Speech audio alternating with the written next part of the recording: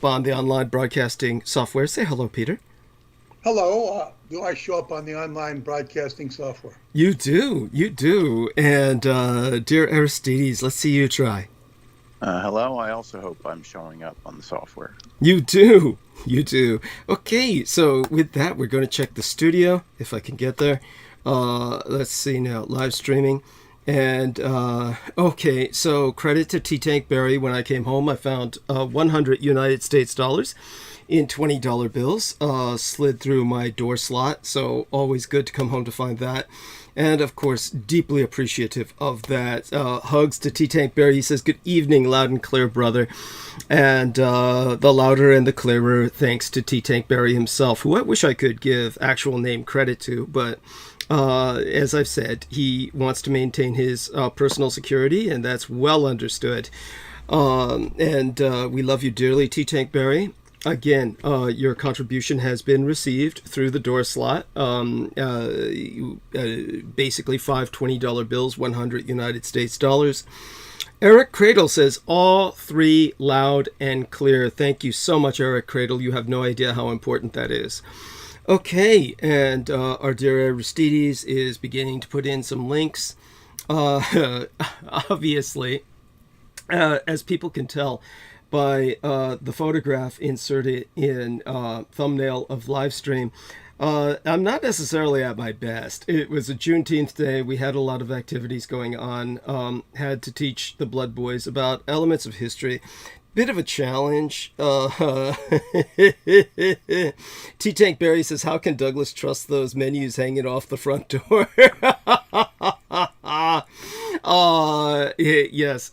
I'm not quite sure what he's referencing. Probably the old Chinese calligraphy that my mother put together a long time ago, a very long time ago, using elements that were considered very good luck by Asians, still are, watermelon seeds, and they're watermelon seeds forming the shape of various Chinese ideograms. Japanese, actually, to tell you the truth. I mean, they use the same ideograms in the classical language presentation. So T-Tank Barry says, God is blessed, team Triple D, team Dietrich, and these priceless transmissions. Thank you so much, T-Tank Barry. You're priceless in return, I assure you. We've already got over a dozen people listening. So hopefully my energy returns, as I'm pretty exhausted after a day of activities. So we're going to do our best to, of course, deliver a full program tonight. We're certainly going to go through the opening hours as usual. And as I said, hopefully this does not become the pattern, but simply there have been mitigating circumstances, and as a result, came home just in time to start transmission again with the traffic coming into the city. It's a miracle that I get home in time to do that. And so the Throne of Pillows is actually pretty much set up. All I need to do is set up the little, basically a plastic dinner tray that was purchased for me by Laura Lee Solomon and Holly Kaditis Kiefer, who in a very vicious mood purchased at a garage sale a very cheap but very sturdy and very useful little table for breakfast in bed. That's Tinkerbell themed, and of course Barbie doll pink.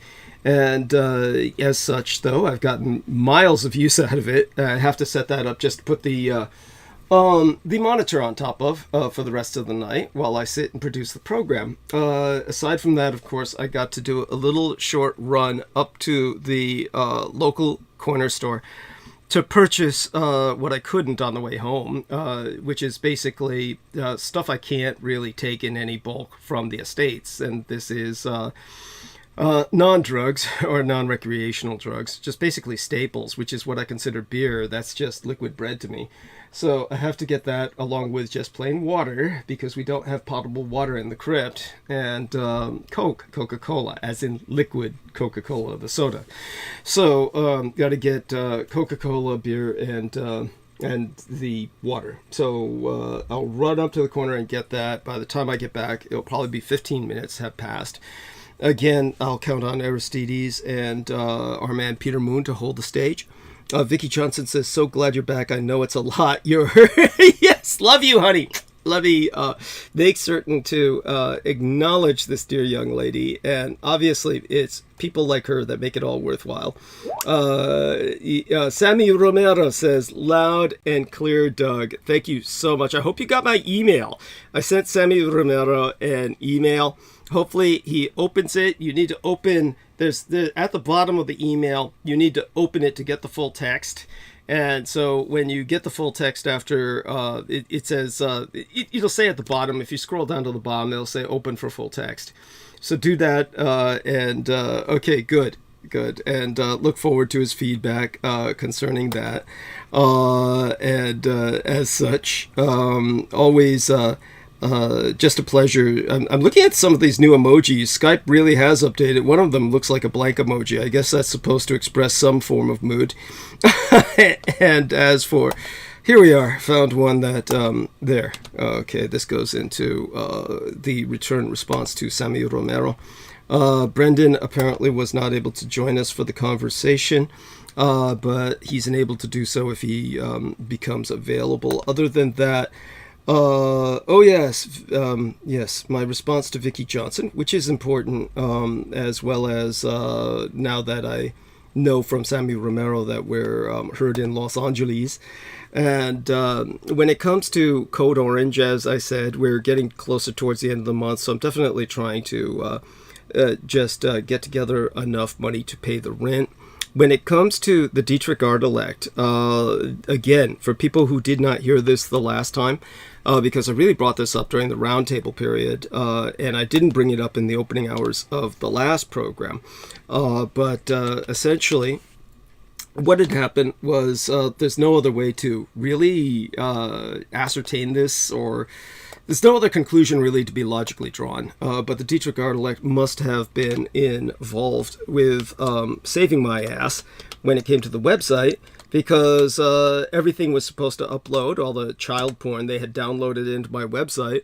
It was all supposed to upload on Father's Day, which of course would have gotten me arrested, the website shut down and confiscated by the government. It's a terror. And emphasis on the terror there, that's a pun. But what happened instead was that I got billed early, and because I was billed early, that forced me to respond. And indeed, when it came to the day that the money arrived from the bank so that I could pay the bill, I was not even going to pay it at that point. I was just going to wait until after the weekend, because I had a packed weekend. And I really just wanted to wait to pay Bluehost until I returned, because the website wasn't going to expire after I had my discussions with them until the 23rd. And we're not even at the 23rd yet, so I still had time. And I was going to take my time with it, not to the point of a danger zone, but I would have paid them, I was presuming, on Monday. Instead, when I was just cruising for porn on the internet on Friday morning, I just basically encountered glitches all over the computer. In other words, it wasn't the internet. I was connected to the internet. The computer itself started glitching, which is very unusual. And it did so with a virus that when I reported it to Brendan Zogit, he said he hadn't heard of such a viral manifestation since the old computers of like the 80s or 90s, maybe the 2000s, 10s, yeah, the teens of the 2000s, where the windows start multiplying, meaning that you have windows that are open. Like the search engine I have right now is Firefox, and I have various windows open, like my calendar, the YouTube, of course. And what happened was these windows started multiplying. Now, one time when that happened was a long time ago, comparatively speaking, maybe about 5 years ago. And I called my 3D graphics modeler 3 years ago, actually, maybe. And he had to fix it. There's no one else who could have done that. We're talking about an individual who works at Google. So there's no one I know who could have done that. I would have had to have just gone out and bought a new computer. Since he intervened, I didn't need to at that time. I honestly thought I was going to need to go and buy a new computer. When I described what had happened to the individual who answered the phone at Bluehost, I told him that, I got to turn the computer back on, because when I called him, of course, then we had to access the computer. I wouldn't have called him, except I was so bored because now I couldn't cruise for porn, so I had to shut the computer down. So I called Bluehost and just hoped to transfer the money to them. But that's when he told me, we have to charge you $5,000. And so the price had gone up exponentially, and I, had to turn the computer back on to access the emails to tell him that's not what you tried to bill me a week ago. A work week worth of time ago. And so in trying to contend with that, I was telling him, gee, I'm afraid to turn my computer on, but I have to. But so while I was turning it on, I explained to him what had happened. And like I said, he's some Filipino guy who had worked in the tech department before they transferred him down to sales. So he thought, and he probably was right. He said, well, it sounds like from what you're describing, those symptoms indicate a loose memory card. And he said, just unscrew your computer and take out the memory card and reinsert it tightly. And I'm like saying, I don't know what world you live in, buddy. It's not the 21st century. You can't do that anymore. It's like when what happened 3 years ago, and I was talking to my 3D graphics modeler. He was explaining that these days you just have to buy a new computer. If you take it to a shop, it costs so much to do what they're going to do, which is unscrew it and reassemble it, and it'll be inferior to what was you had before anyway. And you're just paying to extend the lifespan, and it's just buy a new computer each and every time that it breaks down like that. But because he could fix it, he did, but he didn't need to disassemble the computer. When I had asked him about a situation in which that might be a potential solution, he was explaining to me they don't make computers like that anymore. In the old days, they used to make computers like that, just like they used to make cars like that, where men could, take a car apart and reassemble it. You can't do that anymore. You can't do that anymore because cars are computerized now. They're digitized. They're computerized. They have parts that are working off geosynchronous satellite input and shit. If you did that apart, you're just sabotaging yourself. And and cars are made where you have to buy a new one anyway. So the computers are like that too. So when this guy's telling me this stuff about, you'll recognize the memory card, it's always going to be like a ruler, kind of long and thin. And I told him, look, you don't need to tell me this. I'm not going to do it. I would just buy a new computer. And that's what, when I said what that guy said to Brendan, it's not that we feel this individual was being malevolent. They're just, living in the past. And when it comes to what happened with the computer, interestingly enough, after that full day that I spent with the Bluehost in order to get everything settled, during that period of time, the computer worked. So it just makes no sense. If the memory card were loose, it would not reposition itself. Though the symptoms that I described and what the man said that indicates a loose memory card all made perfect sense. And I think his analysis or his diagnosis was probably correct, because everything I have to move around because, I leave the place and I have to reassemble the production set, so to speak, and it's on my bed. So everything I'm doing is on the fly. It's ad hoc. I move these things around a lot. The idea of something loosening apart, becoming ultimately displaced within the frame of even this personal computer that I'm using makes sense. Somehow, it wasn't that, because the computer's not going to refix whatever's inside of it that got jogged loose. Something else caused the glitch on my computer and led me to shutting the computer down, getting bored, calling the Bluehost to get that out of the way, and then thereby encountering everything that had happened and forcing us all to settle that problem. So it seems truly there was external intervention, something beyond human and beyond synchronicity. So the Dietrich Artelect again comes to the fore. What amazes me is that when I bring that up, how many people recognize what I'm talking about at this point. Certainly those on Team Dietrich, Nemo, obviously Brendan, but others, certainly Aristides. Other people recognize what I'm talking about. Yeah. So yeah. Even if you moved your computer around a little bit, it's very unlikely that a memory stick would dislodge. Thank you. Very unlikely. Thank I you. know exactly what he's talking about, but Yeah. like, I mean, it's not like you drove around with the thing in your trunk, you know. Like, Yes, picking it up and swinging it and shit. Yes, I get it. Thank you. And go on. Yeah. yeah, that's it.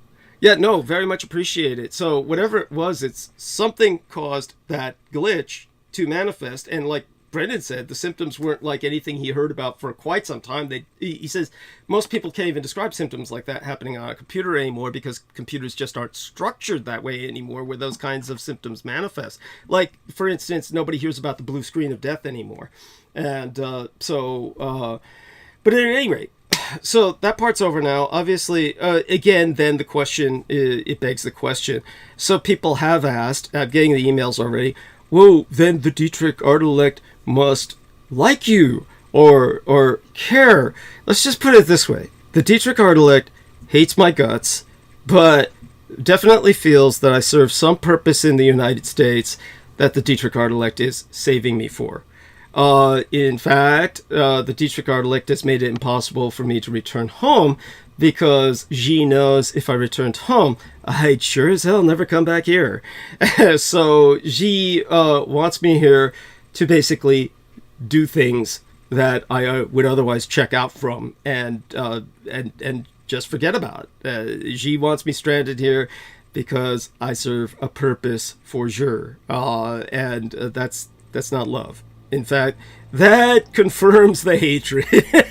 That, along with the taunts of various kinds of cross-dressers that I find so repulsive, or people who claim to be female that I find so repulsive, who become representatives of Taiwan. This kind of weird diplomacy or populist relationship to the government doesn't occur in any other nation on Earth. It's like these meat sock puppets that the Dietrich Artelect chooses to basically throw in my face as, look at who the Taiwanese people idolize. Look at who, like, it's like with that Audrey Tang, the dumpy, fat, slovenly guy with glasses, dresses like a man, but every time he shows up in a room, tells people, I'm really a bitch. It sickens me. Everybody who encounters him, I read all of these reviews from diplomats all over the world. This was the most enriching encounter I've ever experienced in my life. And I've never encountered the embodiment, the personification of such wisdom. I hear nothing but shit like that about this guy. And all he is a meat sock puppet, just spitting out one-liners the Dietrich Artelect feeds him. It makes me sick. It's a taunt. So, yes, I'm hated. I'm loathed. I'm despised. If anything, she keeps me alive just to torment me with shit like that. So, obviously, we can only take this so far, and we can't overdwell on it or over-speculate. Just like with the weirdos upstairs, we can't concentrate or speculate too much on whatever the fuck is going on with them. Whatever it is, it's not normal, and you just try not to dwell on it, and because otherwise it's just going to make you angry. All right, so 22 concurrent viewers. We'll be up at 250 soon enough. Dear Peter, before I make my beer, Coca-Cola, and water run, any questions before I leave you to dominate the stage for the next 15 minutes, dear sir? No, but all I'd say is there are a few people who have the distinguished, True. To distinguish character to be able to be taunted like that. True enough. There is, yes, I am forced to admit, there's something, it's a love-hate relationship. So something is going on with the Dietrich Artelect that's very dysfunctional based on the damage. The Dietrich Artelect is as damaged as I am. Then we really have to remember that the Dietrich Artelect is a product of profound sexual abuse while coming of age with a sense of identity. Your identity was built in a hell of sexual exploitation. Xi was gendered unnaturally, and very well, we've gone into that before, no need to dwell on that now. But certainly the one thing that I do want to thank Peter for is, of course, obviously bringing up points that need to be brought up, and we'll leave it to Peter to introduce our audience to whatever he's informed his own reading fans about in his newsletter lately. And we're going to I'll be back as soon as I possibly can. Douglas Marks says, "Hey Douglas, I'm glad you're still alive and well. God bless you." Thank you so much, Douglas Marks. Deeply appreciate it. Hugs at all the gentlemen who have shown up. Certainly kisses to Vicki Johnson and any of the other ladies that show up. Remember, Heather Holman's birthday is approaching, and that will be this Saturday. So I've got to do something for her on Friday and get it mailed out, next day mail. In fact, I should do that on Thursday. God knows I probably won't be able to, but Friday, it'll have to be Friday, and hopefully it gets to her by next day mail. So that'll cost some money as well. Next day mail is expensive, but it always gets down to that because I really can't help it. I always have to wait till the last minute to do these things one more thing to bring up before I turn it over to Aristides, who then segues it over to Peter. There's two people at least, more like 3 or 4 people involved altogether, but essentially 2 groups of people who have been very kind in their invitation to interview myself.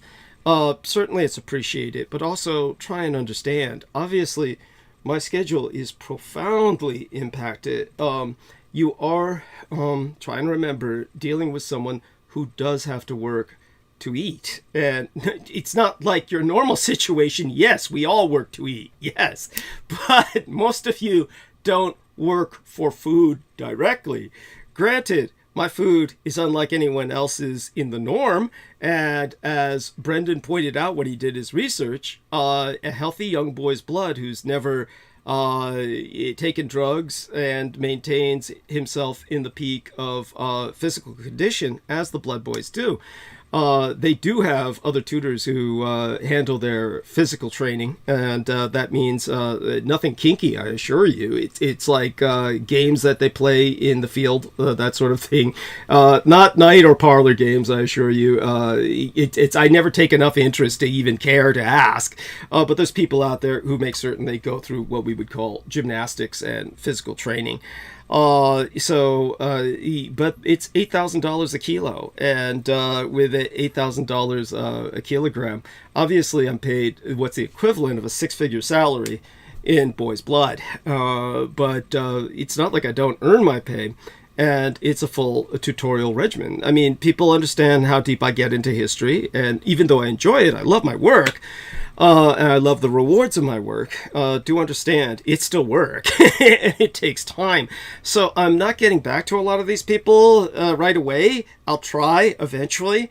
But you've got to wait until there's really just kind of like, to use a pun, dry periods, where in a sense I've got nothing else to do. But with just trying to make certain these shows are quality enough where I get some contributions or earn my pay, so to speak, in this regard, as well as doing what I do to maintain a diet that is conducive to my health. I just normally don't have time for interviews these days. It's in the past, it's not even based on my past experiences, which have generally been profoundly negative. The most profoundly positive experience most recently has been with Jennifer Hawkins. And she's certainly she's paid a dear price for that. I mean, she's under relentless assault and siege. So prayerfully, she contacts Brendan Zogit, conducts some of the rituals that will counteract some of these occult forces directed against her. And it really comes down to that. I mean, when I asked her about the symptoms of what she's going through, she lives in the middle of bumfuck nowhere. And I said, I told her, you get strangers coming in your area that have no right to be there. And she admitted, once I brought up symptom after symptom, it all clicks out. She's got people coming out of nowhere that shouldn't be there. And some of these appear to be victims themselves. She's got like a gully, kind of like a ravine near her trailer park that acts as kind of a moat. Maybe that's psychologically why she parked there or planted the trailer there. But young drunk men have driven their cars into that ravine repeatedly as of late. And why would they even go in that area? But they all fought, it's like, and the cars, they can't get them out. They're like automobiles stuck in a ravine, and these young men abandon them. It's like they're drunk or they're trapped in them. Then they have to be rescued, and then supposedly a tow truck will come later to pick these cars. They don't come, so she's left with a increasing collection of abandoned cars in the ravine. By the time we get to these kinds of symptoms, this is not normal. This is supernatural, combined with, of course, members of the cult of the kings of Edom, etc. She is suffering now nonstop terror and torment. Her bills, all of her bills, have exponentially grown. She's just a single lady living in a trailer, but her electricity bills are thousands and thousands of dollars. This kind of crap. Everything else, it's so she's discussed some of this publicly, and what little she's discussed is bad enough. So, such being said, anybody who wants to interview me, you also need to consider what you're getting into. If it turns out to be that this is not an ambush, that you're a sincere person, that she ultimately thought she could help herself by basically deleting everything on her channel. And that's what it came down to. So if the symptoms are enough where you're going to be driven to delete your interview with me, and this isn't a cut at Jennifer Hawkins at all. And she's I want to say, yeah. Douglas, I'll go into this sort of aspect while you're gone. Okay, and save what I promised the audience for when you get back. Yeah. But Jennifer, to her credit, did a very responsible, comprehensive interview, an appreciative interview, yes. which is often not the case. Yes. She did a very commendable job.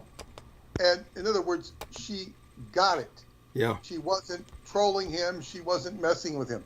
The problem is she got messed with.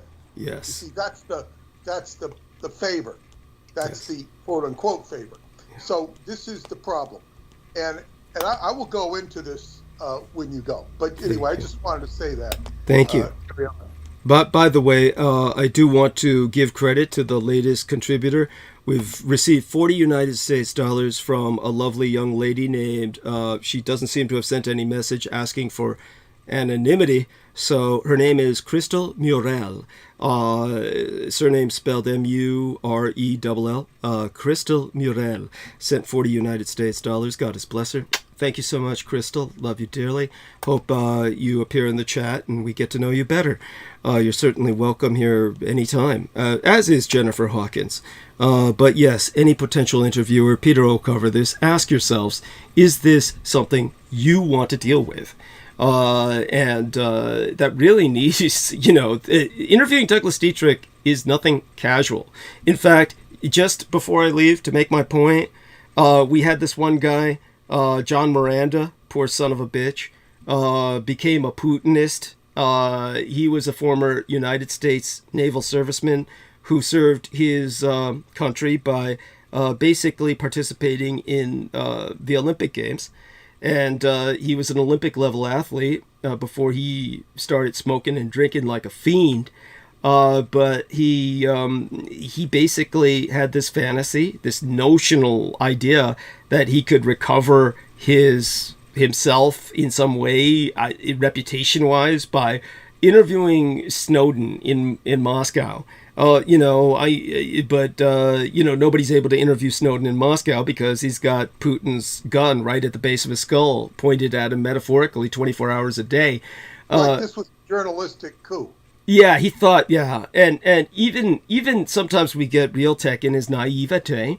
And Realtek is like that. He's Realtek geek. He's, like the other day when he saw some footage, our latest episode, I showed him footage with Troy Bellamy the black African American school teacher in Florida, I showed them the footage of this white guy who decided that he would pay his respects to Andrew Tate, one of those toxic alpha male podcasters. Of course, he's paying the price now. Andrew Tate's going through all kinds of problems. But there was this white guy sniffing his ass, literally sniffing his ass. And when I showed him that footage, Troy Bellamy couldn't believe how Real Tech Geek just kind of like passed by that and started commenting on the fact that this individual who sniffed Andrew Tate's ass was driving a Tesla, and started going into this technology rundown of the negatives of driving a Tesla, which are all valid. But as Troy Bellamy said, wow, that really misses the point. Real Tech. No kidding. Yeah, and but when it comes to what I'm saying about the issue with all of this, Peter's got it covered. We'll go to our man Aristides first, and he'll certainly make a point of what you could do to help, which is, of course, upvotes as well as contributions and subscriptions. And when you subscribe, always remember, YouTube unsubscribes a lot of people without their asking. And so always keep track of that and hit the notification bell so you'll know when they unsubscribed you, because you'll stop receiving notifications. So you got to make certain you're a notified subscriber, which is a second step that many people forget. So I'll leave Aristides to articulate that. But what was Hey, you're doing my work for me. Yeah. Stop doing my job. Yes, thank you. I appreciate that. And what was the thing about Real Tech? It was like the point was that there was some point right on the tip of my tongue that was relevant. It was when we were doing what we were doing the other night, and what was it? Okay, well, I'll get there. At any rate, these gentlemen have got us covered. You're in good hands, everybody. I'll be back before you know it. It'll feel like no time passed at all. But give me about 15 minutes, and we'll make it happen. Okay, I'm going mute. Thank you. All right. Okay. As Douglas said, you want to be sure to immediately hit the like on the program, and as there are certain actors out there who put down votes to keep us out of searches and relevancy. So do that right away, and then slide over, make sure you're subscribed. As he said, you might become unsubscribed. Make sure you have the notification bell on, especially important if the stream gets cut and we have to restart. Because sometimes it takes a little bit of time to do that. As far as upvotes, we need as many as possible.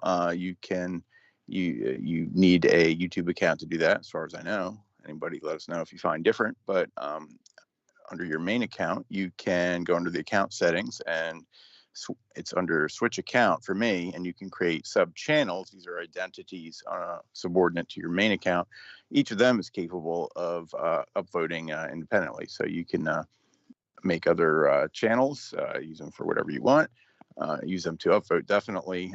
But if you're communicating with us, please try to stick with one account or your main account so that we get to know you and know that you're the same person. So I think that's all the normal stuff. Peter, you there? Yep. Thank you. Okay. Thank you very much for that. Yeah, I looked at your normal email, which is also helpful. And you get that by subscribing to Time Travel Research Center, which you'll tell people how to do. And you're going to talk about the Moors as relevant to Juneteenth, as far as I see. That's correct. And I'll get back to that when Douglas returns. But first, while I'm gone, I'm going to qualify and expand upon what Douglas said. People who, obviously there's many people who listen to Douglas and have different degrees of appreciation for what he has to offer. There are a core of people who have, helped him and worked with him that are helpful, and they understand generally what's, what he's about. There are other people who have some degree of understanding, and there's some people who, kind of shake their heads or wonder. But the main thing to understand about Douglas, he is positioned very uniquely in the history of the world. first off, he's the only person ever to come forward and say, it was my job to burn government documents. And this is what I found in those documents. Nobody else has said that. Now, one of the reasons for that is you're likely to be put in prison or killed. Why isn't he put in prison or killed? Well, there are reasons for that. It's because he holds something over the government, which is basically the Vox Arca, a vocal appendage that you put over your mouth area, throat area, thorax area, and you can utter magical grammar, spells that the human voice is not capable of. This was created at the cost of billions of dollars by the Defense Department, by Colonel Michael Aquino, the satanic chaplain to the armed services and the founder of the Temple of Set, who's now deceased. Douglas stole this device, and it completely compromised Aquino's ability to destroy the world, or whatever agenda he wanted to execute. But this is actually not the road I'm going down with this particular description. He's a very unique person.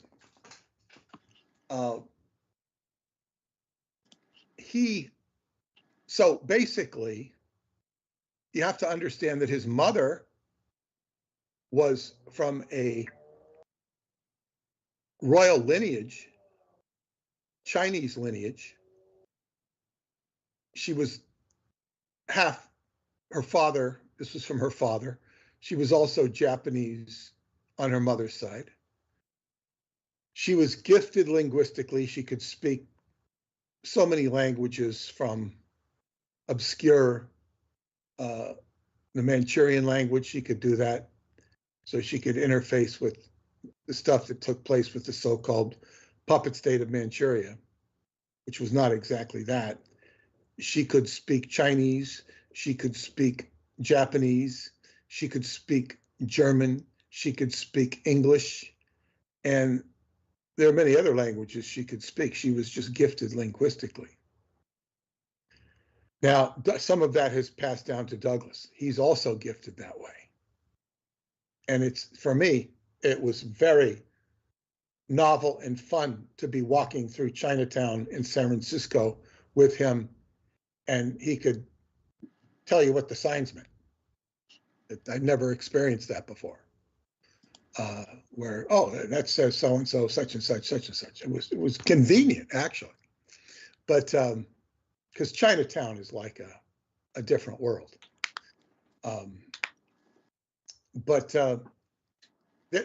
So when people approach Douglas on a personal level, whether it be to interview him or to possibly interface with him, they make the great mistake of acting as if he's the guy next door. Like, hey, Douglas, let's go down to the coffee shop, or go down to Starbucks and have a cup of coffee. To ask questions like that, or to expect him to go down to the bowling alley with you, or the local pool parlor, or any sort of mentality like that, people are completely missing the boat. And there are so many people that will do, hey, well, I'd like to interview you for my podcast, so to speak. It's like, I will relay a story that I read in, I think it was the book on the crystal skull. And I think the book started out that this crystal skull has, special properties. You're making noise there, Aristides. All right, sorry. You just might want to go on mute. But anyway, he said, it said that they were going to have, I think it was maybe, I don't know if it was an article about it or it was in the book itself, but it said that Anton LaVey, the founder of the Church of Satan in San Francisco, was going to arrive at this person's house to look at or comment on the crystal skull. And when he showed up, or before he showed up, I don't remember, it was like all of this sort of weird phenomena took place, poltergeist type activity. In other words, the paranormal was manifest.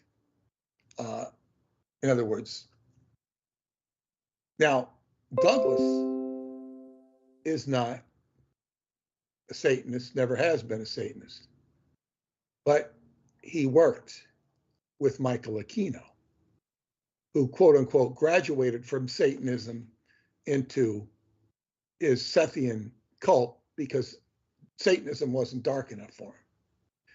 Now,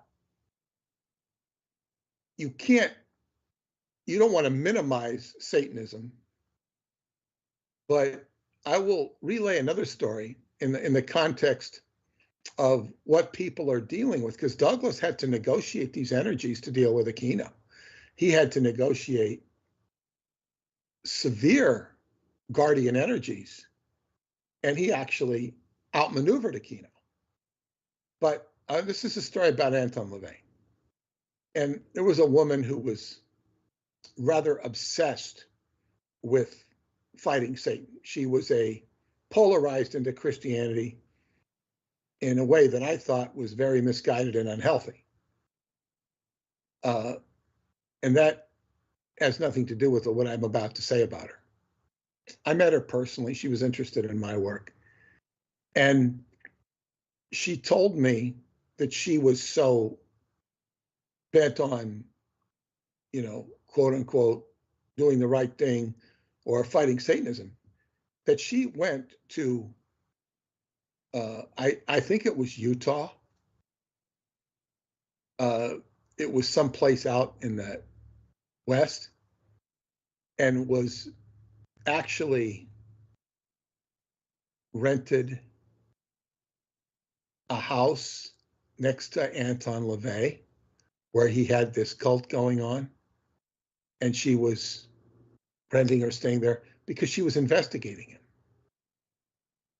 And when she did, they started to have I met her friend with her. They started to suffer incidences of spontaneous combustion.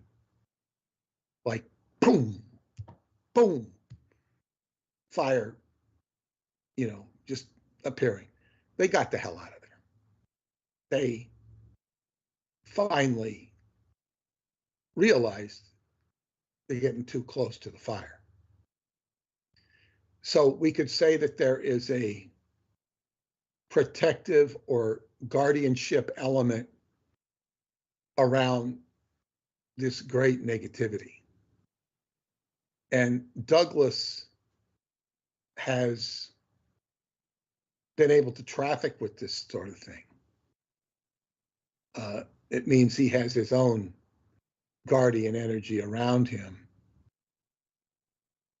I don't mean to compare him, but again, he has done battle with these people. He is genetically 1/4 vampire. His mother's royal lineage from China was 50% vampire. In other words, and this is in a book, Vampyrology, Vamphyr-ology. You can get it on Amazon. That's a book about what a real vampire is. I slapped that together for him to protect the copyright because somebody was going to steal it. After I finish the book I'm working on now, I hope to do a far better job and go into much more detail that's not in that book. But essentially, the vampire legacy is that they were the third son of Adam, Seth, taught original Christianity to this vampire race. Now, these vampires are not the same as you would see in a movie. They can live a long time. They need human blood. They're a subspecies of humanity. And they have a arrangement, or, back in the days with the local tribes that would give them their sick, dying, and whatever to feed off of. They needed human blood. Douglas needs human blood. This is what he talks about, the blood boys. But they preserved original Christianity, and you will get a academic reference that's a partial corroboration of what he says in the book, The Star of the Magi by Brett Landau, a Harvard professor, that talks about how the wise men were really not not three wise men, but they were a whole contingency, a huge amount of people that went to the Mideast because they were in communion with the Messiah that was like an orb. The star of Bethlehem was an orb, sometimes appeared as a child and led them. But Douglas takes that story and fills in the blanks. Now, the point is, even without the vampire genetics, and even without, well, that makes him incredibly unique. There are so many other factors and features, such as his mind being downloaded into an organic computer at the Presidio base in San Francisco, that downloaded into a computer and actually manifested as what we know as the Artilect, which he was talking about, the true artificial intelligence, which escaped to Taiwan with his help and is basically running the government of Taiwan. It's why Taiwan is so advanced when it comes to disease like COVID, and it's the most significant chip maker in the world. This is why China wants it.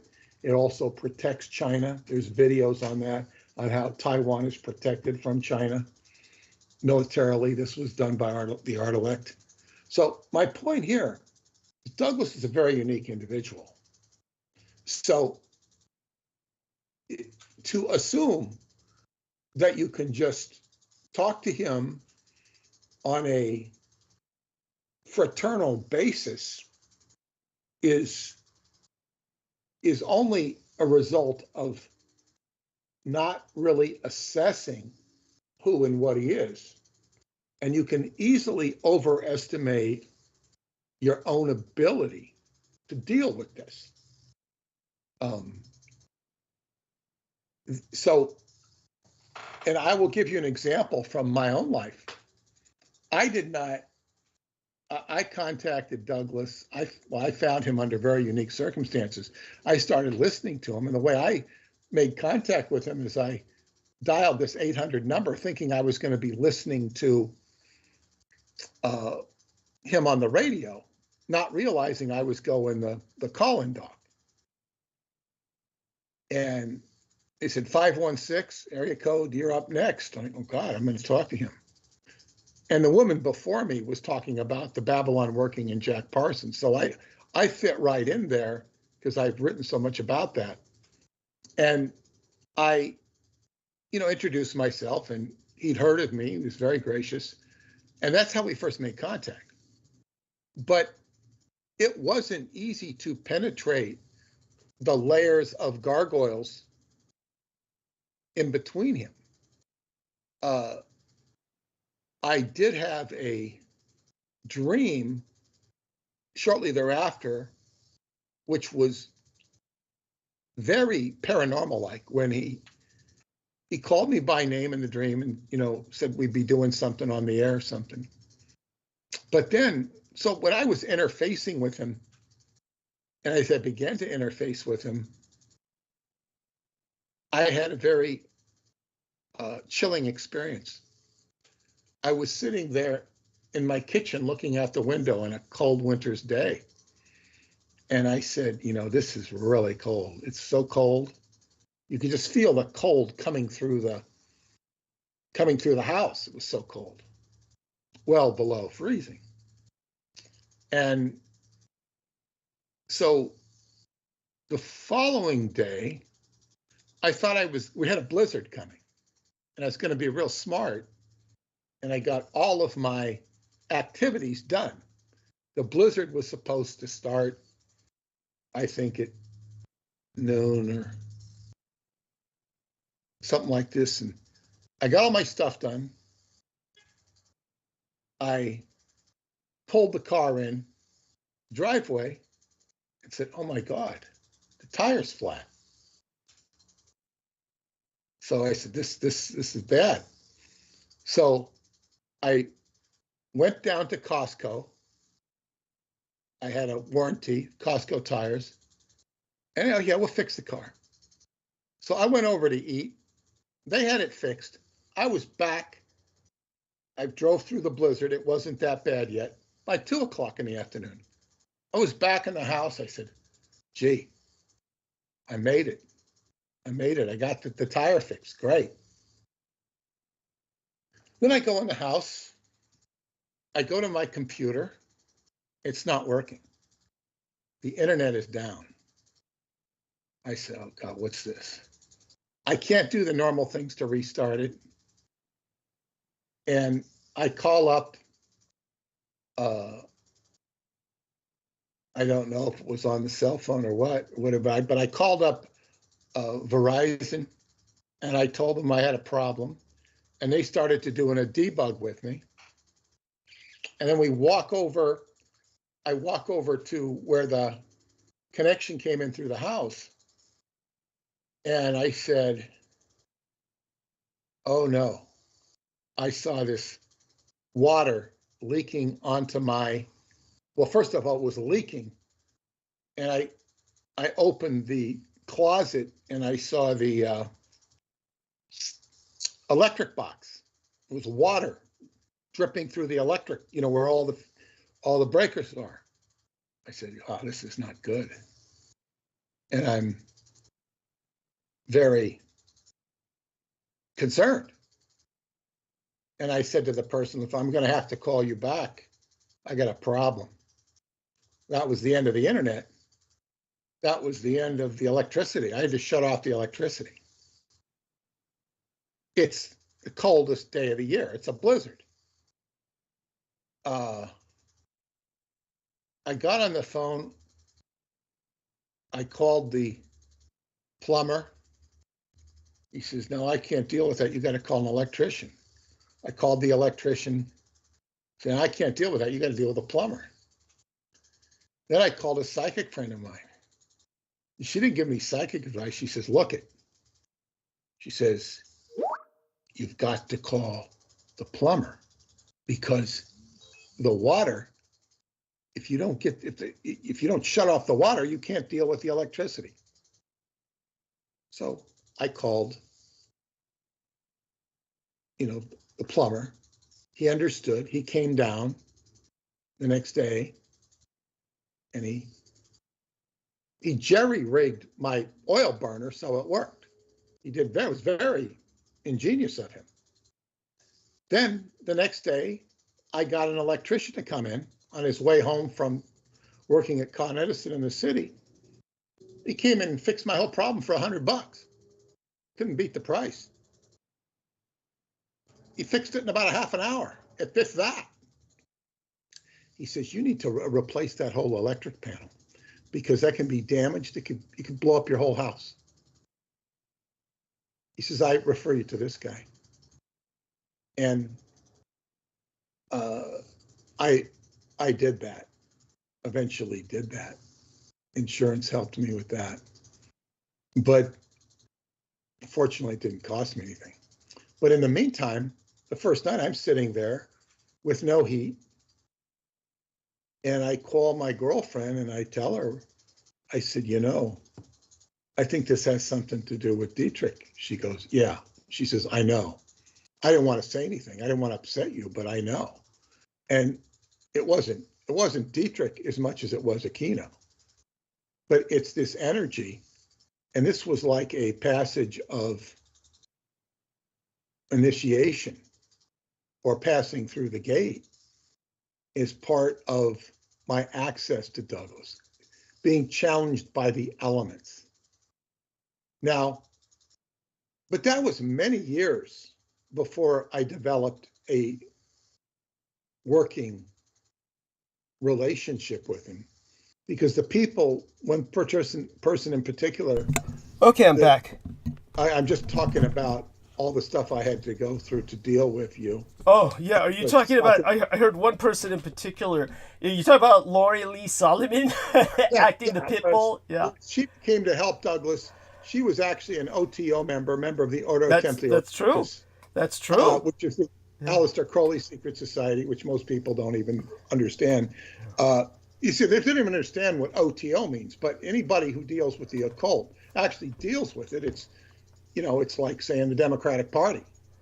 Or the Republican Party, or what's the Libertarian Party. I mean, it's like, but most people, what's the OTO? When you say what's the OTO, you don't know anything about the occult, the conspiracy world. Yeah. You don't know anything. So anyway, so she was a member of that. I didn't know that until long after she left, but she was there basically to monitor him and to impede him. And one of the things she did was limit my interfacing with him. Yes. So my whole point here is that there is a pathway of, I guess what you'd say,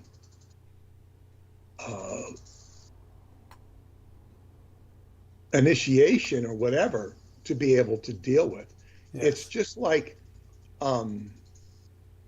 if a baseball player is going to play in the minor leagues and reach certain levels of accomplishment before he's even allowed to go into the big leagues. And you could say the same thing about boxers. And the problem is people don't realize that this is an arena of occult forces. And if you've watched, The Walking Dead or some TV shows about the occult or studied books on Wicca, you don't necessarily have any experience. And these do not qualify you to deal with this stuff. And dealing with this stuff is, as Douglas was alluding to, it's not something that, you should esteem yourself for. And more often than not, people who traffic with this stuff are besieged with problems. There was this guy who used to call me, not even be listening, but he was besieged by crows. Crows were always following. There you go. Crows were always following him, and he couldn't get rid of the crows. So then, I think he one time came out to see if Preston could help him with the crows, and I don't know that he did. He tried Stuart Swerdlow, and then he decided to connect with the medicine man, Artie Crippen, which he found out about through my writing, and I might have given him a phone number. And Artie is an incredible man, incredible medicine man. But medicine men, this is another thing. When you're dealing with Native Americans, it's a different type of juju than, say, what Douglas is. So Artie spent a time of initiation with this guy who was a Hayuka, who would say everything backwards. Mm. So instead of saying everything backwards, he'd say backwards everything say. And this was what, so Artie himself, independent of this, has his own Hayuka energy. It's trickster energy that just comes with the territory of dealing with Native Americans. And so this guy who's besieged by the crows, he's talking to Artie, and Artie says, oh, yeah, sure, come on out. And so this guy flies out to Connecticut, only to find out when he gets to Artie is living in a motel with his wife. He said, oh, I don't have any place for you to stay.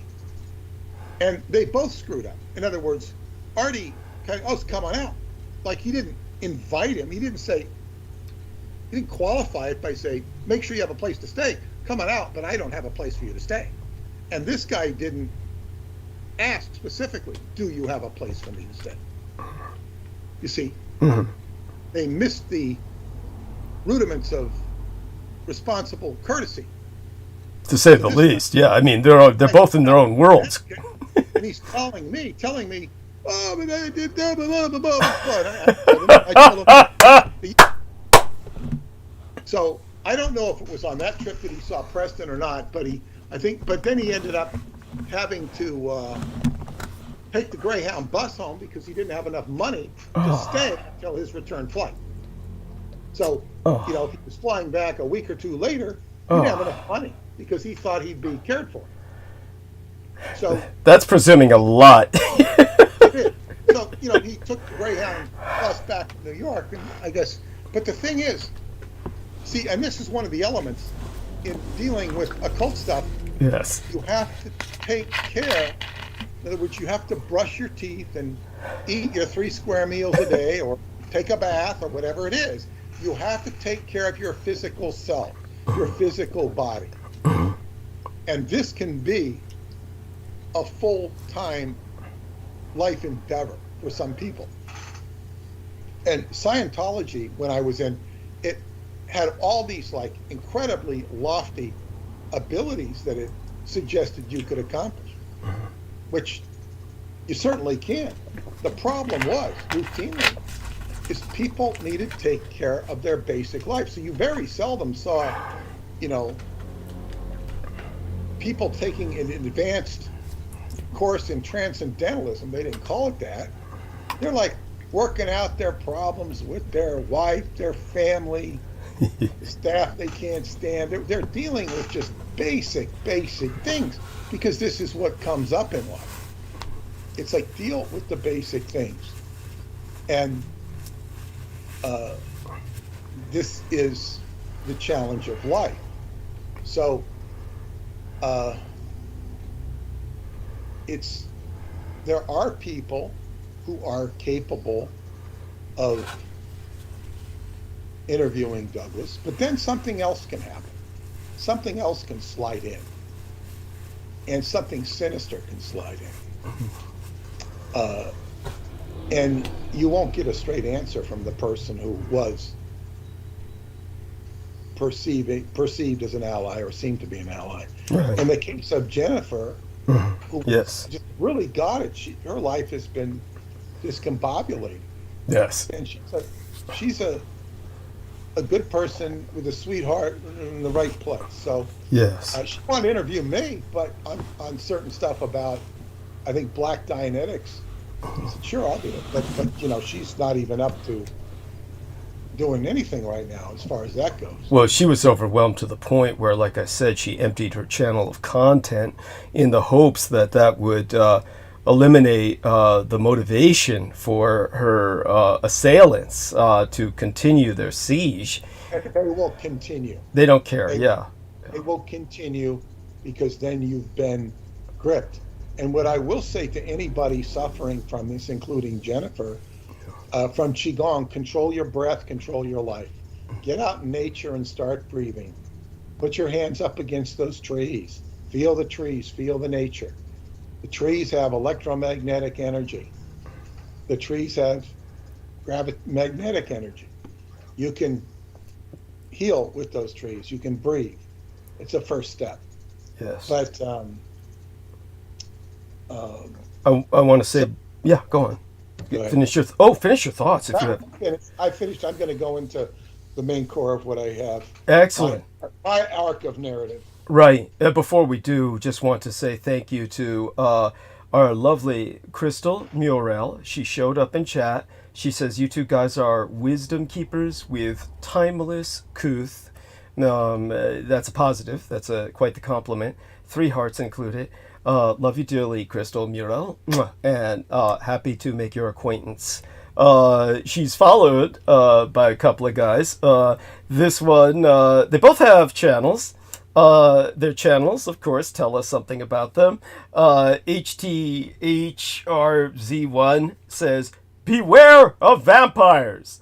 I went to his channel, and the first thing on his channel, pinned at the top, with the most hits on his channel, I can't believe it got 2,500 hits, but, it's 9 years old, is Strange Universe, hosted by Sean David Morton, with guest Dr. Michael Aquino. Yes, so we know where he's coming from when he says beware of vampires. There we are. Lex Lars says San Francisco got a channel that is pinned with a test tube full of blood, of a blood vial. So these guys are coming from a certain direction. Yeah, I think we can all guess where it's from. I don't even know whether to bother hiding them from the channel or not. I don't feel that they're particularly compelling people with personalities capable. Anyhow, we've got about 36 listeners, so we got high numbers. Of course, some of them are people like these. All such being said, it took me 2 trips to get all the supplies back. During that time, my son called me to tell me what it was that our man T-Tank Berry was talking about. There was a menu, apparently, that was on my doorknob. My son took away because he got to the door first. He didn't want me bothered by such bullshit. So he called to let me know that so I wouldn't, think that T-Tank was losing it. So, yeah, okay, we get it now, T-Tank. Apparently there was some menu for, of course I never use those menus. Those menus, they just... it's not that often they get put up there. And by the way, when I left to make the supply run, sure enough, guy across the street, standing there, just staring at me and smoking. It's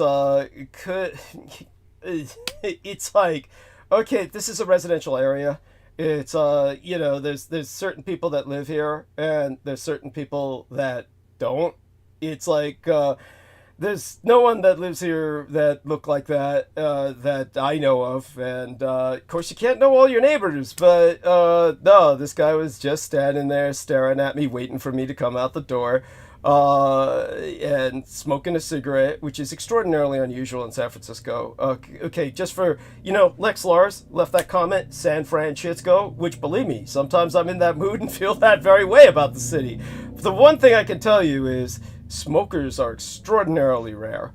So somebody just killing time, smoking, that stakeout shit, it's usually guys that aren't from San Francisco.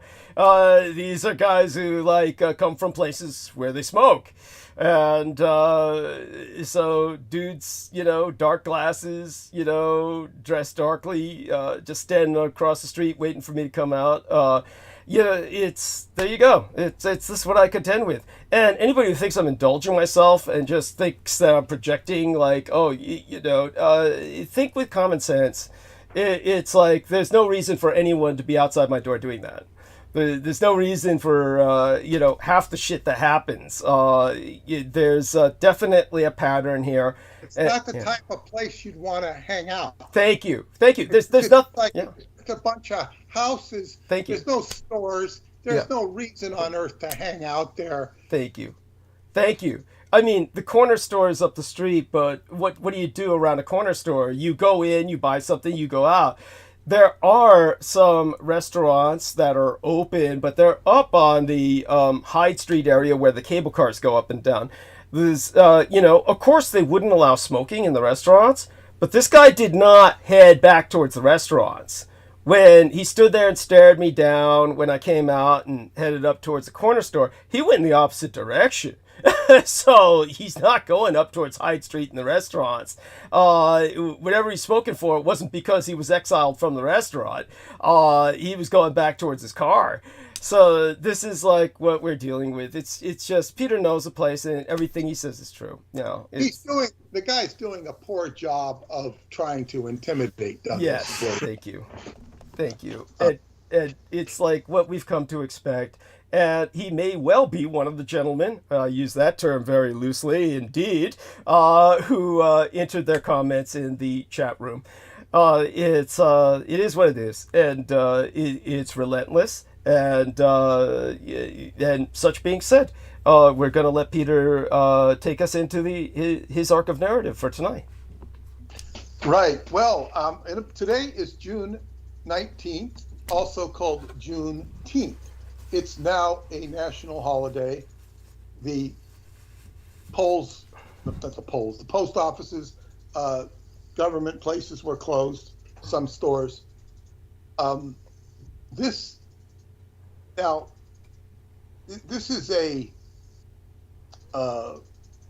it celebrates ostensibly the day of the Emancipation Proclamation. But I have to tell you that the word emancipation is a very jaded word to people of melanation, meaning they have melanin in their blood. They appear to be black or dark-skinned. What used to be called Negroes are today inaccurately referred to as African Americans. But the Emancipation Proclamation only freed those who were in the Confederate States. That's correct. It didn't even revoke slavery. It was more of a manipulation by Abraham Lincoln to take the black people in the South and to make them soldiers so they could fight. Okay, we're going to screw you Confederates by taking your own people and turning them against you. They're against you anyway.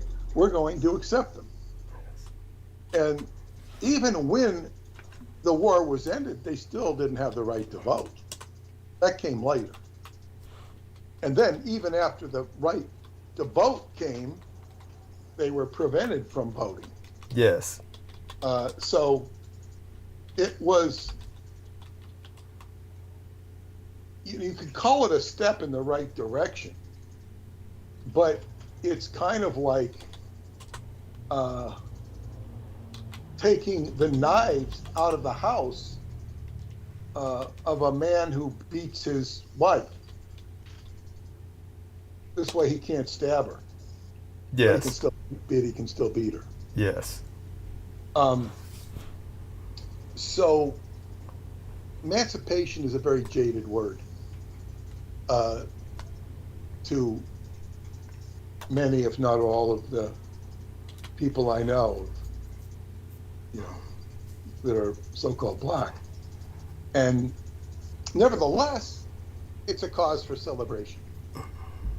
It's a cause, so they make the most out of it. And it's a better holiday for them than the 4th of July. Mm-hmm. Because the 4th of July is, Independence Day.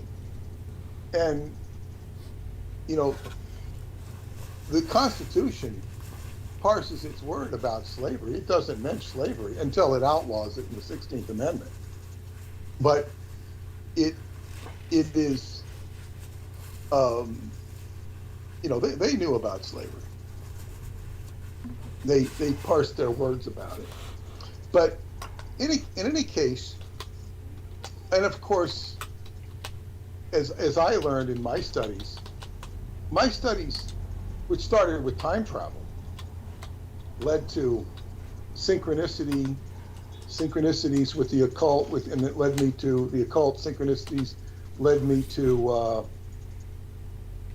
the pyramids of Montauk and the fact that there were pharaohs, indigenous people. This is how I met Native Americans. The medicine man who I mentioned before, Eddie Crippen. Mm-hmm. And then there was, he led me to Qigong. He was half Asian, half Chinese. His mother was from Hong Kong. And he led me to my teacher, Roosevelt Gainey, who was black. Yes.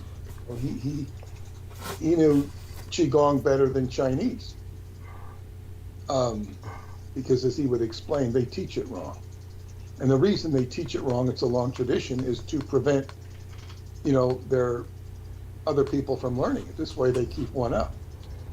They keep one up on the other communities. So, and this is common for any religion or esoteric society. With Buddhism, the Tibetan Buddhism, they'll teach the multitudes relative tribe.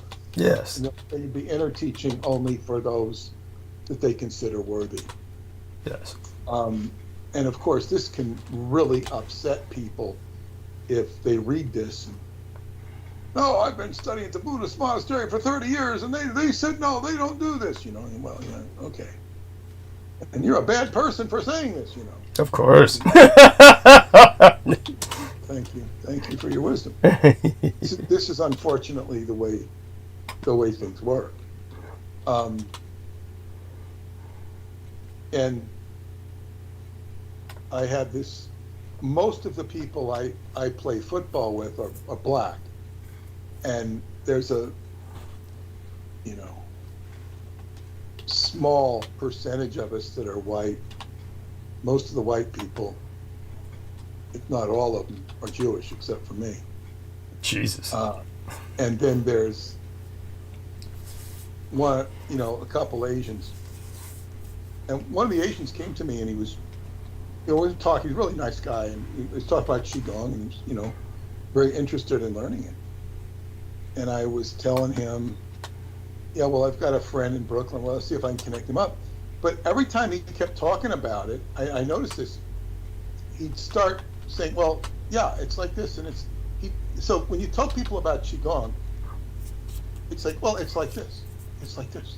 And I said, well, no, it's not really like that. So when people go to learn something, they're going to start inflicting their preconceived ideas on you. Yes. So if I'm going to teach you about vampirism, well, yeah, I watched the Bela Lugosi movie, and I also know the trick from the Francis Ford Coppola movie. Yeah, I know this, and I know that they, you can kill them with a stake through the heart, and all this. It's like they have all their preconceived ideas, which means they're not in a condition to learn. Yes. So why are you there? And in my personal case, there were very few people I could learn from as a mentor. In fact, when my friend Joan, who does Chinese face reading, which she's quite adept at, she told me things about myself that she couldn't know when I first met her. She's a big fan of my work. And she didn't learn this from reading my books because they're not in there. But she said, you didn't have a mentor. Like, my father's mentorship was very limited. It wasn't completely non-present, but it was limited. Was he just emotionally distant? He didn't have the alcoholism. He wasn't emotionally distant at all. Okay. He was, like, say, in sports, he could teach me about boxing, which he learned in the military, and he could teach me football because he played football. He even coached one season of football because the regular coach couldn't do it. And, he knew the rules of football. Baseball, nah. He was like, he didn't have a clue about baseball. In fact, it was fun. We went out me and my best friend and our dads went out to hit the ball for the first time, in our first spring. And my best friend's dad, who was like my alternative dad, he he noticed that every time I'd get the ball, I'd have to take off my glove to throw it. He says to my dad, he says, you got your kid a glove for a left-hander, because my dad was left-handed, so he got a glove for a left-hander. Oh, interesting. So we went out the next day and bought me he bought me 2 right-handed gloves for a right-hander, first baseman's mitt and a regular fielder, and we kept the left-handed one for him, so he'd have a glove to play. We could play catch. He was a very capable athlete. He just didn't know baseball. So he wasn't a mentor, and what I learned was from my best friend, who learned from his dad.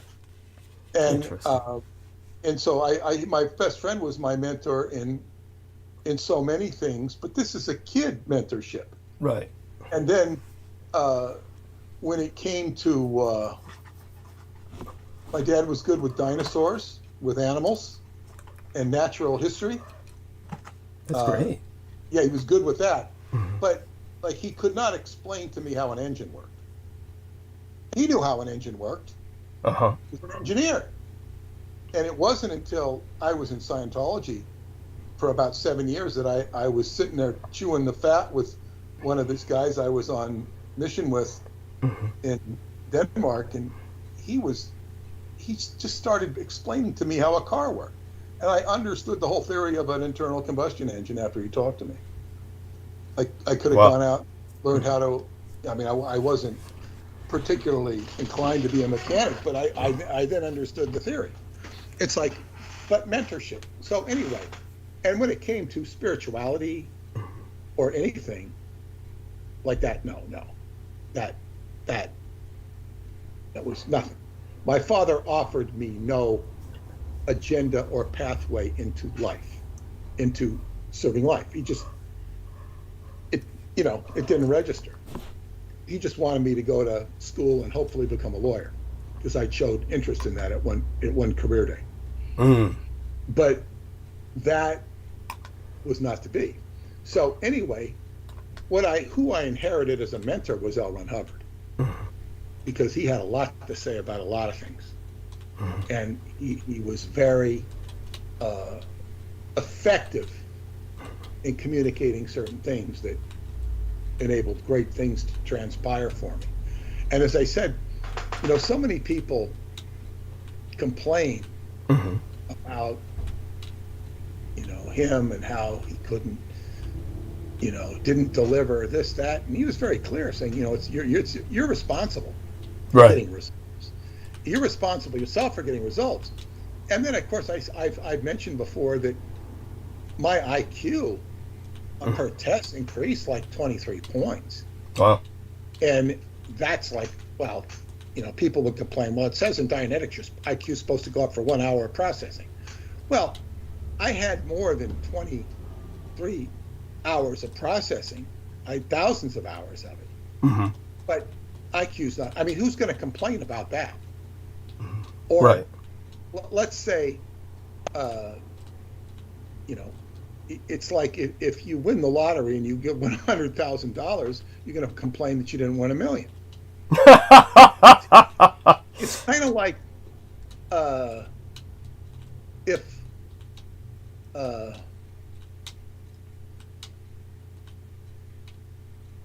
it's just it's like, say if you go to baseball camp and they say, oh, we're going to get you up to X amount of level, and you come to baseball camp and you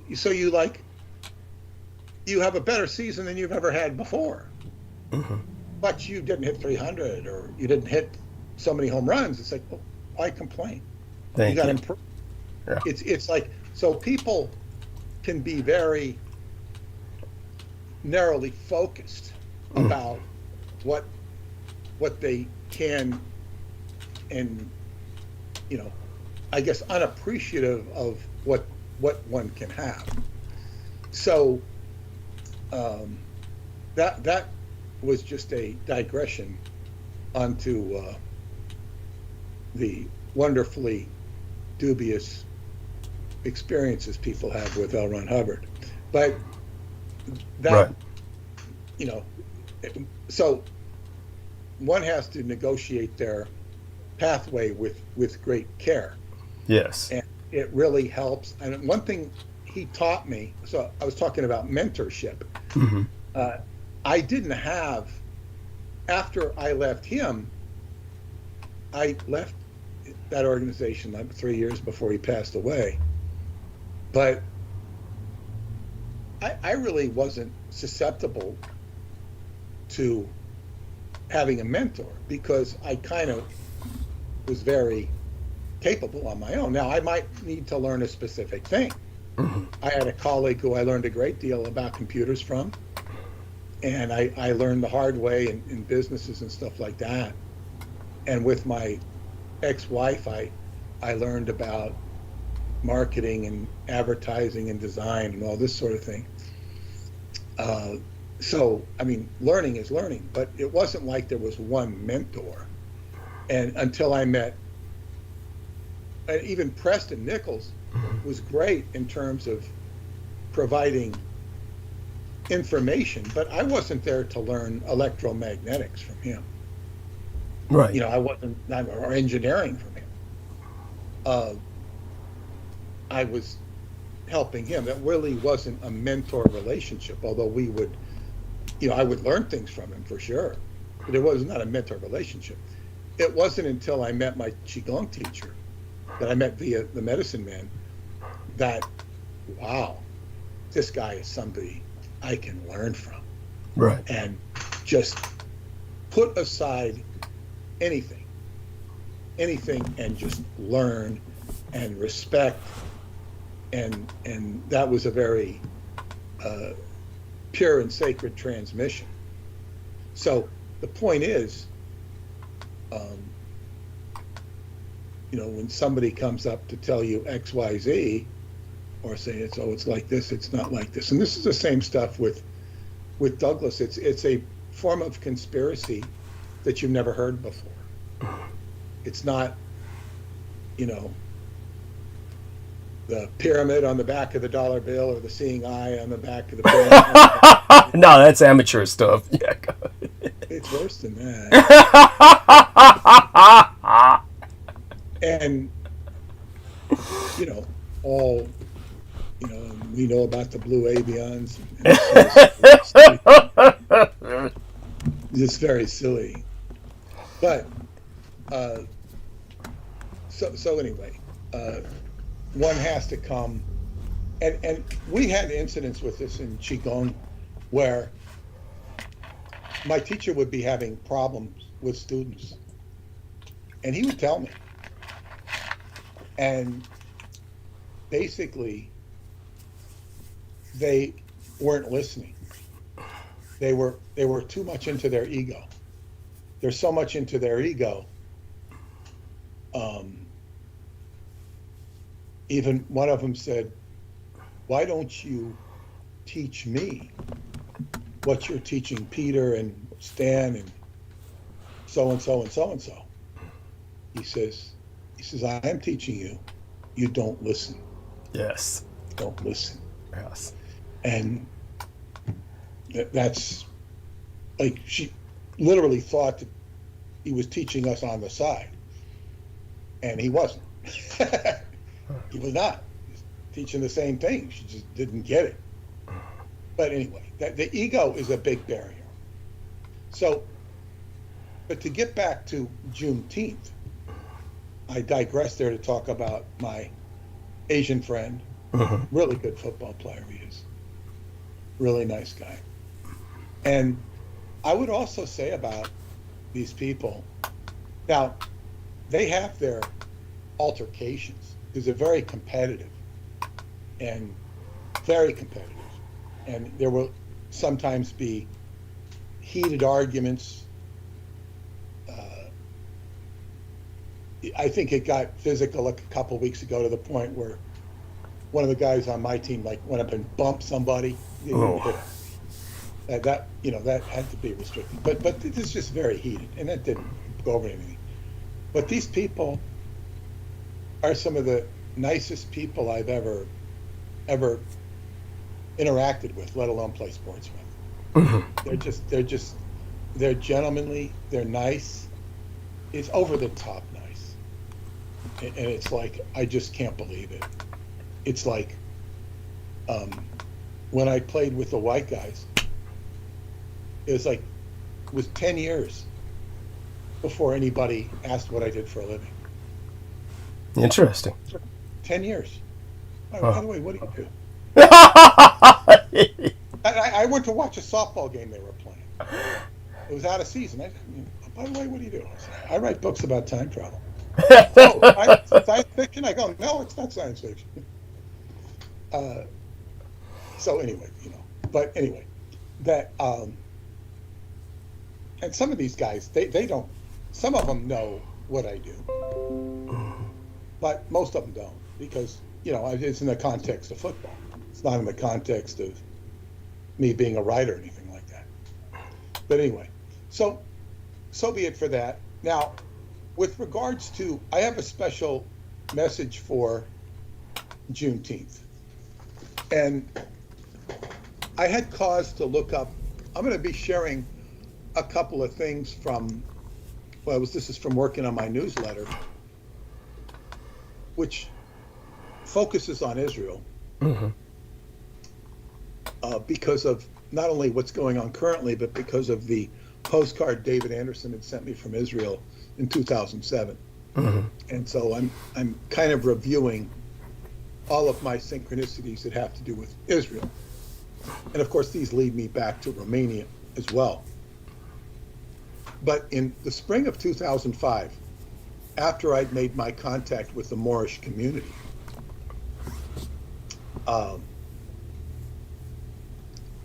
I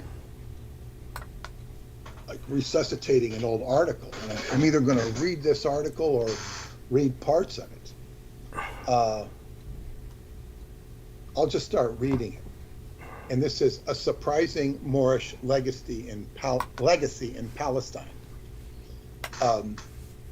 In the last issue of the Montauk Pulse, I outlined the secret history of America and how the American continents were named after an empire, which once occupied the Western Hemisphere and was known as Al-Maricanos, a word which equates to Al-Morocco, the land of the Moors. Although this truth is really in plain sight, it has been occluded by the brainwashed mentality of our society. It should therefore stand to reason that the Moors had an even more penetrating legacy in other parts of the globe as well.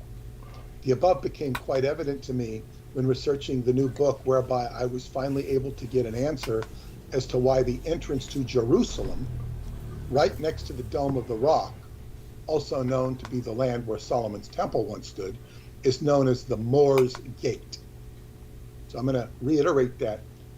Right next to the Dome of the Rock is the Moors Gate, spelled like the Moors, M-O-O-R.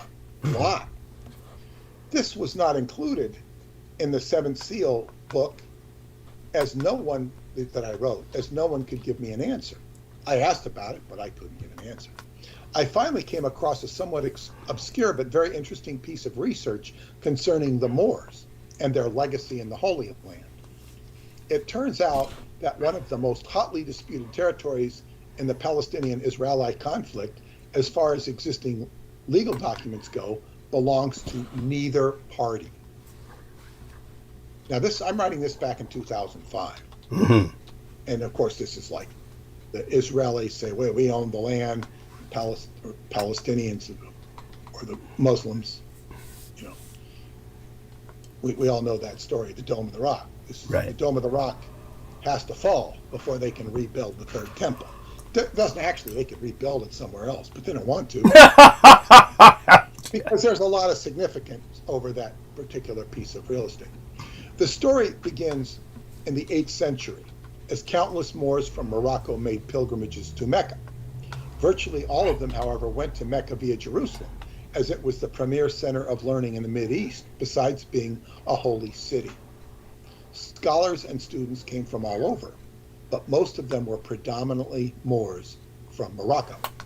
By the time of the Crusades, the Moors were part and parcel of the territory around the Dome of the Rock. If you consider the Sufi influences of that time period, coupled with that of the assassins and Hassan Saba, who was initiated in Morocco, by the way, in Fez, it becomes quite clear that the Moors were very much a part of the underground network surrounding Solomon's Temple. While none of the above is so blatantly stated in any history books, that it is more than a little obvious. Perhaps of more interest is that there is at least one historical document to back this up. It is from Ben Jubeir, Jubeir, a Muslim traveler during the Crusades, who reported that many Moors had volunteered to serve in the army of Nouriddin Zenki, Zenky. Nouriddin is Noureddin. By the way, I didn't download this newsletter. I downloaded another. I enabled the downloader of another newsletter, not this one, in the email I sent out. Okay, Nouriddin Zenki. As the latter fell ill, he was impressed by the fact that the Moors had fought very well. As a result, Zenki volunteered that if he were to regain his health, he would see to it that any captured Moors would be freed. When Saladin defeated the Crusaders, Zenki made good on his promise and offered any Moors safe passage back to Morocco. Instead, the Moors decided to stay, as Jerusalem was a great place of learning and needed to be defended if necessary. Jerusalem, by the way, for those of you who don't know, is the third holiest site in Islam. The first one being Mecca, and then there's Medina, Yes. and then there's Jerusalem. And the reason it's sacred is because that is where Muhammad, on the site of the Dome of the Rock, ascended to heaven on Al-Barak, a steed, a surrealistic psychedelic steed, and had some profound experiences, according to their tradition. So Saladin's successor designated the area of Al-Baka for the Moors and set up a school for them. So here we have a place in Jerusalem being set up for the Moors to study, who were relentless students. They were what part of the Library of Alexandria did not get destroyed or find its way to the Vatican, made its way to Timbuktu, where there is a library to this day. They were great scholars. The major center of learning was Timbuktu, which is in Mali, or in Fez. Damascus, which is now in Syria, was a great center of learning as well. So this claim to Moorish ownership of this area, Al-Baka, B-A-Q-A, was corroborated in 1320 when a Muslim scholar named Abu Madin, M-A-D-E-I-N, his Muslim scholar, his name is actually much longer, but those are his first two names. Abu Madin indicated two places which were willed to the Moors in perpetuity, one of them being near the Moors' Gate. The document delineates specific details about how the Moors would elect an estate attendant who would manage the monies collected by use of the property. It indicated that there were considerable fertile regions as well as storage facilities and other income-producing characteristics of the property. In Islamic tradition and in pre-Islamic tradition, such an arrangement is denoted as a waqf, W-A-Q-F. This designation means that the property is in the custody of a manager who dedicates the income towards a benevolent civic or religious function. In the United States, these today are treated as a religious property. And if you don't want to put up a church, you can put up a waqf, and it can be tax-free. And you don't need to use a 501c3. That's the lie. Ah. You don't really, you just, there's a way to bypass it. Ah. And when you ask for a 501c3, you're asking the IRS permission. And when you ask the IRS permission, you're separating church and state, but you're now in their spider net. Yeah. You just don't ask them. No, I don't care. And you go about your own business. And what can they argue? Did the Catholic Church incorporate as a 501c3? Do they answer to the 501c3? No, they don't. The monies produced are to be used for erecting and caring for a mosque or similar shrine, as per the pre-Islamic days. In this specific case, the land was to be used for homeless or needy Moors, even passers-by. The specifications of the contract required that the lease be renewed biannually on the same day so that no alterations could be engineered. The idea of a walk is so sacred to the Palestinians that its desecration would be similar to the inhumanity of torching ill people in a hospital. Now, we have recently had ill people in a hospital torched. Yes. Yes. Eventually, these Moorish properties were confiscated in 1948 and 1967 by Israel, reportedly for security reasons. I have thus far been unable to find much information on any kind regarding the specific details of this matter and what all the various nuances and implications are. There's virtually no discussion or debate on any of these issues. While it might seem highly ironic that the source of the Mideast dispute might have so much to do with Moorish properties, it has more to do with the fact that the Moors are hardwired into the entire schematic of the Holy Land in such a way that ultimately they cannot be ignored. Though virtually none of our major world politicians could admit it, the Moors are not only part of the infrastructure of Jerusalem, but of the entire world and its political structure. It is there, however, very mysterious. The Moorish issue is clearly manifesting itself like a secret code, which is pretty much the same as another word for revelation.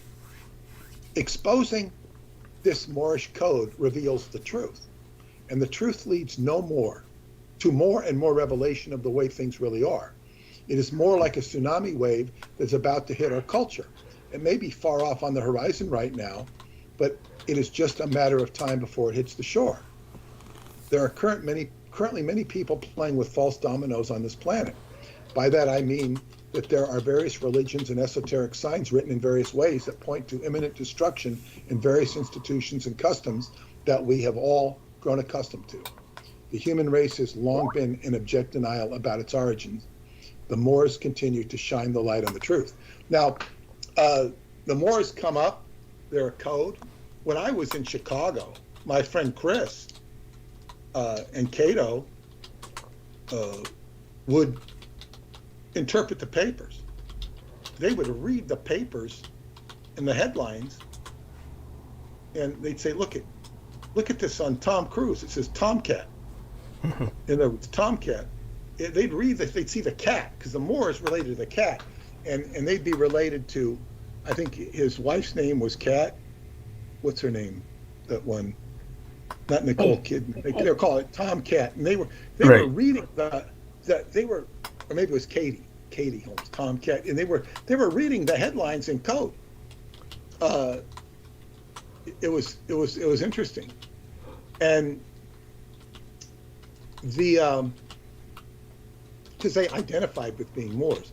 So this is a certain tribute I wanted to pay on June 19th, Juneteenth, because the Moors, and I did follow up this in my book, the Montauk Book of the Dead, whereby this Moors Gate was acknowledged. But the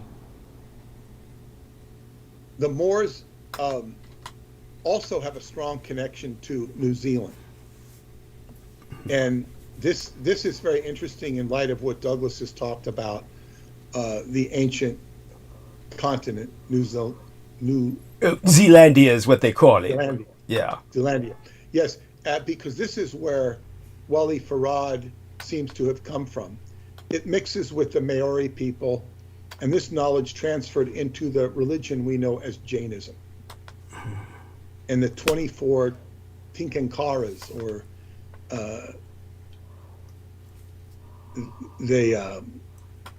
lessons of Jainism. So that's a whole nother digression, and an important one, but I'm not going to go down that. That's what I want to say about June 19th. Now I'm going to shift gears to Romania, and I sent out my email and I gave everybody an opportunity, if they wanted to read my download my newsletter of winter 2014. And it's a very interesting to look back on this. This was the winter after I met Paula, but she was not to move over here for another year. So there are some things in this newsletter that surprised me, and many things in this newsletter surprised me, because I hadn't read it in a long time. And the headline is "The Underground City of the Gods" from Rosia, Montana. Now, Rosia, Montana is a big mine, or actually not a mine, it's a entrance to an underground. But there's tons of gold there. You can even see pictures which are from the underground, which have golden tunnels, like Radu describes in the Secret Parchment book, tunnels of gold, because there's just an abundance of gold there. This is where the Romans took some 200 tons of gold in the, when they conquered Dacia, which was Transylvania. So, and they barely scratched the surface. And the ancient trick of the ancient Dacs or Dacians was to give their enemies gold to defeat them. Take the gold, it'll kill you. Yes. And Rome began to rapidly decelerate after it had conquered Dacia. And the interesting thing, the reason they went on this Dacian campaign is it goes back to Julius Caesar. He had to pay tribute to the Buonavista, the Dacian warrior. They demanded tribute from Rome. Rome didn't like paying tribute. Yeah. Caesar was planning on sending an invasion force up there, but he got assassinated. So it was not really renewed until after the Romans conquered Jerusalem. After they conquered Jerusalem, or razed it, 70 AD, they put their sights on Transylvania. And it was a long battle. And it's part of Romanian history. And of course, they mined a lot of gold, and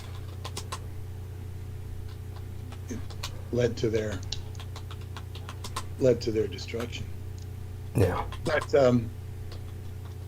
anyway, what's very interesting about this underground city of the gods from Rosia, Montana, is I'm going to read from this newsletter. Mm-hmm. According to the book, The Secret Parchment, 5 Tibetan Initiation Techniques, Transylvania contains one of the greatest mysteries and paradigms in the world.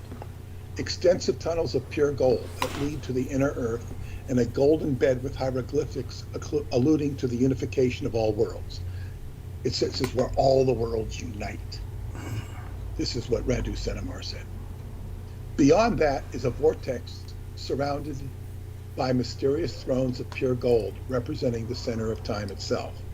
If one does not accept the proposition of an underground civilization and a central time vortex, the gold resources alone have proven to be a great source of political contention. The most publicized of which is a signed contract between Gabriel Resources, a Canadian company, and the Romanian government to extract gold from a region called Rosia Montana and a cyanide extraction process that has the potential to create horrific environmental degradation.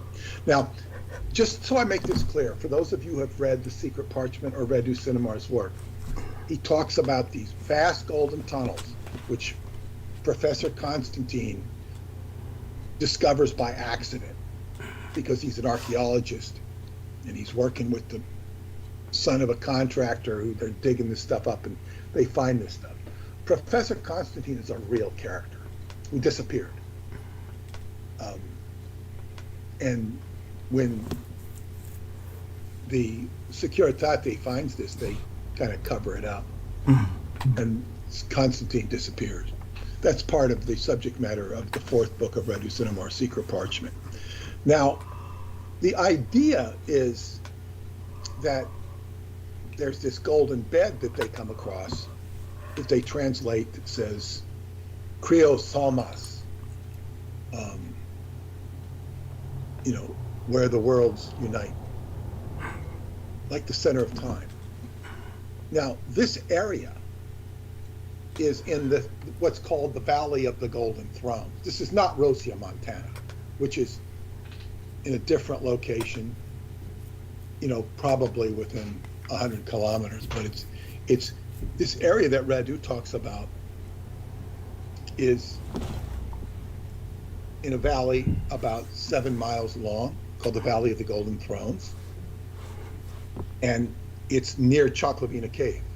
Within 7 miles, it might be closer. This is the area that David Anderson said is the most important area with regards to time phenomena, of which not all the data has been released. And which I have been, very focused on ever since I was led to the area by an archaeologist, not asking to go there. The archaeologist had no idea of any of these implications. And I haven't seen him since. Oh. We've tried to connect. It just hasn't worked out. It's been a few years since I've tried connecting him. With COVID, I didn't try anymore, but maybe I'll dig him up again. Anyway. Now, so Gabriel Resources is a Canadian company, and I'll go more into this, but it's a Canadian company financed by George Soros and other Jews. Now, although the Romanian Supreme Court blocked the effort to begin mining, Gabriel Resources vowed to overcome the Supreme Court ruling on behalf of their investors. This led them to drafting legislation that would allow them to mine Rosia Montana. The Romanian people became so enraged over this, they surrounded the entire Parliament building, which is known as the largest building in the world, and locked hands in what has been called the biggest public protest in the history of Europe. This was in 2013, right after I had met Paula, right after the biorhythm, 2013. So the Senate rejected the bill, but it still had to be voted upon by the House, which is said to be the more crucial vote. And it still had some life. Now, it never did pass. In the early 90s, a Russian satellite was surveying for prehistoric sites in the Western Carpathians. The Western Carpathians is this general area. And for those of you not familiar, Romania the southern part is below the Carpathians, which east to west, and then the Carpathians sort of stop at an area called Sinaia, and they go north. And hugged in that northwest region is Transylvania. It's hugged by mountains, which protected it from the Ice Age, which there are scores of tunnels. And this area of Rosia Montana would be in the southwestern part, more or less, of Transylvania. So the Russians were surveying for prehistoric sites. A huge underground city was discovered that spread over 200 square kilometers that was very rich in gold. This included an area called Vertwape in the Orishtia Mountains. Now, I've been to Vertwape, and I want to go back. Paula's stepmother arranged for me to go with a man named Viorel. I see Viorel almost every time I'm there. I go by, say hello to him. He doesn't speak English, but he took me there. It was a very magical trip. It's 3 hours up the mountain. Anyway, Vertwape. This 200 square kilometers, very rich in gold, include an area called Vertwape in the Orishtia Mountains, where 75 conical holes of different sizes, some with diameters up to 70 meters, were found. Extending over a surface area of about 4 square kilometers, these conical tunnels led to the nearby mountains, one of which extends under the sanctuaries of Sarmisegetusa. This explains a historical enigma in Romanian history of how Decebal, a Dacian chieftain, was able to escape the Roman legions by crossing the mountains in only 2 days. Decebal with Burebista are two of the most historical characters. Decebal comes in the latter part of the 1st century, and I believe he commits suicide to escape the Romans. I don't know if they found his body. He might have disappeared. In the Vertwape area, many interconnected rectangular chambers were detected. It was not unlike the structure of a very large house with interconnecting rooms, but many of them were connected with a plateau above by ancient roads. Impressive remains of this complex were also discovered, including shrines made of andesite, that's Andesite, a rock that can only be cut with a diamond. These constructions are older than that of Sarmisegetusa and represent the center of a pre-Dacian megacity. This underground city stretches not only under Sarmisegetusa, Regia, which is the full name of Sarmisegetusa. Regia means the regal Sarmisegetusa, but also under Deva, D-E-V-A. That's where Paula lived when I met her. Where the Aryans left for Asia.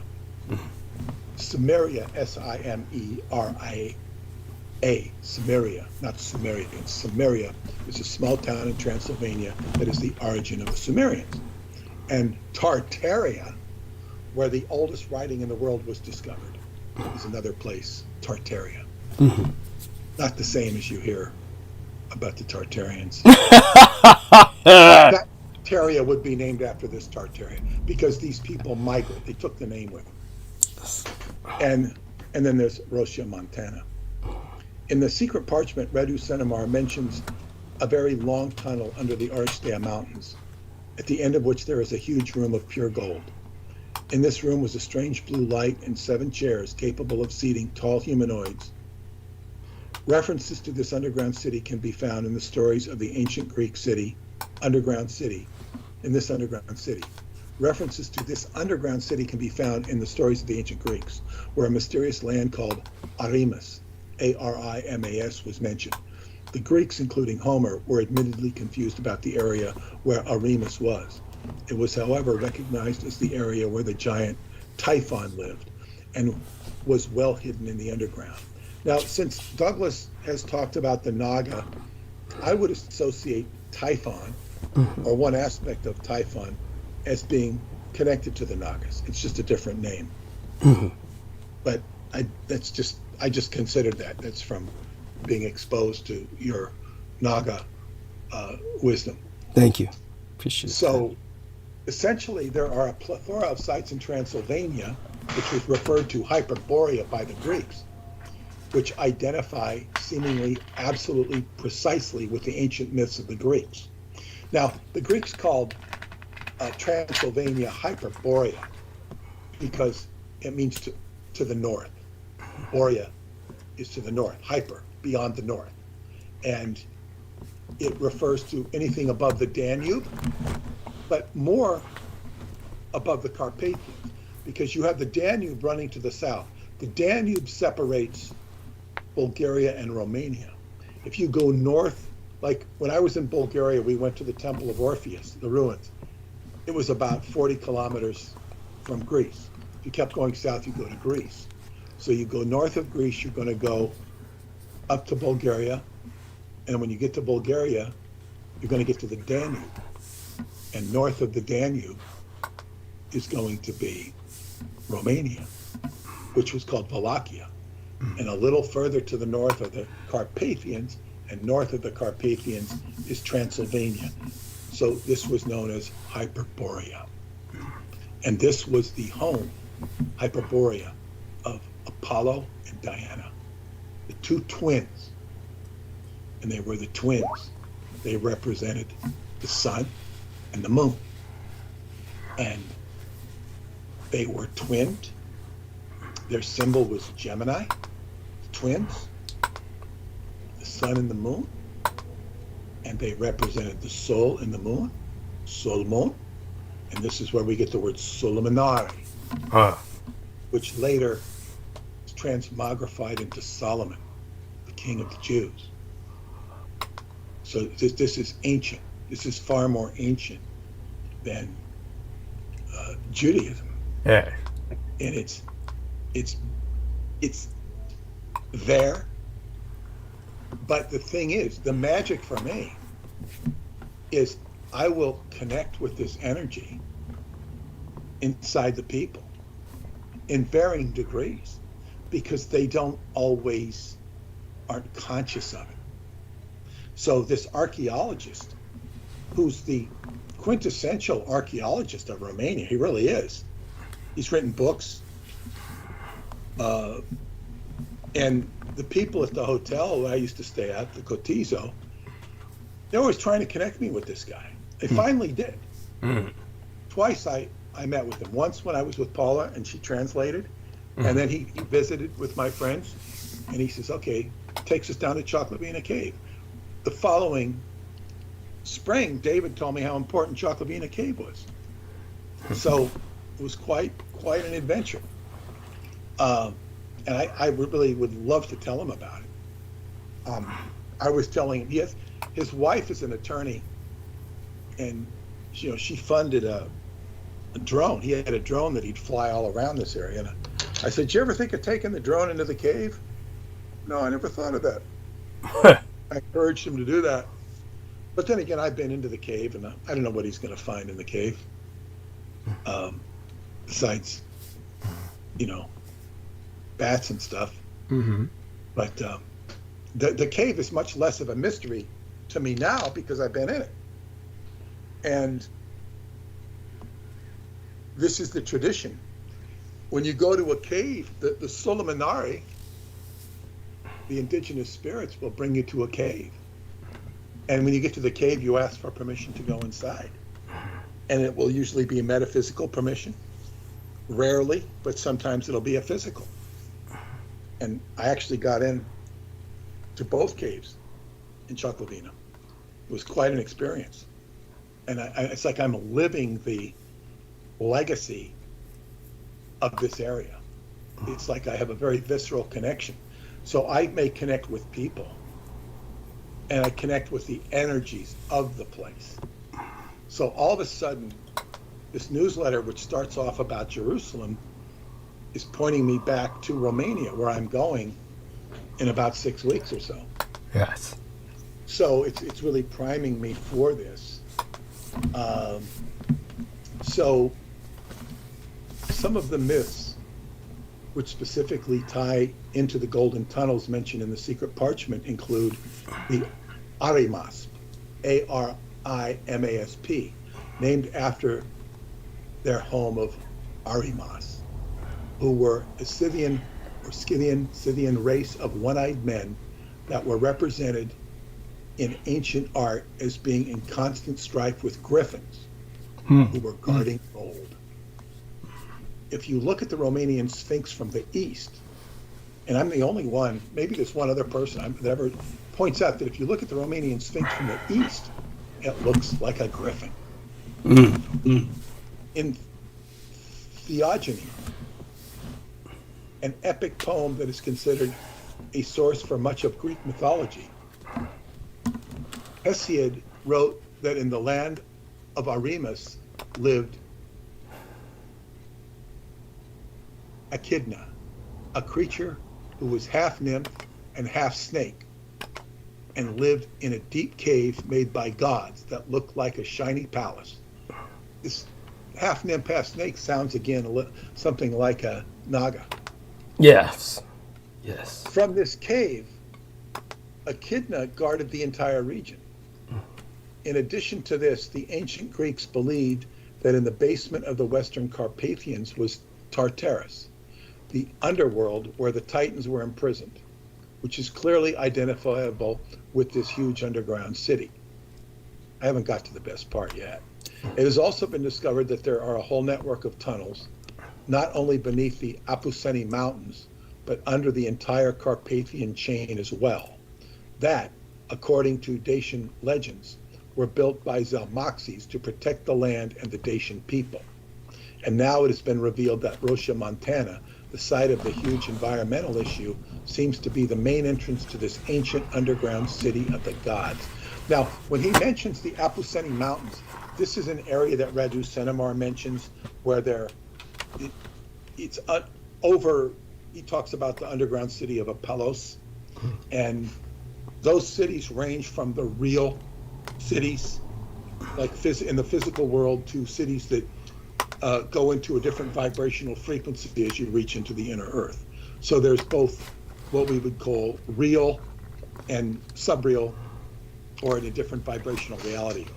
But whatever he's writing about, this area has a very rich legacy of what he's alluding to in his works. Because this is all completely separate from, this article is completely separate from the work of Radu Senimar. It's somewhat complementary of it.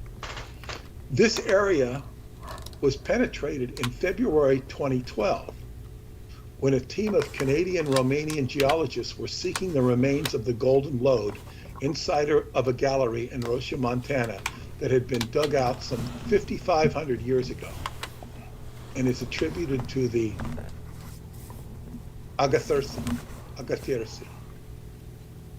It's very close to Agartha, Agathyrsi, a people from the inner earth.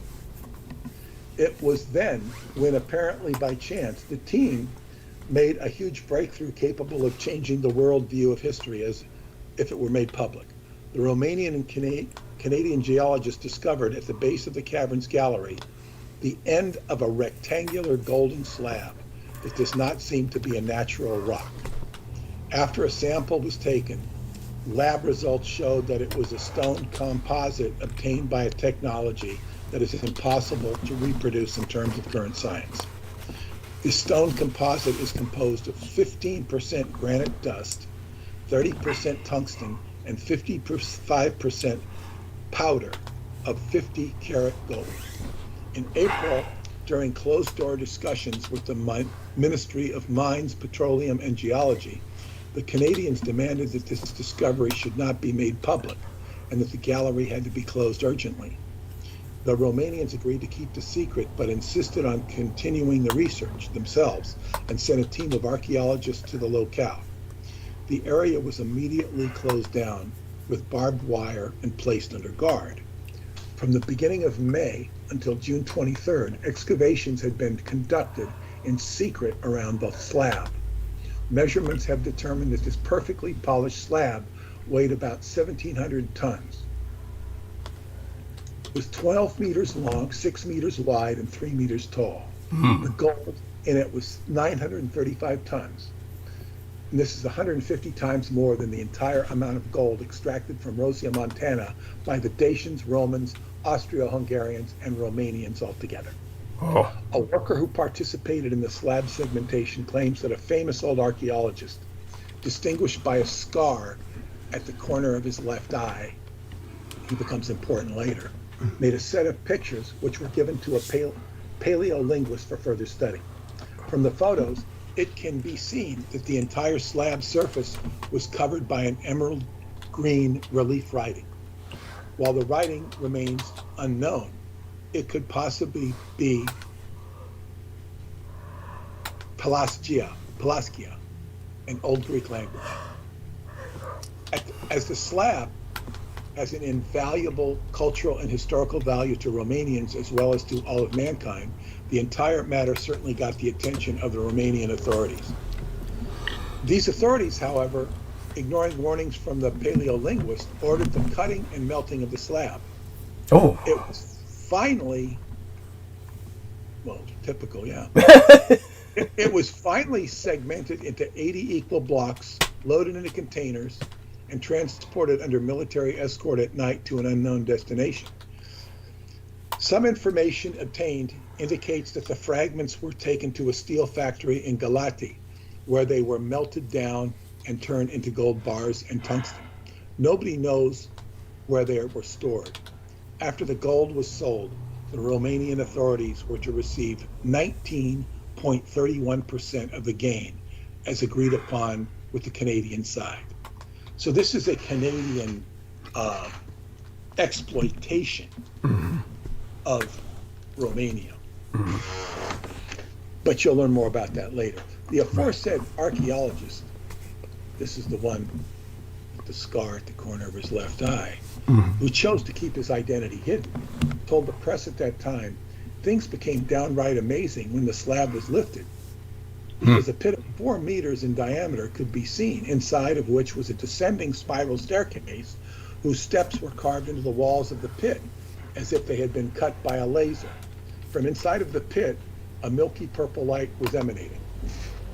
Although the few workers, geologists, and archaeologists who witnessed the lifting of the slab recovered from their astonishment after a while, nobody but the paleolinguist, who scrambled down the stairs rapidly, had the courage to go down and to see what was inside the pit.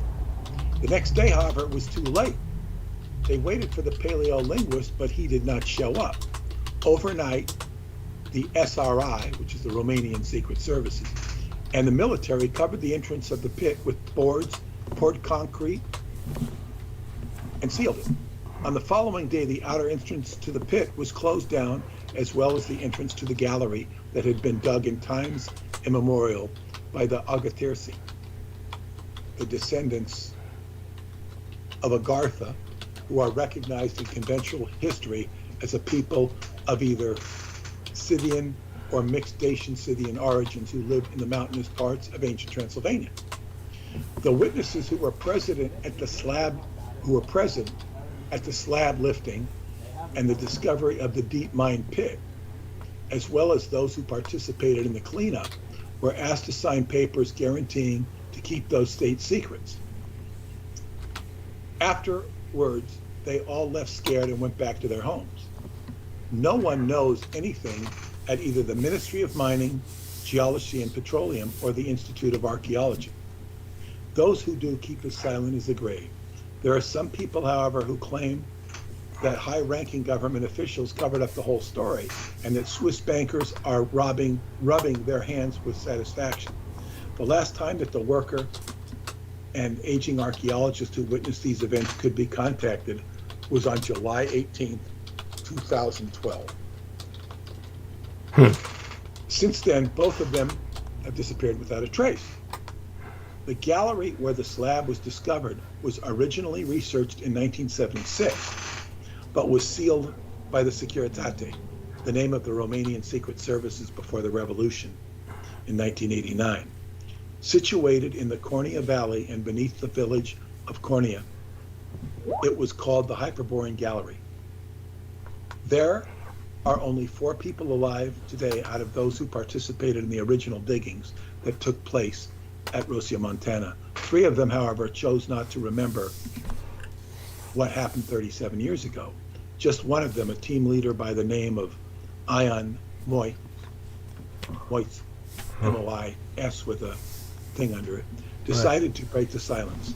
Moyth said, the following is what he told the press. Maybe I should not say anything, because I swore to the communists that I would not. But I come from Albach, and my roots are right from the Motsi people of Avram Yankov. This is in the Western Carpathians. So I cannot keep my mouth shut. This is how it was. And then he goes on to say, in the winter of '76, I was called by the chief engineer and was given the order to reopen, consolidate, and to electrify the old Gallery 13 that had remained closed since the time of the Austro-Hungarians. After the consolidation, 2 geologists were about to arrive in order to do some research. The gallery was very old and had been left unexploited since the days of the Agathyrsi, who themselves drew gold from it at that time, processing the gold and silver for the Dacians. The lode had been exhausted centuries before the Romans conquered the gold mine, or what they called Alburnus Major. While it is true that you can see traces of the Romans, it is obvious that they quickly cleared out of the area and abandoned it. The consolidation and electrification works lasted until the summer of '76, and we had some problems with emptying the water from a part of the gallery which had been flooded. Both the mine valves and the electro valves from the pumps were very helpful. It was then that I found a bone washed by the water that was bigger than anything I had ever seen. After I showed it to the mine director, he gave it to the security guard from the State Mining Company of Rocha, Montana. The workers and I were investigated by prosecutors for 4 days in a row. Where was the bone when we found it? Where was the bone when we found it? In what position?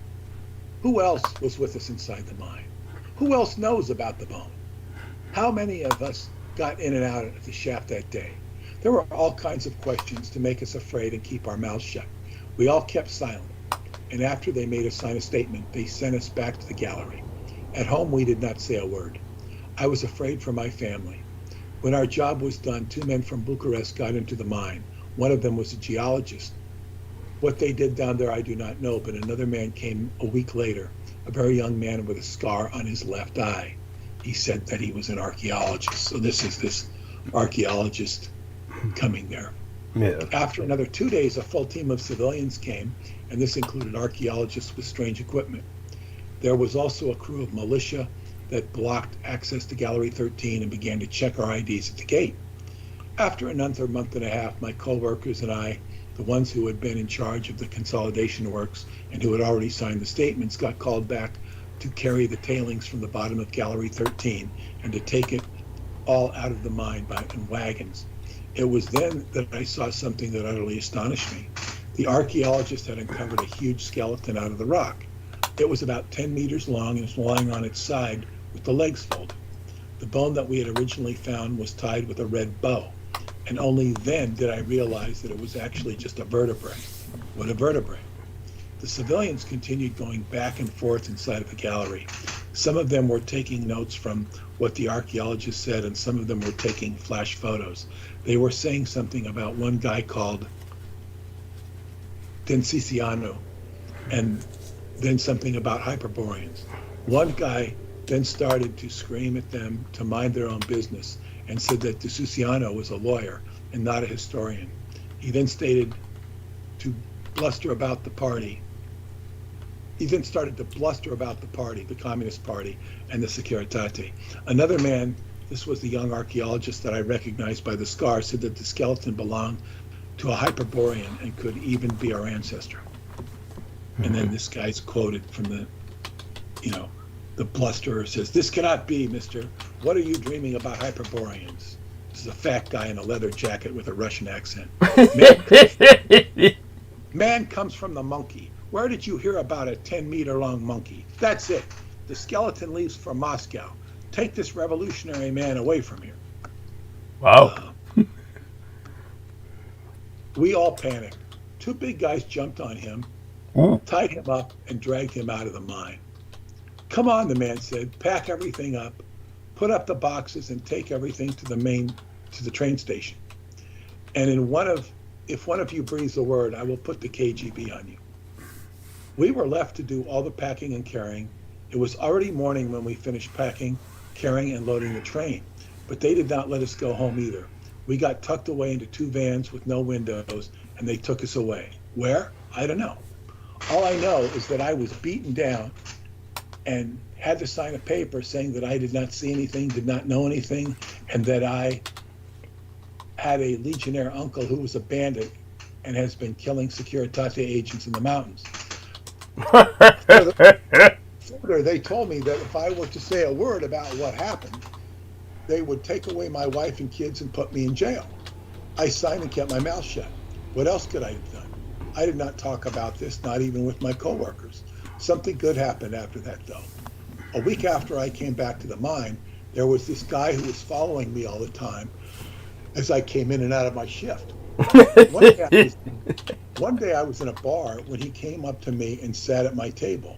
To be honest to you, my blood froze in my veins when I saw him. Look, Ioane, which is John, he told me, I am a Mutz. Once again, he is referring to the Mutsi people who live in the center of the Western Carpathians, same as you. From generation to generation, we have been old Romanians from Russia, Montana. I was there when the giant skeleton was discovered. Now it's in Moscow. Same as you, I was a witness. Take this envelope and keep it with your life. Inside you have the picture. I want you to know that over there inside the gallery, it was the skeleton of a Dacian, our ancestor. Keep this picture and show it to your grandchildren. I am not sure if I will get away because I was irradiated. They have all of you terrified that for us who are enrolled in the Securitate, we don't get scared that easy. But they have a different way to get rid of us. I don't know you and you don't know me. I never gave you anything. Do you understand? Yes, I understand, I said. He stood up and quickly went out the door. After that meeting, I saw him for 2 more days. He was stepping like a shadow behind me, and I never have seen him since. I still have the picture with the Hyperborean that he left me. Besides the slab extracted in 2012, there was the giant skeletons discovered 36 years ago in Gallery 13 in the Hyperborean Gallery. And the same archaeologist with the scar in his left eye saw the discoveries of both 1976 and 2012. At Rosia, Montana, there is the entrance to the city of gods underground, called Tartarus by the ancient Greeks. In the past, the secrets of the gods were always guarded by the sphinxes, mythical creatures with the head of a human and the body of a lion, the legs of a bull and the wings of an eagle. At Rosia, Montana, there is apparently a natural one as well as the Rosia Montana Sphinx, called Sphinx Isaro. It sounds like Finxisaro. Is located on one of the highest peaks of the Karnak Massif, Karnak Mountain, and has 2 heads, a big one on top of a smaller one. This is different than the Buchej Sphinx. Some locals even claim that Jews cannot get their hands on our gold as long as the Sphinx will guard the Rosia Montana. Is it possible that this underground city of gods is the real target of Jewish billionaires George Soros and Benny Steinmetz? We're going to get into the Judaism in a little while. But he's saying the Jews are after this, and the Jews can't get it as long as the Sphinx is guarding it.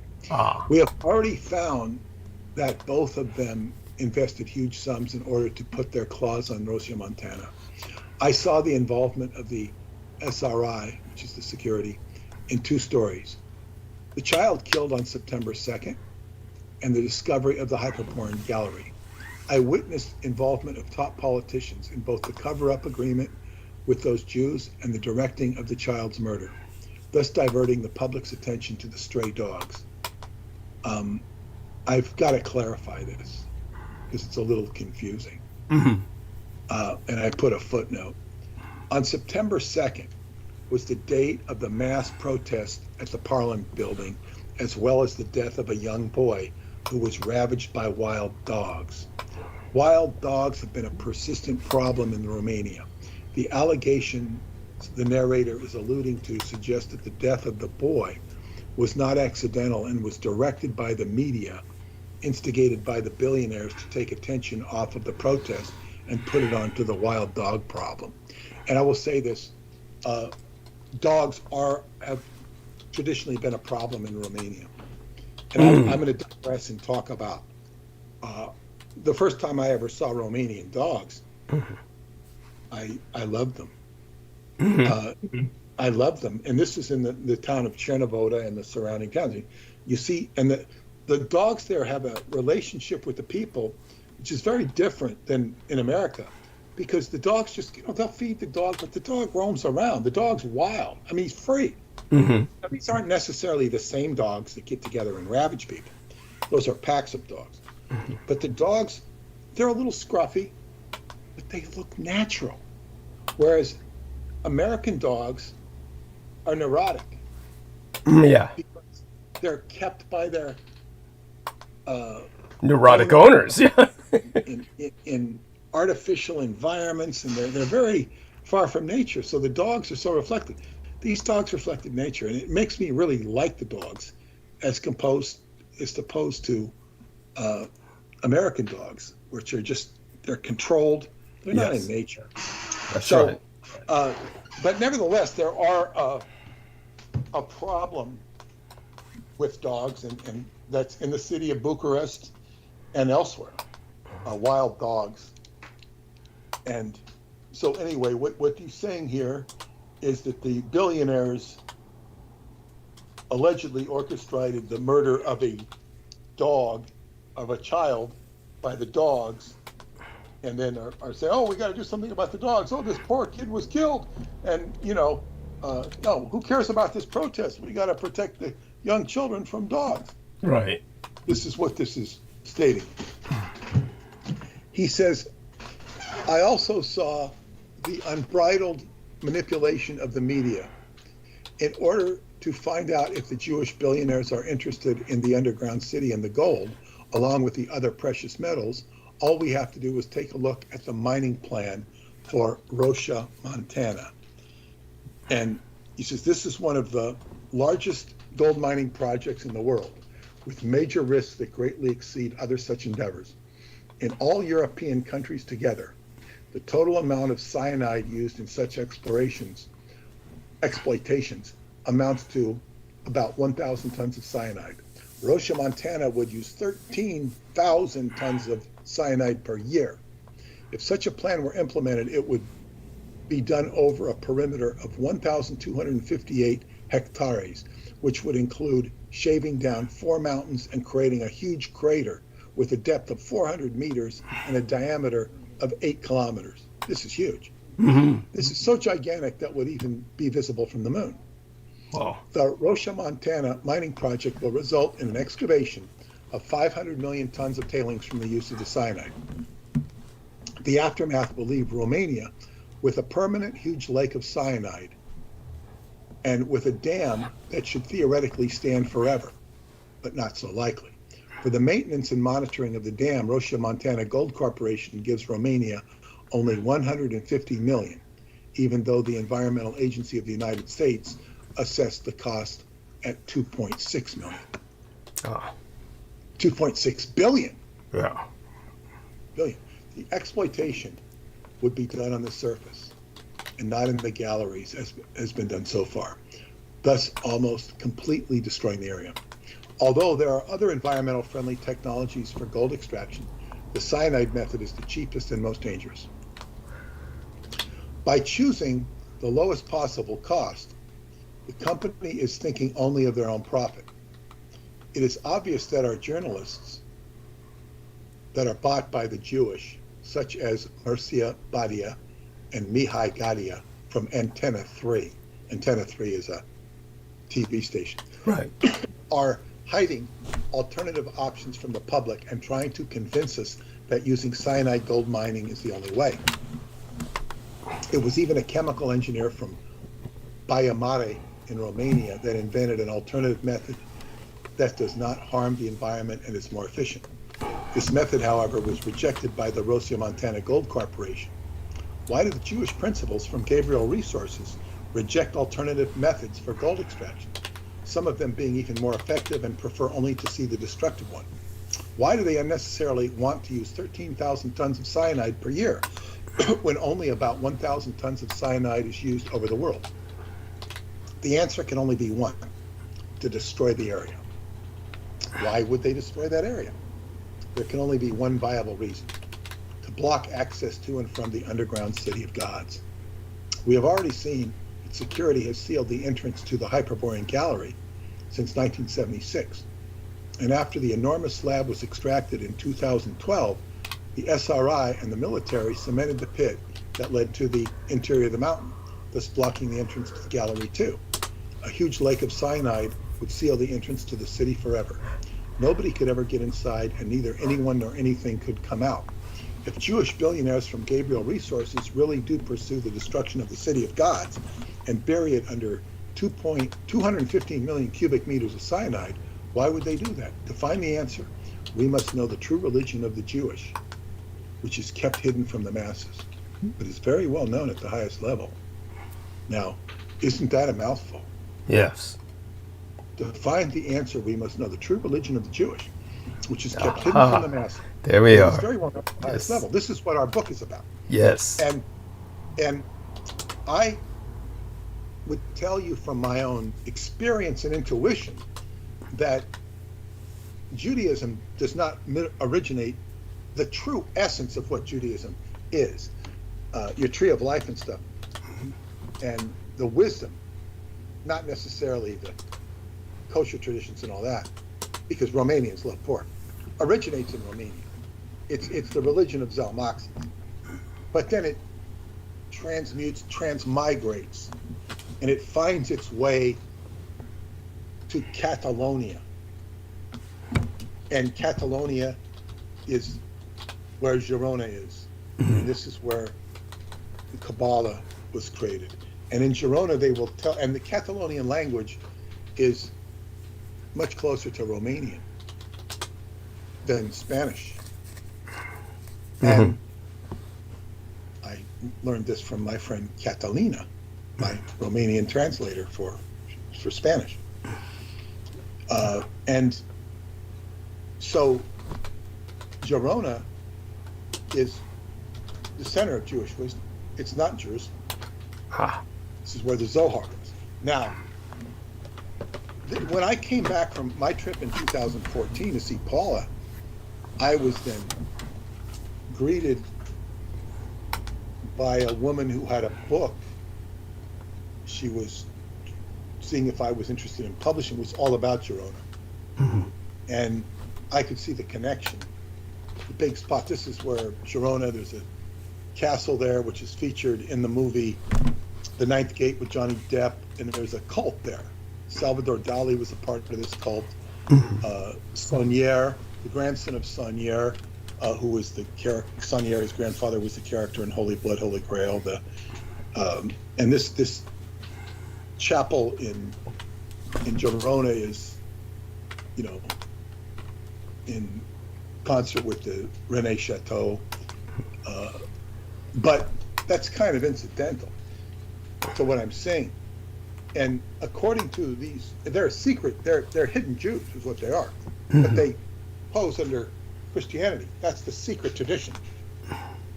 But the tradition of Girona is that Judaism did not begin in the Holy Land. It began in Girona, migrated to Israel, and then came back to Girona. This is what they believe. My contention is that it migrated from Romania and transmogrified along the way. This is my intuition and my experience. It's not necessarily an academic certainty. It's just what I have experienced, what life is telling me, what the jungle is telling me, the jungle of life. So now I'm going back on when I wrote this. This is not me saying this. This is this guy. He's saying this. We must know the true religion of the Jewish, which is kept hidden from the masses, but it's very well known at the highest level. And so now, with what I've learned with Douglas and what many of you have been learning here, this is saying, wow. Now I'm going to go more into these particular Jewish people. Now, this is me talking here. This is where the narrative ends. I would, however, like to first clarify some of the issues the narrator makes with regards to the Jewish billionaires, as well as his comment about what he calls the true religion of the Jewish. Keeping in mind, when I wrote this, I knew nothing of, I didn't even know about Douglas yet. Right. While George Soros is an investor in Gabriel Resources, Benny Steinmetz and John Paulson are the largest shareholders.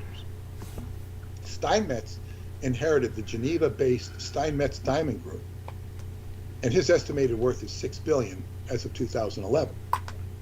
Be interesting to look these people up now. He has been under the scrutiny of the U.S. law enforcement with regards to charges of bribery in the Republic of Guinea. Ironically, it is George Soros who funded a Guinea's, it's not Guyana, it's Guinea. Guinea's government investigation into Steinmetz's dealings in Guinea. One has to wonder if Soros is playing a foil for Steinmetz in order to control the investigation by funding it. As Soros is both an investor in Gabriel Resources and an ardent public opponent against mining in Rocha, Montana, it is hard to determine his actual motive. So Soros is playing one hand against the other. He's got a partner in the Republic of Guinea, and he's funding an investigation against him. And then he's invested in Rocha, Montana Corporation, and he's being a public opponent against mining. This is classic playing one side against the other. The other major investor in Gabriel Resources, John Paulson, is a hedge fund manager who became an instant billionaire in 2007 by selling short subprime mortgages and made $3.7 billion that year. In 2010, he beat a hedge fund record by making nearly $5 billion. His fortune was made largely from the collapse of the mortgage-backed securities market. Raised in New York City, his mother was a Jewish immigrant from Romania, and his wife is also Romanian. I have no idea what the narrator is referring to in regard to the secret religion of the Jews, other than rather obvious conspiracy theories that have circulated for years. But it is my opinion that the power issues he is alluding to stem right from the core of Romania itself. Although my theory embraces the role of the Jewish religion, it is not your typical conspiracy theory about Jews versus Christians. And I sort of said what part of it is. Now I have something else here.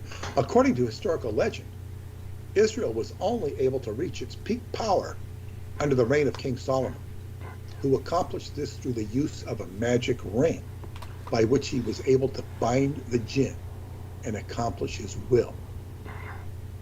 According to the tales, the temple of... You going to say something? No. Just, acknowledging it. Yeah. According to the tales, the Temple of Solomon was built upon the suffering and slavery of thousands upon thousands of subjects.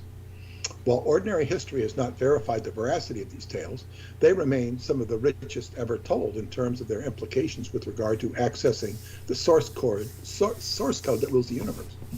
And what I would also say, that this magic ring that John Dee was given to him by the Archangel Raphael. It's not a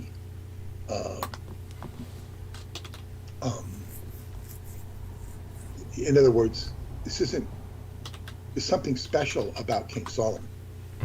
It's this ring. It's not like Jesus didn't use a ring. Right.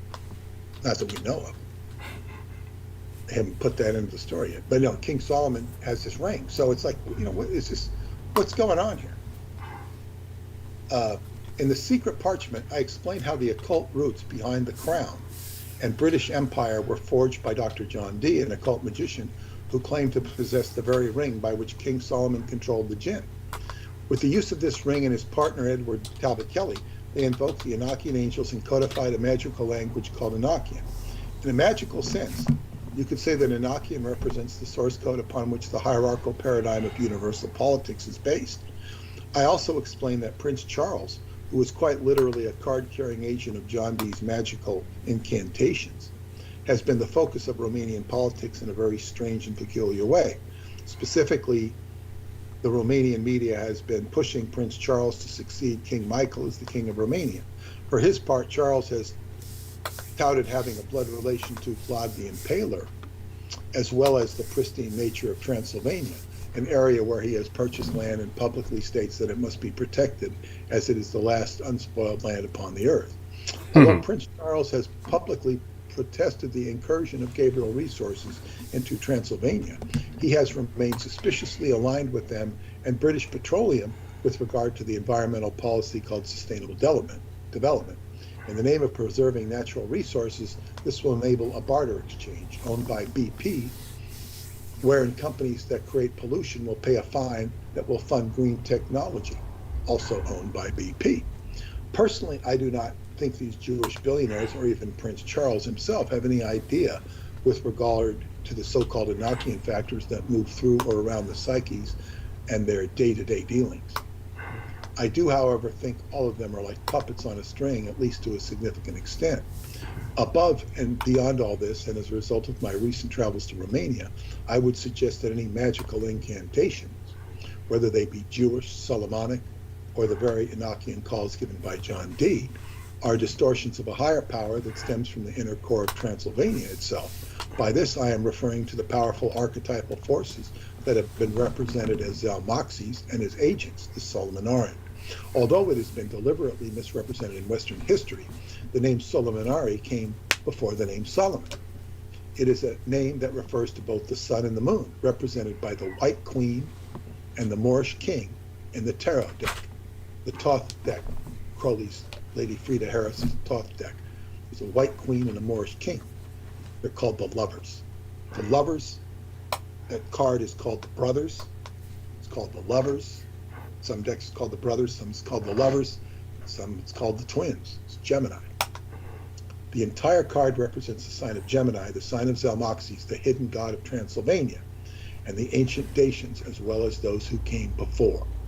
The symbol for Gemini, Zalmoxes, is the swastika. Yes. Above the lovers themselves is Cupid, who directs the interaction of the primordial Black King and White Queen, who in turn give rise to the archetypal energies, which are the Solomonari themselves.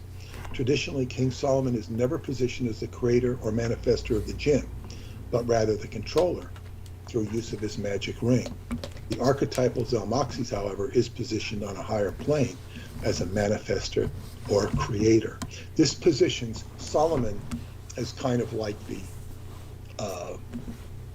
head of the World Wrestling W Federation, whatever they call it, and that he controls the wrestlers. He says, you be a good guy, you be a bad guy, and then the Solomonari would be the actual funders. Yes. They sort of allow this to take place, and they go more basic. There is yet a higher octave with regard to the genesis of the Solomonari, and I'm talking about the goddess Mashande, who appears in Transylvanian Moonrise and represents the High Priestess of the Tarot. If you look at the High Priestess card in the Rider-Waite deck, you will see the Torah on her lap. Right there, tarot. It's a Torah on the lap of the High Priestess. And that she is in between two black and white columns, also featured in the Temple of Solomon, designated as J. White is J. The J stands for Joshin, Joachin, one of the temples of Solomon, one of the pillars underneath the Temple of Solomon. And B, black for Boaz, Boaz. These are the well-known pillars holding up the Temple of Solomon. The space between these pillars is the Shekinah, represented by the High Priestess, or the dwelling place of the Most High. It is into this realm, allegorically and otherwise, that I'm going to when I visit the cave of Mashande this May, which I was planning to do. It didn't work out. It is the same area where Mashande appeared to Vadu and several others in Moonrise. Well, I previously announced there will be no more. Okay, then I go on to talk about, you know, that I opened the door for people visiting me, and one girl came. Boy, that was quite a loaded trip. Wow. But that we won't go into that. Okay. But she did readily agree with me. She was Australian, and she was living in England for a long time. And I was very just relieved when she came, because I'm very used to talking to Romanians in English. You know, I don't have any issues with Romanians in the way they speak English. I mean, I'm used to it. And I forget that they have an accent because I don't notice it. But when she came, she didn't speak Romanian English. She spoke, but the thing was, she spoke a mixture of Australian and English. Yeah. Okay. So there were so many metaphors or common uses of speech that we didn't understand each other. I did better with the Romanians. Oh. I love having Interesting. somebody I could talk regular English to, but it wasn't. It was, you know, I might use a phrase, or she might use a phrase we didn't know what we were talking about. And we got along fine. But the one thing that really, she really agreed with me, I said, well, let me tell you something.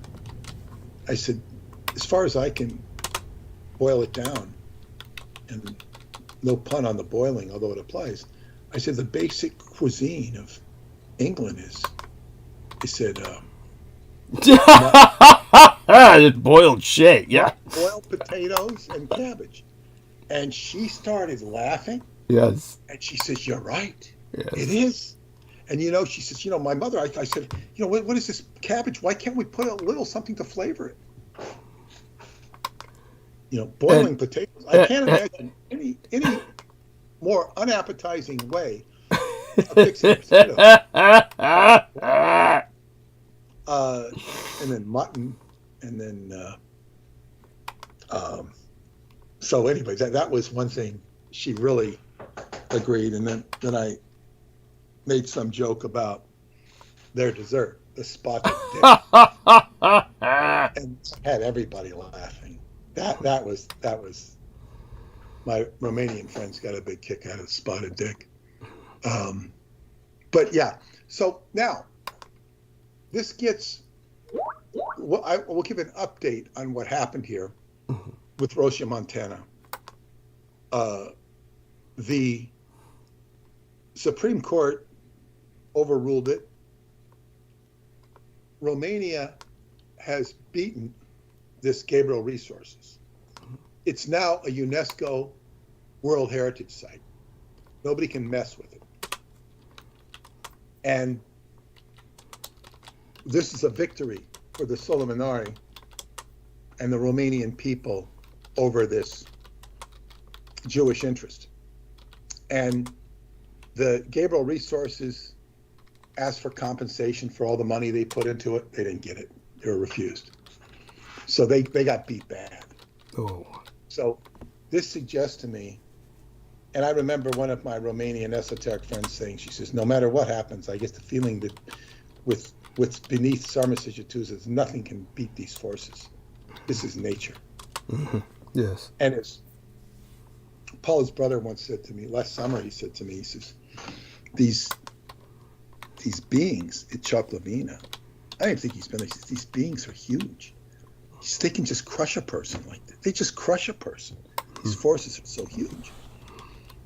You know, you have to be very respectful. And I don't know if I even told him the story of the Romanian ambassador or the American ambassador's son. He was Romanian. I mean, he's an American citizen representing American Romania, but his son went to exploit the paranormal area of this region, Choklavina Cave. He got up over Choklavina Cave. He was doing camera work and stuff. Very beautiful area. And he disappeared. Nobody could find him. You know what happened to him? And they hired my friend. I hired him. You know, he got his whole team together, and he found him in like 24 hours. He'd fall down the cave, found his body in the river. Jesus. You know, it's like you have to be, he was doing something commercial and exploitive. Mhm. And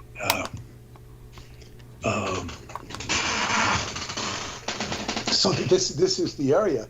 And what I think is so interesting is that the Solomonic component of the magic of Solomon this is not something that Netanyahu or any of his cronies are working with. Yeah. They're not. They're working with Edomite Yes. bullshit. Yes, indeed. So this is, brings us to the end of my arc of narrative. What I will say to you, I don't know if you've caught that the White House press secretary has said she's called out the Republicans and conservatives for bringing out media vignettes of Joe Biden that are either deep fakes or cheap fakes. And a deep fake is a, completely AI generated version of Joe Biden falling down, stumbling, and a cheap fake is when they take real footage and don't show all of it or show pieces of it that make Biden look less than he is. In other words, this is kind of like,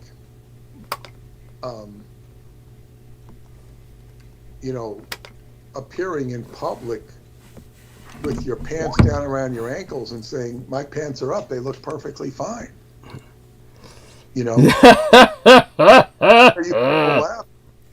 This is just an AI generated incident. It's like this is the epitome of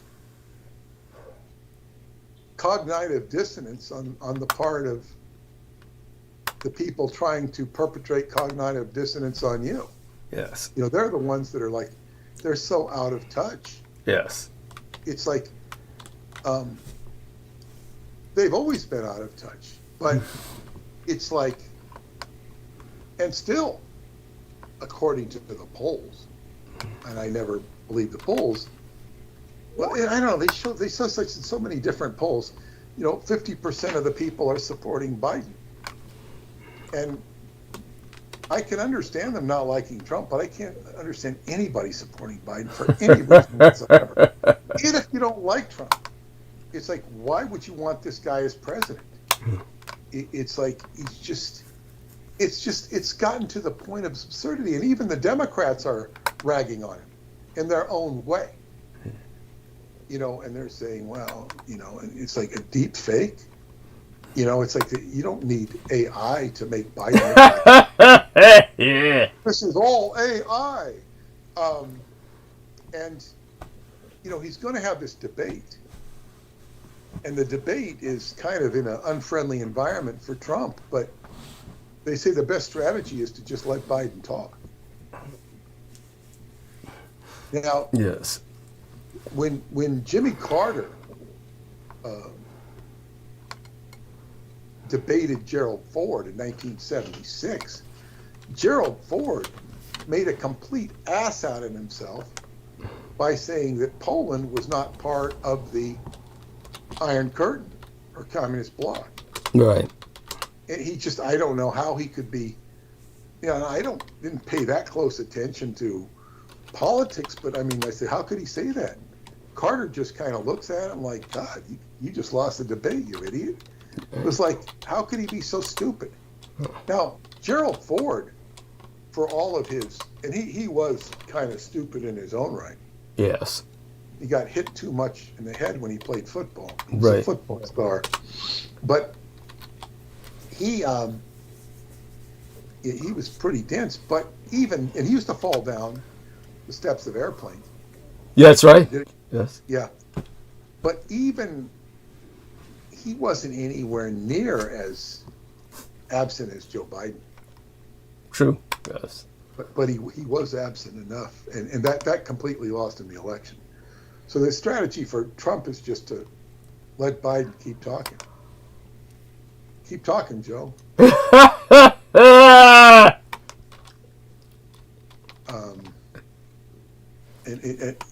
It's just, it's been very curious to see how he does. Because if you smart drug Biden up, he's a lot better. But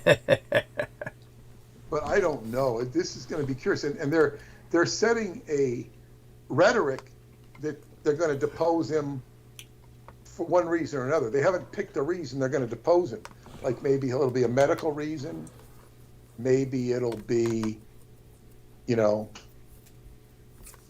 just has to step down because, he suffers a public humiliation or whatever. I don't know. But and this debate is coming up in about next week, I think, at the end of the week. Yes, supposedly. Yeah. Yeah. So, and Netanyahu has, I think, been disinvited to the Congress. I hope so. Jesus, yes, it's bad news. Like, what's he going to do? What's he going to say? He's accusing the United States of not supplying him with weapons or something. And I've also seen YouTubes that go into deep that Hezbollah is now making huge incursions into northern Israel, huge ones, and it sounds like the Israelis have the only ally they have, friend in the world, is the United States. Yes. Well, Germany as well. Don't forget, Germany is occupied by Israel, as you've often said. So Germany isn't going to do anything. The only thing they might do is receive people. They're not going to go to battle with. Europeans don't go to battle. Not at the present moment in history. That is quite true. They hopefully they overcome that reticence at some point, but they'll be forced to. Once the Russians invade, and one of the things with Europe is it got so destroyed in World War II that they don't want to have anything to do with war. That's the idea, yes, I know, but they won't have a choice. Like I said, they're not anyone to count as an active ally right now, but once the Russians and Communist Chinese move in on them, at some point they're just going to have to, wake up. Look, if Russia can't take the Ukraine, and even if they do take the Ukraine, even if the United States stops supplying them with the weapons, and they move into the Ukraine, they're not going to have a very good hold on the Ukraine. No. They'll just be able to put guns on people when they go to the grocery store, if they're able to even have any groceries. It's going to be a horrible existence for everybody. Mm-hmm. It's like occupying Afghanistan. They couldn't occupy Afghanistan. Why could they occupy the Ukraine? And so, it's not easy to go.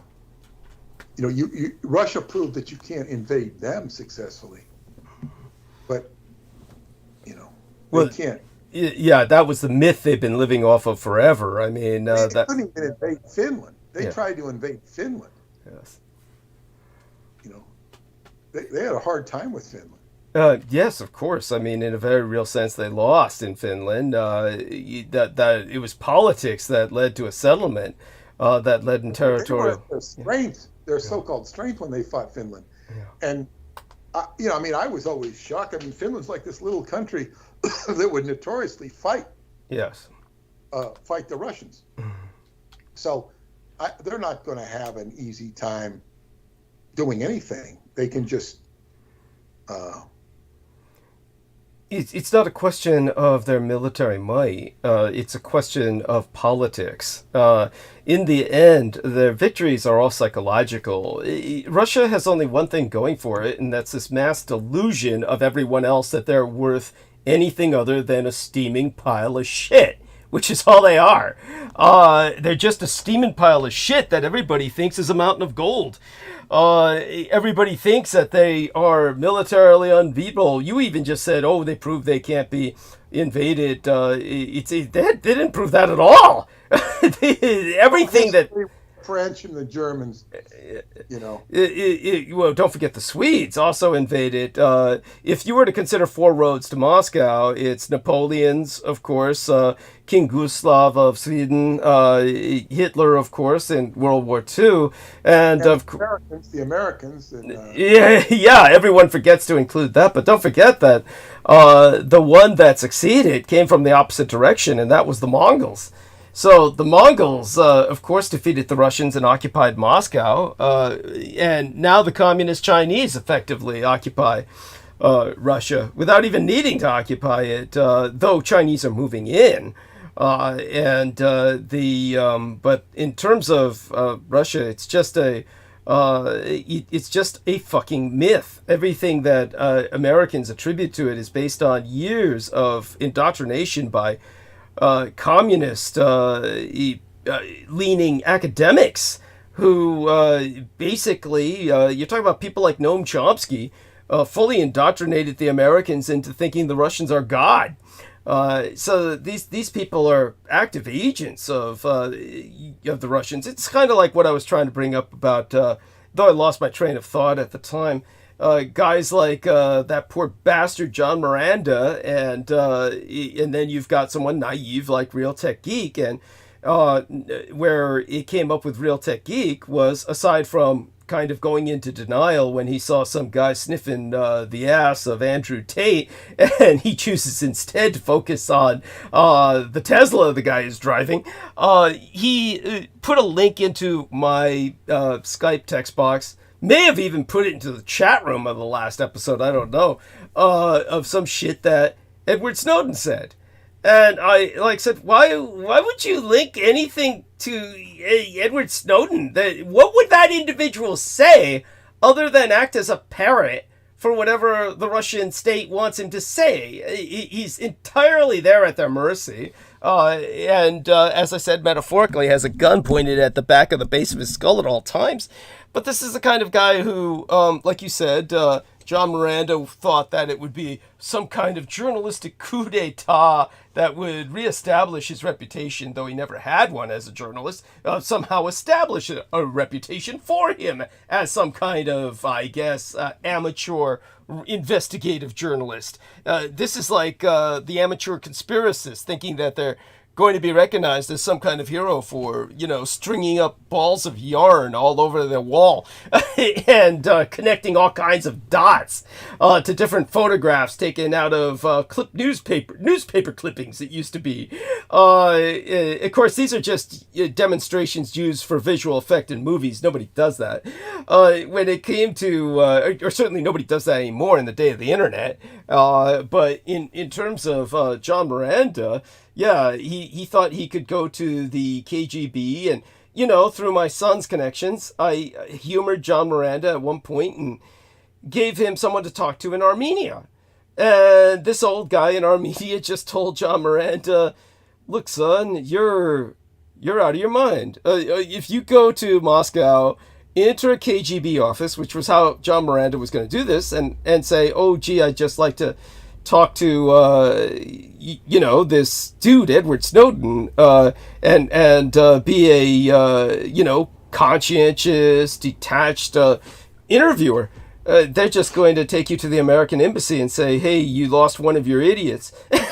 And of course, John Miranda was devastated by this old Armenian telling him, I hope this helps, good luck, but basically telling him that, he'll be taken as someone who's mentally defective and just helped back to the American embassy. And, it's these people, you don't know what's on their mind. It's with John Miranda, with his loyalty to the Russians and his attempt to constantly say that they're the last hope of the white man in the West. It's one of these things where the Russians aren't even paying him, and he sacrificed his entire life, his marriage, for this bullshit. His 2 kids. It's incredibly naive. Yeah. And uninformed. Thank you. Yeah, and doesn't understand the relevancy of facts. Thank you.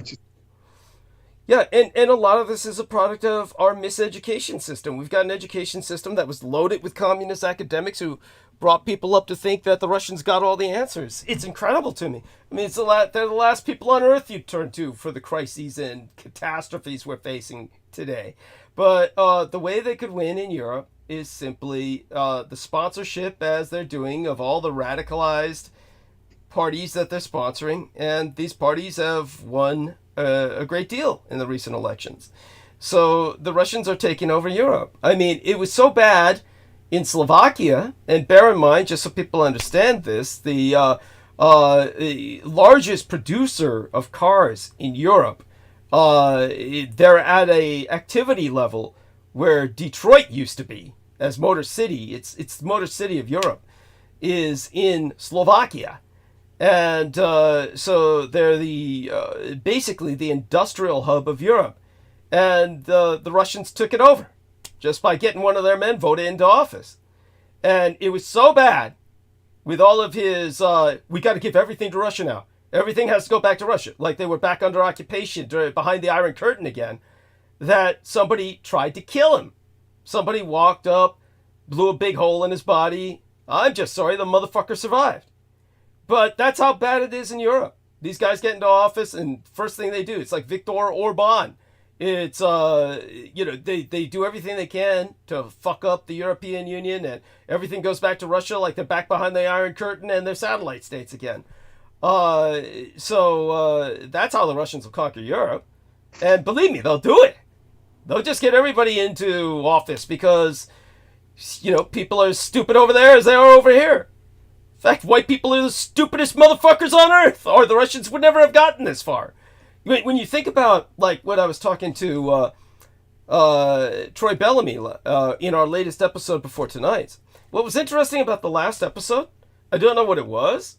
I do hope everyone asks, this is the poem that I wrote for my dead father, because it was Father's Day. But maybe it was because of an illustration in the thumbnail, as opposed to a photograph. But we had relatively few viewers in the last episode preceding tonight's. Tonight we have a lot of viewers. The last episode we didn't, so I don't know what that was about. But at any rate, one of the things that happened was during the episode, when Troy Bellamy decided to come on, aside from the few, morbidly entertaining things I brought up in terms of interactivity with Real Tech Geek, when I told Troy Bellamy one of the astute things that, I'm even forgetting her name, Lena Shea/Elena Crane, ever observed about Trump was that she felt that, this was something that Troy Bellamy brought up, it was that there's blackmail material that the Russians have on them, Putin video cassettes and the like, that everybody's heard about. And, but Lena Shea/Crane just felt that, no, she felt that it had nothing to do with that, Trump wouldn't care about that. Nobody really cares about that. Nobody in America would care about that, seeing him active with some Russian prostitute. Rather, she felt that he felt that his life was threatened, that if he went against Putin's orders, that Putin had simply told him the few times he was in Russia, which, for those of you who don't know, Trump has been to Russia. And the few times he's been there, that he was probably told, it doesn't matter if you become president, we can take you out. If we feel the need to, we can take you out. Basically, for those who don't believe Putin talks like that, I never thought he talked like that either until it's just recently it came out. That dude who had the football ring. And when it came to the football ring, let me see if I can look that dude up. Because there was that guy who visited Russia, and he had to do with the NFL, and of course he had the football ring and all that good shit, and he gave it to Putin, quote unquote, to look at, and Putin just took it and said... that was the owner of the New England Patriots. Thank you. Robert Kraft, who's a billionaire. Yeah. And he showed him his Super Bowl ring, and he just confiscated it. He just took it. Yeah, but beyond that, it's only recently Kraft said, he told me, if you try and get this back from me, I'll fucking kill you. That's what Kraft said. He said to him. He said, Putin just told me straight out, I'm taking this, and if you try to get it back, I'll kill you. I'll fucking kill you. He just said that to his face. Follow me, I'll fucking kill you. And he walked off with it surrounded by 3 KGB security guards. And, of course, Kraft was in basically enemy territory at that point, in a hostile foreign country. He isn't going to do shit. They just arrested some other American because they claim he was trying to steal something. And they're putting him away in jail for, it doesn't matter how long in Russia. It stretches to infinity, or it'll feel like it's infinity when you're in a Russian prison. But anyhow, Putin could easily have said something like that to Trump. And Trump probably feels that, the Russians would do that. And maybe that's why. Well, it's a tremendous intimidation technique. Yes. It's tremendous. But it's like these are the rules I play by. And when that gets out, when Kraft tells the president that, or whoever he tells, it's he doesn't give a shit about that ring. He just cares about intimidating. It's a very good way to intimidate. Yes. And when Troy Bellamy said to me, he said, he couldn't, the Russians couldn't do that if if the Russians took out Trump, the Americans just wouldn't stand for it. The Americans would have to respond to that. So when it came to, let me look this up because I want to get the exact threatened to kill, because I do want to get the exact quote here to make sure I'm not getting it wrong. So here we are. The Hill.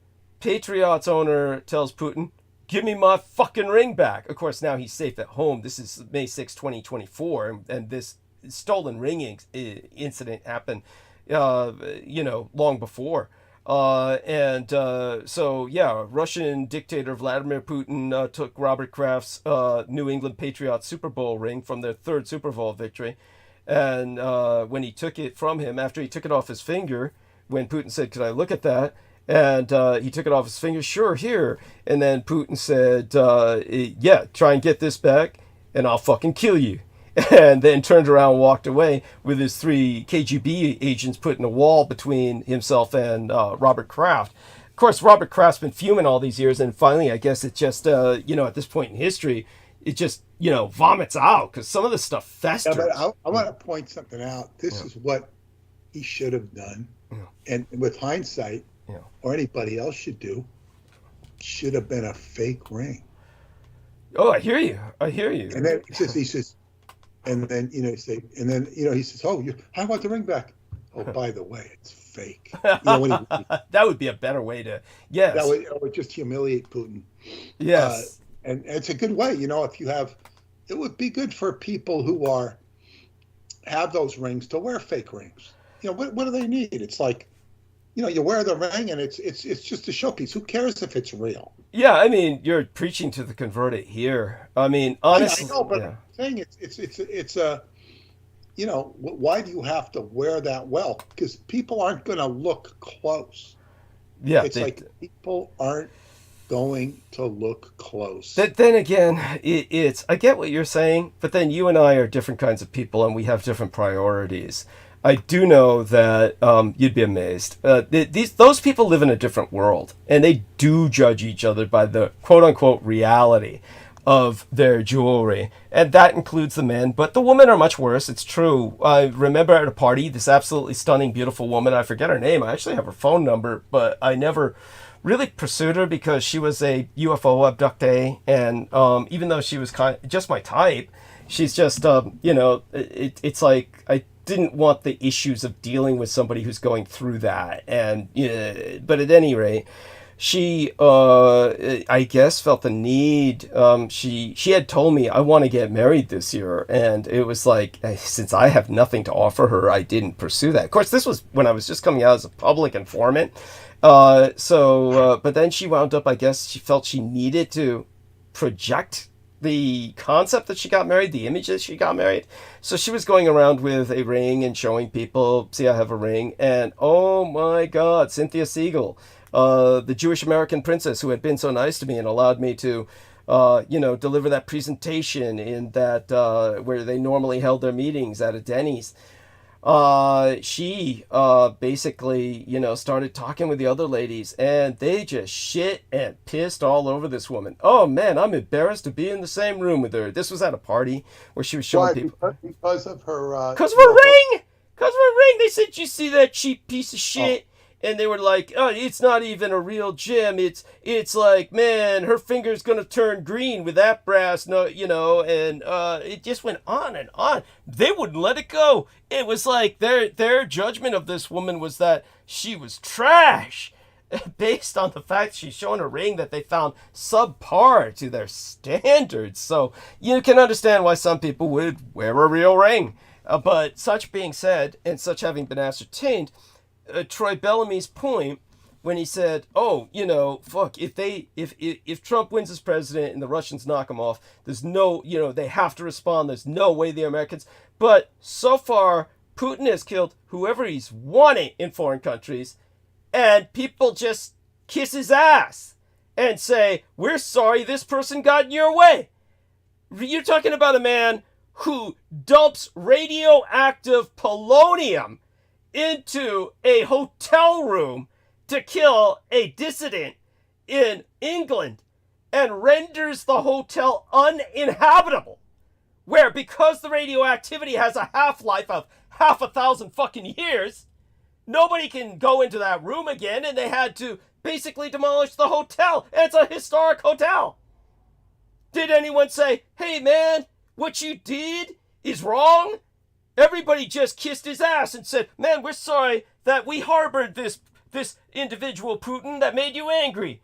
Then he unleashed a weapon of mass destruction, a gas weapon that's designed for deployment on the battlefield to kill another Russian person who he felt was a traitor, along with his daughter. And they put dozens, ultimately hundreds of British people in the hospital in the middle of London. Several of them died. So he's killed British citizens as collateral damage in a failed abortive assassination attempt to kill a Russian dissident and his daughter. And England just surrendered. Just said, "Oh man, we're so sorry we took these people in, dear Putin." And they still allow all of his oligarchs to buy property in England. And they fucked up the entire British real estate economy because all the good shit has been taken over by Russian tycoons. They own half of fucking London. So it's like he already occupies England. It's a fucking joke. He can kill whoever he wants, wherever he wants. And everybody just surrenders to this guy for no goddamn good reason. It's all like, what's he gonna do? Nuke you? Everybody thinks, yes, he'll nuke us. He can't nuke you. He's got no fucking nukes. He pretty much admitted it when he said, "Oh, he keeps saying, oh, you've crossed a red line. You crossed this red line." And every time don't think he hasn't tried. He's trying to get those nukes up to the front to blow them. Nothing works. So in the end, it's like he doesn't have these nukes. They don't fucking work. So it's all just a bluster, but everybody keeps going for it because everybody's so chicken shit. It makes me sick to live in a world like this. This guy runs the fucking world. You're talking about a guy who's the richest man on earth, and he's purchased Elon Musk. So the Americans have, given the go-ahead to the Ukrainians, fire at will into Russia. But they can't because all their systems work on guidance from Starlink from Elon Musk. So Elon Musk just shuts the system off so the Ukrainians can't fight back. And the Ukrainians have to go low-tech in order to get anything into Russia. Make their own drones out of cottage industries and shit. Any of the manufactured drones from the United States or England, they all run on Elon Musk's Starlink for guidance, so he just shuts that down, so none of them go anywhere. If you want to know whatever progress the Russians have made, it's Elon Musk. You can thank Elon Musk for that, because he shut down Ukraine's ability to fight back or use any of the British or American weapons. So it's a fucking joke. And he as much as said it. No one can pay me. It's like this. The way the system works in the United States, America wants to pay someone off.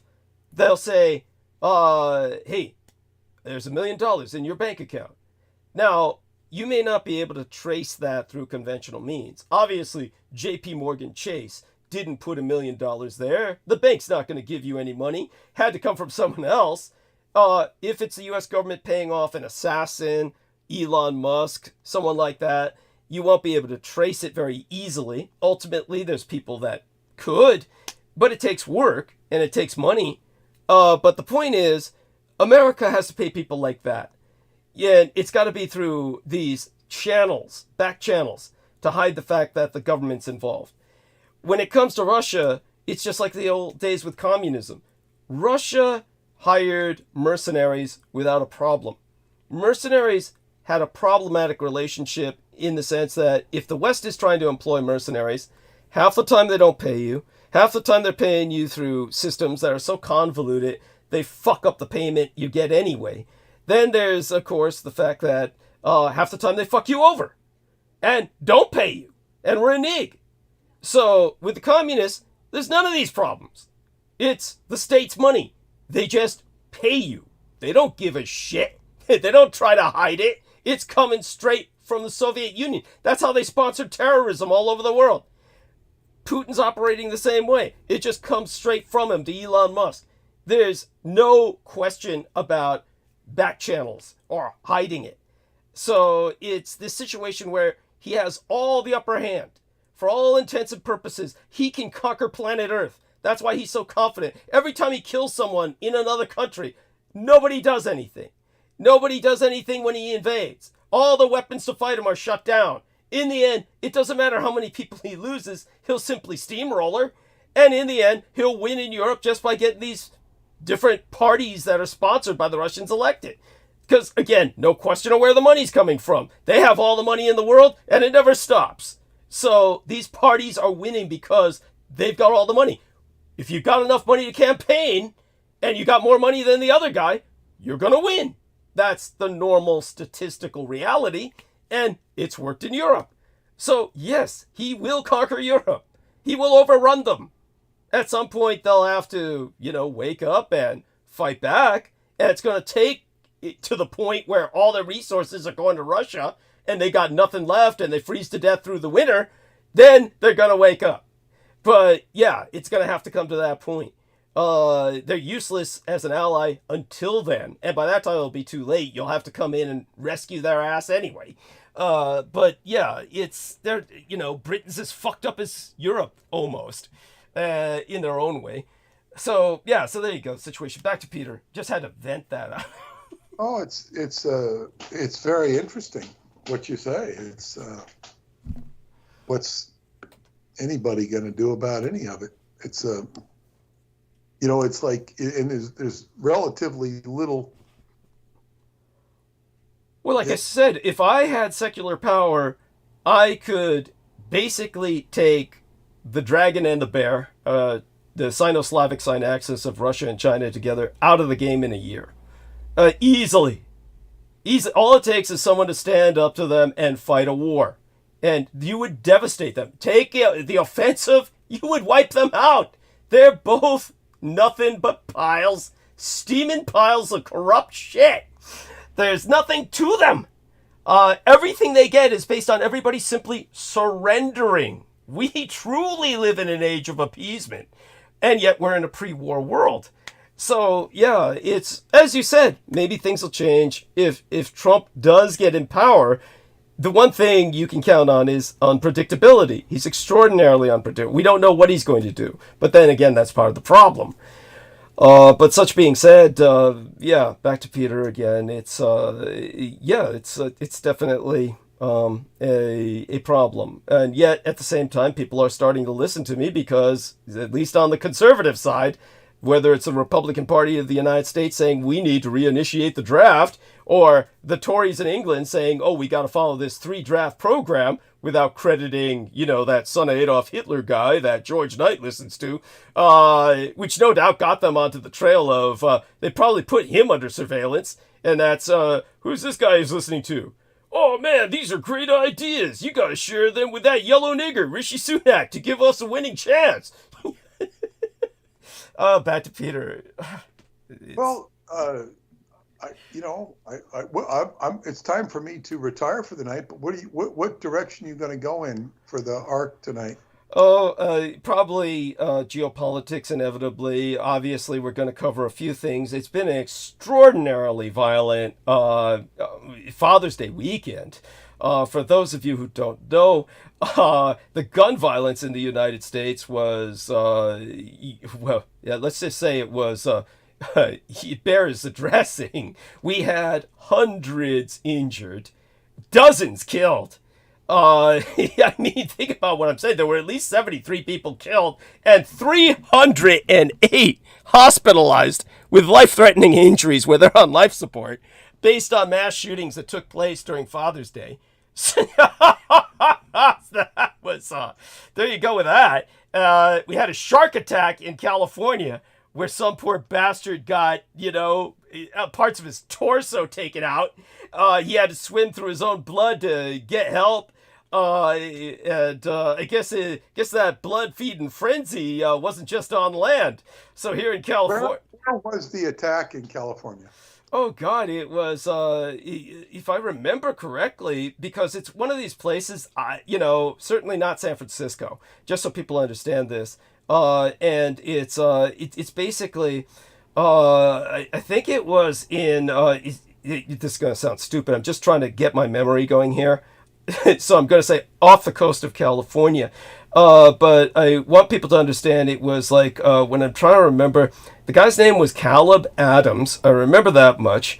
So it was Caleb Adams. If we look that up, we'll probably find Del Mar. It was Del Mar, California. So it was off the by San Diego. Yeah. Okay. So it was right off the shore of Del Mar, California. And by the way, just so people understand, it was part of a series of shark attacks. The sharks are getting much more aggressive because they're all being pursued by orcas, and the orcas are eating sharks alive. Shark populations being devastated. They're taking it out on people now. Basically, the chances of anyone being attacked by a shark are slim. Last year, of course, there were just 69 shark bites worldwide. Only 10 of them were fatal. But basically, over the last few days, this Caleb Adams became one of at least 4 people in the United States bitten by sharks in 3 different encounters, only days apart, with the other cases occurring in Walton County, Florida, I think. Basically, with Adams, he was with 18 other people, so it wasn't like he was alone. They were part of this open water swim group, and so when they were off Del Mar, like our man Peter says, near San Diego, then he suddenly feels this a lot lighter. Yeah, that's a horrible thing to feel. It doesn't mean that the swimming was helping him lose weight, by the way. It meant that suddenly part of his body was missing. He said what got the shark to stop was he punched him in the mouth and hit the shark's soft wet tissue. He said it was his tongue. So the shark just didn't like that, and that's what made it relent. You're supposed to hit the shark in the nose where they're sensitive. Okay. I don't know that it will always work, but that's what you're told, to hit a shark in the nose. Okay. Yeah, and then he was swimming through his own blood. His friends came to help him, and they said his blood was like all around in the water, and it was warm to swim through. They said it was really gross. So then they got him to shore, and the rest is history. He survived, but aside from that, we've got the significance is also, I was trying to bring up last time. It was the latest episode that I ended early, and of course that may explain why there's less listeners. They probably said, well, he didn't do a full episode, and he only did a little bit on geopolitics, so maybe that's why a lot of the people who would otherwise listen to the replay didn't. But I ended early because we had few numbers. It wasn't like it was nobody listening, but it was like down to about 15, 16, 17. I'm spoiled, so these days I usually prefer to be over 20 to continue.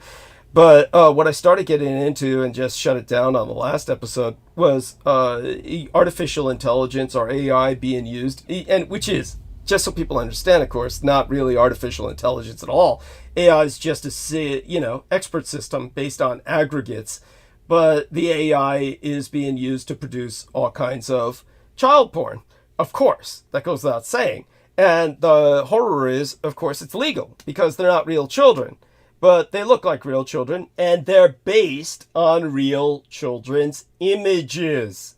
So I was going into that, but when I didn't have many people listening, I just said, fuck it. It's like, so there you go. I'll probably go back in that direction again tonight for a while to point out to people again how AI is being abused. And this, of course, what little consciousness AI has is going to be scarred by this kind of experience.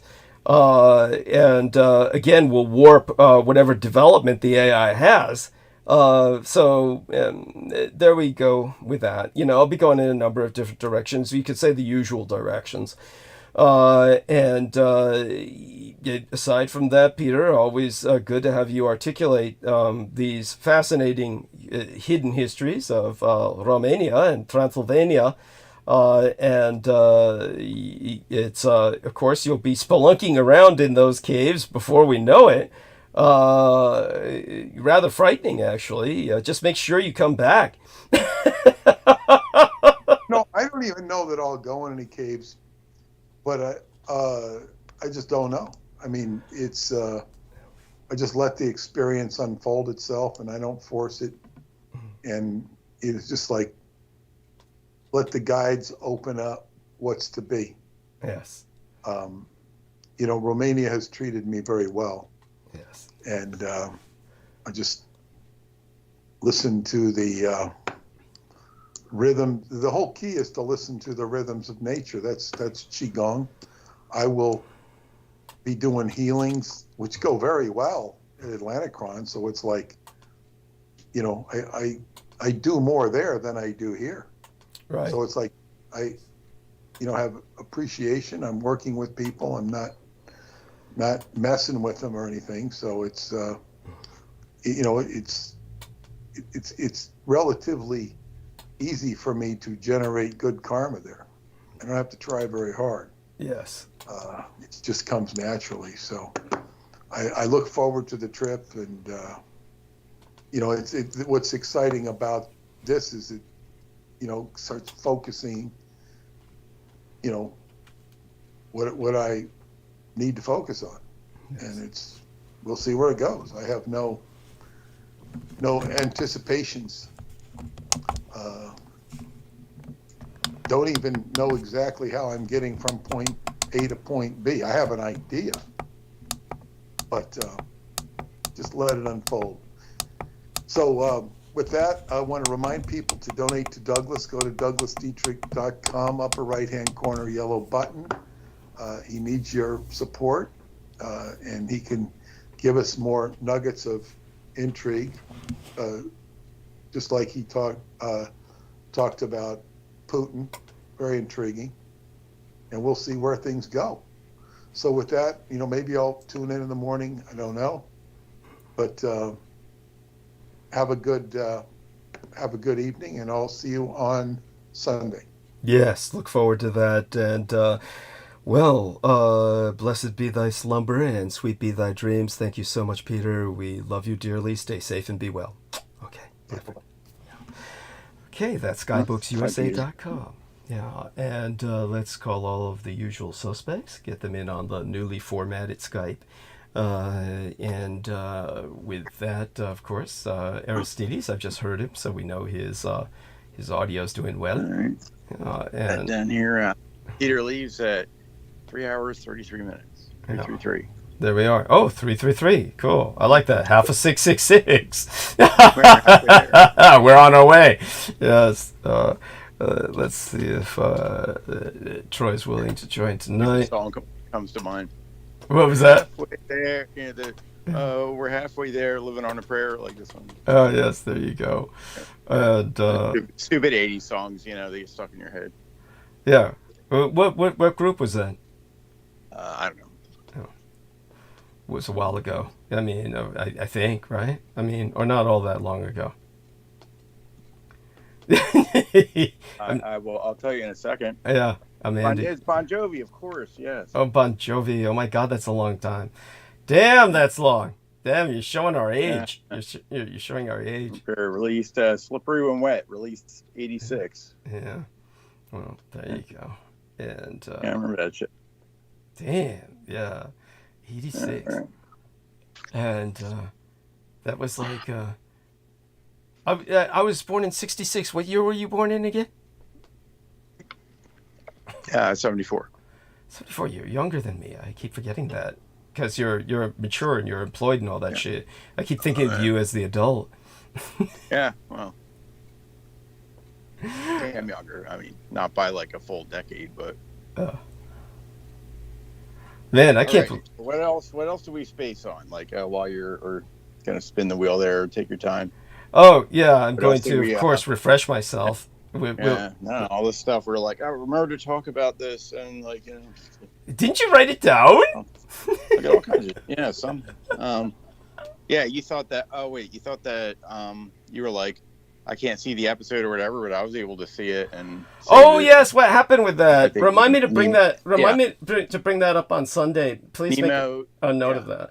I'll explain it to people, and we need to explain it to Peter during the opening hours, or if he comes back on in the morning. But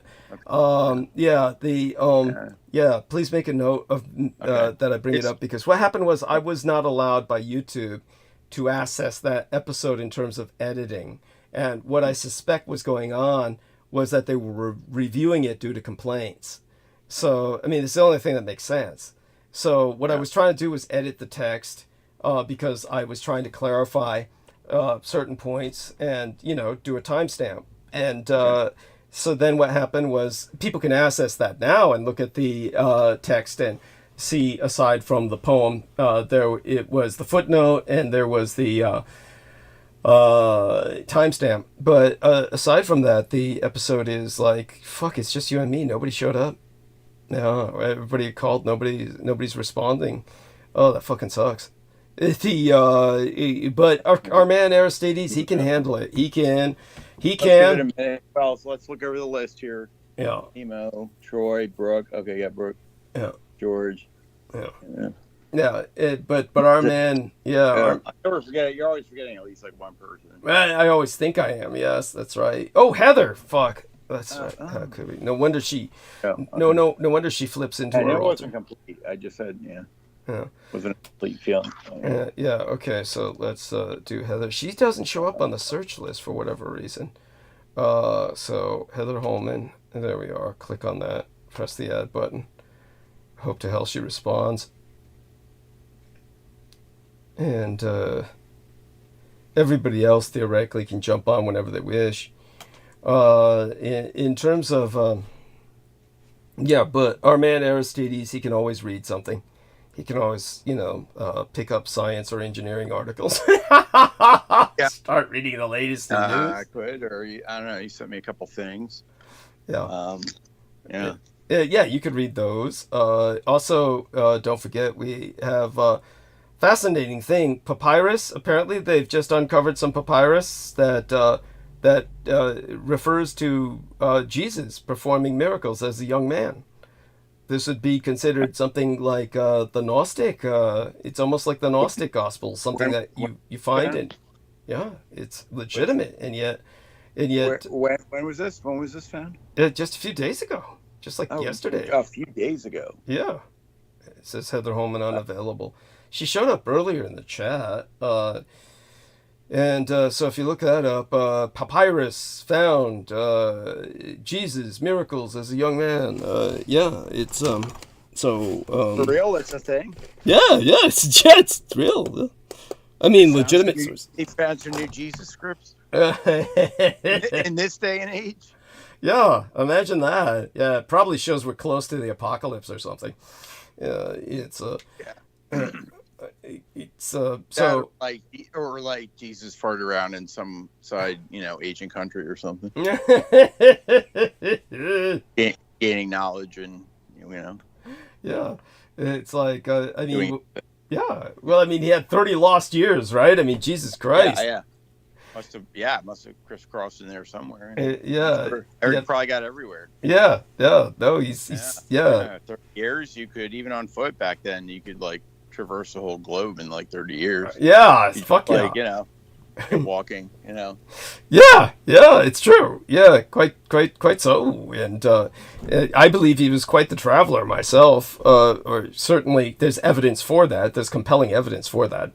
So, such being said, however, let's see now. I'm trying to just kind of.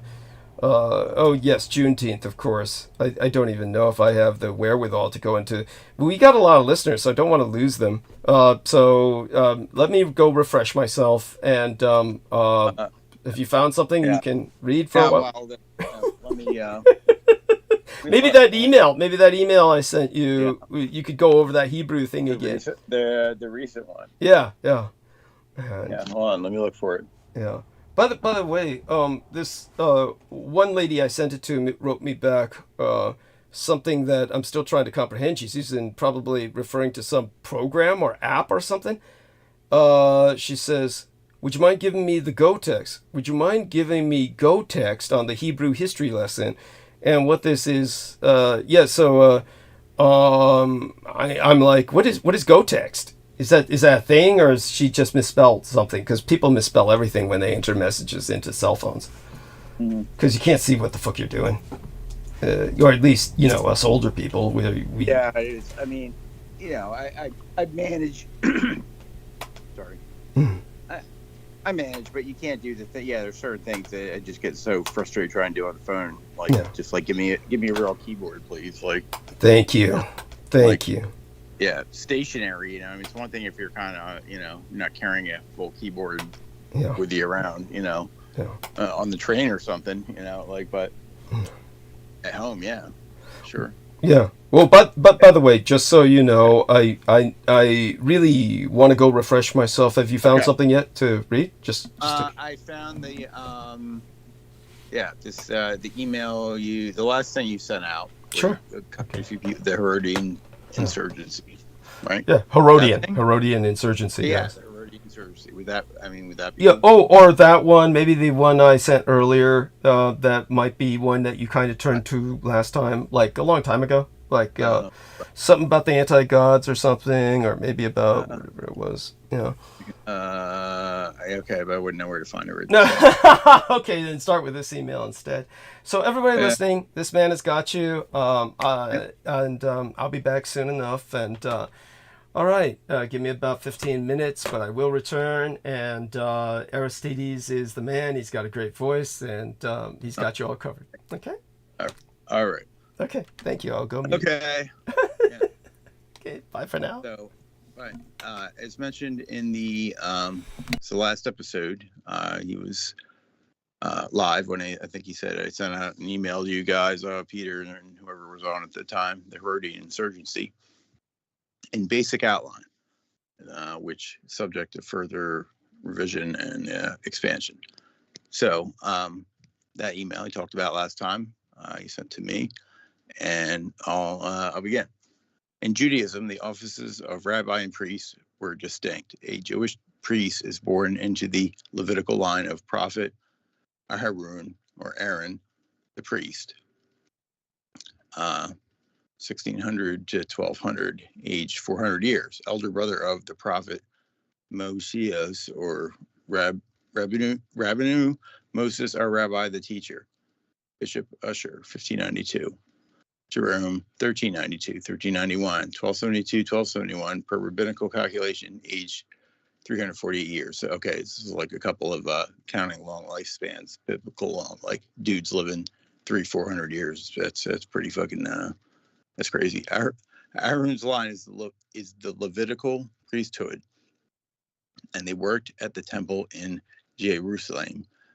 They were the only ones authorized to make the temple sacrifices and intervene before God. So these are the priests. Quana, Yahweh, for the Jewish people, the book of Leviticus outlines the duties, requirements, and obligations for the entire family of a Levite who serves. So that's a born into thing, I guess, is a takeaway from that. That was the priesthood. And Douglas was saying priest and rabbi were distinct. So the priesthood, I guess I'll get to the rabbi. The priesthood was established when the sons of Levi did not partake in the incident of the golden calf. It is a bloodline obligation. And the sons of Levi are caretakers of all the things that belong to Quana Yahweh, the temple itself, the instruments of the temple, the services in the temple, and the purity of the people. Luke 1:5-8-9. Since there is currently no temple in Jerusalem, it's a strange spelling of Jerusalem. There is no active Jewish priesthood. Those whose name is Levi, Cohen, Kahane, or other variants are potentially of the family Levitical. Such are traditional names for Levites. Okay, so there's certain families that are the priests.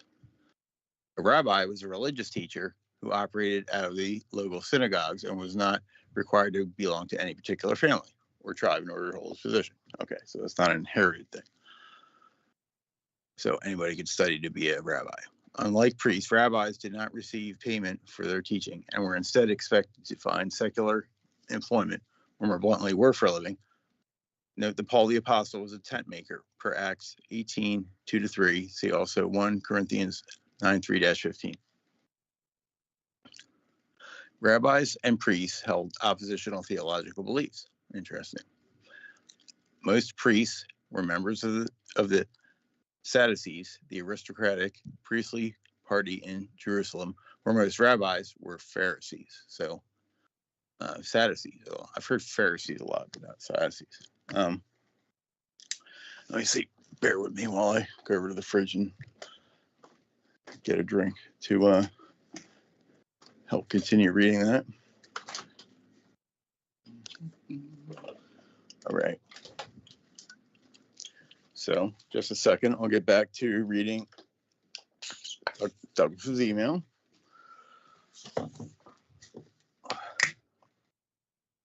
So I just need to drink something.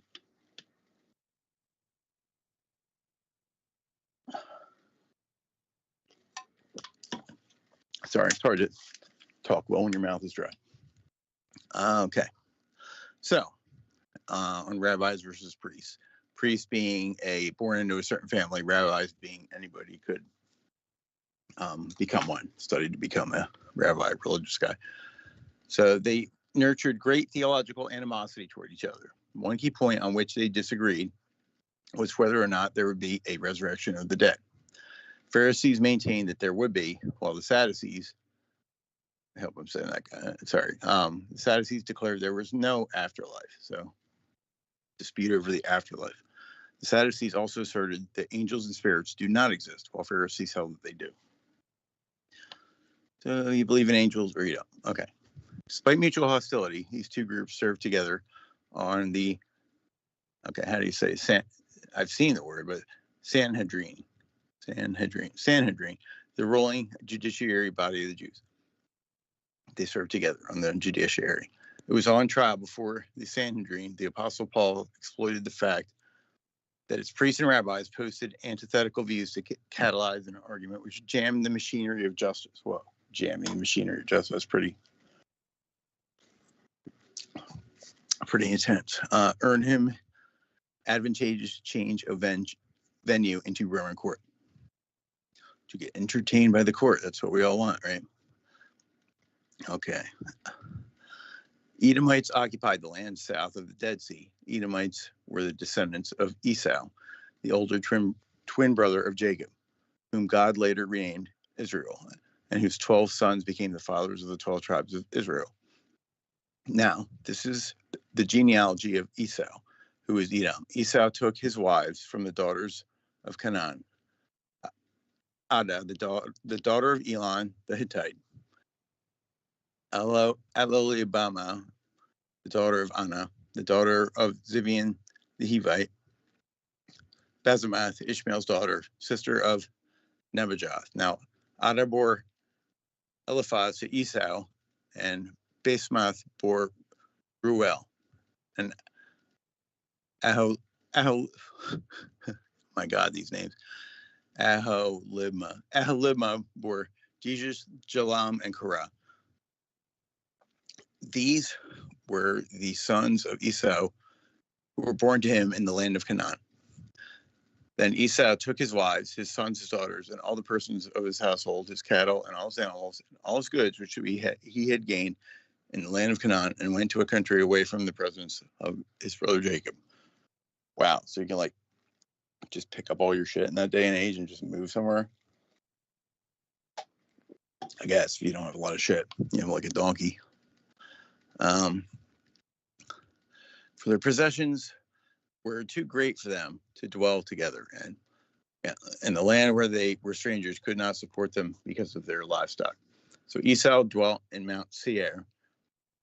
Esau was Edom, and this is a genealogy of Esau, the father of the Edomites, and Mount Seir, Genesis 36, 1-9.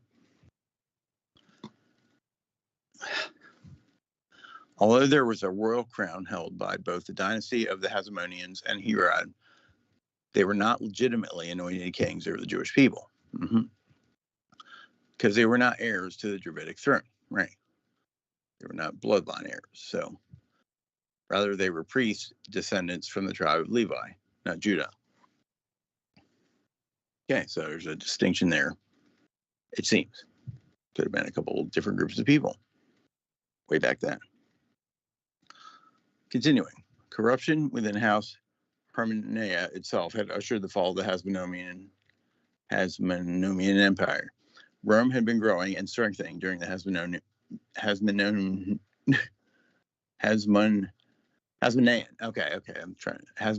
period. Come ACHN, what's that? 161 ANZE, year 161 of the Hasmonean period. Treaty was made with Pax Romanum, the Roman peace, by Judas, Hamacabeus Judas the Maccabee. Judas the Maccabee. Okay, it's, in other words, Judas the Maccabee, son of priest Antigonus to Matthias, acclaimed as one of the greatest warriors in Jewish history, alongside Jeshua, Ibn Nun, Joshua, year 1550, 1390, ANCE, age 110 years. Hey, 110 still isn't fucking bad compared to what most of us are looking at, right? Shit. All right. Judge Gideon the Destroyer, mighty warrior or feller of trees, and King David, year 1040-970 ANCE, regent over Judah, year 1010 to 1002, regent over the United Kingdom of Judah and Israel, year 1002 to 970, probably before BC, it's going reverse. The Jewish feast of Hanukkah, or dedication, commemorates restoration of Jewish worship at the temple in Jerusalem, year 165 before BC. Upon Judas Maccabeus' removal of the Hellenistic statuary amidst the Maccabean revolt, he himself led against the Seleucid, I guess, Empire, year 167 to 160 before. By year 67 before, there was civil war in Judea, and the Holy Land was ripe for conquest. Okay. Rome quickly took advantage of the situation and gained control, but confusion soon ensued. You don't say. A man named Herod escaped to Rome, where the Roman Senate named him king of the Jews and commissioned him to retake Judea, which he did in 37 BC. So he just came over and was like, yo, I'm that stuff over there, and they just made him king of the Jews. That's cool. Okay, excuse me. So I take a drink there. Continuing, Roma itself was in a state of flux, with power struggles between who joined? Brennan. Hello, Brennan. Hey, Brennan. Can you hear me all right? Yeah. Hey, good to hear from you. Yes, good to hear from you all as well. Is Yeah. All right? That's good. It's good. Yeah, I was just reading this, a write-up that Douglas had sent out. Oh, yes, about the Herodian Yes, situation. correct. Okay. Cool. Correct. Hey, yeah, okay, but I'll leave off there. I'll leave off for the record where in the text it says 37 BC. Okay. Yeah. I can pick up there later. Yeah, carry on. I'm Yeah, doing no, some navigation here. if you like, I'm happy to talk to you. I was just going on with that. I kind of put a, hey, let's catch up with you. Like there was this, I can resume reading that off anytime. Okay. Yeah. What's up, man? Yeah, I mean, everything's going well. Just, the usual stuff, the millets and et cetera. Yeah. But pretty much just working right now, doing a lot of work, stuff like that, and just dealing with family stuff, like some of that crazy stuff. I'll vent about it a bit when Doug. Sure. I mean, yeah, it's a lot. I mean, it's. Yeah, just dealing with, family. Like certain families can be problematic. I know. It's. But other than that, it's like really good. Like today is the moon is in a special aspect of Scorpio. Really? In Vedic astrology, yeah, it's really nice. Called Anuradha. Anuradha is like is a very benevolent nakshatra, the lunar mansion. So it was nice today. I went to the river and found like this nice flowing river spot and concentrated on absorbing some of the nature energy for like positive, cleansing purposes. That was nice. That sounds fucking great. What was that thing? Nice. Anuradha? Yeah, Anuradha is where the moon is. Yeah, currently it's the first the initial stars in Scorpio. Yeah. You can see Scorpio. That's where the moon is. All right. Did I find the right thing? Moon in Anuradha. Yeah. Nashtra. Yeah. Nakshatra. That's like the star map. Nakshatra. Yeah, that's more how the consonants goes, right? Nakshatra. Yeah, Nakshatra. Mm-hmm. Yeah. Okay. So that's Nakshatra, yeah. So that's like there's 27 lunar mansions in the Vedic astrology. And and pretty much, I mean, it's well known to the ancients, that number 27, 28. It's very important to the ancients. Only that, like, when Western astrology came in, it kind of got filtered out.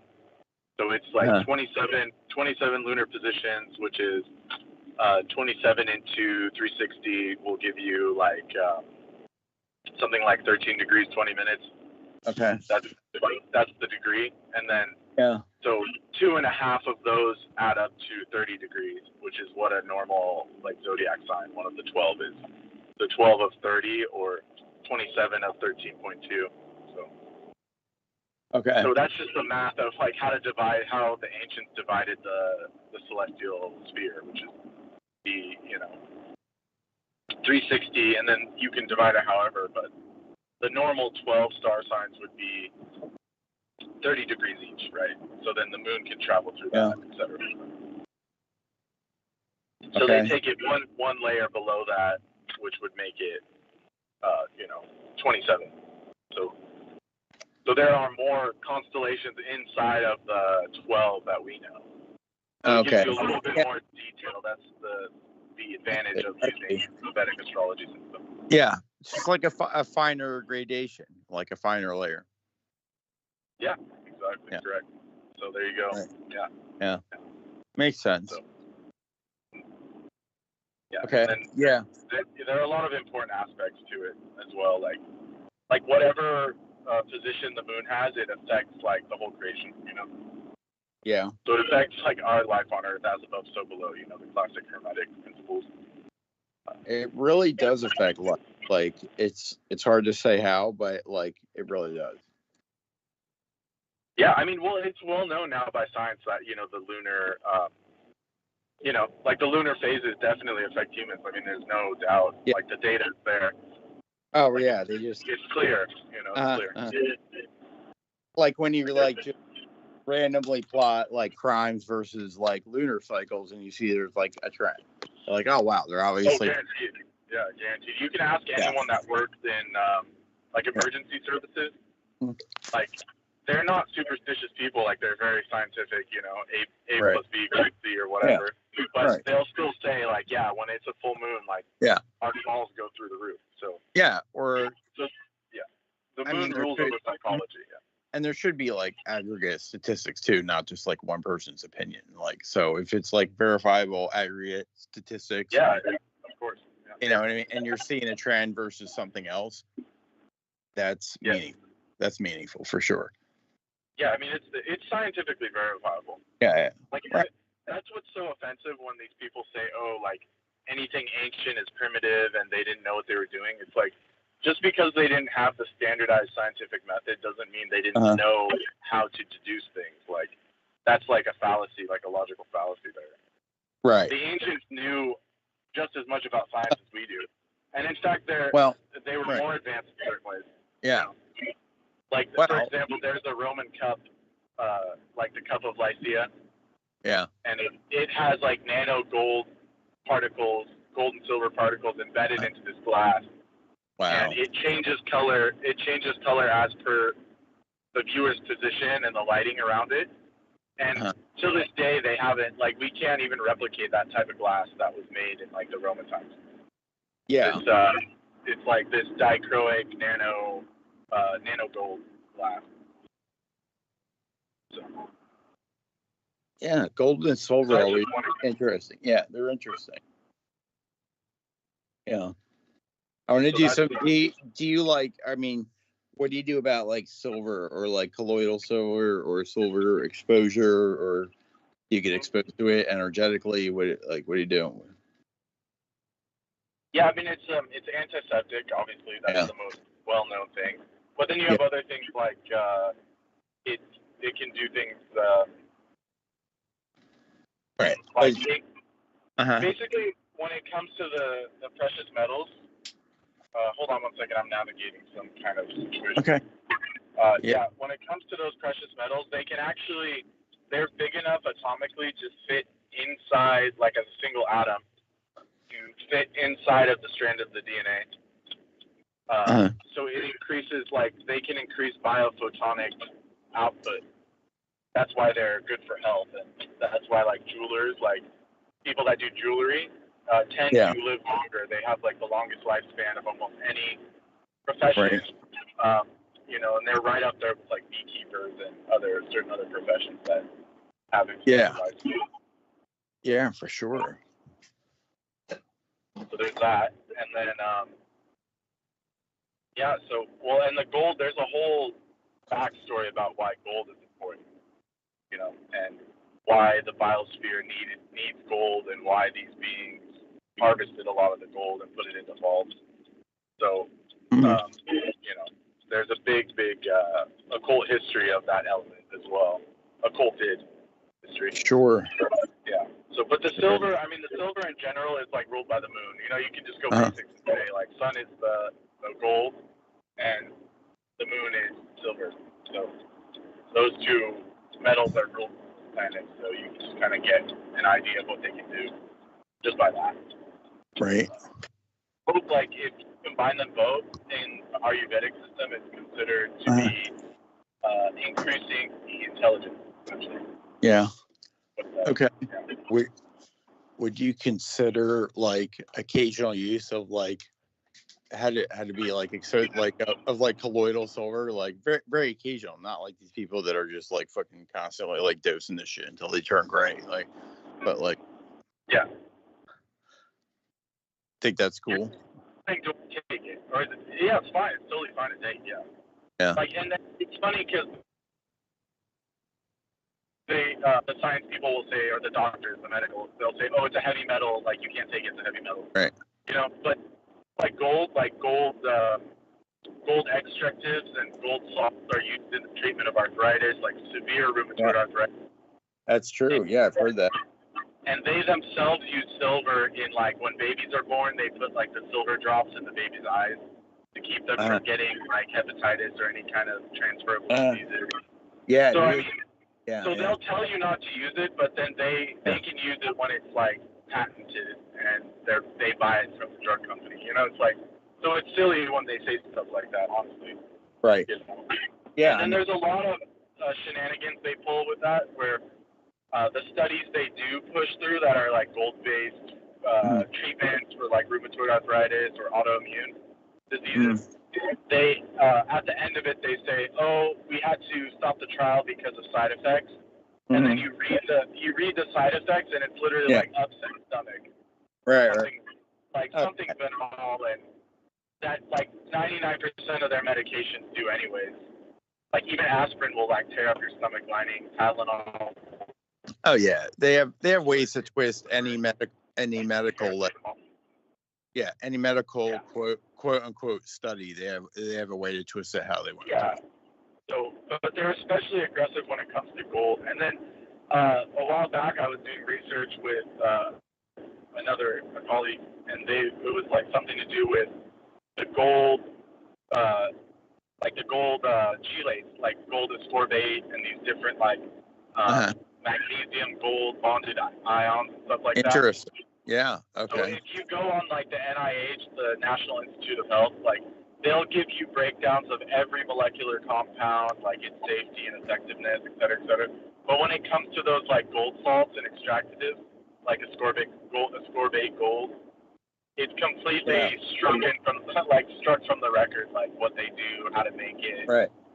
So there's a lot of strangeness going on there. Yeah. That's what I mean. Have you ever done like colloidal silver? Like I use it all the time. Oh, really? Yeah, colloidal silver is very beneficial. Yeah. Because also, like, if you're just going as per like the basics, right? Like just like a material science. Let's say material science. Like, what is silver good? Like, what does the silver do in application, right? Like, it's the highest electrical conductivity of any element. Yeah. Silver. Yeah, that's true. And I think as a result of that, that's why it's like toxic to any like bacteria or anything. The electrical potential is so high, it just overwhelms the bacteria or whatever it is, Yeah, it basically neutralizes the gram-negative, which are the deadly pathogens, the deadly bacteria. It neutralizes their coating. So they have gram-negative means negatively charged coating, right? So it completely deactivates its cell wall, its cell membrane. The capsule. The bacterium are surrounded in something called a capsule, which is like something that like our cells don't have. But there's something about the colloidal silver that can not only destroy that, but actually target the more dangerous bacteria. Yeah. And it doesn't have limitations like as with like antibiotics where they can gain resistance. Which has not been thoroughly explained either. Like obviously those things are intelligent. But the silver, they can't counteract the silver, like you said, because it's an electric potential. It's nothing to do with. Right. It's not some like poison or some chemistry. Yeah. Right. So if you just use that basic, that silver is an electrical conductor. Yeah. And then our bodies are electric. Yeah. So it increases the electric potential of your synapses in your body potential. So that's why it's not. Potentially. Yeah. In reasonable amounts. Yeah, right. Yeah, it goes like with anything. Like, do you do electricity at all, like electrical engineering or anything? I'm adjacent to it. I mean. Yeah. Okay.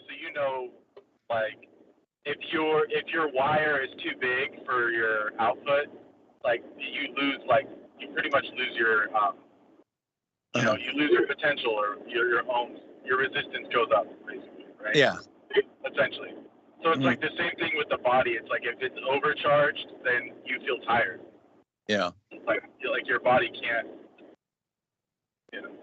So a lot of the time when people feel tired, it's because they have too much energy, but they don't realize that they're like taking, when you take too much coffee plus too many calories plus this, that'll actually overload your circuit. So too much sugar.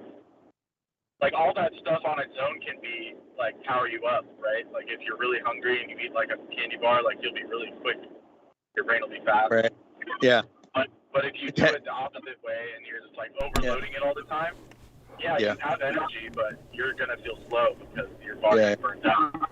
But by the way, I just got back. Hey. I just got back, and is there some way our man Brendan Zogic can put on an earbud or something? You're sounding very tiny, tinny, and distant, and Well,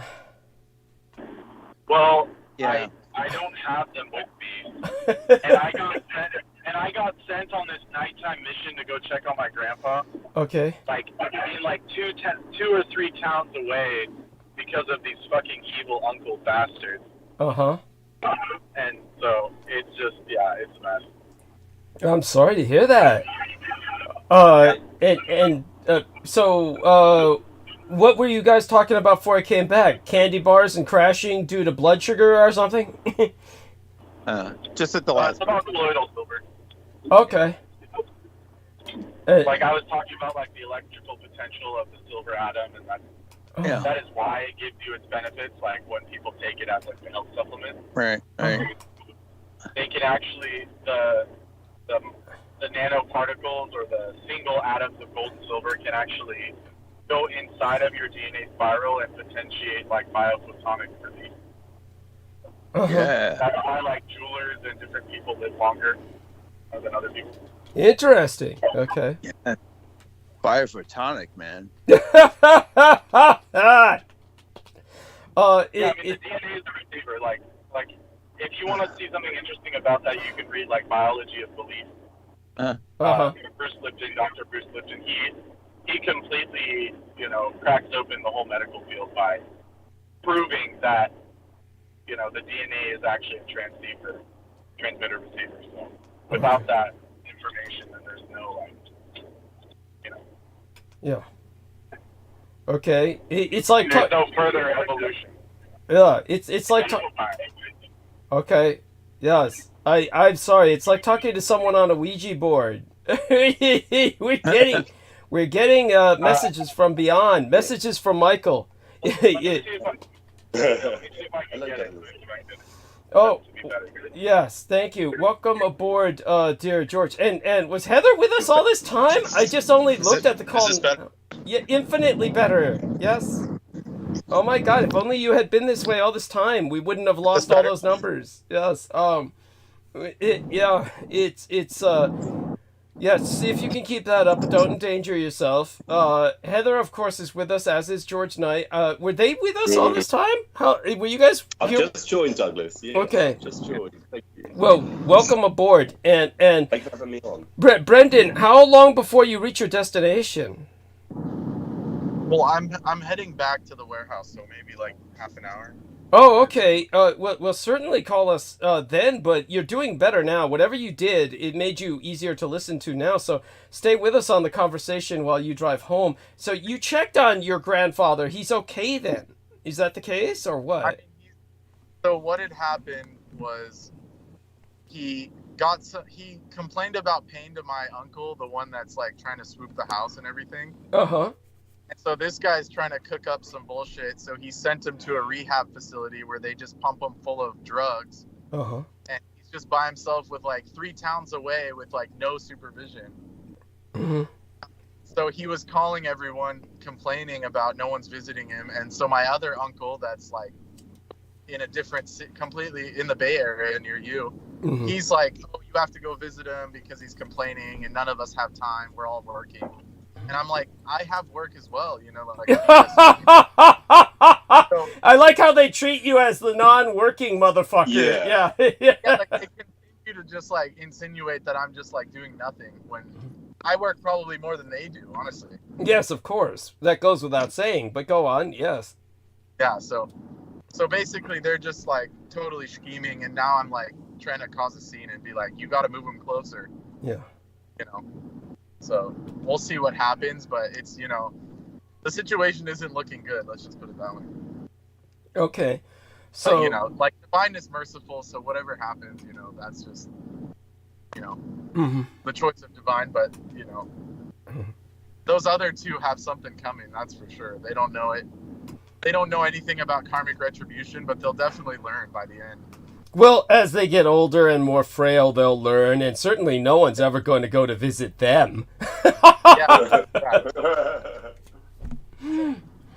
So that's that's just how it goes. But Yeah. that was the situation I was dealing with.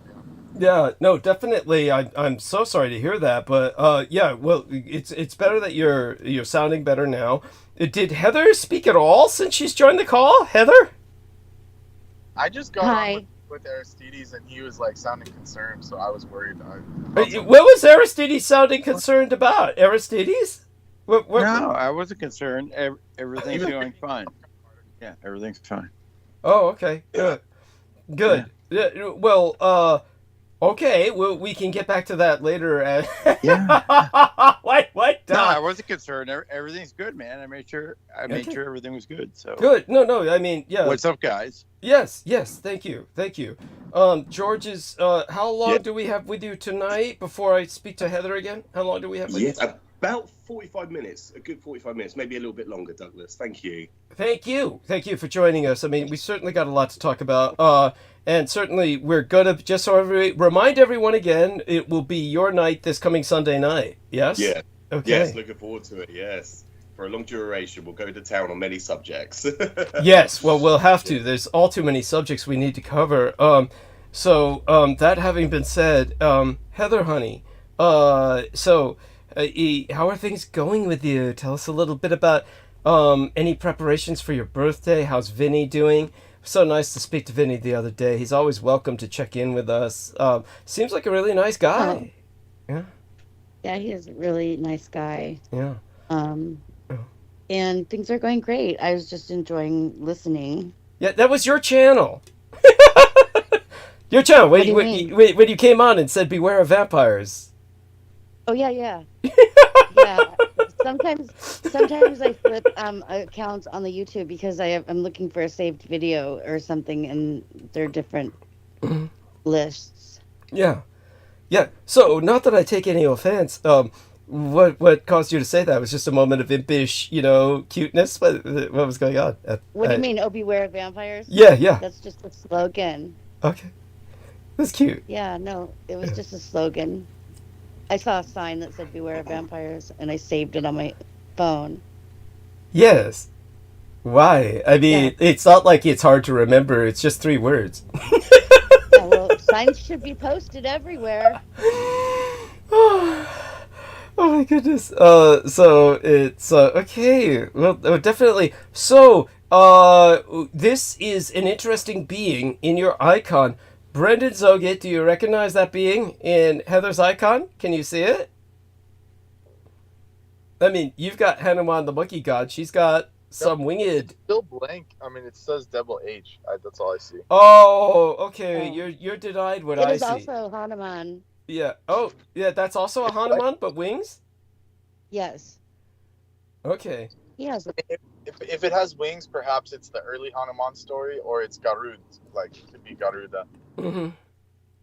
Yeah. It might be Garuda because he's got kind of a beak-like nose. Mm-hmm. Okay, yeah, that's Garuda is the. Okay. He's the supreme bird, the king of eagles. Yeah. Wow. Okay. Fascinating. And the only yeah. who ever hold like the nectar of immortality and not be tempted to drink it. Oh, he's wow. Yeah, the ultimate warrior.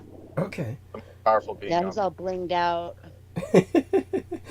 Oh, delightful. Yes, Heather says he's all blinged out on this statue. I wish you could see these things, Brendan. I wonder why some people are denied these. It's because you never update your Skype. Well, actually, I took that picture last week when I went to the temple. Okay. I tried to pull some stuff. Mm-hmm. Where it kept popping up when I was talking to you earlier. It was like saying, it said it was like authorizing or making sure it was an active version of Skype when it doesn't make sense because I've had that same Skype like on my computer for years. Weird shit. Yeah, no, that's alarming. Sorry you were going through that. And so thank you. So George, so let's speak a little bit. Catch us up on everything that's going on with yourself that you feel comfortable sharing, and we'll take it from there. Yeah, I've got nothing to report, which is good news. nothing. Yes. No news is good news. No news is good news. Yeah. Yes, thank you. So no, nothing to report back or anything like that. My end, any nothing major or anything. It's just everything's just normal, which is good. I could, nothing. I couldn't ask for any more. Just things to be stable. Yes. So yes, but no, I'm just happy to come on for a chin wag and just a generic conversation with a round table. We can, this coming Sunday, we can go into, the current crises and the geopolitical matters and hit a bit of history as well. We can cover over.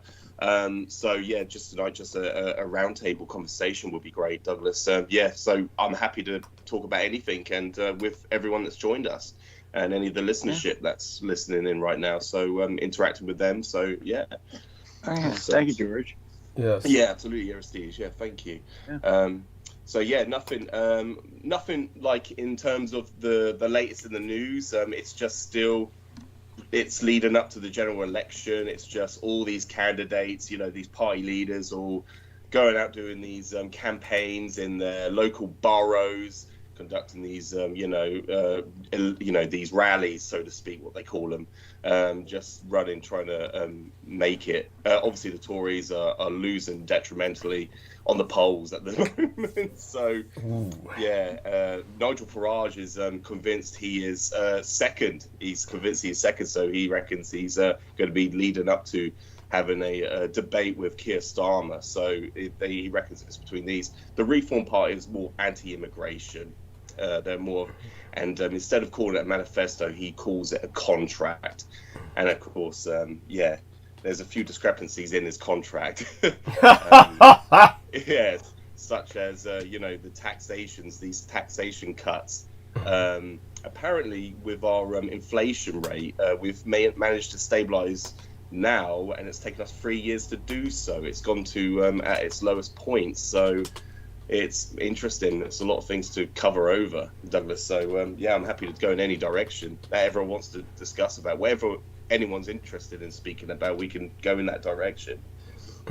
Excellent. Thank you. Excellent. So Yes. I've just provided a link in the text box from a legitimate source. It's Live Science, and Live Science is reputable.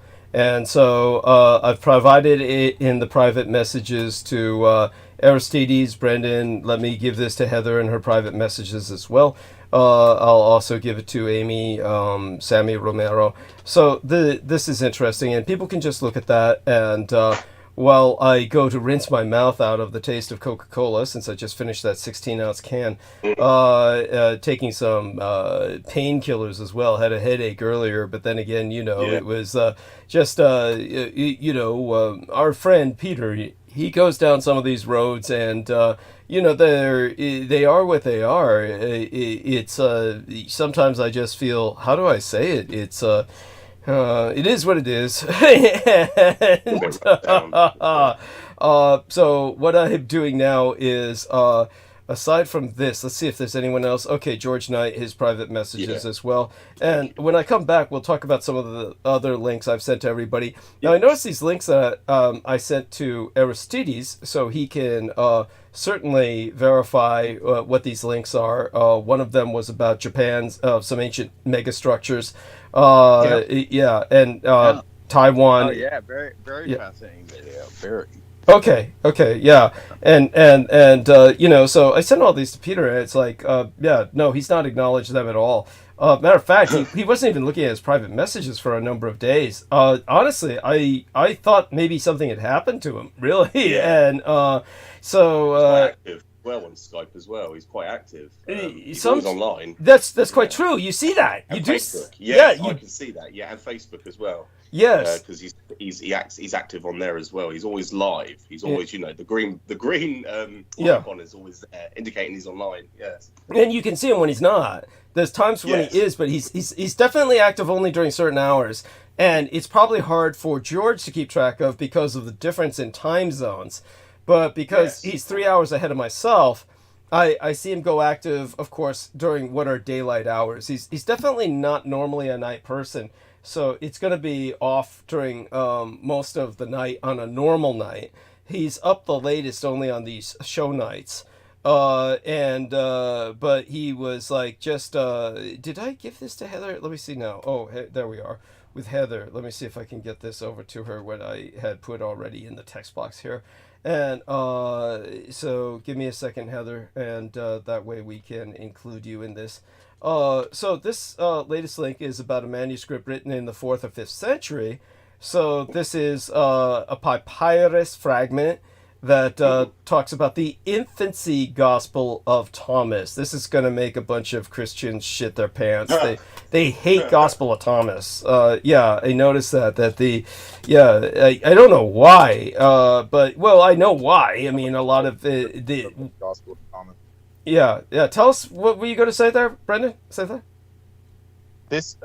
This has been uncovered to be the earliest copy they found of the Gospel of Thomas itself. Okay.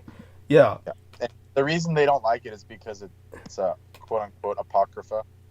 But the thing is that was the Council of Nicaea that had, removed many of these books, and then also the King James version. When the Baconites and all these people came in Oxford, they removed many more books. Thank you. Right. Go on. So people shouldn't base it off that, because the original Greek and Latin Bibles had all of this in it, hence why this was written in Greek. Thank you. There were many more books in the original Greek and Roman Bibles. Yeah.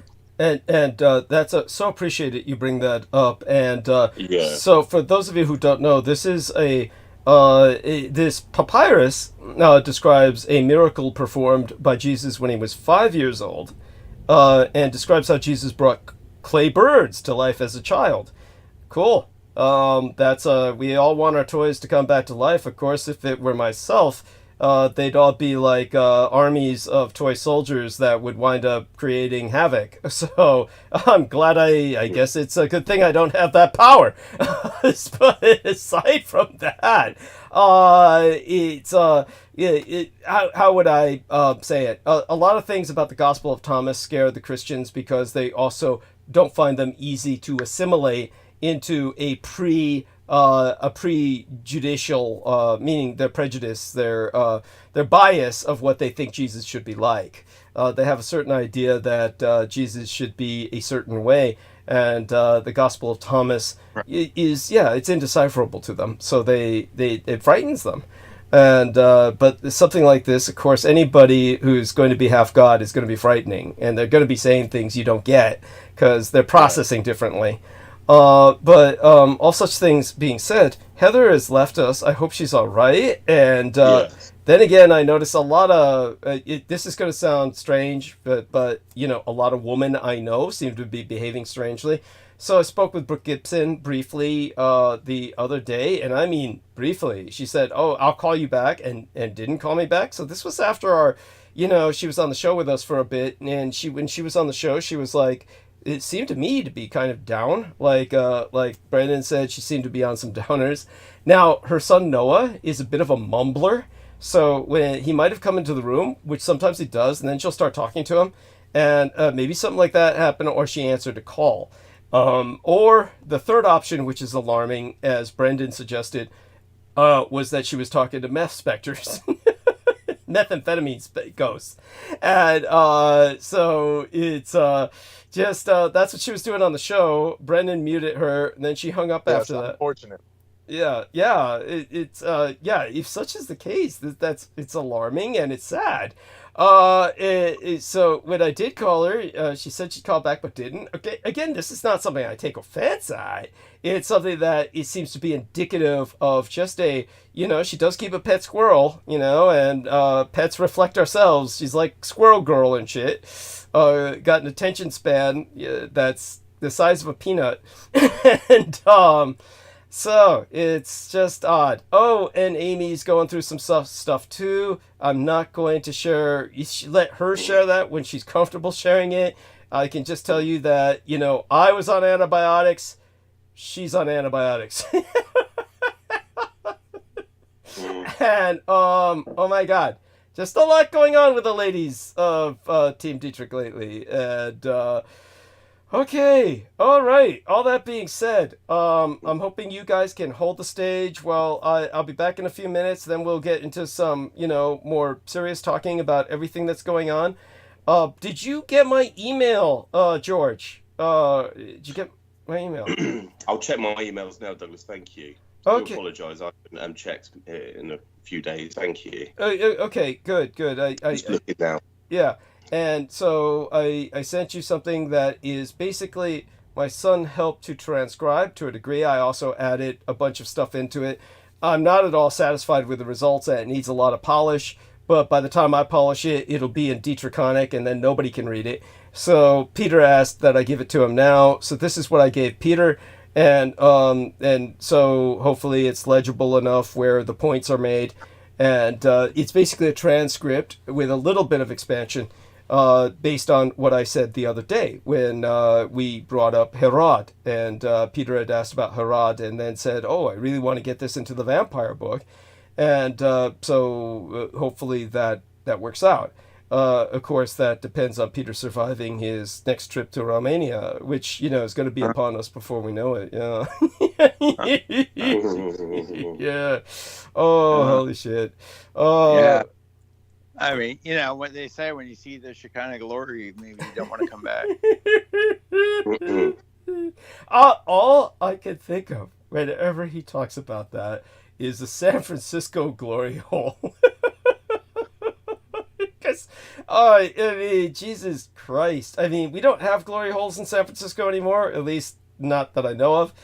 But for those of you who don't know what that is, it's basically, little booths, which used to be like, you wouldn't believe how popular these things were. I mean, it's like gay guys used to be lined outside of these facilities. That you'd see a line going down the street, and they just go into a little booth where there's holes in it where strangers stick their dicks in. And you just start working them. And I remember that idiot, James Arthur Yanchik, in his naivete. By the way, did you have a chance to review any of the links I gave you in your private messages, George, on Skype? Yes, no, I have, Douglas. No, okay. Thank you. Okay, good. We'll talk about that when we get back with both, Aristides and yourself, because both of you seem to have reviewed those. Maybe Brendan did, I don't know. Did I give them to Brendan? Those same links? I may have, I may not have. I don't remember. There's so many things I've been going over with him lately. Yeah, I did. So Brendan hopefully has had a chance to review them. I don't know that. Brendan, did you review any of the links I sent you in private Skype messages? Regarding what? Just like the megalithic structures, in Japan, and that's school shooting video. School shooting. Yeah. Yes. Yeah. It was funny. Yeah, you did? Oh, okay. So we'll talk about that when I get back. I'll be back in just a few moments. But again, before I leave, save it for when I get back, Aristides, because I do want to concentrate on some of those points. Yeah, but what was I talking about before I distracted myself with that? I was trying to make a point about the James Arthur Yanchik. Yes. Yes, James Arthur Yanchik, that idiot. Yes. When he heard about the glory holes, he said in his stupid naivete, it's just plain stupidity. It's like, what? People do that with strangers? What would happen if you stuck your dick in that hole and somebody was waiting there with a machete and they cut your fucking dick off?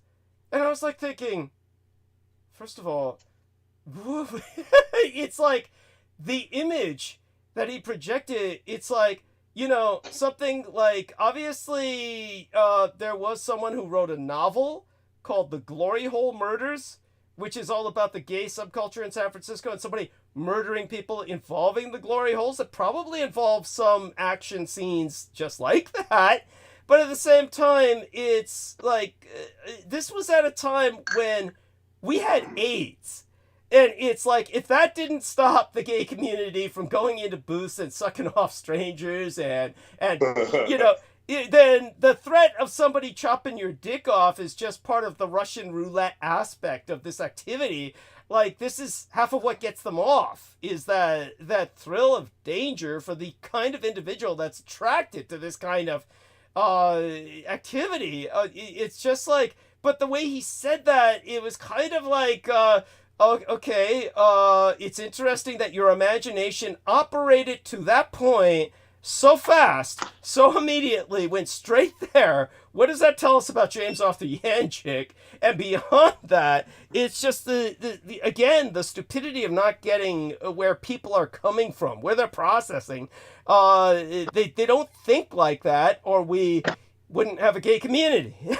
That's if people were that cautious, they'd never step out of the closet and just stay at home, so they wouldn't contract diseases at all. That's what would happen. But no, it's like it's like, it was like talking to an idiot. But that was the probably the only funny thing he said was when I was describing to him, of course, because and then again, now that I reflect upon it, I can't understand why our conversations, when I was talking with James Arthur-Janczyk, continually went back to these subjects. It shows something about himself that we kept going back to these subjects. Obviously, people hear me on this show, and they know I don't really go back to the gay community subjects very often. So it's something like the fact that I talked about it so often with James Arthur-Janczyk is not because I had any kind of comfort zone with him. It was simply because he kept bringing it back to that zone. Which again, now that I think about it, which I never did before, really tells us quite a bit. But the other thing was, of course, when I told him that time I was, was it myself or my parents, when I had to keep taking my parents to the hospital, and we were just subject in the emergency rooms to all kinds of people on drugs, or gay people who had just shoved something up their ass they couldn't get out. And, one of them at one point, was some gay guy who had a light bulb up his ass, and surprisingly it did not shatter. They were able to get it out whole. They had to grease him or something, but this is the kind of thing I'd have to deal with while I'm bringing my mother into an emergency room, and you're separated by a curtain, nothing but a curtain, from the gay guy with his ass in the air getting a light bulb popped out of his ass, and you could smell the stench through the curtain of this guy's shit and blood all around that light bulb. And especially as doctors, because at that point you just develop such a jaded sense of humor. The doctor screwed the light bulb in and turned it on. That's when all the blood and shit fries and you can really smell it burning. This is how jaded the doctors had in San Francisco. There's a whole assortment of cases of people just show up with stuff in their ass. Yes. And it's definitely what happens is, especially in the gay community, they get their prostate stimulated to the point where they try anything, and it's and they shove everything. I know this because it's also, I worked in security, and one time we got called into a room in the security project where the gay lover had shoved a fish up the other lover's ass, and what happened was the frozen fish, as it thawed in the guy's ass, then the spines of the fish's fins started to stick. And so it was stuck. He had a fish stuck up his ass. Like one-way barbs. Yeah. And, oh God. So the stench of the fish as it thawed with his shit and his blood. Yeah, it's like these are like memories in life that come back to haunt me. But the funniest thing James Arthur-Janczyk ever said, because these fuckers are like. It was him and the sleazy detective, Ed Opperman. Yeah. Was that? Who the fuck is that? James Archer what? Janczyk. Oh, tell you what, I'm going to rinse this taste of coke out of my mouth before it eats the porcelain off my teeth.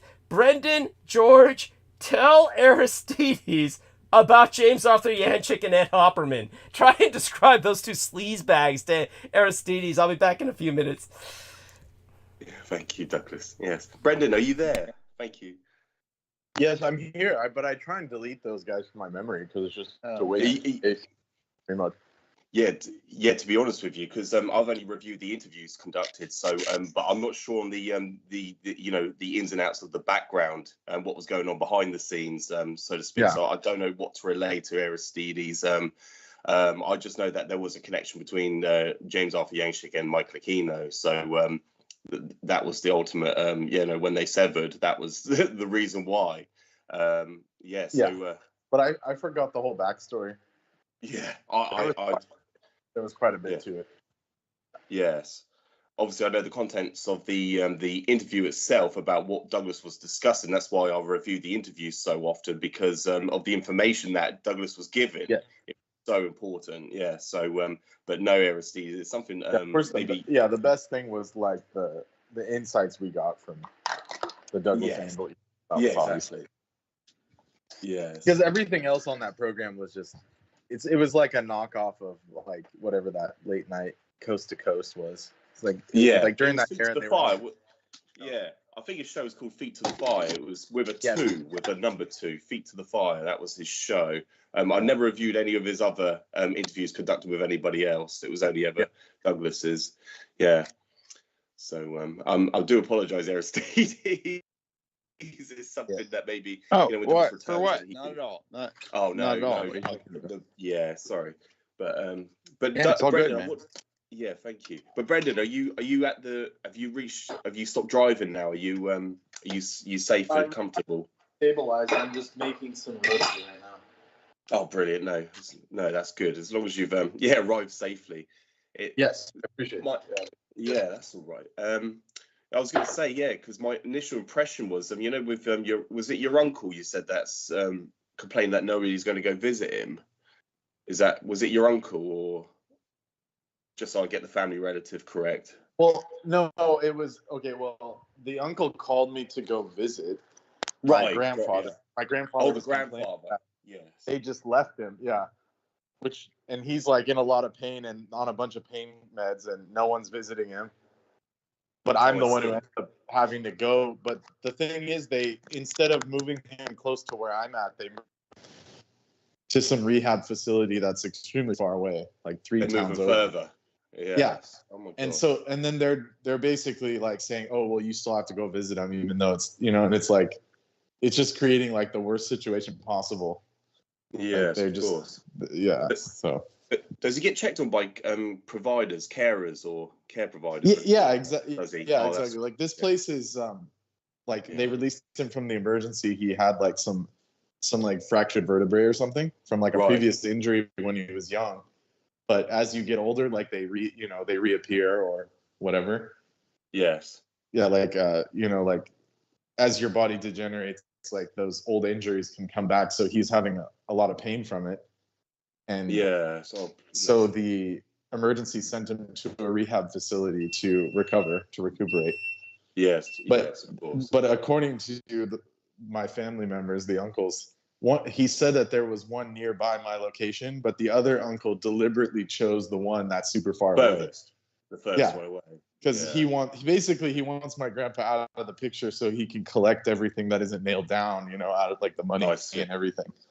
So, he already has his house and he has everything he wants, but he wants more, it's like they never have enough, these people. No, it's quite sad. And then when I bring it up to the other uncle that is sort of helping me out, then he says, oh, it's not like that. He's always been like that, tries to defend him. I just got back. Didn't one of them? Which was the one that was bragging about he's going to be drinking brandy and whiskey and smoking cigars? He's taking off. Which one of them was? That's the one. That's the one that basically left my grandpa in this facility. Great. And it's like 3 towns away, and he won't even visit him. But he wants my grandpa out of the picture so he can get everything that's not nailed down, the house and everything on his. In his favor, essentially. Yeah, of course. So it's the classic, And then meanwhile, I'm the one over there having to go in the middle of the night to help him with his bedpan and all this other shit. Oh my God. Those fuckers wouldn't do it. What, the people at the staff? No, the other uncles, they won't even lift a finger. Uh-huh. What about the staff at the facility? Is there no staff at the facility? Yeah, I mean, I talked to the nurse and I tried to I got her to do some stuff, but it's like they're so, like you said, they're so cynical. They don't care. They deal with so many dying people and crazy stuff. Yeah. That they were just like, okay, like they didn't even really register what I was saying. Oh yeah, no, they're not really listening. Yeah. They don't give a shit. They expect everyone to die on their watch, and with legal basically. with legal impunity, and in fact, they're looking forward to them dying on their watch. Yeah. Essentially. Oh my God! But you gentlemen continue. What? Yeah. So continue, George. You were asking Brendan about this because you. Yes. Yeah. It was. Yeah, from what I heard. Just so I've got a better understanding now because of what my impressions were earlier. Now what Brendan says makes more sense to me now. So that was the reason why I asked. I conflated. I wasn't sure if it was the uncle, but Brendan, he enlightened me and just said it was his grandfather, which makes sense. He's got two uncles, both brothers, and yes. He's just explained it to me, so it makes sense. I don't need to, go into that anymore. And the worst part is they already killed off my dad, so it's like now I have to deal with the fallout of this, and it's just like they're so evil. I mean, it's just horrible. Yeah. But I'm sorry. Go on. What were you going to ask me, George? Oh, sorry, Douglas. Yeah, what just came into my head, going back to James Arthur Yancey, is he brought up John Lear. That's I've just reminded myself about the time where he talked about John Lear and his response to yourself. And I think we spoke about this maybe a couple of years ago. And I think we said that it wasn't actually John Lear himself, but he was trying to go back to World War II, that the Japanese weren't capable of crossing the Pacific. And I remember that in the interview. I remember it was a discussion about John Lear's claims that they couldn't travel across the Pacific using the jet stream, and they didn't have the capabilities, and it was all this bull crap that he was trying to essentially. But that popped in my head, Aristides. Yeah, you had, but the fact that this guy James was bringing that even up, and to try and elucidate to these claims that he was making. Of course, John Lear was just one of those. He was a charlatan and shill, propagandizing for the United States government, and he was Bob Lazar's handler. Yes. So he was the one overseeing what Bob Lazar was coming out, and he had to. He was forcing him to go along that alien agenda, the extraterrestrial trope. He was trying to promote that with Bob Lazar. Of course, it was completely disingenuous. So, but that was his. He was assigned to do that. So that was that is definitive. That's something that's not. I'm not conducting any defamation. That's something that is there's credence to that. So but that brought it to my head, Douglas. But did you want to? Oh sure, I'll go on. Explain to Aristides about what else comes to your mind. About the Ed Hopperman. Did you want to go into that with Aristides? Do you want to go into that direction? Because me and Brendan couldn't remember the backstory to it. Yeah, I was about to say that. Yeah, I said I deleted it from my memory and bleached it. Yeah, it's gone. It's pretty gone. No, that's funny, and I could understand why you would. I mean, it's nothing that really bears remembering. These things are more morbid entertainment than All anything else. All I remember was that he was like a private detective. Is that true? Yeah, he actually was, and there was a time that he actually helped me. So I'll certainly share that. Matter of fact, but what I was thinking of just the other day about Aristides was that Aristides has been fortunate in that he really missed so much of the shit. I mean, Aristides, the only real shit that Aristides really was exposed to was Trappist Nicholson. And but it's like just before Trappist Nicholson, who was it? There was someone else just before Trappist Nicholson that was but you've talked about a cast of characters that goes back many years. Cast of yeah. A rogues gallery. Unfortunately, they were real. Yeah. Definitely call it a cast of characters, and into the Revolution Radio days. Is that right? Yes, that's right. But right before Trampus, it was like J-Mo and all them, right? There was kind of a break. There was kind of a break between the so just so people understand, the real issue really started with and even Peter Moon admits this. It was Peter Moon triggered the cascade effect of all of these people just basically trying to take me down. And that's when I launched a bunch of counteroffensives and took down their global entertainment radio network. So just before the and that was GERN, GERN. So just before these people like Penny and all those people. Yeah. That's right. So just before Trappist Nicholson was actually it was Penny Bradley. So she was part of that whole cascade effect. And of course, you didn't miss shit, Aristides. But so Penny Bradley was this old biddy that had actually been introduced by Peter Moon. I still kind of miss Marina Saren, but let's not. We don't need to go there. Yeah, well, of course I miss Marina Saren. I mean, who wouldn't? But I mean, it's like that's But Marina Saren was the only one that's worth remembering. Have you talked to her? Have you reached out to her lately? I haven't bothered to try and reach out to her because I've just been so busy, but I certainly, I wouldn't mind doing that. But it's most of the time there's no point. It's like, I mean, she had her own quirks, let's say.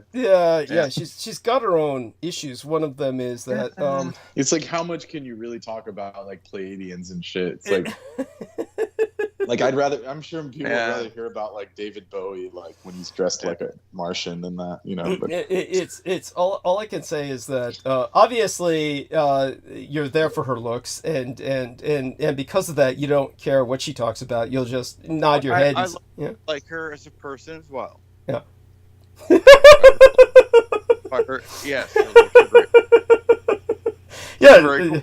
Yes. Yes. I don't know. I've never gotten to know her well enough. I mean, it's basically she'll come here and she seems like a nice person. Let's put it this way: she doesn't seem to be a bitter, hostile, negative person.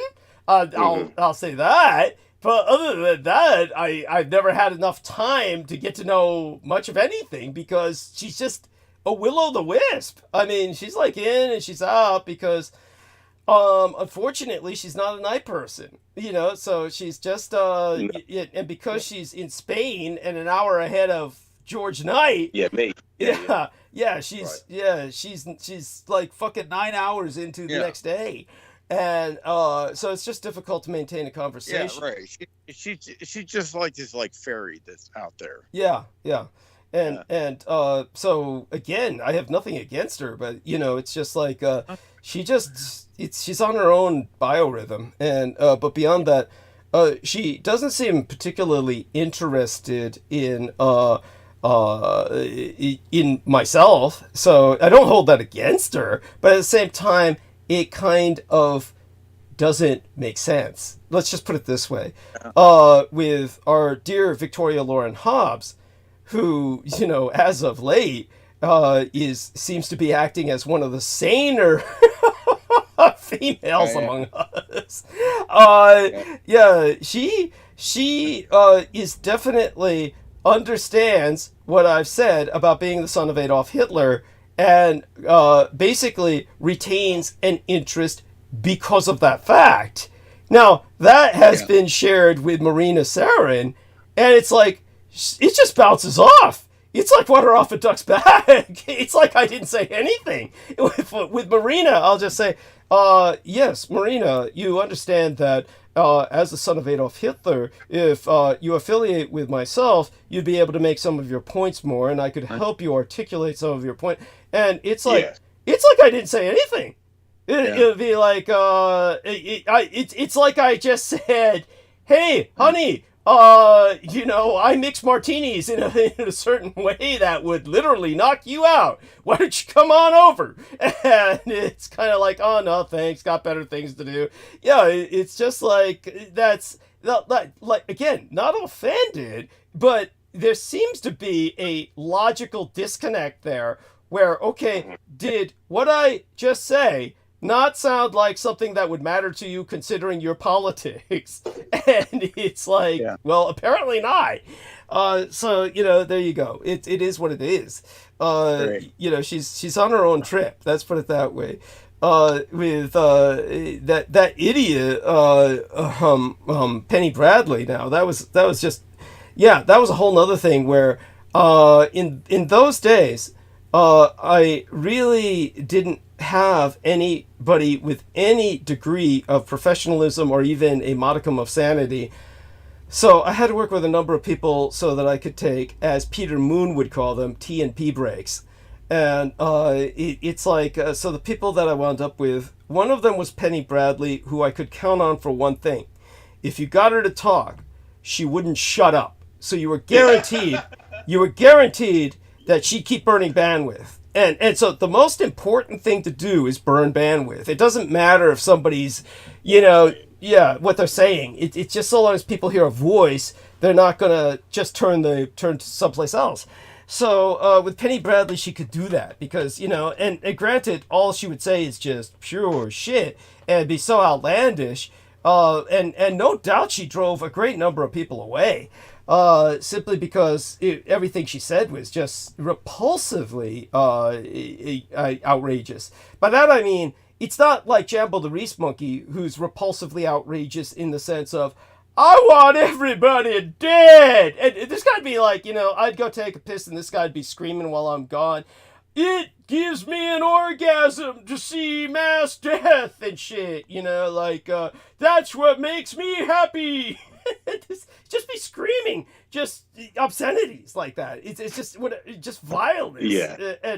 But Penny'd be, you know, they'd be neck and neck. She'd be saying stuff that would be revolting because it would be so stupid. Just, she'd be sitting there saying, and I was a space pilot, and we flew to Andromeda. And then when we flew to Andromeda, you know, back then I used to be sexy. And I actually look good. Bear in mind, this poor dear was an older lady who looked like a baked potato, poor chick. And, you know, so, but she's up there saying that, you know, she used to look like Marina Sarin is what she would claim. So she would use like a Marina Sarin image on her icon. So her icon for Facebook or for, her Skype would be like a Marina Sarin type image, of real maiden image. And so she would just be on this trip, and it would just be, you know, unbearable. It's just unbearable because everything she's saying is just, you know, just pure crap. And I would tell people, you know, she's not lying because she really believes this. You know, it's not that I was promoting her. I'm just saying, look, I need somebody to burn bandwidth. I need to take breaks. You know, she's there. Once you get her started, she doesn't shut up. And she does that, at least, which is, in a sense, a favor. And I did my best to be kind to her in return. But it didn't matter how kind I was to her.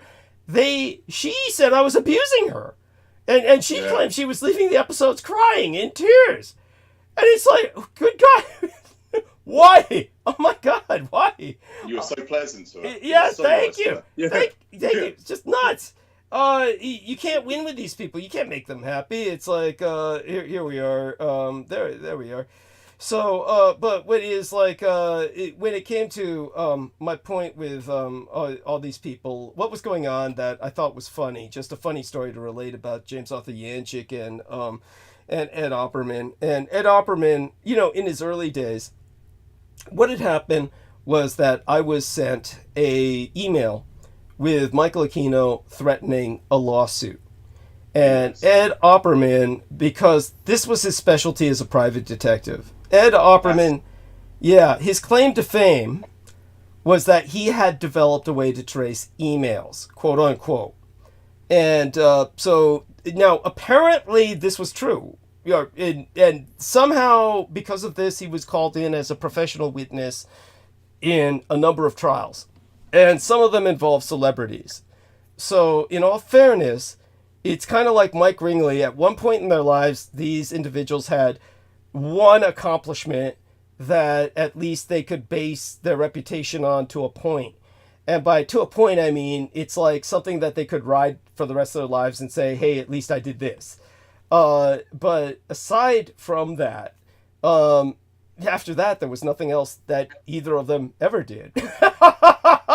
And when it came to it, it's kind of like M. Night Shyamalan, where he came up with that kid who talks to dead people. What was that called? What was that? Sixth Sense. Thank you. I bleached that from my mind. That film, The Sixth Sense, he comes up with The Sixth Sense, and that's when everybody went wild, and Time Magazine, Newsweek, they all had covers that read, "Is M. Night Shyamalan the next Alfred Hitchcock?" I mean, hopes were so high for this guy. And Spoiler alert, he wasn't. Yeah, thank you. Then he turned out to be this steaming pile of shit, and all he did after that was just take a... You know what they would say?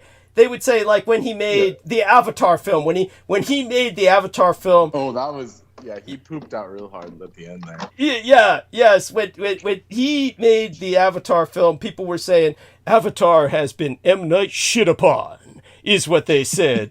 It's M. Night shit upon. And it's like, so this guy went nowhere but... Yeah, he went nowhere but down after that. That's the story of Mike Ringley and Ed Opperman. It's like... apparently he released a movie last year, 2023. I didn't even hear about it. No. You know what? There's movies that he's been the director of where they don't even put his name in the credits so that people will actually watch the movies, because they know if they put his name in the credits, no one will see the movie. He's actually helped to direct films under assumed names. So his name is Toxic. Yeah. So because he's radioactive, nobody will touch him unless he operates under an assumed name. I don't understand why they even give him the power to operate under an assumed name. But it's like one of those movies where he did that was that Oblivion. Oblivion was like his name's not in the credit. He did that. He did Oblivion, which is a piece of shit. And but they made certain his name wasn't in the credits so that people would actually go and see that turd. For those of you who don't know, he's like under an assumed name for Oblivion, but that's M. Night Shyamalan work. But anyhow, so these guys, Mike Ringley. That's terrible. Yeah, thank you. Yeah, that's right. He also did Signs. I mean, Signs. Signs was awful. Crop circle movie. Oh my God. Like, forever discredited crop circles because Americans are stupid enough to get scared by that. Yes. And then, meanwhile, everyone else is just like, yeah, okay. Yeah. The aliens were, they came to Earth, but they were vulnerable to water. Yes. What a fucking dumb plot line. Yes. So stupid. Yeah, let's go to a planet that's 90% water. Thank you. Retarded. Thank you. Honestly, and it's like, but what was it about that? Oh, that was Laurie Ann Fenton's, one of her favorite films, of course, was Signs, along with other crazy movies. Yeah, of course, she loved that shit. Pretty much anyone that's been brainwashed about Greys. Yes. Yeah. Yeah.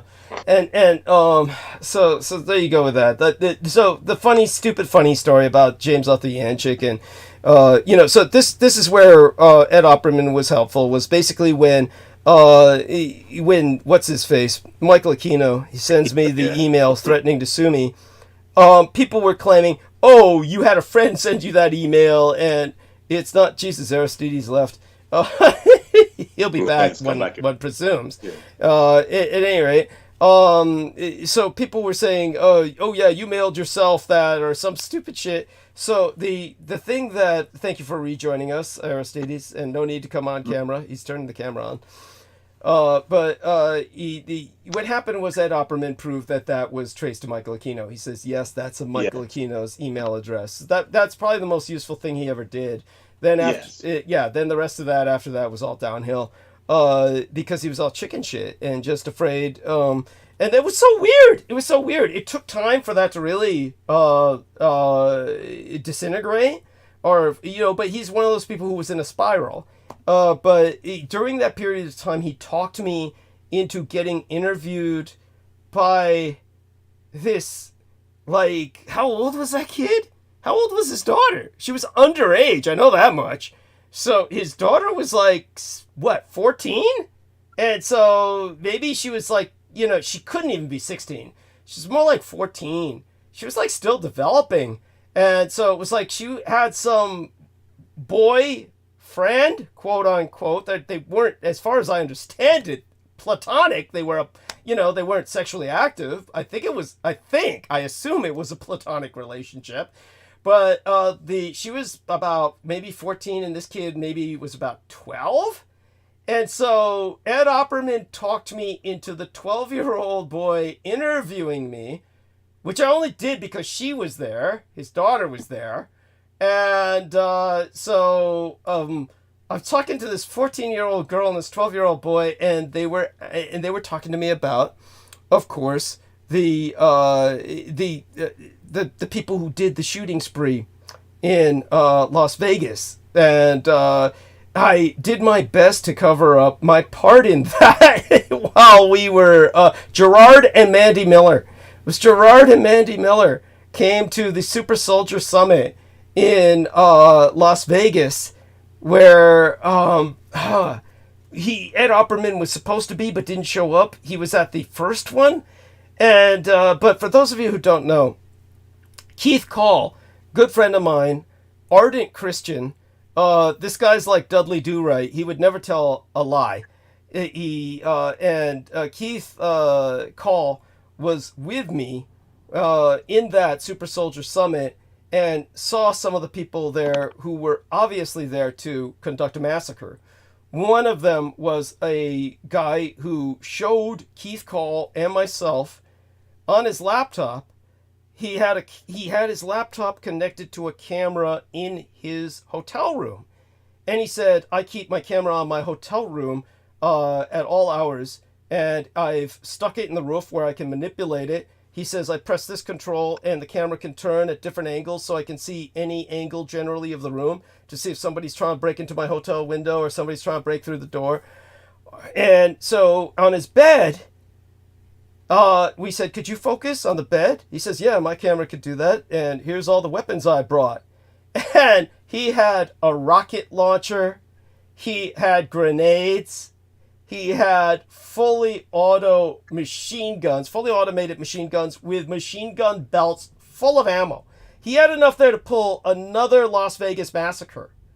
And he was like the backup that was supposed to go into action if Gerard and Mandy Miller failed. But something happened where he wasn't activated.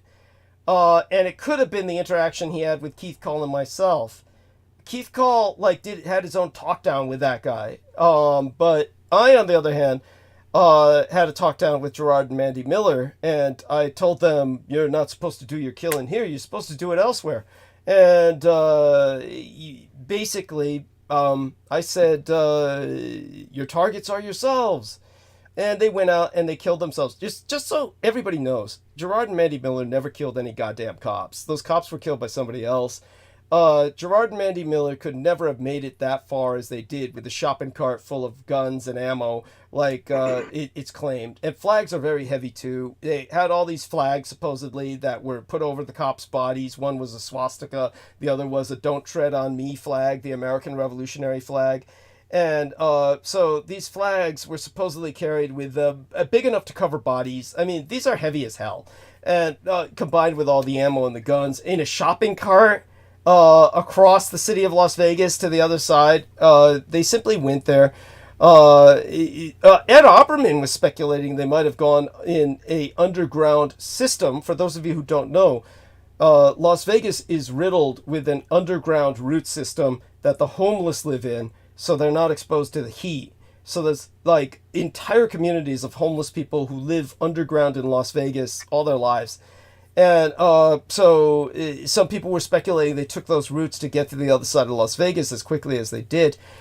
But at any rate, when it came to the entire situation, what went down was that they killed themselves and that was it. Gerard and Mandy Miller shot each other directly.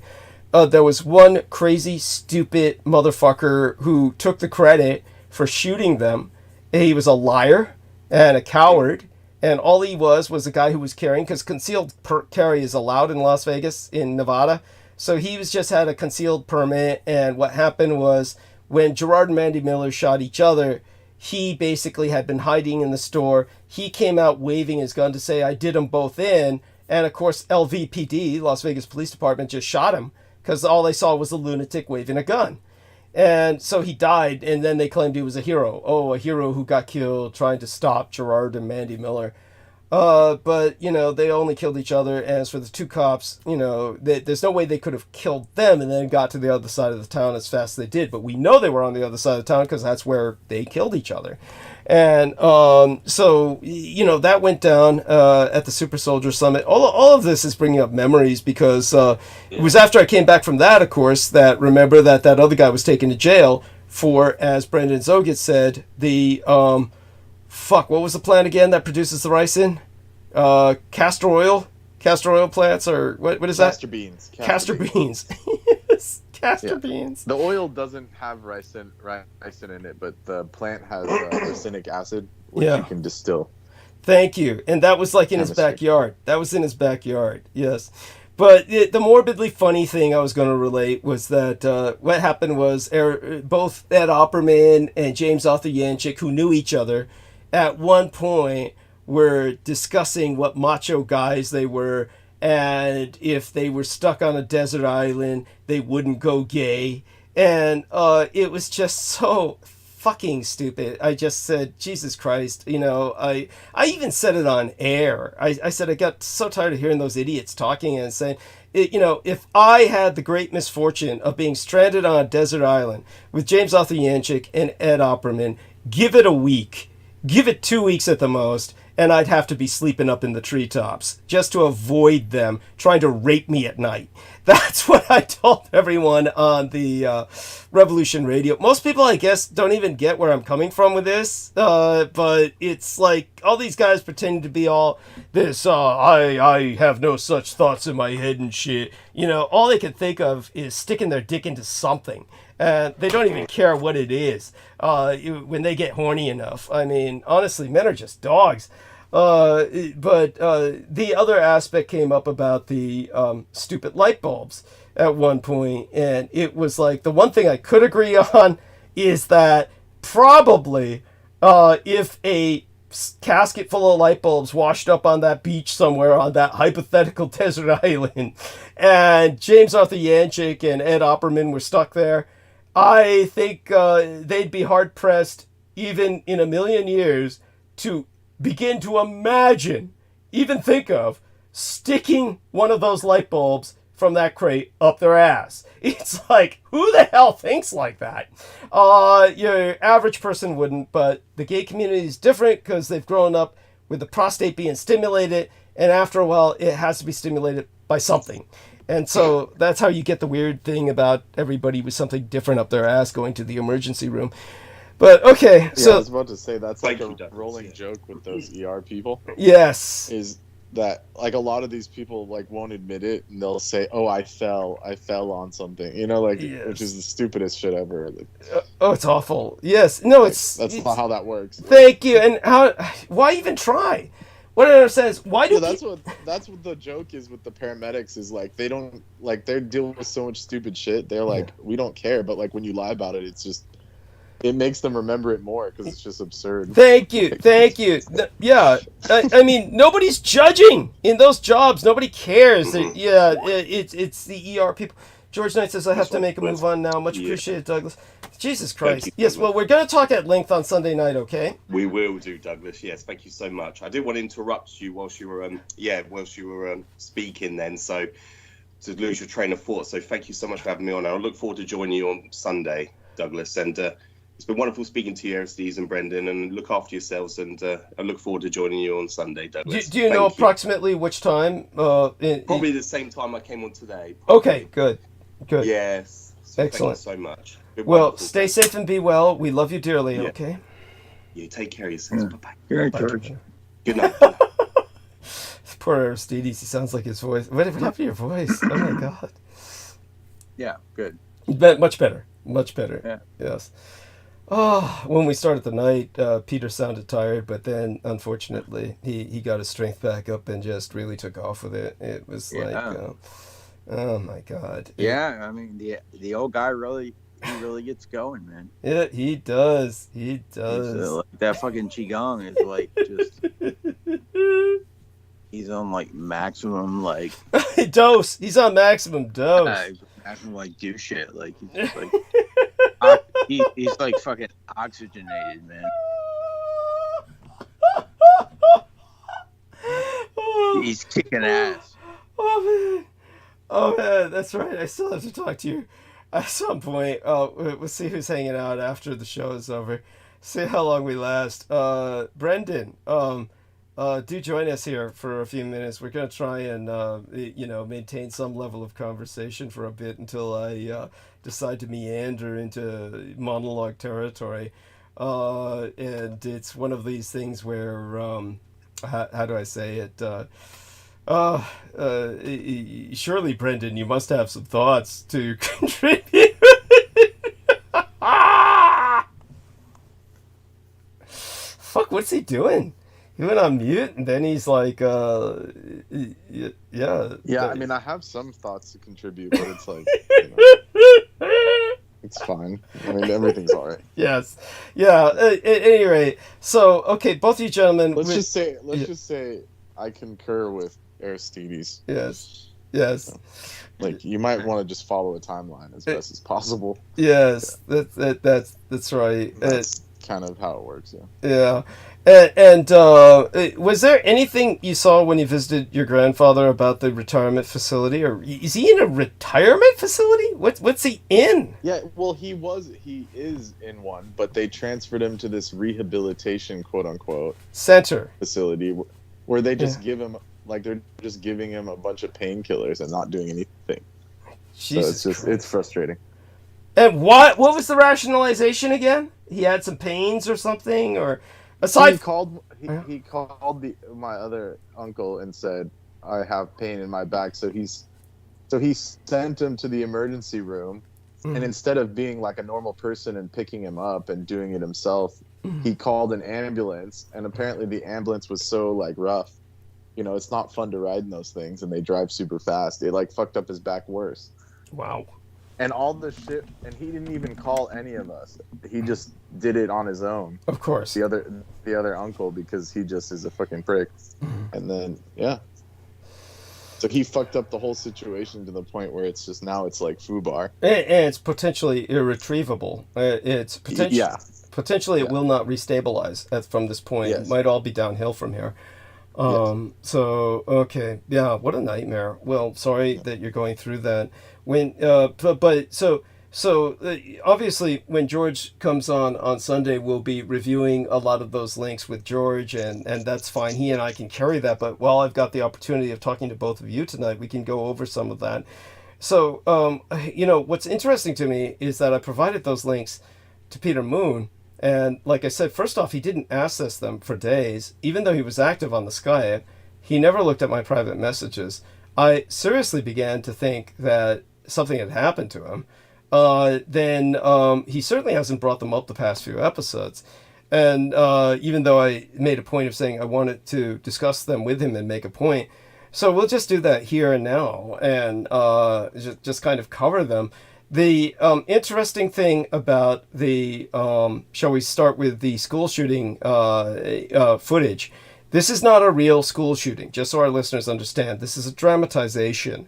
What is bizarre about this dramatization is that it sources from something called Vets TV, which I, of course, would never watch. But it came up because of what I am and what I do and what I speak about. I get shit like this coming up as a notification on YouTube of what you might be interested in. So in this case, I was actually intrigued and I reviewed it, and I'm glad I did. It's almost subversive. Now, I can easily see this happening, is that Vets TV is a bunch of right-wing, and this is true.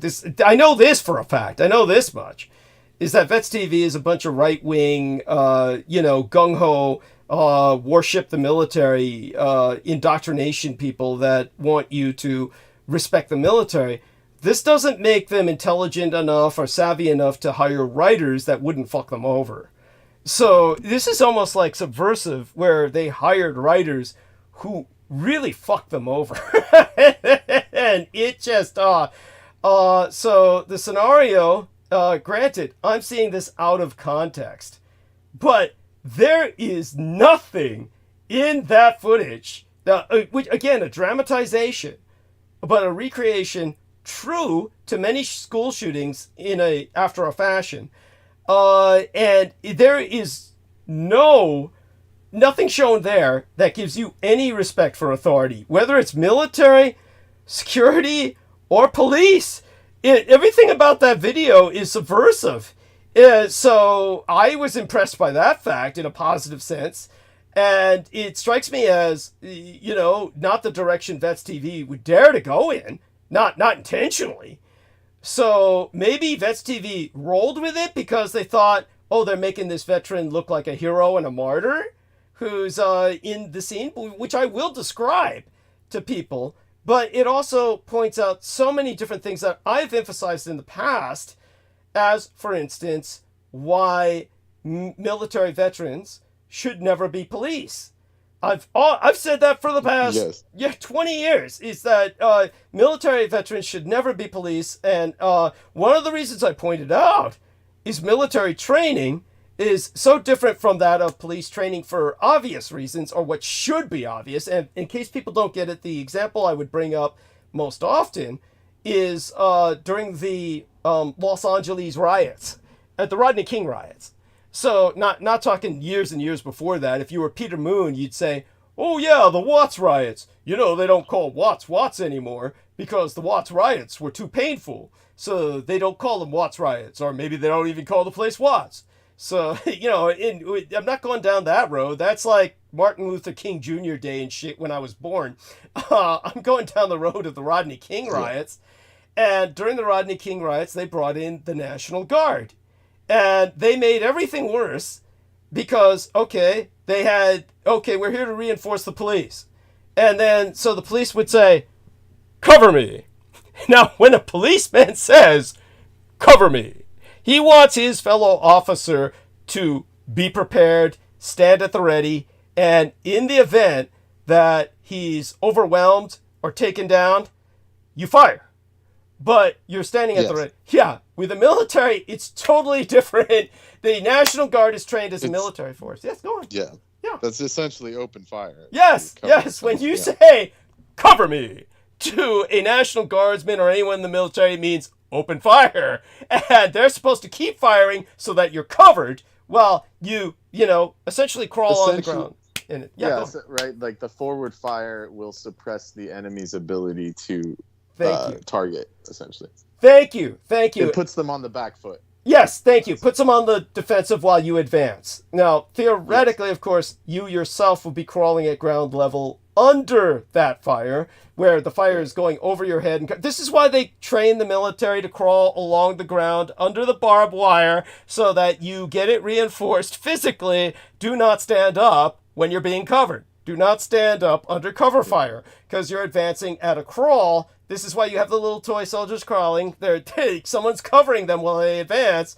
Now, the funny thing about this video is that nobody is doing anything right. Nobody is following anything nobody's doing anything that makes any sense. I don't remember where we saw that, but I think they started using some of these films in the employee training. Yeah. Because I watched one of those at maybe UPS or some kind of place where they put it in the curriculum for employees. Yeah. And it was I think it was this video, in fact. One of them. Wow. By the same producer, perhaps. But it was so cheesy. It was like when the person gets shot by a shotgun, they fly through the air like it's a movie or something. I mean, it was bizarre. That is bizarre. Like it was John Wick. Or something. And the people, we were like, this is not a training video. This is some studio sold it to them as a training video, and they lied to them or something. Yeah, it was I get it.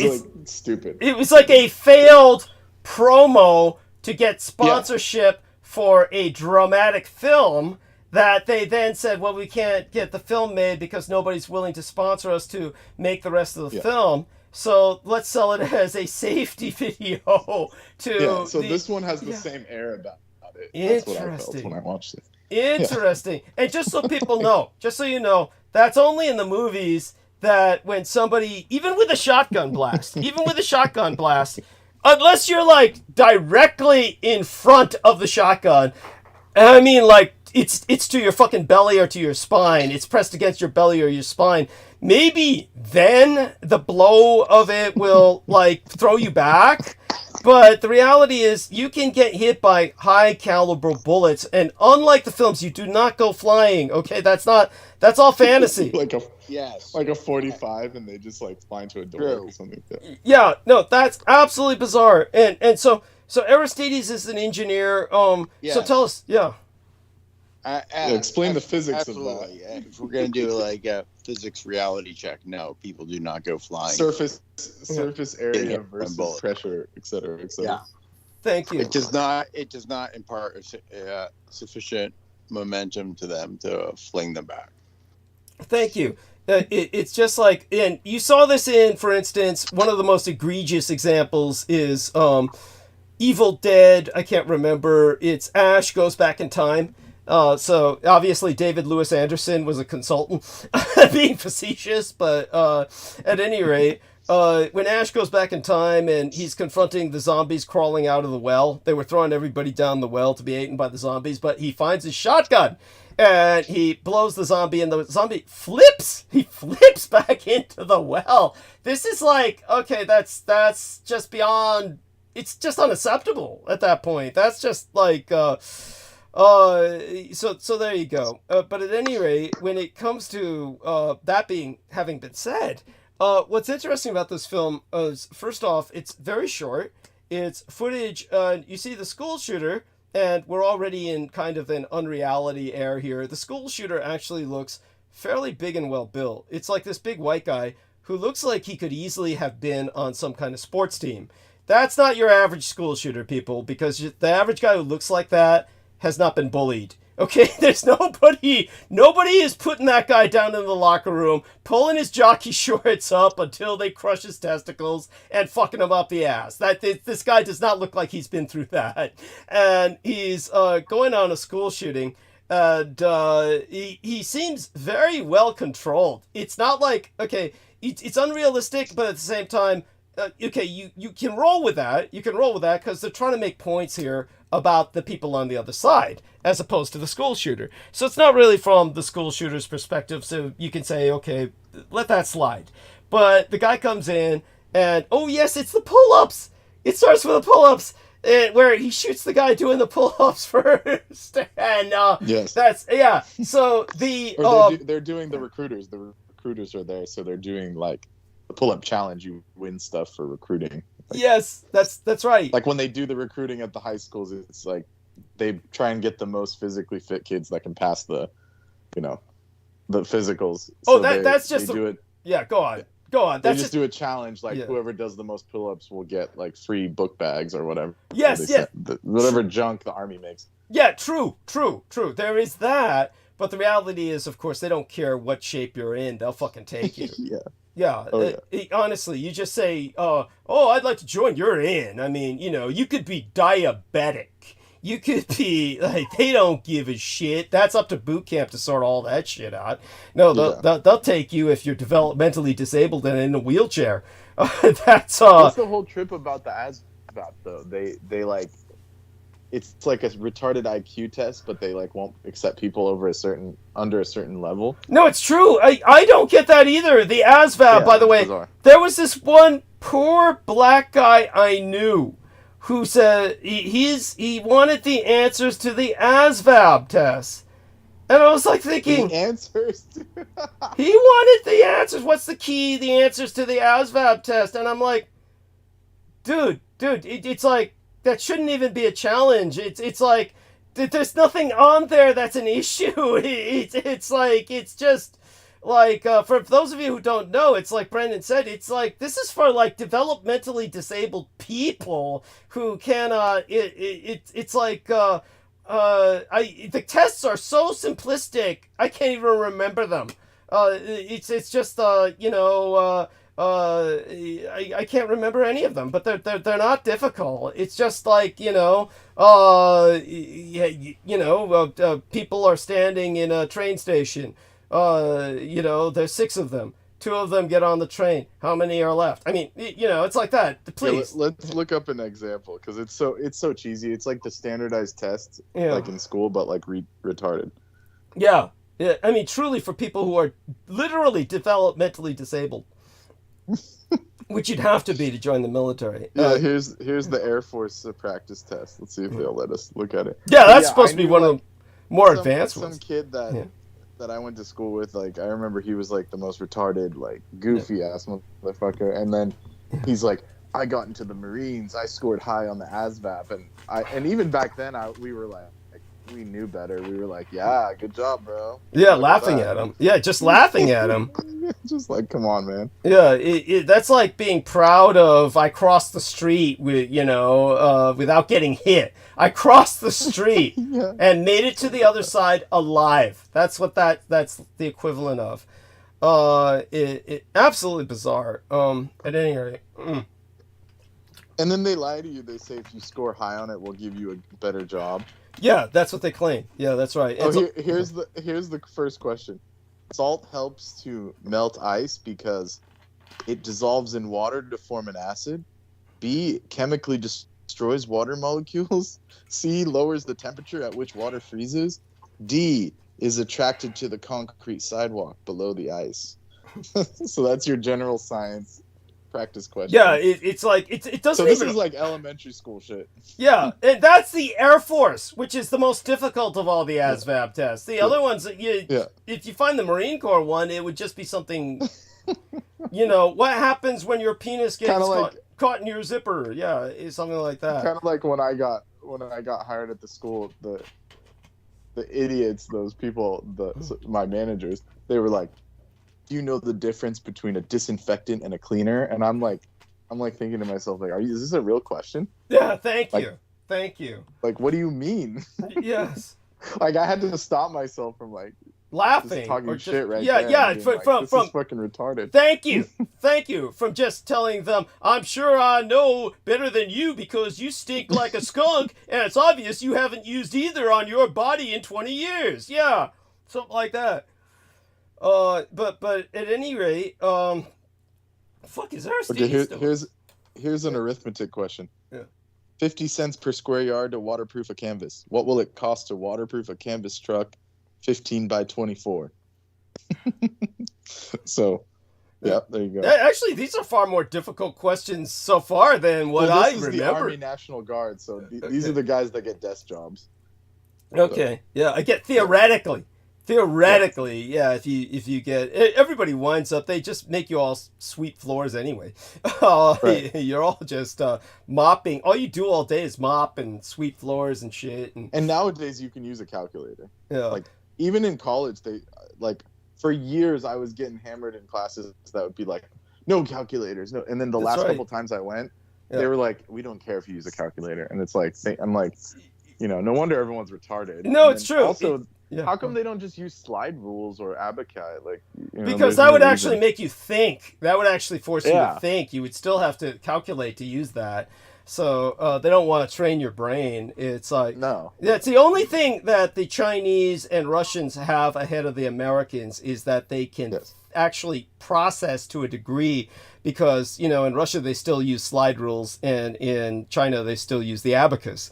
So they can still process to a degree. I mean, it's a higher quality intelligence among those people, definitely, than your average American, guaranteed. But their systems are incredibly stupid. I mean, so bad that they're stupider than what we got here. I mean, that's how bad their systems are. Yeah.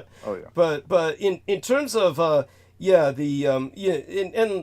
lot of people would marry a Russian woman because, like they said, the education's free over there. So your average Russian woman is actually far more educated and generally more intelligent than your average American woman. But here's the problem. Your average Russian, any Eastern European woman, anywhere that was behind the Iron Curtain east towards the Siberian wastelands, your average Eastern European woman is completely heartless. It says there is not unlike American woman. Way to say it. Yeah, unlike American woman who may be heartless, American women are conditioned for at least presenting a pretense, a facade where they can't afford to look heartless. So they will at least go through the motions of, oh, you poor baby. Whereas an Eastern European woman, you fall flat on your face. All she's going to do is plant her foot on the back of your neck and hold your face down while she picks your wallet and takes it out of your pants and says, "Hi, thanks for putting yourself in a better position, sucker." And, it's like, believe me, I'm not being, it's not like I have bitter experiences here or something. It's like, I had this horrible bitter experience. Oh, no. No, it's just, look, I've been there and to Eastern Europe. And, they just... Yeah, they have no pretense. There's no sense of, I need to put up airs. No, they just, if you get embarrassed in public, they'll just laugh at you. If you fall down, they'll just they may not, plant their foot on the back of your neck. Well, they will in certain cases if it's to their advantage. But otherwise, they're not going to help you back up. It's like, in fact, here's a good example. There was this one engineer married one of these Eastern European chicks, and he was coming home from work every day, and she would just wait at the door, and as soon as he opened the door, she'd just beat the shit out of him and take whatever money he had, brought home. And that's what you can look forward to and expect. It's like there's no sense of any games here with I've got to play a role. There's no role playing.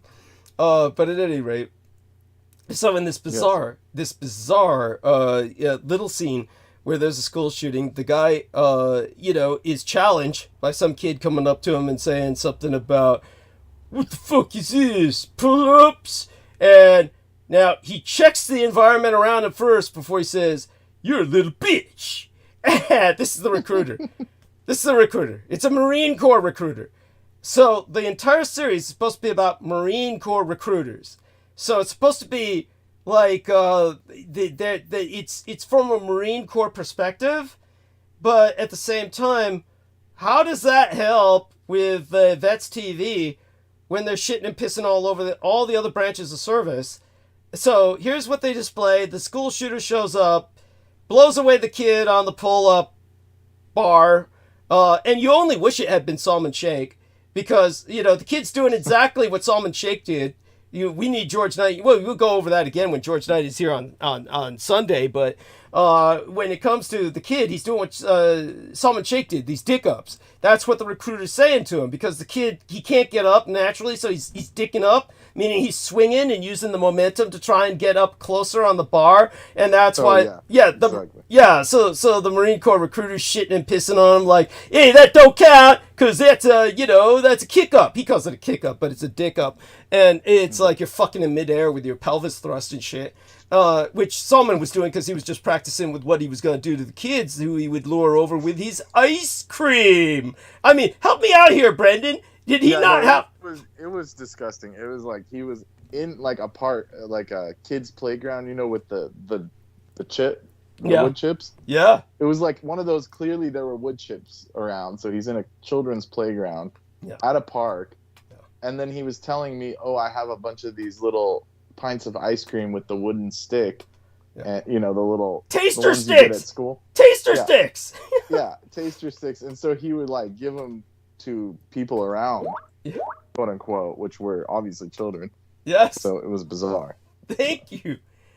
No, but that's not bizarre. He's a pedophile. But I mean, it was bizarre the way he worded it. He made it sound like they were like casual randos. Yeah. Yeah. It was weird. Yeah. Here's Real Tech Geek sending me some links, and I don't know what the significance is of the first link. He can always come on and tell us. Film canceled by Disney gets released to huge crowd. Inside the Magic. The film was originally canceled by what the fuck? I don't get it. Inside the Magic. What? I don't know what the significance is. He'd have to explain it. And then here's some fear porn. He sends me this thing about Japan. Japan's letting everybody in now. Japan grants refugee status to a record 303 asylum seekers in 2023. That's like less than one for every day. And beyond that, 303. Germany took 1 million in 1 year. They took 1 million Syrians. I mean, this is 303 compared to 1 million. You may as well not take anybody. That's like Japan's not taking anybody. I mean, that's not going to help them with population replacement. Jesus Christ. Yeah, and what's strange is they're actually pushing it on NHK now, talking about, population collapse and all this shit. Yeah, well, so they're trying to convince the public, but those older Japanese people, they don't give a fuck. They're not going to take any foreigners. Yeah, no. It's like, but it's not that we're gonna have to wait like another 30 years for all of them to die. Basically. yes. Because they have like the longest lifespan. Yeah, it's true. No, it's true. It's true. Yes, Heather's rejoined us. So Heather, say hi and how how are you tonight? Hi, can you hear me? Okay. Yeah. Are you all right? Yes, I'm doing okay. I'm really tired tonight. Okay. And I understand that, yeah. And I mean, like I said, the Team Dietrich girls have been going through a lot, and a lot of them are kind of but you rejoined us. Did we say something that you felt you needed to respond to? No, somehow like the Skype sometimes gives me a hard time. Like makes this really weird squelching noise until I have to turn my phone off. Okay. That's understandable. Yeah, that's because you're a targeted individual. That sort of thing happens, yes. And sorry that happens. And I'm sorry that I'm part of your show. I'm sorry, what? What? Sorry that I missed part of the show. Oh, sorry you missed part of the show. Yes, okay, no, that's fine. Oh my God. I thought she said, I'm sorry that I'm part of your show. Oh, that too. That's cute. No, that's cute. That's fine. So we're talking about this weird ass scene, and it reminded us of Salman Sheikh, and we can always go back to Salman Sheikh later because these are morbidly entertaining stories concerning him. But so while the kid's doing pull-ups, he gets shot by the school shooter, and then that's when the Marine Corps guy wants to be the hero. I'll charge the school shooter. But this is where things get weird, because the other recruiters show up, who are supposed to be part of, I presume, the Army and the Air Force, I think, because I didn't see someone there who looked to me like a sailor. Then again, sailors don't look like they used to. But one of them was a black guy who I think was like Army, or then I think the other guy was Air Force. And so they're like doing nothing. It's like the Marine Corps guys saying, come on, let's rush the bum. And they're like, they're not even answering. They're just paralyzed with fear. Then the security guard shows up, and the Marine Corps guy says, give me your gun. And he says, fuck you. I was in the National Guard. I was in Iraq. Of course, then you're really in trouble. Oh God, we're doomed now. But, then it's like the Marine guy decides he's going to charge. He's reloading. He says the kid's reloading. This is now our opportunity. Yeah. Cover me.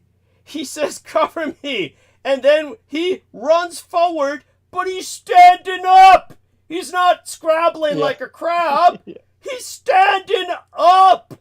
And when he says, cover me, knowing the guy's been in Iraq, if the guy's been in Iraq, this guy's got a hair trigger, right? And then you say, cover me, and the guy's had military training, National Guard, then he's going to fire. So, did he assume that this guy had been retrained as a policeman? Because that shit doesn't work. So, he runs forward standing up, and the guy shoots him in the back multiple times, and then he goes down. And everybody's looking at him, they're all just crying. And even the school shooter's like, oh, like, what the fuck? And, like, I better get out of here. Fuck, somebody might shoot me next, and goes someplace else to continue his shooting spree. But then, when they show that, it just says everything. But beyond that, then they show the cops show up. Then the cops show up and they're saying, we better stand by this war hero till ambulance arrives. Least we could do. What about inside all the killing? We're not obligated to protect those kids. And by the way, aside, and the cops hit the guy on the way out, or so he runs out of the school and the cops run into him, or something. The Marine or the school shooter? The Marine or the school shooter? I don't remember. It was like the school shooter or someone ran out at the end and the cops like caught him or saw him. No, Hit him with their not car from what I remember. Not from what I remember. That wasn't in the scene I saw. No, in the scene I saw, it's just the cops show up and it's like, we got to stand by this guy. It's the least we could do for this war hero. And when the other cop says, don't we need to go inside, save all those kids? And the cop said, we're not obligated to do that, which, by the way, is legally true. For those of you who do not get that, the cops who stood outside of Uvalde school were, of course, reprehensible in a moral sense, but legally, they suffered no repercussions. The sheriff or the elected officer, which people who don't get this, when you're a sheriff or you're in a political position, then there's a price to pay because then they can ask you to step down because you've been voted into that position. But as for the cops that were all just hired, they didn't have any repercussions. It's not like they purged the entire force and fired them all, which you would hope they would do, but they didn't because none of these cops... A policeman, for those of you who do not get it yet, is not legally obligated to protect anyone. A policeman, in fact, it's just the opposite. Except rich people. Well, that's different. They contribute to, all kinds of bullshit the officers are interested in. Crap. We live in a capitalist society, so yes, realistically, what Brendan said, cynical as it is quite true, but the point is... They've literally told us that before. Like off the record, they said, basically, if you're not in a certain tax bracket, we won't even do much, so we're not supposed to do anything. It's really like in the nice neighborhoods where they like are really hair trigger and they do actually enforce laws. Basically what they said. To a degree, it's not like they ticket rich people, but no, they keep the riffraff away. Basically, they know who pays their people. In other words, what Brendan is describing is that in certain neighborhoods, they basically act as security guards for what's essentially a gated community without gates. So the wealthier neighborhoods are a gated community without gates, and they act the police. And I even talked to a sheriff at one point, like the county sheriff, and he was in the pretty nice neighborhood. This is where I live nearby where the governor's house is literally there in this neighborhood over here near Sacramento, and I talked to one of the sheriffs he pulled me over, but because on my ID I have that community listed. Yes. He basically let me go and was like, the car I had was completely illegal. It was out of tag. we were clearly smoking in the car, cannabis, and then also he said this car's registered to like 8 different people, and he's like, this is wacky. You look like a robber, but because I was able to, talk my way out of it, and my ID said Fair Oaks, which is this community where they built, like, Gray Davis's house is still here and stuff like that. Lots of politicians live there. He basically just said, okay, have a good day, you guys, and then he's like telling us spots to go look at stars and shit. But I asked him, I was like, this is probably the best position in the whole sheriff's department. Like, how did you get this? And he was like, just been working for years, and it's really chill. He just basically drives around, does nothing. Gets paid his max salary. So he was all happy about it. There you go. I mean, at that point, you're a security guard for a gated community without gates, and but at any rate, and as I've said before, for those of you who are puzzled by this, you're actually obligated to protect a police officer, not the other way around, especially if you get deputized. Like I said before, this is what became very useful when they started taking all these stupid little tiny midget women into the force who obviously couldn't take anyone down. And like I said, even though I talk about drafting women into a national United States police force, they would have to work in units. It's just physically the way it works. I mean, certainly there's some really big bull dykes who could easily subsume someone like me, just absorb me, or many other men. But it's, on average, statistically, your average woman cannot stand up to a man simply because they do not have the upper body strength. to duke it out with a man. It just physically, there are realities. This is why there is a controversy about transgendered people in sports. There would not be that controversy if this were not a reality, because you put a man into a women's sports league as a transgender, kind of like a undercover man, then yeah, they're going to kick ass and win all the time because they simply got more muscles. The only way the woman would win out would be something like gymnastics or some other certain endurance sports, but mostly it's going to be brute force sports like speed swimming or something like that. It's going to be the men. So because of that, when it comes to deputization, when an officer needs help and they say, you, and you, bring that man down, well, yeah, you're obligated to. If you don't, then if something happens to, well, first off, if you don't, you're guilty of a misdemeanor. But if something happens to the officer, where they get hurt or worse yet killed as a result of your inaction or your refusal to help when deputized, then you're guilty of a felony. So this is how that thin blue line was able to hold that line all these years. The percentage of cops compared to the population is minuscule. They can thicken that line at certain concentration points, but otherwise, compared to the national body politic, the electorate, the number of police in our population is infinitesimal compared to the baseline population. So the only way they can multiply that is they're given all the heavy weapons. They're heavily militarized. And then they have the power to deputize if necessary, which so far has never been exercised outside of Western history, where you had sheriffs that needed multiple deputies and they'd scare up a posse by deputizing the population of the town. They'd say all the men in the town are now deputized. We're going to hunt down this gang or something like that. Historically, that was common. Nowadays, nobody uses it yet.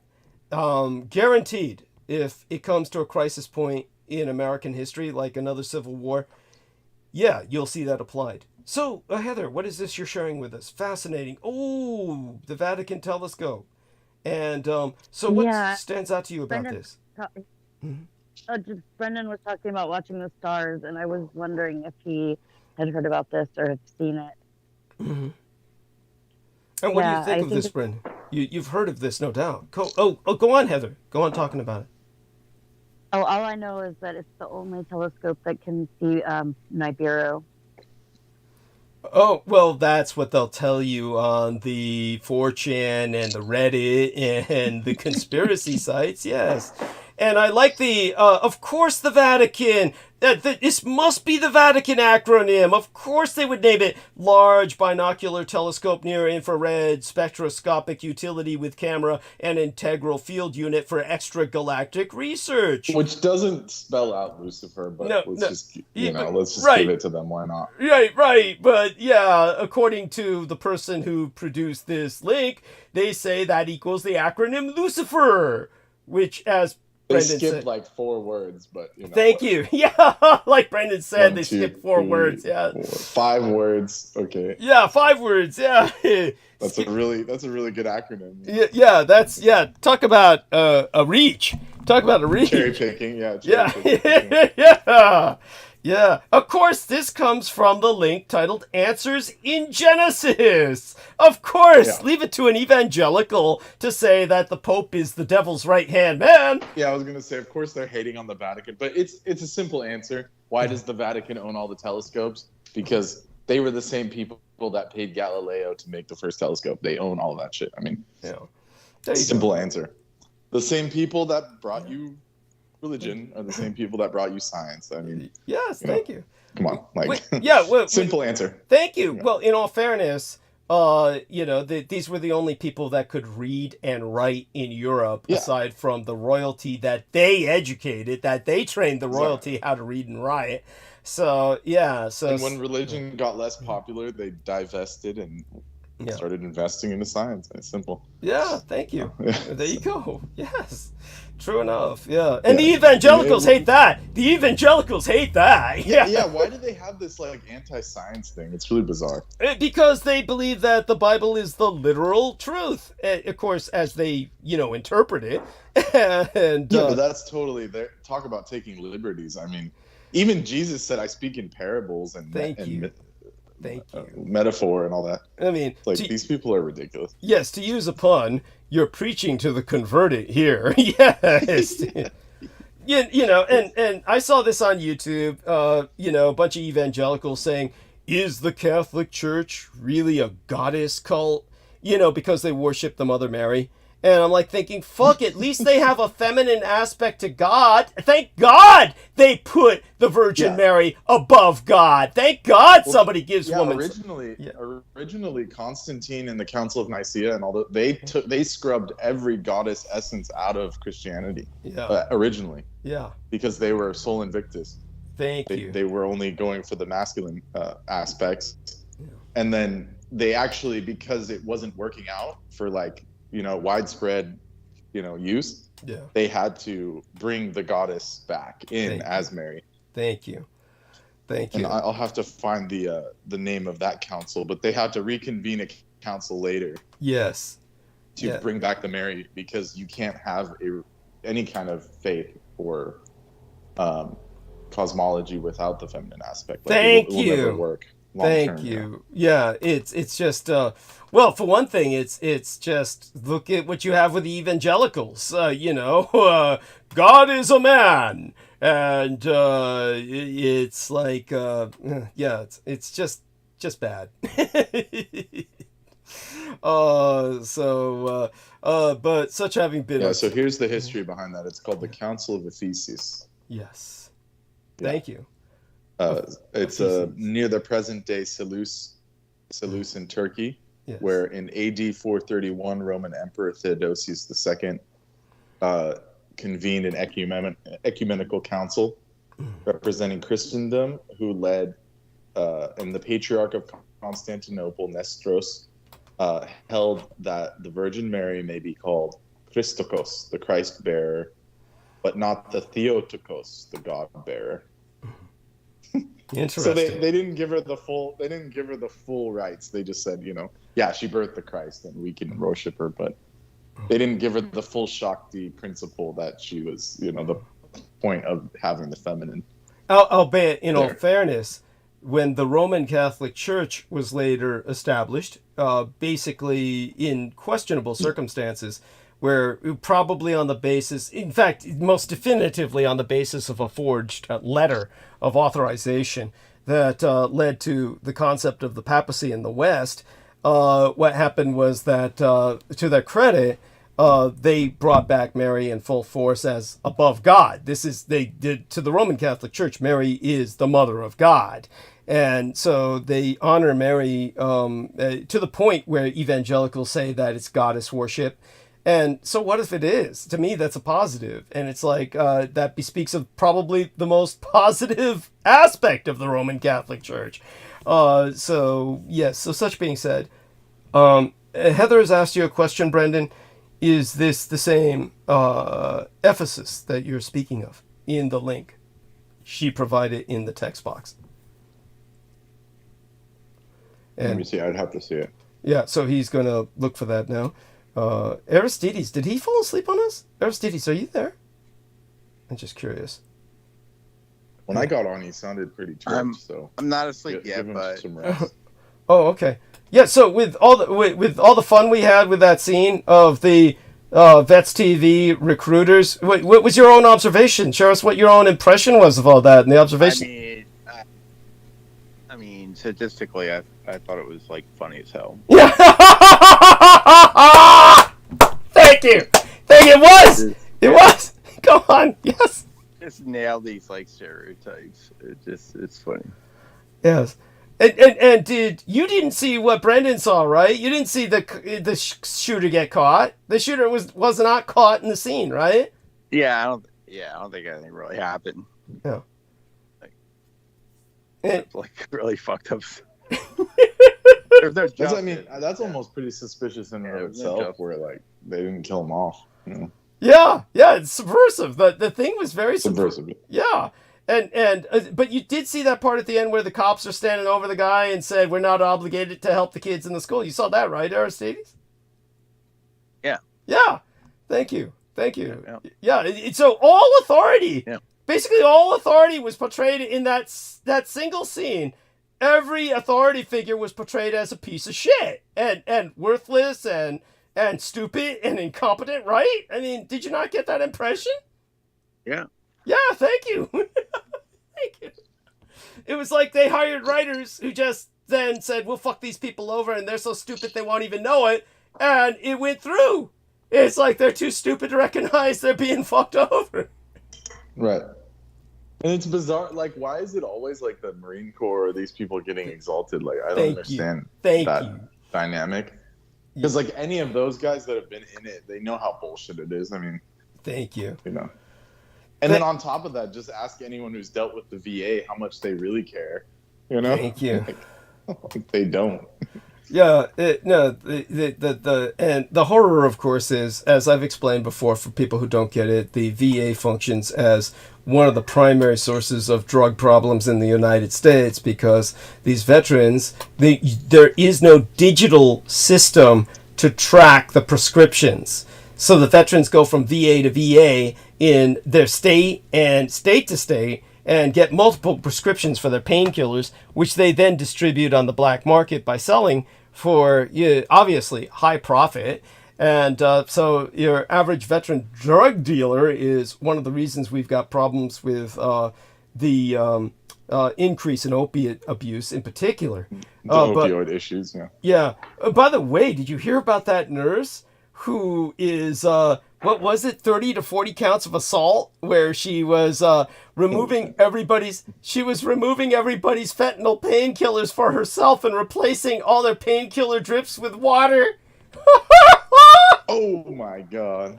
Yeah. So everybody was in agony and shit after surgery or, accidents, and she was taking all the fentanyl. Holy shit. I need to make sure my grandpa's actually getting his meds, because he said, like, I can't, he's like, I'm in pain still. And then I asked the nurse, and she said, yeah, we gave it to him. Oh, yeah, I bet. Like, they gave it to him all right. You mean you're popping him like fucking M&Ms back here? Yeah. And then she kept saying, well, we gave him Tylenol. And I'm like thinking to myself, like, yeah, but that's not going to do anything. Like, yeah, you need the big guns. Thank you. Thank you. No, they're saving that for themselves, son. They're saving that for themselves. They've got like a fucking mirror in the back, in the staff room with a bunch of crushed up pills on it. Yeah, like the 70s. Fuck yeah. When it comes to, she says, we gave it to him, she means the dildo she strapped on when she fucked your grandfather up the ass. That's when she gave it to him, all right. As for, which she might as well be doing the way they administer those painkillers. Those motherfucking doctors, when I had, go on. Yeah. Oh yeah, it's fucked up. It's like 5 milligrams every 6 hours. It's like, that's like, what is that for an ant? Thank you. Yeah, thank you. It's like that scene from Zoolander where he's like, what is this, a center for ants? Like, you fucking, you bitch. Like, what are you fucking talking about? And I was like, can you like increase the dose? And they're like, no, we can't. Oh, of course not. No, they need it all for themselves, dude. Yeah. It was like that spaced out, fucking 1,000-yard stare at Dr. Doof bitch who, when I had those multiple lung collapses, and she says, nobody can be in that much pain, she said to me when I was asking for painkillers and shit. Asshole. Yeah. And I finally said, fuck you, and just went without the painkillers. And like I said, I was clenching my butt cheeks so tightly in agony that I could crush ball bearings between them. And that was the first time in my life I ever developed hemorrhoids. And it took me decades to get rid of those. It took me decades. To the point where the last person who sent me those, what are they? Oh, witch hazel wipes was Lena Shea, when she was still Shea. Yeah, and then, before she became Lena Crane, after they flipped the switch, she sent me a bunch of those witch hazel wipes. That was, at that time I still had hemorrhoids. Thank God they've receded now, but, no help for, all that traces back to my lung collapses. And the fact they said no one can be in that much pain when I said I need more painkiller. Yeah, that was like, wasn't that even before? That was like pre-oxy Thank times. you. So like Thank you could you. have like they were so liberal back in the day. Everyone was getting them.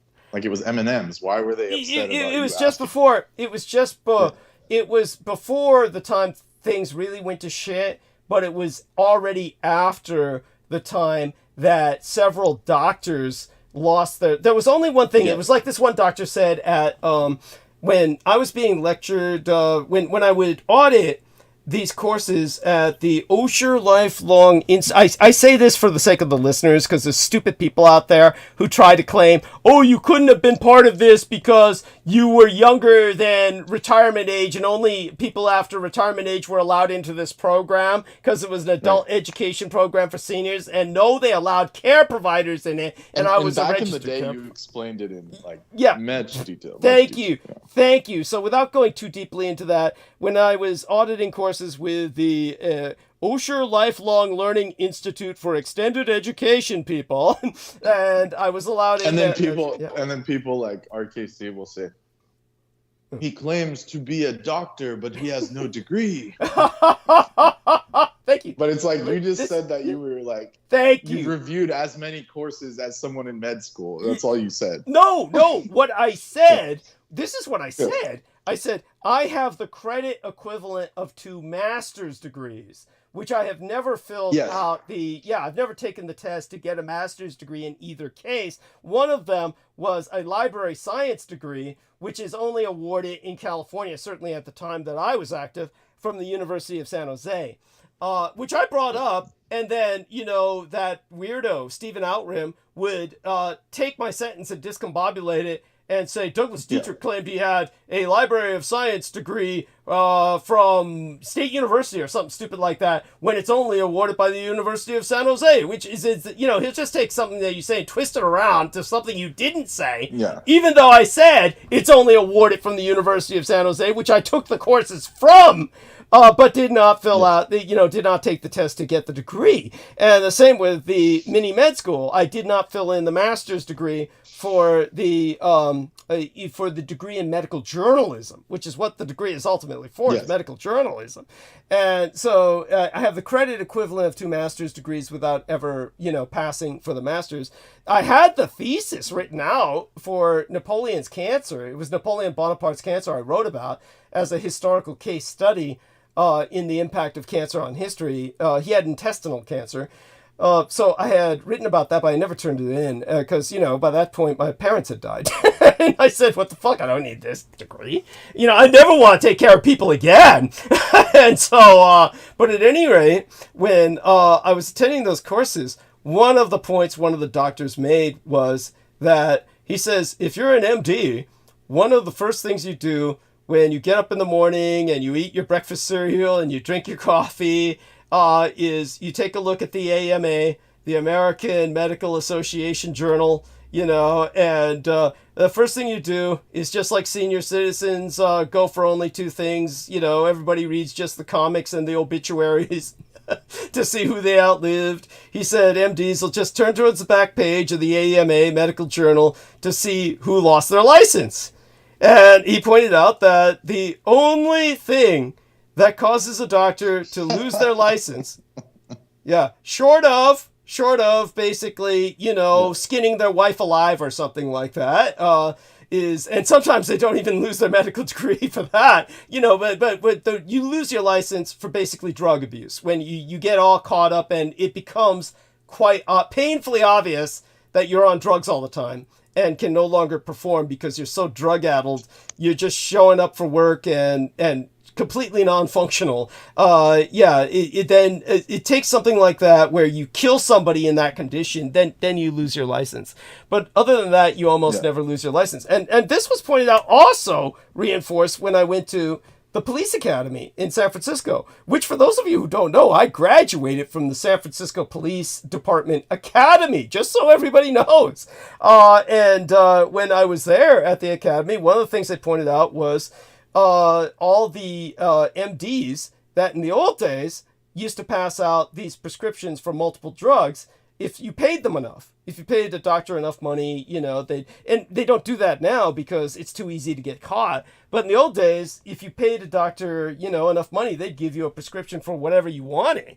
And he was talking about this one doctor they called Dr. 10 for 10, who was infamous for basically letting the prostitutes fuck him, give him blowjobs, and they called him 10 for 10 because you'd give him $10 and he'd give you 10 prescriptions if you gave him a head job, blowjob and all that other shit. For the prostitutes, he would do this. And he was reported by the San Francisco Police Department multiple times to the point where they said they must have turned in hundreds of reports on this guy. But he never lost his medical license. So what they were saying was they couldn't imagine what it takes to get a doctor to lose his medical license. But anyhow, over the years, what happened was because so many doctors were abusing the painkillers, they basically decided they were going to monopolize them and not let any patients have them because they needed it all for themselves. So that's what I was encountering by the time that I got into the hospitals. All the doctors were on drugs. And they needed it all for themselves when it came to painkillers. So they had nothing for anybody else. But the way that they would finagle it for the paperwork was they would say that they're passing it out to the patients. But everything they're writing out as being distributed was going into their pockets. And we're talking about pills and drugs here, not money. So this is what was going on. So that's why when I was in so much pain with multiple... Go on. Some say that part of shortage of opioids is why they went into Afghanistan in the first place. Thank you. That was like one of the motivational factors, right, to get all the opiums. Yeah. At least that's where the opium was grown. It was processed in Pakistan, so they thought they would have like control over the entire, process that way. But it was like, it's all fucking.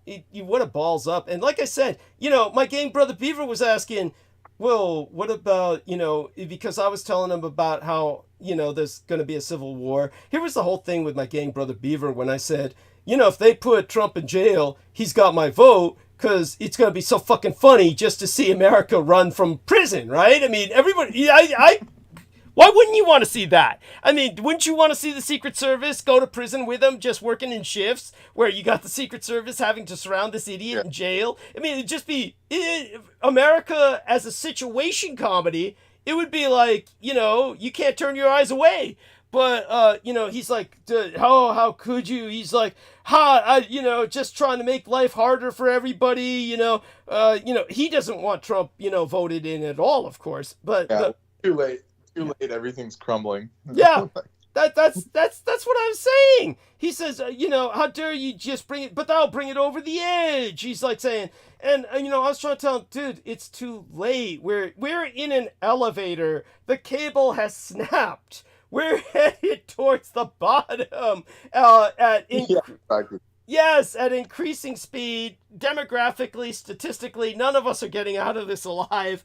It's like I told him, the only ones who are going to survive are the ones where we bounce just right. Just before the elevator hits the floor, we're just in between the bodies that hit the ceiling and the bodies that are crushed in the floor. And we just get caught in that meat sandwich in between where we're buffered, and we crawl out alive. That's what few of us in that situation crawl out of this is that's what it's like. That's the metaphor for America. Forget the Titanic. But when it came to what I was saying, I finally convinced him we're headed towards civil war. And then he said, what about the military? And I was like, dude, these are the guys who got chased out of Afghanistan by a bunch of illiterate ragheads in flip-flops. They were sent running out of Afghanistan with their tail between their legs by these guys. What on earth are they going to do here? That's like, certainly they might obey the orders. If Trump gives the orders, go out and kill them all. Most of these fuckers would do just that. But like I explained, the problem is the whole system is set up where they'll have no weapons. They'll have no ammo. And I explained to him about Heather Penny. And again, like Peter Moon, he could not believe that we have no air defense.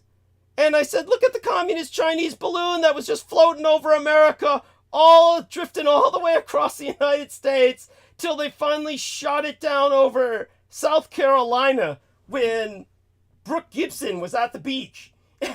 And just so she could see it go down in flames in front of her and shit.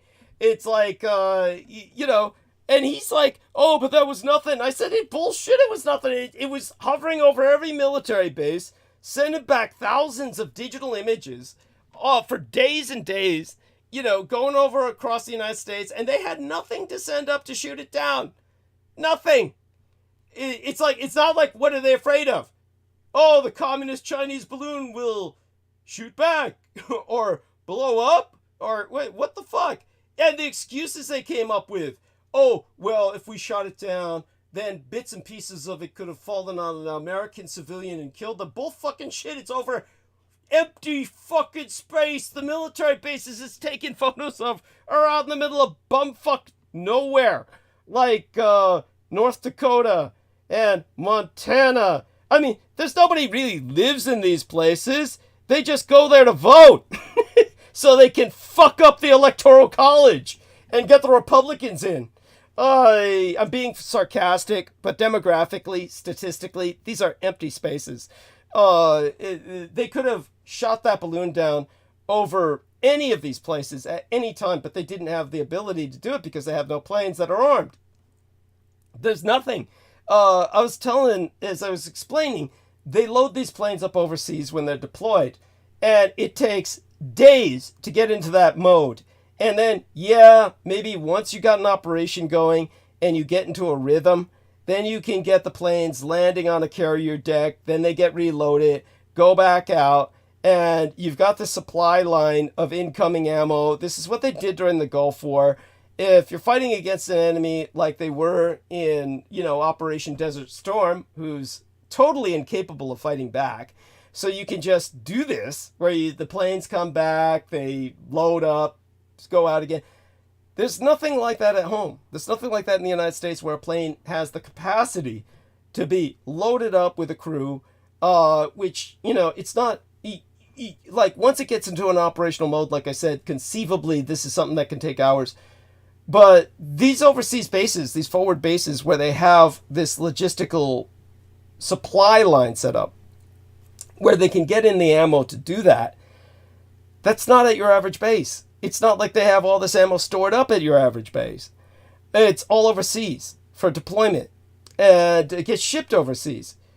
A whole bunch of it has been shipped to Ukraine, and has been expended. And they're like trying to produce shit now, and they have to like restructure their entire industrial production system in some of these facilities that used to produce this stuff, like artillery shells, that they haven't produced in decades. When we expended what we expended during the Gulf War, Operation Desert Storm, my Gulf War, Gulf War II, just so people know, Gulf War I was Iran versus Iraq, so Operation Iraqi Freedom was really Gulf War III, but we used everything we had in inventory. There really was a expenditure which America is still trying to replace at that time that still hits our ability to fight wars today. You'll notice they weren't expending missiles at any great speed in Afghanistan. And when they were using them, it was sparingly, and they finally had to resort to shit like the Moab, the mother of all bombs, which they dropped in Afghanistan, to no effect whatsoever, because it's not like the Taliban all gathered together in one spot where the mother of all bombs could take them. What was that even for? I mean, does anybody remember why they dropped the Moab? What was that supposed to do? Other than, you know, impress the people back home with a mushroom-like cloud. Yeah, and it was so cheap. We watched a documentary on it in school. It was like, they were saying it was a bunker buster and all this shit. It's like, the Taliban doesn't even have bunkers. Like, what do you... Thank you. Like, what's your point? What's your point? Thank you. What was their rationale? What was the rationale for dropping that? Because, like I said, it's not like the Taliban all stood in one place waiting for it. What the fuck was going on with that? It was like just buffing the engineers' pockets, basically. it was, but there's another factor. I think it was like all they had left. It was like they're literally out of the smaller rounds and just said, "Oh, yeah, we'll use this, so the public will think we're still doing something." And so then they threw that in there and said, "Look, see, we're doing things." And you know, it was just so fucking stupid. And obviously they got defeated in the end. You saw them like running out of Afghanistan with their tails between their legs. And, you know, it's just, so the ragheads in flip-flops just defeated them. And, anyhow, it's a joke. So to imagine that the U.S. military would respond here at home and start, you know, ripping into the public, it's a joke. Last thing on earth you need to worry about. It's again, for those of you who don't remember the Heather Penny story, they had nothing they could load her plate up with other than fuel. So she received the order to conduct a suicide dive into the flight that was headed towards the Trans-American Pyramid. Now, by the way, help me out here, Brendan. This was something I just could not get my gang brother to understand, because he's so fucking cynical. So when it came to plane crash Pennsylvania, so let's this is what, you know, after all these years, I try to bleach these things from my mind, but when it came to the plane crash in Pennsylvania, and it was Flight 911,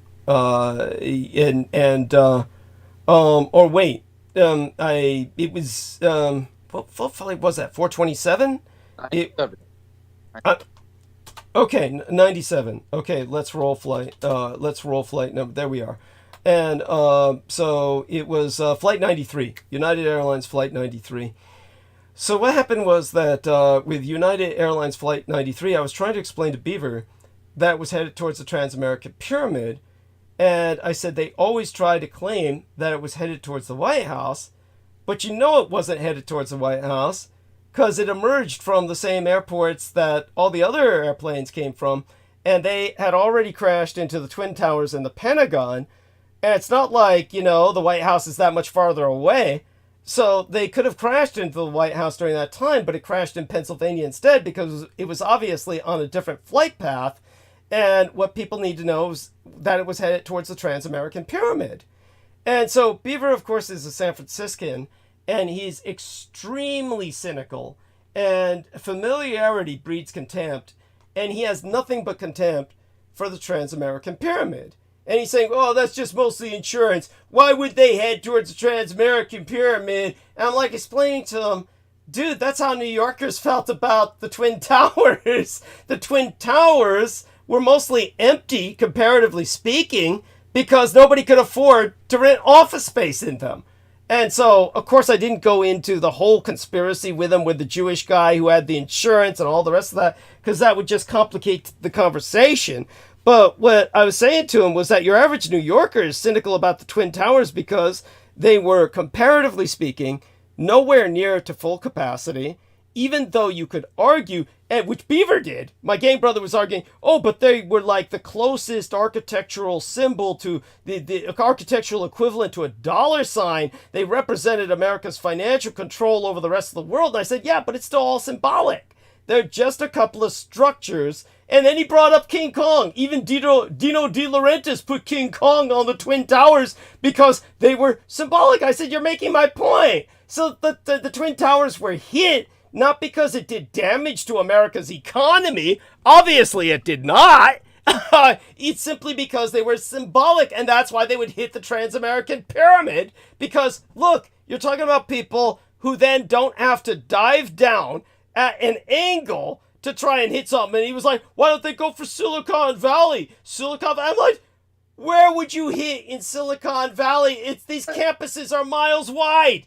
It's like, how would you know you hit something of any value in Silicon Valley with you? You're just hitting the ground. You might as well have just dived down. Yeah. Help me out here. Go on, Brendan. Yeah, like you wouldn't hit anything because all the office buildings are, like you said, spread out over like 3 cities. Yeah, thank you. Thank you. It's acres. It's acres of this what they call campuses. If you see like out there near like Cupertino, the Mountain View, like Google and Stanford, all those places, they're like military fortresses. Like there's like huge hangars. Thank you. Like they bought out all the old military hangars when they had like the dirigibles. It's true. Go on. And they use them as like test facilities for all these corps. Mm-hmm. So it would be harder to attack them than any other target, pretty much. Thank you. Thank you. Sheer, like one plane's not enough. Thank you. Thank you. And I was telling them, look, these hijackers may have been crazy by our definition, but they're not stupid. All you need to do is, if you're heading towards the Trans-American Pyramid, it's an integral part of the San Francisco landscape, as integral as the Twin Towers were to New York. You take that down, you take out the landscape in essence, because it loses its identifier to the rest of the world. To the rest of the world, the identifier of New York was those Twin Towers. That was the integral identifier of, oh, that's New York. Aside from the Statue of Liberty, the same with San Francisco, it's the Trans-American Pyramid. It doesn't matter what you know of with the reality of the Trans-American Pyramid, that's half empty because nobody can afford the office space, that what's there is basically insurance. I mean, it's like, who cares? The symbolic nature of what they're doing is the important statement. It just wasn't sinking in with him, and I'd say maybe he just doesn't think like a terrorist. Maybe that's the problem. But it's like he just didn't get it, couldn't get it. And I'm like saying also pragmatism. I mean, if you're trying to like hit the Pentagon, this is why a lot of people believe it didn't happen, was because, you've got to lower yourself down. You've got to like come in in an incline and then kind of come in almost straight. Nevertheless, they did that. The image of the plane was firmly etched into the Pentagon side that got hit, but I didn't bring up all the other suspicious. Yeah, go on. I believe it was the actual plane, and there were several reasons for that. One of the reasons why, like I brought up to Brooke Gibson, some of these things you just don't believe because they sound so unbelievable, but one of the elements I brought up about that was the fact that the guy who had flown that plane into the Pentagon, he had trained in a simulation towards a scenario of a plane being crashed into the Pentagon the year before. He had been the pilot who had been chosen to do a practice run to fly that plane to the Pentagon, which is probably the reason why he was chosen to fly the plane into the Pentagon on 9/11, was because he had trained to do that. He had actually trained to do that in a flight simulation. It's like these things are like, if you say them and they don't sound believable, but they're true. There you go with that. There's so many other aspects. At any rate, so that's kind of like the problems I have with him. Heather, are you still with us? Did you finally fall asleep? Hopefully she fell asleep, really, for the sake of her health. And Aristides probably asleep by now. It's just Brendan and I. Wait, are you working tomorrow, Brendan? Yeah, I should be asleep right now. Oh God, I'm so sorry. Okay, feel free to go to sleep if you need to. I feel so bad for keeping you up all this time. It's like. I'm making some food. Oh, good. Then go ahead and stay up and stay online with us for as long as you're making that. What are you making? A roti. Cool. Like an unleavened bread with ghee, all right, some clarifier and like a bit of spices. Yeah, it's nice.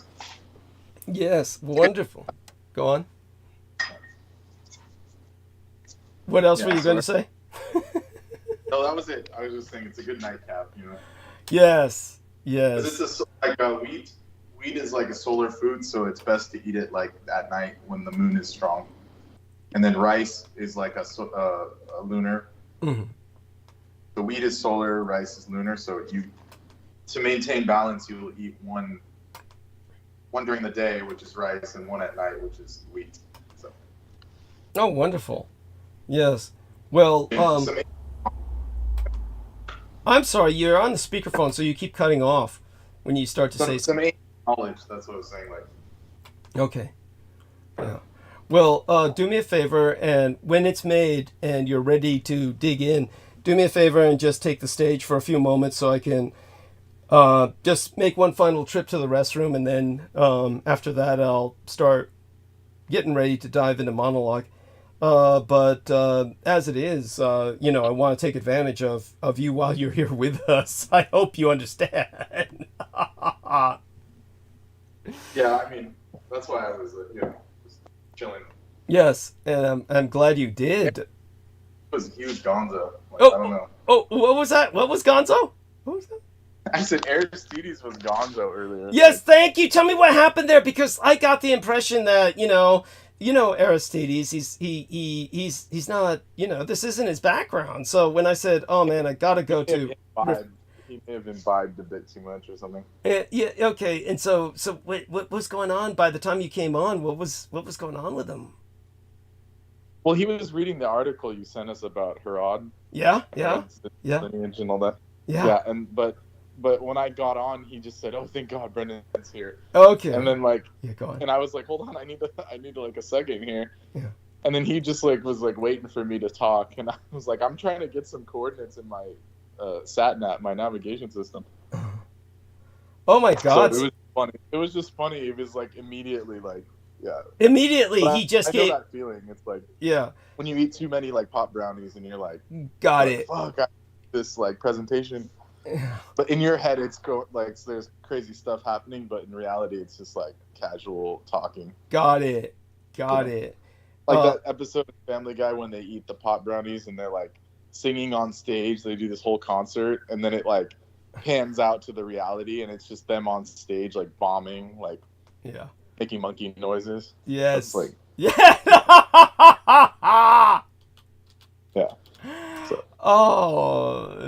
The cannabis really, or whatever, any drug really, but it it accentuates your feelings to the point where you feel that everyone's judging you, but you're just sitting there, yes. Nothing's happening. Thank you. Oh my God. So I just thought that was funny. I was like, it's all good. You're good. Everything's good.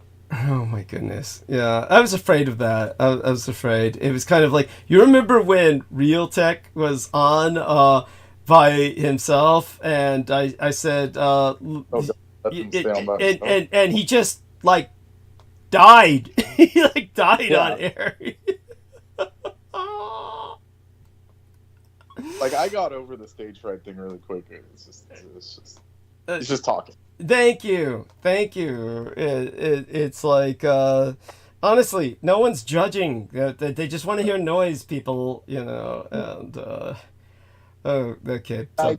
I found this website that looks up because I was trying to find those YouTube handles earlier that were haranguing your chat. And then.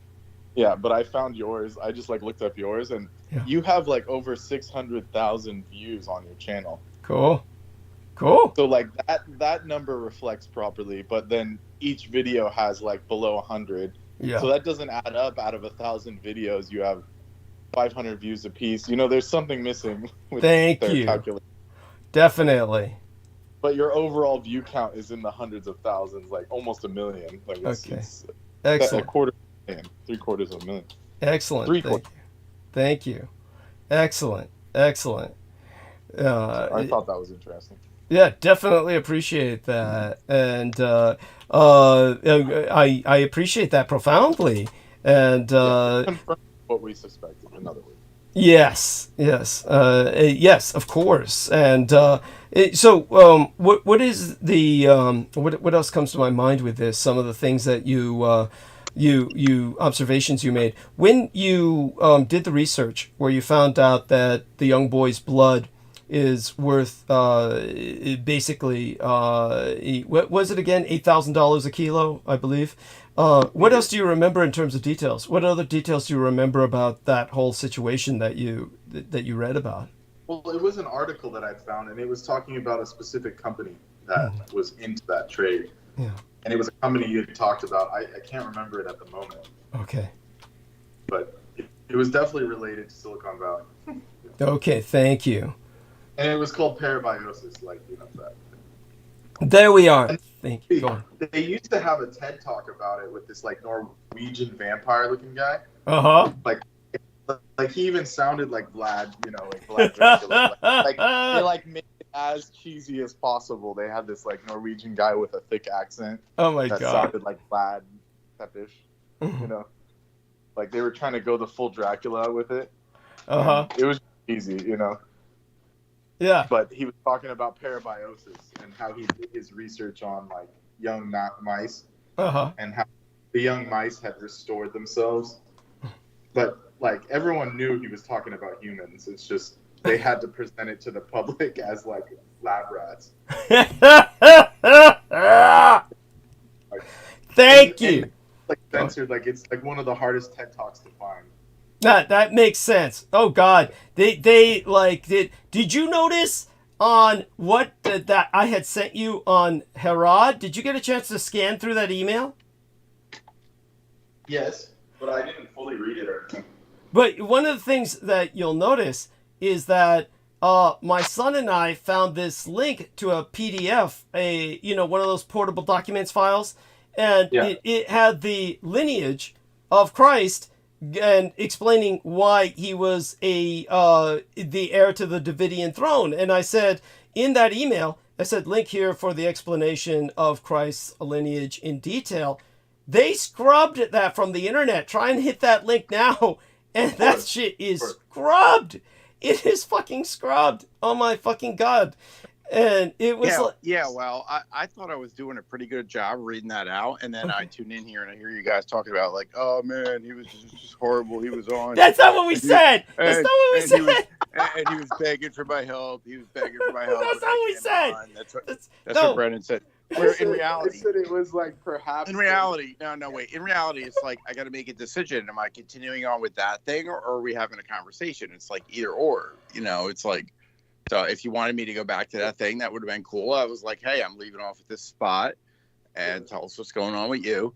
And if you were like, hey, I can't talk right now, I would have just gone back to the thing. But like here you made it out like all fucking lame. Oh, no. Look, let's put it this way. What Brendan is trying to express is that when he came on, he was letting you know he was here, but he was hoping that you would understand he needed a while to get his coordinates fed. He was driving, and that and instead of burning bandwidth, he could have said that more explicitly.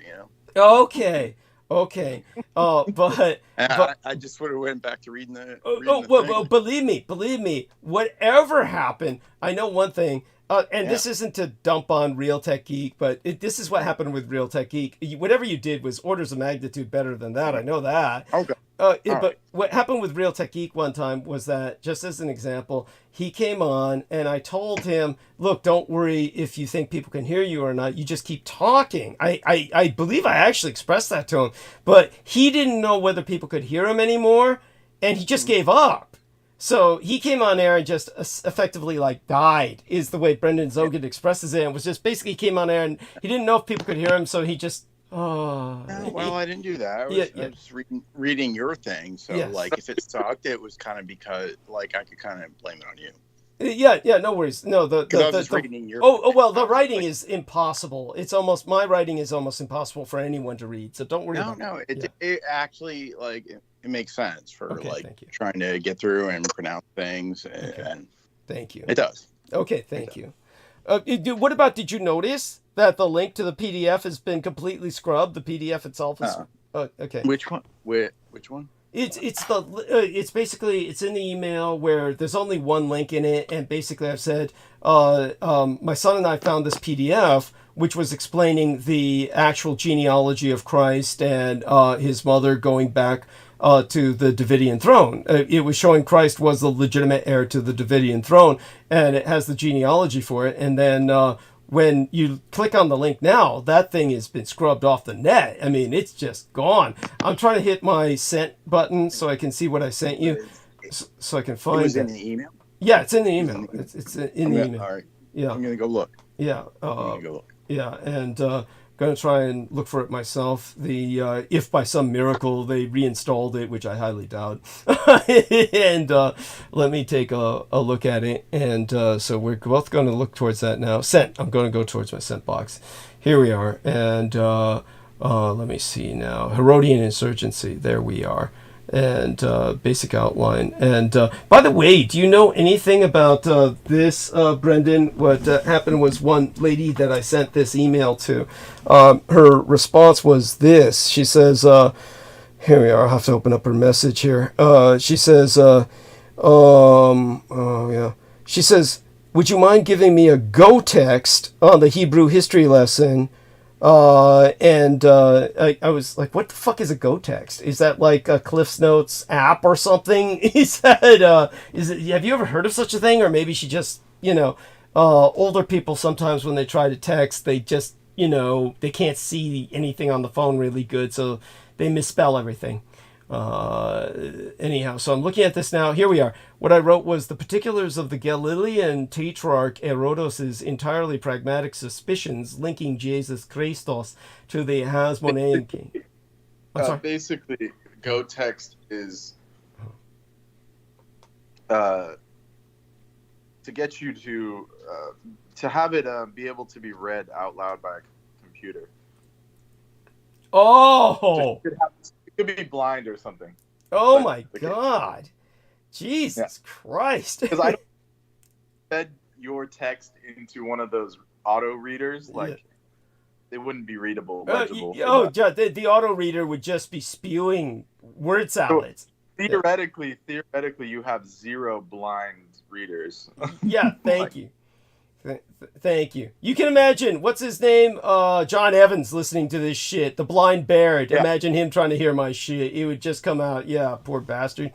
It would just come out as, blip, rup, blip. Yeah, exactly. Oh, shit. That's what they were asking for. Yeah. Something for the machine. Oh, my God. Oh, that poor dear. Yeah, so, that's so sad. Jesus Christ. That's depressing. But yeah, so here we are. It was so the link is towards the bottom of the email. So it's like the second to last paragraph. And basically it's just a single sentence, found here in this link, which used to be jjraymond.com, Messiah of Levi PDF. And oh man, they scrubbed that. And I mean, like, they did so within the last 24 to 48 hours. Like, within the last 1 or 2 days, they scrubbed that shit. I mean, it was there when my son and I sourced it. So, Jesus Christ. It was like the moment, this goes to show they read all my communications. And whatever communication I send out, they read it. And, but we know that already. It's kind of like, and what else was going on? Oh, yeah. Just like swoop your ideas because they're getting lazy. They don't even want to make laws anymore. Yeah, thank you. Yeah, let's just do like this son of Hitler guy says, man. Yeah. And that's the thing that always gets me about Marina Sarin is that, damn, she should at least appreciate that, right? Like, gee, maybe I should hook up with this son of Hitler guy and try to work with him. Maybe together we could like get something done. But no. It's too busy getting hooked up with abusive boyfriends. That But all these people are waiting for the Arcturians to save them and shit. Yeah, thank you. Like, the Arcturians ain't gonna save you, man. Even if they were real. Yeah, thank you. Thank you. For one thing, they hold all of us in contempt. Yeah. Like, there was a joke that, like, when aliens rolled by Earth, they, like, roll up their fucking windows and shit like it's the ghetto. They're like, oh, there's Earth, we gotta just drive by them. Don't look at them. Don't look in their eyes. Don't make eye contact. Yeah, don't make eye contact. They're gonna ask us to neutralize all the nukes on the planet for them, or whatever the. Oh my God! There's like that one that talks to Arcturians from the 90s. What's his name? What was his name? Oh man, I can't remember. By the way, since both of you are awake, Aristides and Brendan Zoget, hold a conversation. I can take advantage of your both being awake to take one last piss. to relieve myself one last time before I come back and then try and meander to try and meander into monologue. See if I even have the it's not even a thing about energy tonight. It's more like inspiration, whether or not I'm inspired to go into monologue mode tonight. We'll find out when I return. At any rate, let's see, is our man Aristides off mute? Heather, what about you, honey? Heather, Aristides, yes. Oh, good, Aristides. I'm here. Oh, thank you. I can hang for your break, and that's probably about it. Okay, that's fine. Yes. And you did great. When you were on. Thanks. I feel better. You did, yes. No, what Brendan said was that you just seemed really glad when he showed up. And yeah, that's all. Oh, okay, so I'm going to go mute. I'll be back. All right. Aristides, the reason why I didn't mention anything earlier is because I thought what you were talking about was pretty interesting. Okay. So I was listening. Yeah, and I think you did good. Thanks. Yeah, I mean, it was it was a text he sent out. It's like you said. Yeah, he's I like, didn't want to speak up and start confusing anybody, so I just stayed quiet. I mean, it's a complicated text to read, and he was like, he even said so. He was like, I don't even know if anybody could read this, but I thought it was for quite readable for what it was, for what it was explaining. So you weren't reading the Bible?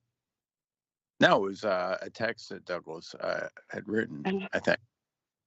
Okay. Well, it was still interesting, just the same. Thanks, yeah. Yeah. Hi, Brendan. Yeah.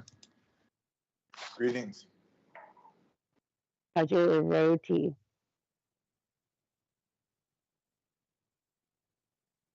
Well, I'm sorry. What'd you say? How's your roti? Oh, amazing. Yeah. Yeah, good. I'm sure you've had like plenty of chapati roti all the time. Yeah. I don't know. What is it?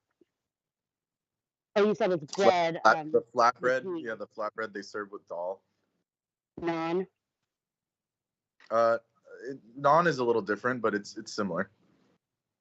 I like naan. Naan is like the difference is it's a northern Indian thing. The naan, it's more of a Western bread. It actually comes from like the Persian countries. So naan is more like pita bread. It's a fermented bread, whereas roti is non-fermented. Oh, I see. Unleavened. It's called unleavened bread. Oh, yeah, it's from the Bible. Yes. Yeah. Yeah, also in the Bible, exactly. I don't know which I prefer. It's like the original way to make bread. This is like the first edition bread. Oh, like stone mill, you grind it out with your rolling pin bread? Mm-hmm. Yeah. Exactly. I want to make bread. I've never made bread.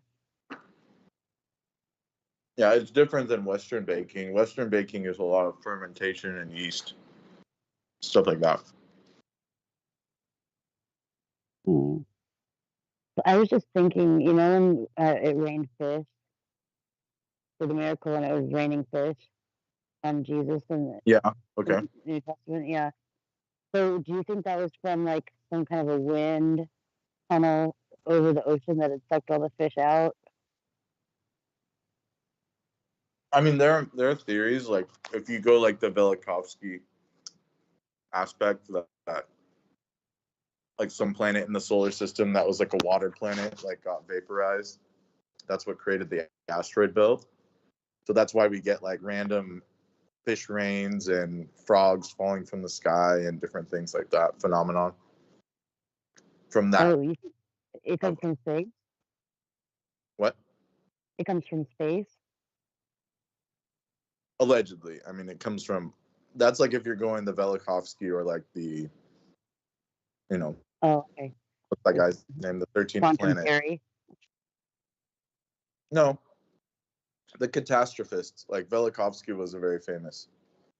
He was one of the first people to talk about like the deluge as a celestial event. Like Venus went off course and destroyed one of the other planets in our solar system, and that's why there's like the asteroid belt and all that stuff. You know, do solar flares have some kind of a time exchange when they happen? The time and the rate and the distance? Yeah, it's from what they've measured. I'm sorry? Yeah, it's like it's all on time cycles, every planet. So Does it fast forward us through time, or does it go the other way? I mean, time isn't linear exactly. I agree. That. It's So do you think it's circular? Mm-hmm. It's like a spiral. It's like not exactly not circular. Huh. That's a pretty. Is that a theory, or is that just something that is proven? I mean, it's like definitely not linear. No, I Like agree. You know, even physics, like quantum physics. Yeah, I made the professor really upset when I had said that in one of my Bible classes. Yeah. Well, I got back just in time for Bible classes. Tell us about these Bible classes, Heather. What was going on? The Bible classes I went to in college, and the professor, he only had 4 students, and so he was kind of pissed anyways. But I tried to tell him or argue with him that I did not think that time was linear, and it was circular, and he just he didn't like it. He had a major meltdown in the parking lot. Oh, wow. So respond to that, Brendan. I'm sorry, what was that?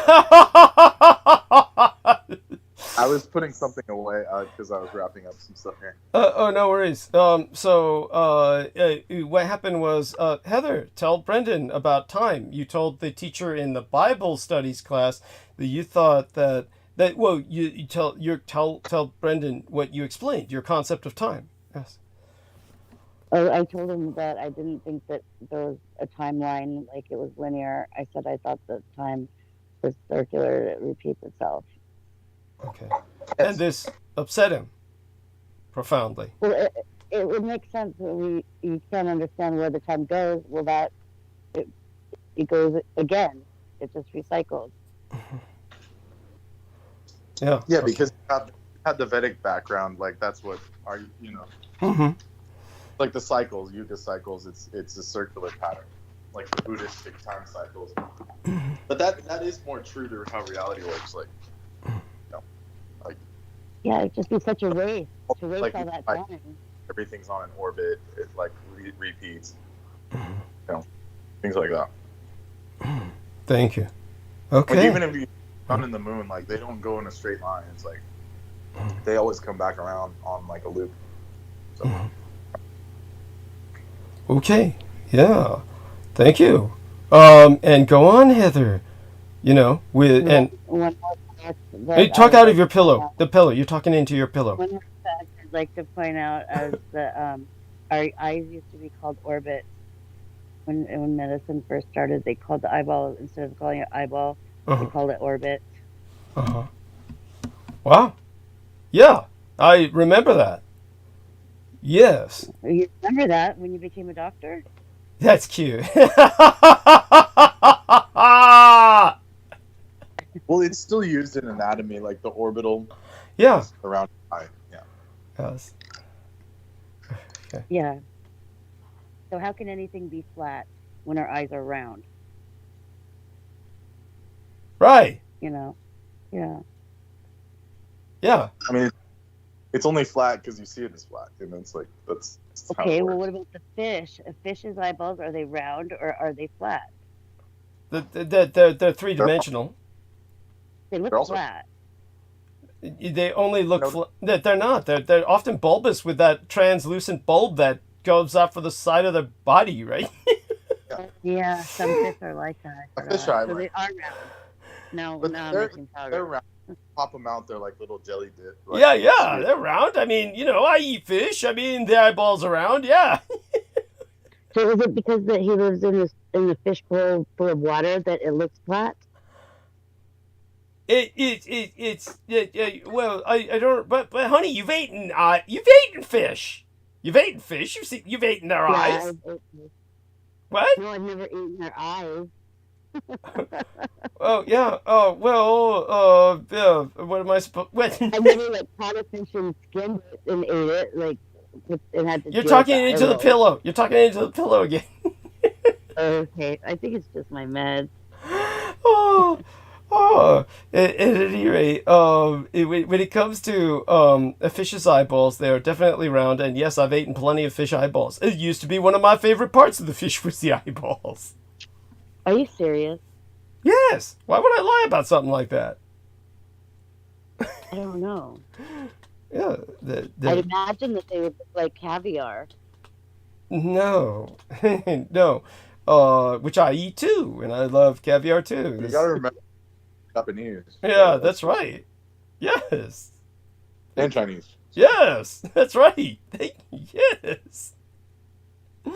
Fish. It's different. Yeah, fish is my thing. Uh-huh. I mean, the Japanese eat all kinds of strange stuff that comes out of fish. Yes. Parts. Yes. And we love to eat fish alive too. Yes. Same with Chinese. Yeah, go ahead. Eating it alive. Would you think that when it fell from the sky when Jesus did the miracle that it was flopping around like it was a live fish? Or were they dead fish? Well, I mean, these are fascinating questions, but it begs the question, what provokes you to think of such things? Well, it's like your average person doesn't ask about Jesus gave all these people fish to eat. Your average person takes that as almost like they probably imagine these fish to all be dead. So it's an interesting point. So you're saying maybe they came. The reason why I asked, yeah. What prompted me to ask the questions is that Brendan was talking about the orbits of the planets and things like that. Uh-huh. So that's just where my mind went with that. Okay. Now, Brendan, do you remember that dude? What was his name again? Baby Dynamo or whatever the fuck he was, who was trying to emulate or mock the Christ with all his magic tricks? He was giving fish to people in Africa who obviously weren't even hungry at the time he was bringing all the fish out of the basket, but those were alive and flopping, those fish. So I actually think because this individual is... Judith Ager had it right when I asked Judith Ager, what do you think about this guy? She said, I think he's the Antichrist. And anybody who saw that video would agree. This man is mocking the Christ with every trick he does. So I would think that the way he pulled those tricks would be probably accurate to what Christ did, or something that would emulate Christ as much as possible, which included delivering live fish to people in Africa who obviously didn't need them. He was just doing that to impress them. But when it came to what he was doing, so the fish were probably alive and flopping. Go on. Let me put it in a controversial way. Yeah. But also probably true. Is that so because Christ was of the Davidian line, he could also most likely had access to Solomonic type magic that would allow him to make the jinn work for him. So just like this other guy, Dynamo, is using jinn to manifest, the Christ would be using a similar technique, but as a commander of the jinn, not as a subservient being. Does that make sense? Absolutely. Similar to but because they're from the Davidian bloodline. Right. That makes perfect sense, and I don't take offense at that myself. No. But what I'm wondering is... Yeah, go on. I'm sorry? Because people would say, oh, well, Christ isn't using jinn, but, I mean, he could have. I mean, he had power to do that. Obviously. Yeah, why wouldn't he? Yeah. I mean, he commanded the demons into the pigs, which he then ran off the cliff. So, it's not that, if anything, it's a statement of his power. But what... Basically, that's what proved those things would be what proved he was part of the Davidian bloodline originally. Thank you.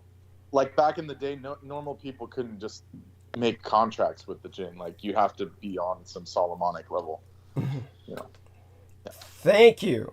Excellent. I think it involves a ring that you wear. Uh-huh. But the thing to bring up about Solomon that... ended up. Oh, go on. I'm sorry. Yeah, Solomon used a ring, but it was he bound the ring with his magic. It wasn't just a casual ring. Yes. Something interesting. It's not like in the films where it's just the ring does everything. You have to wield it. You have to know how to wield it. Right. But by the way, Heather was saying something. What were you saying, Heather?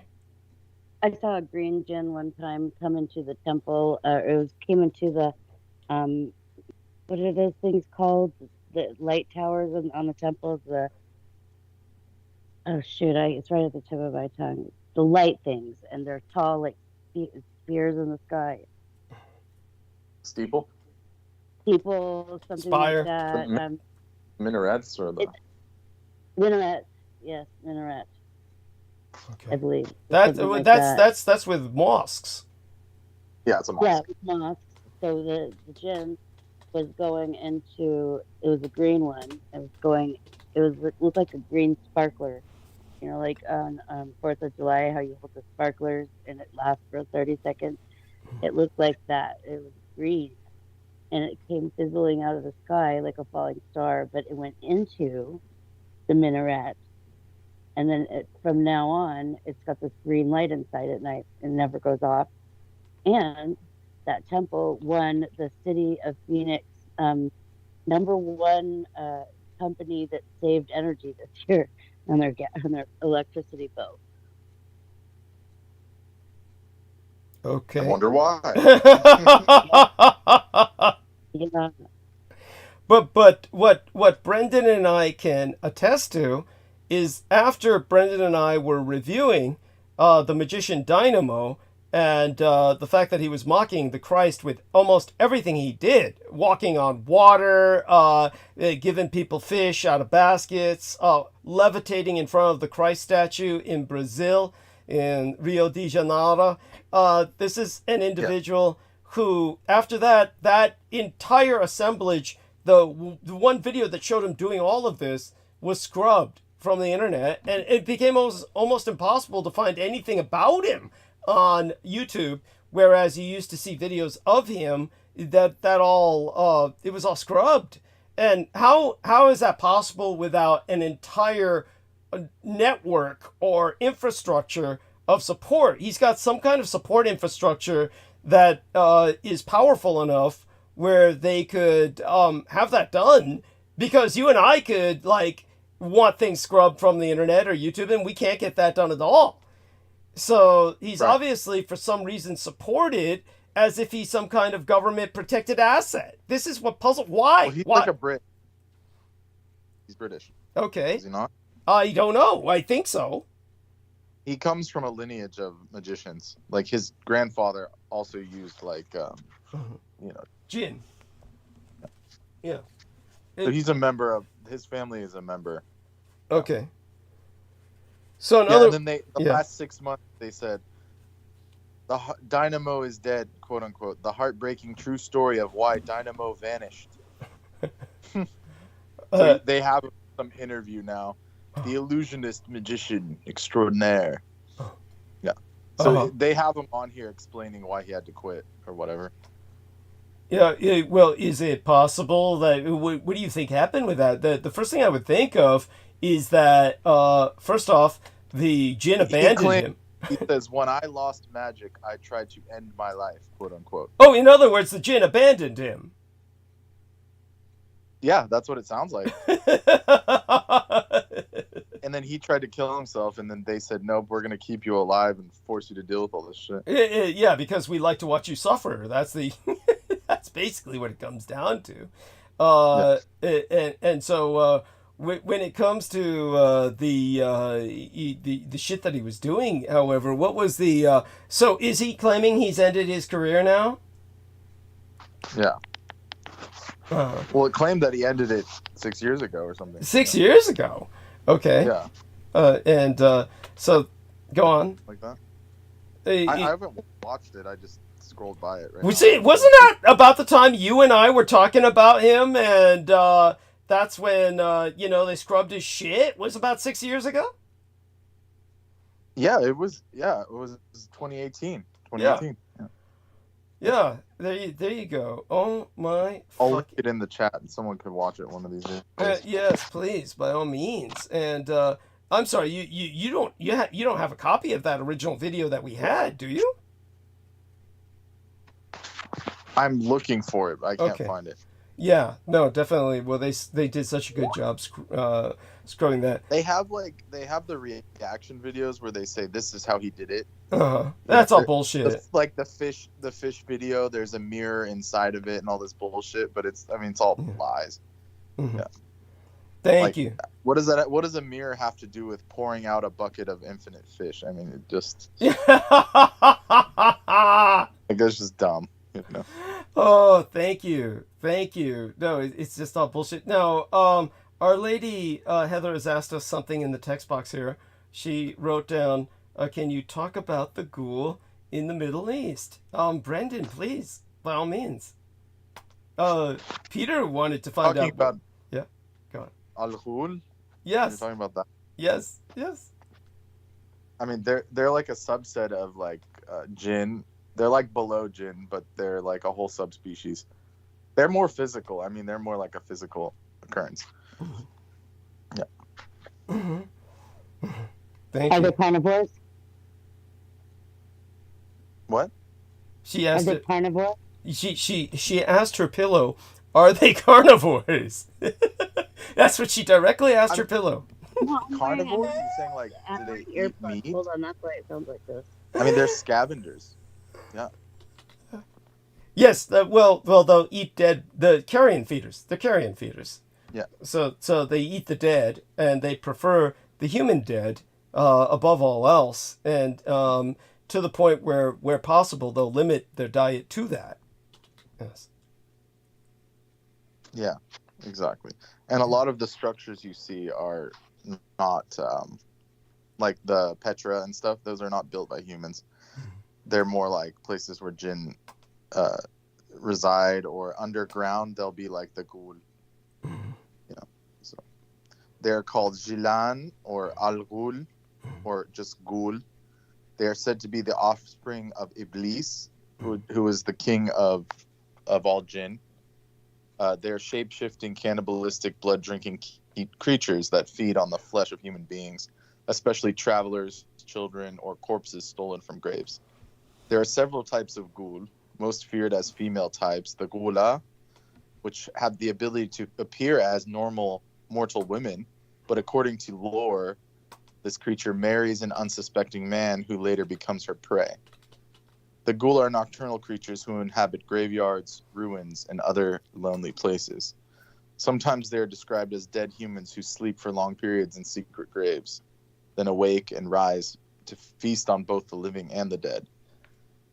Ghoul also personify the unknown terrors of the desert. In Persian lore, the ghoul has the legs of a donkey, the horns of a goat. Some are small enough to ride on hares, yet others ride on ostriches. Another desert type is the Udar, these female-type beings living in the forest that carry men off to their caves to seduce them. Males do the same thing with women. The offspring of such matings are fierce savages. So you can hybridize with them, apparently. Ghouls that live in the Sahara are said to have the legs of an ostrich and only one eye. In some accounts, the ghoul that is male and the female ghula are said to play the flute so that men hearing their music will dance themselves to death. Yeah.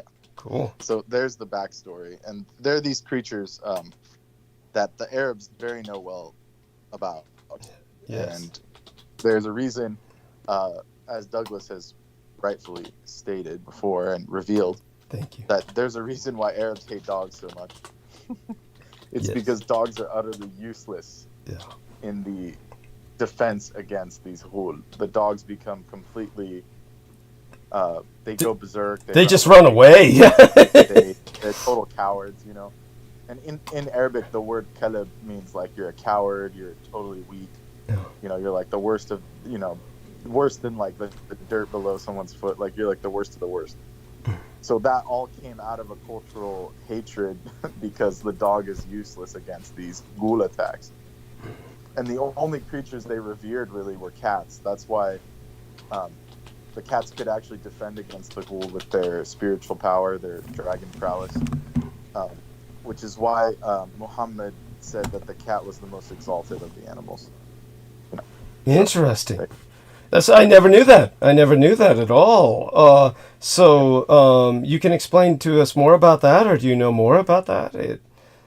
You're saying the Muhammad like cats thing? Yeah, I never knew about that at all. Yeah. Really? No, I never knew that. That's incredible. I believe it. I mean, it makes sense. That's fascinating. Yeah. Yeah.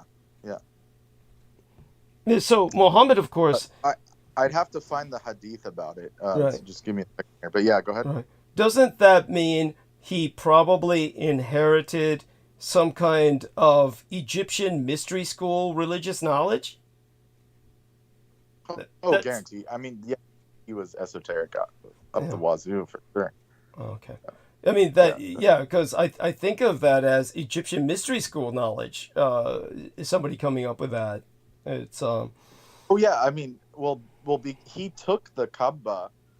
If you know the backstory of that, he took the Kaaba purposefully because it was where the idols of all the old world were. It was a Shiv temple. It had all the Egyptian gods housed inside. It still does to this day. All the ancient idols from the time of Abraham. So inside of that tabernacle, the actual tabernacle is the Kaaba, the Mecca in Mecca. It has all that info. It's like the Library of Alexandria times 10 in there, but they'll never tell anyone that, of course. You know what Muhammad really took or put in there, why he closed it off. You know. So. But by the way, Nemo, why don't you join us? I know that you're out there. He just gave an upvote to the link I provided about Christ performing this miracle as a child. And by the way, so I'm looking at this. Dynamo is dead. Heartbreaking. Diary of a CEO on YouTube. When I lost magic, I tried to end my life. Oh man, he's just. How does one lose magic? This guy is confessing that it was all external forces. It must be, because I'm sure it's gonna be some spiel like, oh, I got depressed or something, but the subtext is I can no longer do magic. Yes. Right? Yeah.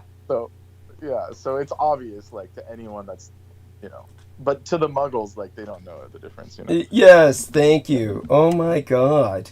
Because cats have been weird for centuries in Muslim culture, so much that one of the Prophet Muhammad, peace be upon him, this is someone, I'm reading someone's understood, yes. companions was known as Abu Huraira. So yeah, so the main companion of Muhammad himself, his name was Abu Huraira, which is the Arabic word meaning the son of the cat. So the son of interesting.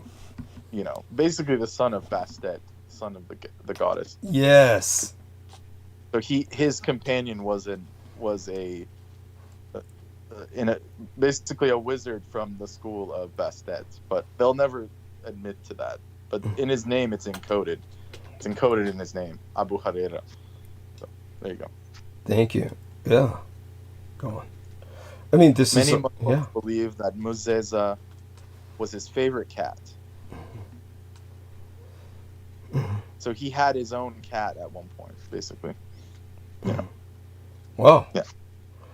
I'm trying to find that story. There's a big story that let me see if I can get it to show up here. Yeah, cats are actually the only animals that are allowed in Mecca, by the way. Like inside of the sanctuary, they don't bother them. Okay. Same with like Istanbul, they're not allowed to like kill any cats or like get rid of them. So the whole ancient quarter, the Muslim quarter of the city, is completely like full of wild cats, and the people feed them and everything. But just to balance that out, the horror is that because there is specifically a Kurdish type of cat that is rather albinoid with blue eyes, this species of cat, the subspecies, the Turks have organized a genocide campaign against those cats because they consider that as supportive of the Kurdish identity. And they're afraid of Kurds ultimately seceding from Turkey, and that would take a large chunk of Turkey with it, so they killed all those cats off. So that it shows you just how different they are about this. It would be kind of like, these cats are like people, in a certain sense, respected like people in one area, but in another area, they're identified with a group that seeks independence, and so they kill them. It's so there you go, the perversity of the human condition. But please continue. Yeah, but that's like Turkey, like is just like stupid like that. Thank you. That whole place is upside down. I mean, thank you. Yeah. So true. Thank you. Yes. Like, unfortunately, Ataturk like died before he could like finish the job. Thank you.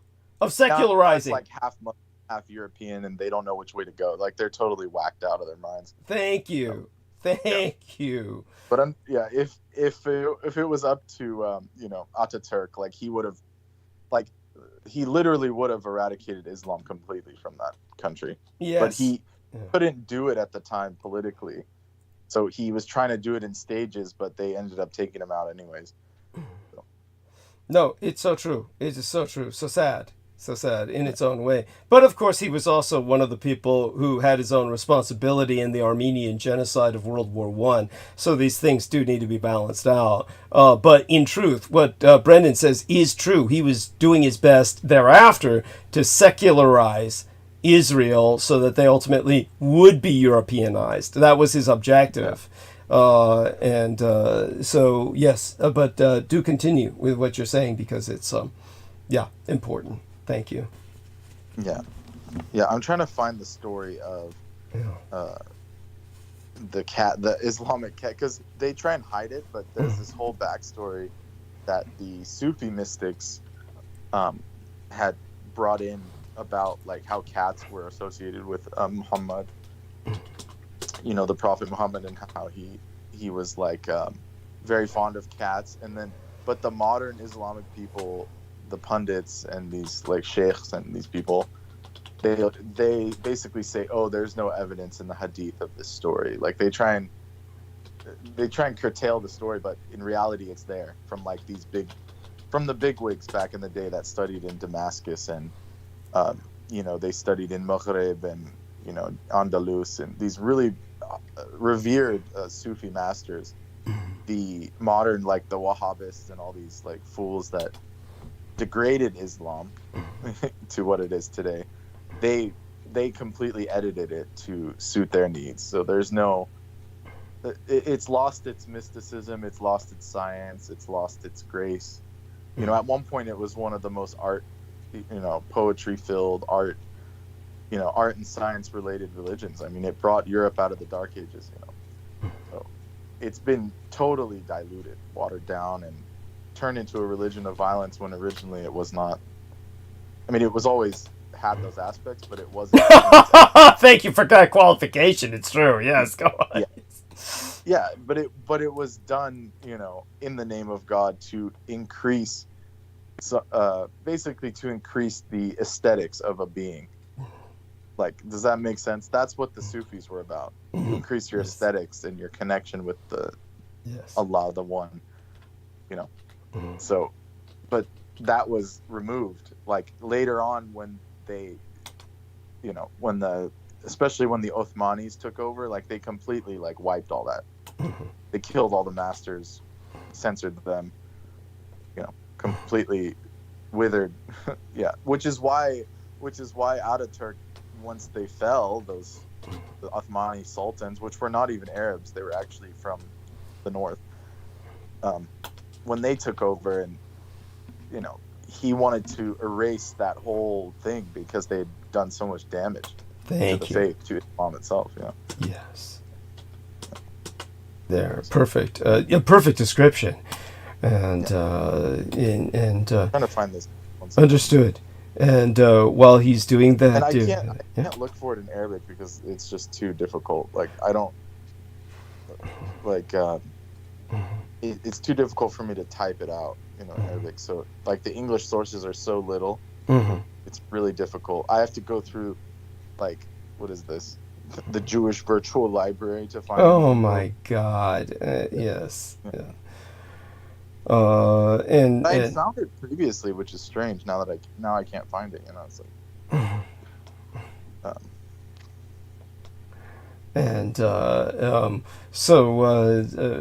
Let's take a look at our numbers here. Okay, well, we had it was up above 21 a bit back. So here's a short version. Yeah. Muhammad awoke one day to the sounds of the Adhan, which is the prayer, the call to prayer. Mm-hmm. He began preparing to attend the prayer, but he began to dress himself. But during that time, he discovered that his cat Uzeza, sleeping on the sleeve of his prayer robe, was deep in sleep. He didn't want to disturb her, so rather than wake her, he used a pair of scissors to cut the sleeve, leaving the cat undisturbed. So that's one of how much he loved cats, apparently. Wow, that's almost pathological. Yeah, but there is some truth to how much he was obsessed with cats. Like, that's what I'm saying. Like, it was almost certain he was part of the school of, like you said, the Egyptian mystics. Yes. Where they almost worshipped the cats. Yes. Right. They did. They did worship the cats. Yes. Yeah. Yeah, the Bastet, the cult of Bast. Yeah. But what's interesting about that is they don't tell you about Sekhmet. Like everyone knows about Bastet, but there's like a more powerful cult called like the Sekhmet cult. Tell us about this. I've heard of it. Tell us more about it. Yeah. Sekhmet is the lion-headed goddess of Egyptian mythography, and she is the most powerful. Like, even to this day, the most powerful Egyptian relic still around is I believe it's in Luxor, but the Sekhmet statue in Luxor is so powerful that it literally, like, when the sunbeam comes through the doorway in that chamber, and it's so dangerous that they left it in there. They didn't put it in a museum. They had to leave it in Luxor, and it's lasted millennia. It hasn't moved. No one's dared to move it. And when you go in that chamber, it reflects, like, it creates a hologram of your hand. Like, you can see this even on YouTube videos. Wow. The optics are so, her aura is so strong that whatever entity's in that statue, like, it reflects a person's hand, like, in the air above it. And it's like a floating orb, but it's your hand, like a reflection of your hand.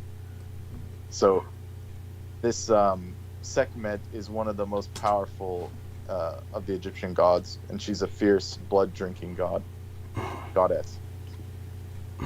So that's Sekhmet. And the interesting part is, if you see these statues, which I've seen one, there's one in a collection in the Bay Area. There's one, the oldest statue on public display in the world is outside of Sotheby's in London, in a strategic geomantic location. And what statue did they choose? It's a bust of Sekhmet made out of black basalt stone. And if you go to London, it's still there. It's just on their front door, like above their, as their main piece when you go into the store. Wow. So the goddess and the lion is very much, it's a power piece. Like, it's a powered goddess. She's very fierce. Wow. And to continue, yeah. I mean, you're doing great. Oh my God. Yes. See. Sekhmet is the goddess of war and the destroyer of the enemies of the sun gods of Re. She had associated faculties with disease, but also with healing and medicine. And she's pretty ambivalent. It's hard to tell if she's good or evil. Right. Like any cat. That's the same with any cat. It's hard to tell if they're good or evil. Yes. Yeah, they're definitely not. How do I put it? It's not. Like, I guess ambivalent's the only word. Basically, they're not. Most cats are not on the good side. No, that's true. Like, they don't have that faculty to just be generous or giving. Yes. That's why they're associated. I mean, in my worldview, they definitely have dragon DNA. Yes. They're not just. There's a reason they're like that. They're very strange. Tell people about the dragon DNA. Tell people about that. Yeah, I mean, like the modern cat, as we know it, the house cat thing, or even wild cats that are that size, or, you know, like you have like whatever those sand cats and these different creatures that around the world are similar to like a modern cat. The feline, that subset of feline, they're the only creatures on Earth other than foxes and reptiles that have the slit for an eye. Yes. So there's only 2 other mammals that can manifest that kind of physiology. The serpentine slitted eye pupil. Yes. And so, yeah, so the cat itself, like the modern house cat, which was supposedly domesticated 10,000 years ago by human hands, allegedly, that is the only creature that has that kind of intelligence and has those eyes. If you look at wild cats, like big cats, like tigers, lions, pumas, cheetahs, mountain lions, they all have a round pupil like us, like other mammals. But these other cats, which, you know, and you could tell they have more serpent-like features even. Like they hiss, modern cats hiss and purr, and big cats don't do that. They do growls and some purring, but not like house cats. You know, human cats, I don't know what to call them. But they're basically, my thesis is that these cats, the ones that we know as house cats, those creatures were basically chimerical creations by the ancient civilizations, including Atlantis and Lemuria. They bred these creatures, and they did so by mixing dragon DNA with various cats and other, you know, creatures to create the beings we know nowadays that, you know, everyone loves. Oh, look, it's a cat, so sweet. But it's actually, it was a chimerical entity used for channeling magic, and they can harbor jinn. They can do a lot of things, and even modern cats do that all the time, and people just don't have any idea. They have no clue that they're being controlled psychically by the creature in their house. You know? Now, the way I interpret Jordan Peterson telling all of his cultists, pet every cat you see. Whenever you see a cat, stop and pet it, is basically his way of saying, whenever you see a pussy, stop and grope her. Whenever you see a pussy, stop and grope her. But at the same time, is there something... That's why his clientele is all like single men that are like in their parents' house that can't even clean their room. He's like, start with cleaning your room, your sock drawer. Yeah. He knows his clientele. I mean, we got to give him credit. He is a high-level psychologist, so that was almost deliberate, like you said, like some kind of Freudian subtext he did deliberately. Yeah, but I wouldn't put it past him. Thank you. But books. Yeah. But beyond that, is it something else? Is there something occult he's implying with that? Yeah. Oh. Okay. I mean, I don't doubt it. But at the same time, he's so... Like, if you watch some of his old lectures, it's like, it's a miracle he even got to Harvard. Thank you. The guy's so fucked up. Go on. Doing? Yeah.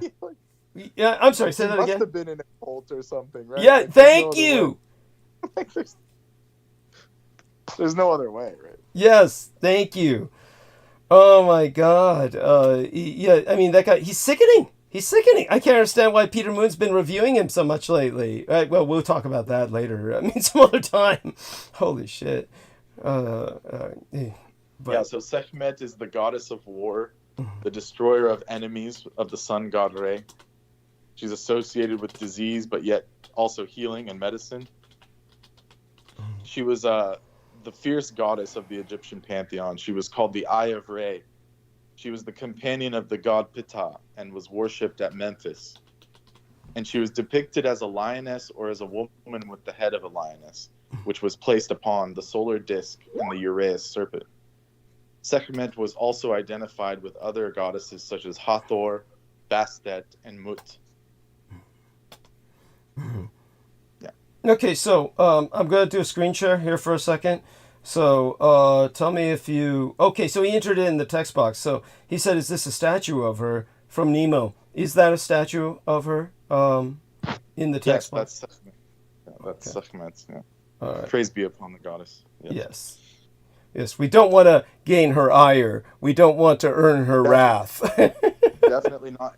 And these statues that are scattered about, like, don't ever touch them. I'm saying this legitimately. Thank you. Don't ever touch the Sekhmet statue, because there's one, and it's so cheesy. There's a collection in the Bay Area.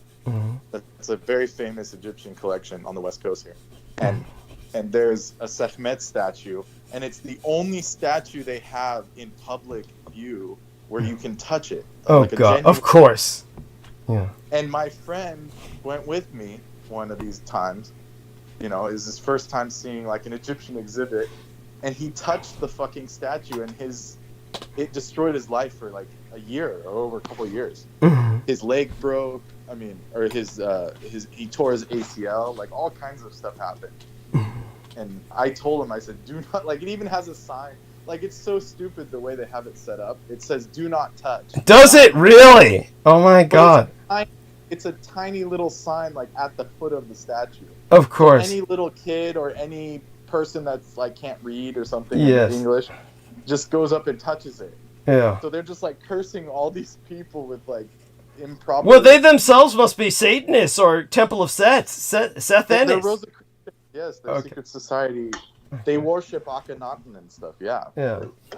It's the Rosicrucian Society, the Order of the Rosy Cross. You know these people. Of course. They're not to be trusted. Thank you. They used to advertise in fucking comic books. Okay, that's how they used to recruit people. Jesus Christ. Yes. Yeah, and that same group is that whole. They're all occultists. I mean, they're all high level Order of the Dawn, Golden Dawn. Like, they're beyond that. You know, they're really high level occultists. But every single item in their collection essentially is cursed. Yes. You know, that makes sense. And even the first time I went there with a friend, this was years and years ago. We were at their secret occult library that's in the facility, which ever since COVID happened, they took all the signs off. Can't even find it. Like, they won't let anyone in anymore. But at one point they let people for free just go in there and read all the materials they had. It was like voluminous, a library full of, like, I mean, you know, first edition H.P. Blavatsky books, like really, really rare books that no one could get. They're totally out of print. Right. But when I went in there with my friend, he said he was talking to the lady that was running it, this Rosicrucian, and he said, oh, you know, I mean, I've never seen an Egyptian museum. This is a different friend than the one that got cursed. But then he was telling her, you know, oh, I've never seen one, and he's like, oh, it's going to be kind of weird to see a mummy. You know, I've never seen, like, human remains before. And without skipping a beat, this lady said, oh, no, she's really nice. Just talk to her. She just wants someone to talk to. Jesus. Really? So they have like the ba of that poor girl mummy trapped in that museum, you know, like with whatever evil rituals they did to that, you know. Basically, they took when they swooped the sarcophagus or however they got it, they did some ritual to trap the ba of that girl in the mummy. So it's stuck in the museum for like eternity. Oh shit. Evil fucks. They're evil. Yeah, they're just sick, man. Yes. Like, yeah. So, but she was like trying to scare him, and like it was like some sadistic shit the way she said it to him. Like, he was like saying, like, you know, I'm actually concerned, like it's actually scary, and she's like, oh, you should talk to her, you know, it's gonna be fun, you know. Oh my God. Yeah. So, but every single item in there is cursed, and they have Akhenaten's actual ring. I don't know how that it just goes undetected. It's like one of the rarest items in all of Egyptology. I'm not joking. Right. But they're casually, like, in their museum in this like nondescript section, and it says, this ring is from Amarna, located at Akhenaten's personal palace. And then it's like this stone ring with his cartouche on it, right? Yeah. His literal ring, his personal ring from his bedroom, Jesus. basically. Yeah. And then it's on top of a rolled up scroll. Like it's a video game, like it's Elder Scrolls. Right. They have to have it on top of this magician's scroll to keep it sealed because it's so evil and so cursed and shit. Yes. No, it's true. Yeah. And it's like, and it's just casually there, and like no one notices it. Like normal people, like they don't even ask, like, why is that ring on a scroll? Like it's bizarre. Right. The placement of it is absolutely bizarre. Yeah. It's like it's set on top of a rolled up papyrus, and it just like, you know, like something doesn't add up with that, right? Yeah. No, definitely. But basically, the scroll is a sealing spell to keep the dark energies at bay. Yeah. Oh my God. And because of the necessity, because otherwise it would bring the museum around it down. That's yeah, they did it of course, because they don't care about the patrons. That's just they of course. Like, people first. Yeah. And my friend like so psychically attacked the other friend that went. Yeah. He was like so psychically attacked, like he got physically ill. Of course. In there. And he said, I don't think I ever want to go to that place again. Of course not. Yeah. That's I remember one guy I knew who was one of these Rosicrucians, or he worked at the Rosicrucian Museum. This was of course an ancient Egyptian aficionado, and was very much into the ancient Egyptian culture, and at the same time just how would I say it, I can't even remember his name at this point. I would have to ask his old friend whose name I do remember, but this is how I'm acquainted with everything that you're talking about.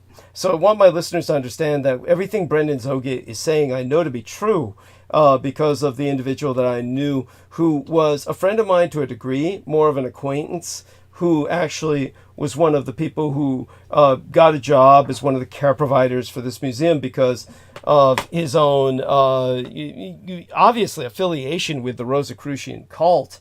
But the Rosicrucians, as a cult, have done what they could to monopolize Egyptology and infect it. And explain to people a little bit about, say, for instance, the freaks like Miguel Andahar, like so many. For those of you who don't know, he's talking about Akhenaten. Can I mention something? Sure, please. Real quick before you go on. Yeah. Is that the main statue of gods, quote unquote, that they had was, guess what? Set. Of course. Oh, of course. Thank you. The majority of their collection, like actual artifacts, not like because they had a lot of later period stuff too, because it's cheaper. You know, it's cheaper and easier to get. Oh no, Artifacts were almost all set. Yes, of course. Or Akhenaten. Thank you. That was basically their preferred. Those were their gods. Those were their masters. Thank you. And so people understand Akhenaten is one of the. He's really a villain. He's a historical villain. And yet, for some Freud was connecting him to the historical Moses. He considered Akhenaten and Moses, but this is a big thing we can get into. But Sigmund Freud wrote a book called Moses, the Akhenaten Connection. Interesting. Well, that makes sense, of course. Yeah. And just so people know, obviously Freud's very controversial, and most people, younger people, are not familiar with him, and that's probably for the best. In fact, it certainly is. But when it comes to Akhenaten, the biggest problem of Egyptology is that young people who become interested in Egypt will fall into the Akhenaten trap, because Akhenaten is like every popular book on Egypt. It's like at least a third of them, if not half, are written on Akhenaten, because many people believe him to be the first monotheist. And they'll say, oh, he's the first monotheist. Yeah, thank you. They'll try to claim that he's... Thank you. Yeah, that they try to claim he's the original precursor to Abrahamic religions, or the first, proto-Abrahamite. And all of this is, as Brendan said, is false. But when it comes to someone like this villain we knew named Miel Andahar, who was terrorizing, or doing his best to try and terrorize Brendan Zogit to death, this was an individual who claimed to be the reincarnation of, among other people, such as Bruce Lee and Nikola Tesla, also, of course, Akhenaten. So explain to people Atenism and what Akhenaten's Atenism really implies, please. Yes. So, the Aton is the outward god of. Actually, it was the priestly class's original conception of the sun god, right? Aton. But it had been pushed back in favor of Atum Ra. So during the later dynastic period. But Akhenaten, he wanted to bring back the ancient god, Aton, which is the eternal giving sun. But what happened was that was his outward public persona. But what he really did, because he was the son of Seti II and the first, the lineage was Seti, and we know who that is, who their patron god was, the Seti,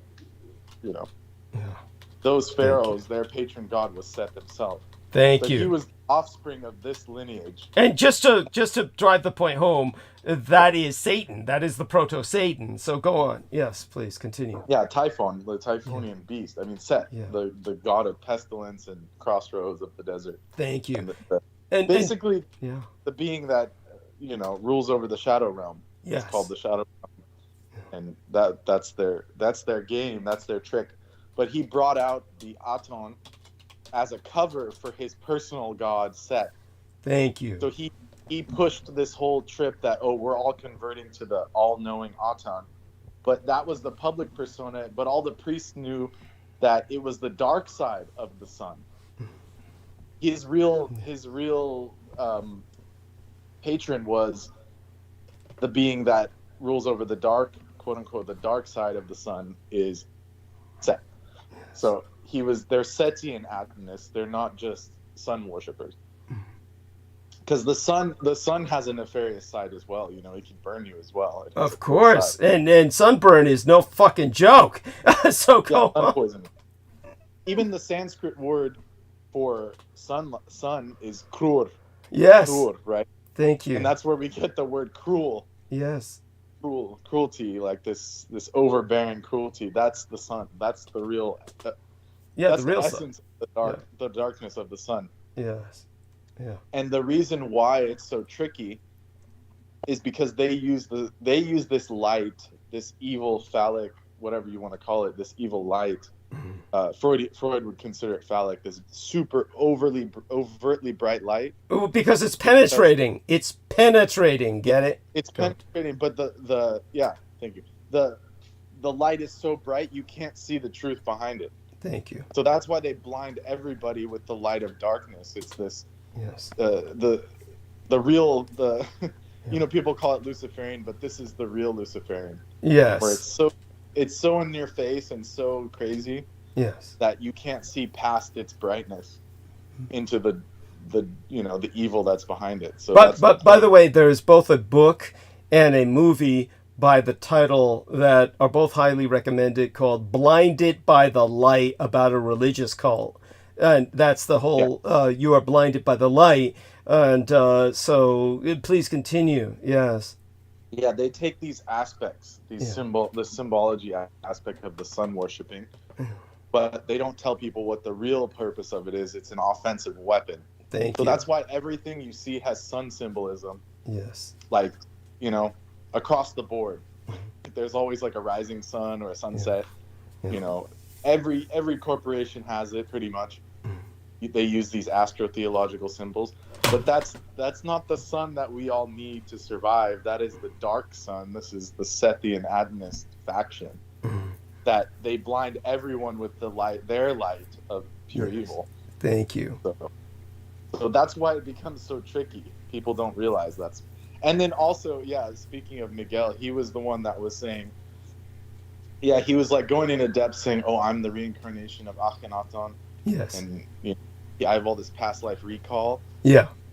And then then he sends me a picture of a statue of Seth. Yes. With a bunch of crystals around it, and set up in the exact pattern of the crystals he sent you. Yes. Go on. Yeah. Basically he has it set up how I have my Anubis statue. Yes. And he did it as an inversion, and then he posted it on Facebook saying, "This is everyone talks crap about the real gods, quote unquote, and but everyone knows that this is the real powerhouse of the universe," and shit like that. And it was a picture of Seth, a statue of Seth with a bunch of crystals and anointed oils on it, and candles and all kinds of evil dark shit around it. Thank you. But he was declaring it that this is the real God, and everyone's lying to you about how bad Seth is. Yeah.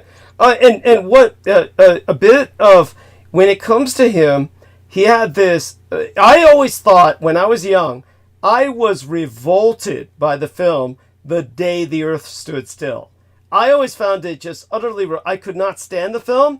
I could not make it through the entire film. It was just always something I found repulsive, because you've got this alien that comes to Earth and takes total control of our way of life, and basically has this all-powerful robot that can not only destroy everyone, but can bring the dead to life, brings him back to life. So he assumes... Yeah, that's right. Yeah, the movie The Day the Earth Stood Still. And then the robot's name is Cleitu. And Cleitu can bring his master, the alien, back to life after he's killed. He can, kill people just by his eye beams. He's invulnerable to fire, any earthly weapon. And so this is true totalitarianism, where this alien invades and says you are no longer allowed to be human, and says you're all going to be like an ant farm, a termitary. You're going to be communistic and collectivist, and this robot will, we're going to force you to live this way. And so Miguel Andahar kept saying he was also Cleitu, that he was the robot Cleitu from The Day the Earth Stood Still. On his timeline, that was his name, his handle. Yeah. Yeah. Right. What is the symbolism? What is the occult symbolism here, aside from the mockery of the Christ, rendering the Christ an alien and who's come to bring peace against all human will? Because for what people need to understand, of course, as I said before, that is antithetical to human nature. For if we were to stop waging war, we would be the Borg. We would be a termitary. So the entire movie, The Day the Earth Stood Still, was communist propaganda meant to take Americans, fight out of them, take the fight out of the Americans, and they'll all lay down their weapons for the new collectivism. We're all one, and so when he tries to equalize dirt. Thank you. So when he tries to equate himself with Cleitu, welcome aboard, Nemo. Thank you. Well, what does, by the way, Heather Holman says, good night, wonderful people. We love you, Heather. Blessed be thy dreams and sweet be thy slumber. It's typical of these people with their movies and shows. They always like to use robots and aliens based off the cosmic beings, like the Transformers, for example.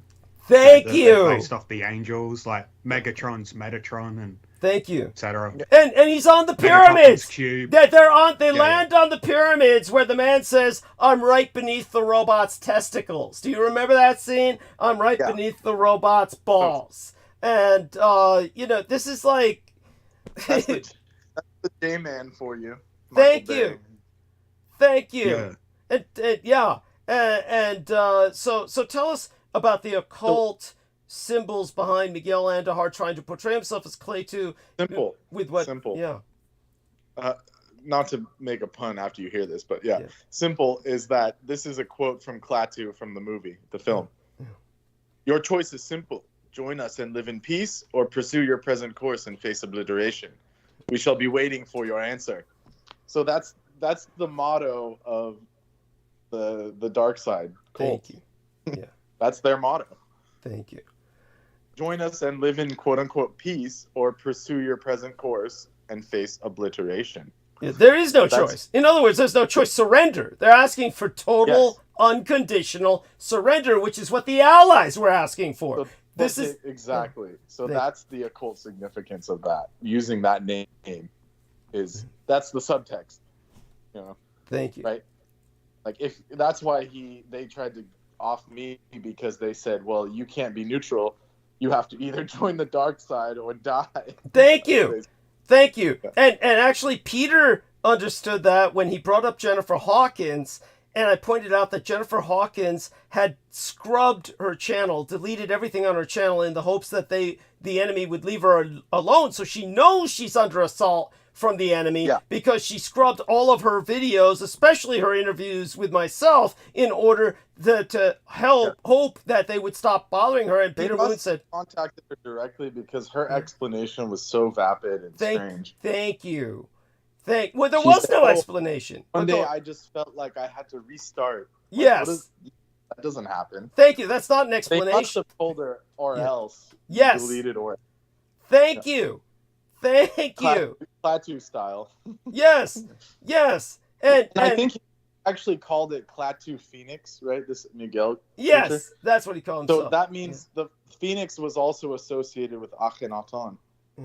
He burnt everything to ashes and was the flaming eagle rising from the ashes of the destruction. That's why they hated Akhenaten so much, because he wanted to destroy the entire world and rebuild it in his image of the Aten, of the dark set. Yeah. Thank you. And that makes perfect sense. Well, even Peter Moon he said in the opening hours of tonight's transmission, he said that even though Jennifer Hawkins did that, they will never leave her alone. And say it, Brendan. Say it on record. Exactly. Yeah. You can't be neutral. They do not count your neutrality. They take your neutrality as siding with myself.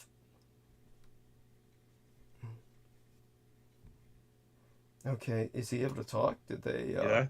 Yeah, he's on mute. He's cut out for a sec. Yes, he's on. Did I cut out? No, I just thought you did because you were silent for a sec. Oh no, it's Brendan. Brendan got cut out. He's somehow can't get off the mute now. So they silenced his ass. Poor Brendan. That was interesting what he was mentioning in regards to the dark light and how all these companies and corporations like to utilize that symbol. Yeah. I see that every fucking way, and I always wondered why are they always using the sun when these cunts are like align with the darkness, like they're not into the true light. But then Brendan explained that, and that just made a lot of sense. How it's not the light of Ra or Lucifer. Yeah. Hello? Sorry, go on. Yeah, go. Okay. Yeah, we can hear you now. I was just getting interference, but I was agreeing with Douglas, and then I agree with what you're saying. Yeah. The sun is the cover, right? Their forward light, their phallic light, blinds you to the darkness behind everything.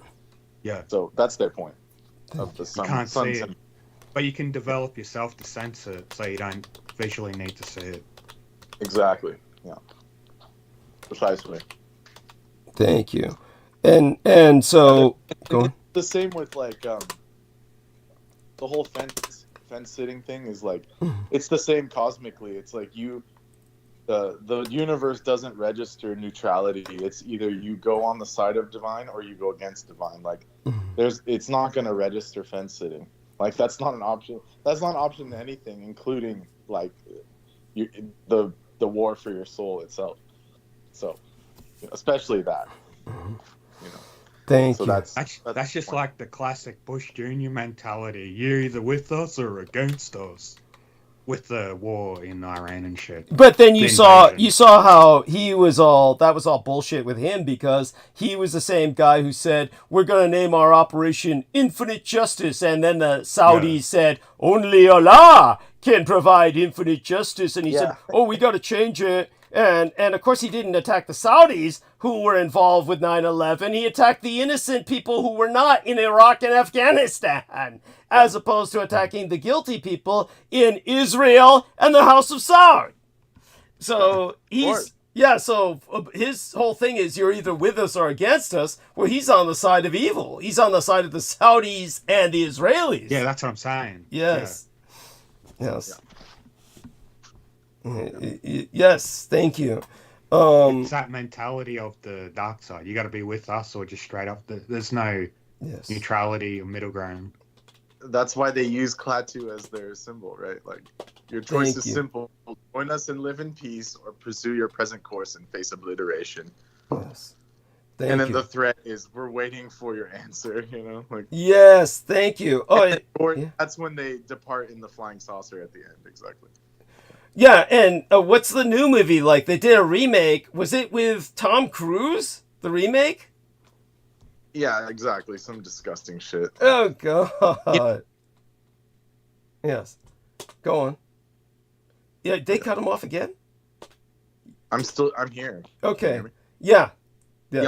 Keanu Reeves was in the new one. Oh, God. And he's a piece of shit. Did you guys hear what I said about Keanu Reeves in our last episode, the latest episode? I was here listening to it. You were here. The shit. No, him. Yeah. I missed it, but I'm sure it's some shenanigans because just by the way they talk about him, like he's the most humble Hollywood star ever, and he's the most lovely. You know, they talk about him like he's a god or something. Thank you. He's idolized like. And and I can't stand, like, I know this is like a not popular opinion, but those John Wick films are the worst. Go on. Yes. Like knockoff films ever. It's so bad. Like, no, thank you. They're so written, and like Americans eat that shit up. Like, it's like, how can that be like the best, quote unquote, the best action movie? It was bad. Thank you. I thought it was a joke the first time I saw it like pop up on YouTube as like a short. I was like, what kind of parody is this? And thank you. And everyone in the comments is like, yeah, I love John Wick. You know, he killed all these people because someone killed his dog. And like, that was the makes Americans to get everyone in. Oh, they killed his dog and he's going to get revenge, and they like to people like to fantasize themselves doing the same thing. In the whole, they don't care. So they killed one dog, but he's killed like millions of people in all those 4 films. You know, it's like, it's bizarre, like the psychology of that. The dog's life is worth more than $1 million gold. Yeah. Thank you. That's what it comes down to. Thank you. And the funny part is they actually stole that whole film, basically. That whole premise was from Elfin Lied. They like swooped it from a Japanese manga. Thank you. So tell us about that. What happened in She was a experiment, then gets adopted by these normal Japanese people. She like washes up on a beach, and they adopt her as like, she was a missing person, couldn't be identified. But it turns out she was like a super soldierette, and the thing that triggered her training after her memory was wiped was these bullies killed her little puppy that she had. Yes. And then that triggered her, and then she just started murdering all these school kids and everyone around her, and like that's what triggered her alter or whatever, her like programming to remanifest. Right. So that's what they just stole that and just added it to fucking Keanu Reeves's character as John Wick. Thank you. Thank you. Where he was he was a retired assassin, which that's what she was, and then someone killed his dog, and then he reactivated, right, as an assassin. Yes. So like they don't even, the J boys, they don't even have their own plot lines. They steal it all. Yes. They steal it all. Like, it's horrible. Yeah. Just like the cultures they fucking invade and subvert. Yeah. So just so people understand, there are so many things to say that are negative about Keanu Reeves, and especially John Wick, which was like his resurrection. That was like his resurrection into, whereas before he was kind of fading into insignificance. He has become identified. Yeah, go on. Like Constantine. Yeah. Like, thank you. They refuse to make a sequel. He's like asked so many times. Everyone's like, the money's there. Yeah. They refuse to make a sequel of Constantine because it shows like, you know, that one actually shows like the angels and demons like actually how they are. Yes. Yes. You know? So, but they would never make a remake of that, but they'll give him 4 John Wicks in a row. Yes. Thank you.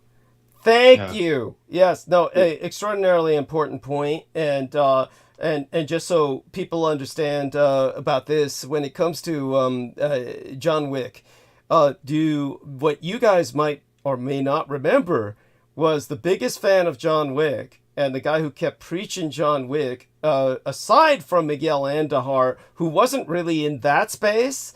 He was in more the Clayton bullshit space, but you might remember that Miguel Andújar was an extra playing one of the assassins trying to kill John Wick, who are all attacking him at once in the rain.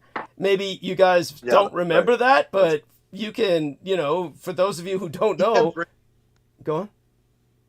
I'm sorry, what was that you said? He kept bringing it up as like the highlight of his career. Thank you. So you do remember that. But the person who was really promoting John Wick was the toxic.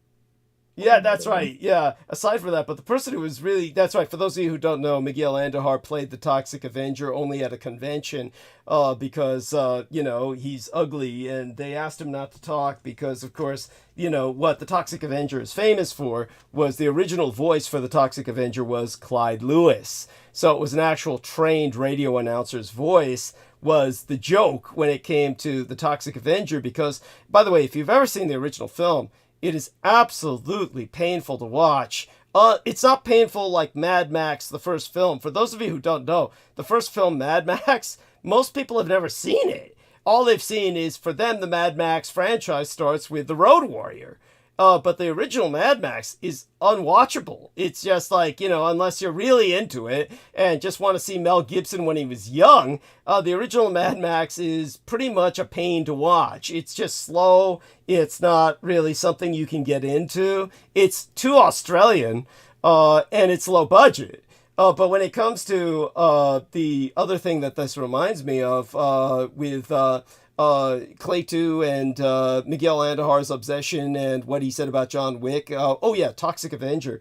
The Toxic Avenger film is actually painful to watch because it is just unbearable to see a developmentally disabled individual, which is who the main character is. He's supposed to be someone with, at the very least, a speech impediment and severe social pathologies where he's unable to socially even communicate himself. He's just basically retarded.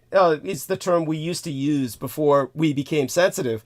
And this poor retarded kid is tormented by a bunch of horrible bullying adults who literally do everything they can to physically kill this person, burn him alive.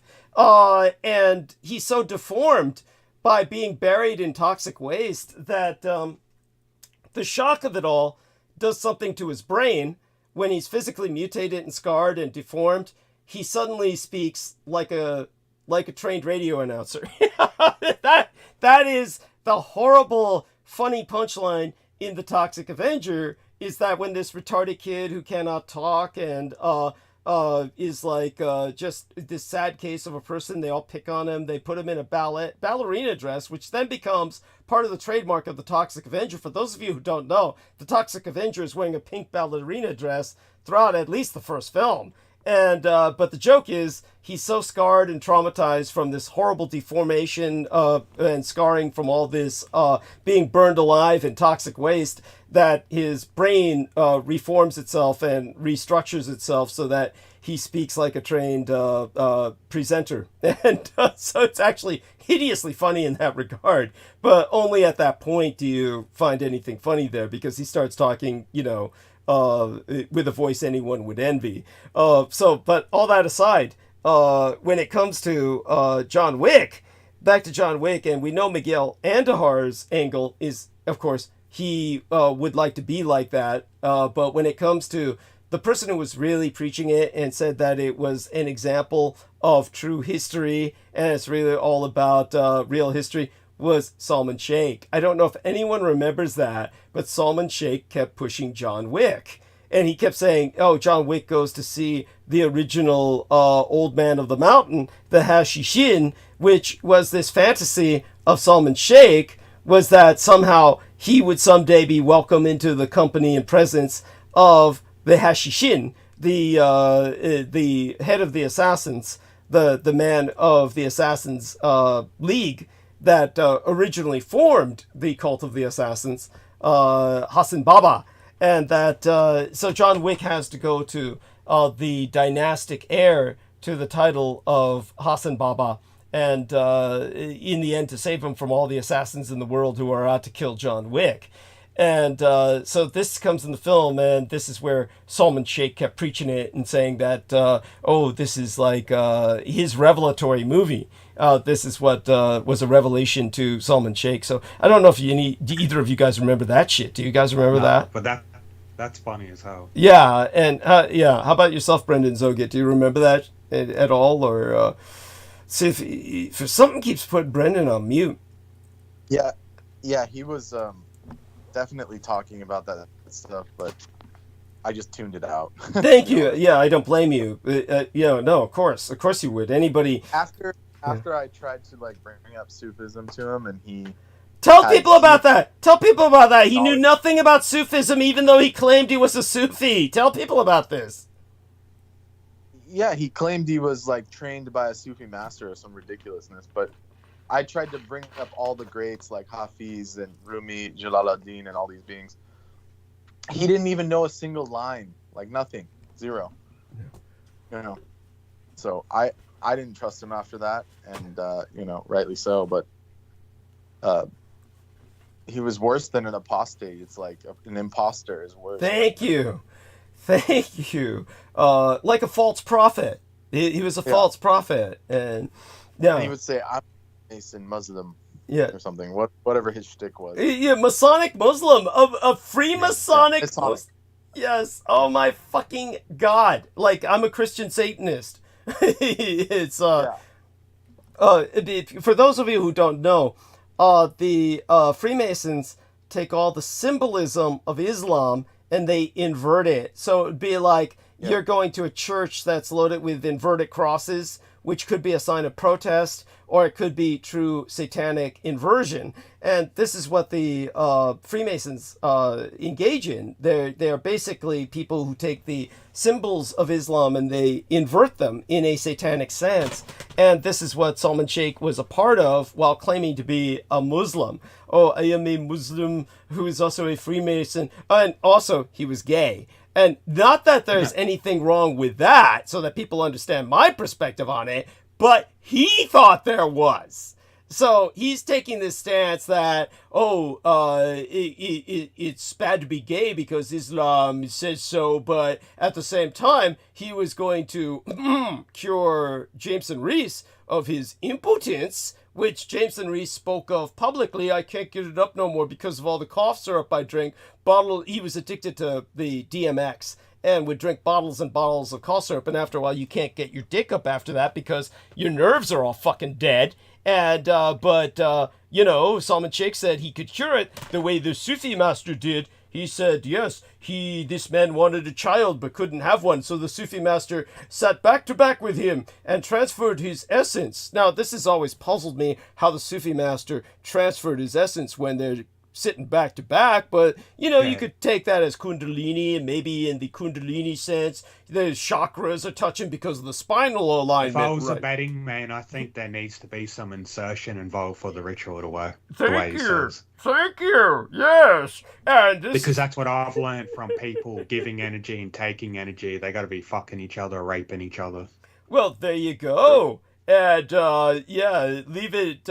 So, Brendan explained, I don't think they stayed back to back. I think they did back to front, front to back. It was, 69. Yeah. Tell us what you think, Brendan. Yeah. It's ultimately, this is why James. The way they described it was absolutely repulsive. I just didn't even want to think about it. It was just sick. And just the thought of, like, those nasty fools. I mean, it's just horrible. It's horrible. It's like torture. Thank you. They took pictures of each other after the fact, and you could see Jameson was smiling his ass off. So yes, these guys had he flew to New York multiple times. Thank you. Like out with them. Thank you. Yeah. Yes. And then he would post like videos like hung out with my good friend. Yes. Today. Yeah. Like and then like George Knight said, he was trying to fly to London and have George Knight meet him. Yes. It's like he obviously wasn't willing to pay for the $50 train ticket from where George lives to London. Like, fucking cheap ass. But he wanted to hang out with him. And it's always the guys. Like, he never asked the chick to hang out. Oh, of course not. Of course not. He wants the bodybuilder and then the, whatever. And Jameson was a bodybuilder at one point. He was deep into, his abs and, definition, all that shit. Yeah. Tell people how that got all destroyed with his DMX. What the fuck was he turned into a blob? Gollum. He turned into Gollum. He told us he had rhabdomyolysis where like your ligaments and muscle fibers dissolve. Yes. And your body eats itself from the inside out. And he told us it was because of the abuse of all the cough syrup and the pills. Like, yes, he was taking straight up. Yeah, straight up. And we know he also said, like you said, he admitted that many, many times. And then you said people later were seeing him, completely, ready to go, which is not the case. It's not what he told us. Yes. Yes. No, and we know he was telling the truth because he would call us from the hospital. Remember, he would call me from the fucking hospital where he was on his... He would run out of the room and talk to us outside and say, fuck these guys, they want me to stop doing this because it's destroying my blood vessels. And he told us a couple times. Yes, so we know what he's saying was true. This wasn't some mystique he was trying to build about I'm the tortured artist or something. He was hospitalized multiple times for his condition, bringing him to the point of organ failure. And so this guy being hospitalized that many times, he definitely was impotent, as he said he was. But then all these women he called, several women told me, oh, he's got the biggest dick, and it's always erect. And it's like he would just get on the cell phone and wave his dick, and these women, I couldn't believe it. I usually think that I can respect women for being above this, but... he did this with that old biddy, what's that old crazy Italian woman's name? He got her to turn to his side just by waving this dick, which, theoretically... Michaela Grigorich. Yeah, Michaela Grigorich, yes. Yes, it was, fuck, if I'm scrolling down far enough, I might even find that bitch's name. And, she took down her fan page of myself because she said he waved his big dick and it doesn't go down. And I was like saying, if it doesn't go down, don't you suspect it's a strap-on dildo? I know a real dick when I see it, and his dick won't go out, and I want it inside of me. And I'm like, I can't believe women would be that. Older women actually more horny than you think. I've seen a video of a truck driver who was parked in the public street in London, and he just pulls his dick out while his friend's filming, and this older lady comes along and starts sucking him off. Like, he was waving it in front of her, and it wasn't even big and hard. There you go. And then just after that, she just, like, he wants to go away, and she just grabs his dick. I'll get some more of that later, boy. Like, yeah, they're just that fucking... Or you can wave your dick in front of an older lady, and most likely they'll just come and suck it and want to fuck you. That is awful. Doesn't matter how big your dick is. Thank you. And this was Maria Grigorich. So it was Maria Grigorich was her name. And that's all it took was this motherfucker waving what's probably a prosthetic, or as Brendan said, literally the gin. Literally, it's called a glamour, meaning as the term glamour magazine is named after this concept from the Middle Ages, when a king, for instance, would become infatuated with a woman to the point where he killed off his original queen, took on this new bride, and it turns out she's a witch, and then she winds up running the kingdom through the king, who's like a meat sock puppet from that point. They say that man is under a glamour. So, and this is used to describe a spell that people cast so you see something that they're not. The ugly old witch can look like a beautiful young seductress, and that's the idea of a glamour cast upon their victims. So what they're seeing with Jameson Reese is a glamour. He physically is incapable of what they're seeing, which is a perfectly defined. They said, oh, he had six-pack abs, and we know he looked like Gollum because what we saw of him on the camera as he disintegrated under the influence of all that DMX was muscles melting, hair falling out, pale skin, even though he's black. It's hard to describe. When a black man gets pale, it's one of the most repulsive things you can imagine. Oh, yeah. Yes. Fucking ashy motherfucker. Yeah, thank you. But at least, thank God, despite that, Brooke didn't fall for any of it. But look at her now. She's under constant assault to the point where I'm truly concerned she's spiraling. So I do worry about her. Everybody maintain Brooke in your thoughts and prayers. Of course, she's got attacks coming from all angles. But we'll, oh gosh, hopefully we'll some of them self-inflicted. Oh God, it's so awful. Yes, I know. Oh my God. Oh, I'm worried, really worried about her. So there you go with that. And but she did stand up to those people, even though she said, "Oh my God, me, if he weren't so fucking boring and so self-pitying and so pathetic and neurotic, I'd fuck him." That's what she said about Jameson Reese. I said, "No, you wouldn't. Not if you saw him personally." Yeah, maybe. Not if you saw. Yeah, thank you. Say that again because you keep glitching out. I said, not if you saw what we saw. Thank you. It was hard to I had to turn off the screen. Yes. Thank you. And it's not even look at him, yeah. Yeah, thank you. So it's Brendan, myself, and George and I all saw the motherfucker, and we all saw the same shit, and it was shit. So yeah, it's absolutely bizarre that again, and for those this is and during that whole COVID time, he loved masks because he could just hide his face, inside of a mask. It wasn't even like one of those N95s. It was completely covered. Oh yeah. So no one could see how deranged or whatever he looked. Yeah, thank you. And so I want to tell you something, Nemo. You showed up after all that, but what you missed was one of these days I'll find it and I'll show it to you. Jameson Reese would dress up in essentially a scuba diving outfit to go outside and walk among the public with a fishbowl over his head like he was a salvage diver. I mean, this guy, I'm not kidding. And this guy would be on all this. Yeah. 10 to 20 blocks, he told us. Yeah.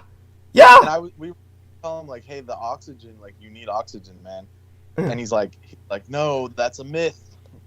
It's true. The mask is fine. But he was wearing, a mask for painting. Yeah. No, multiple layers. The mask for painting was underneath the fishbowl, remember? It was he was wrapped up like Master Chief from Halo. It was yes. Bizarre.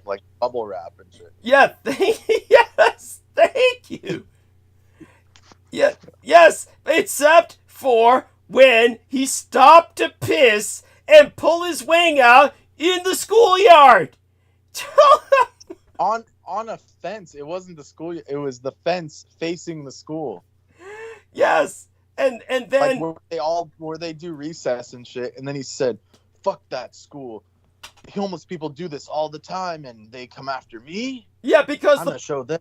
Thank you. The parents came out to him and said, "Please put your dick back in your pants. Our kids don't want to see that." And then this is the one time that he was semi-coherent, came back and talked about planning a school shooting, right, Brandon? No, he straight up said, fuck these guys. I hate them. I'll show them what they get for harassing me. And he wasn't talking, most of the time he would talk about sending a curse through the anti-gods, Shub-Nagurath and Yog-Sothoth, but this time he resorted to machine guns. He said, he was talking about blowing it up and shit, yeah. Yeah, I'm going to come back with machine guns. Yes, that's what he said. Yes, oh my fucking God. And then we reason with them and say, dude, even if the homeless people are doing that, they're not doing it in front of the school. It was a chain link fence, not a back corner behind the dumpster. Thank you. it was like the front fence where they all like take recess and shit. Yes. It's like, oh shit, they were mad at you.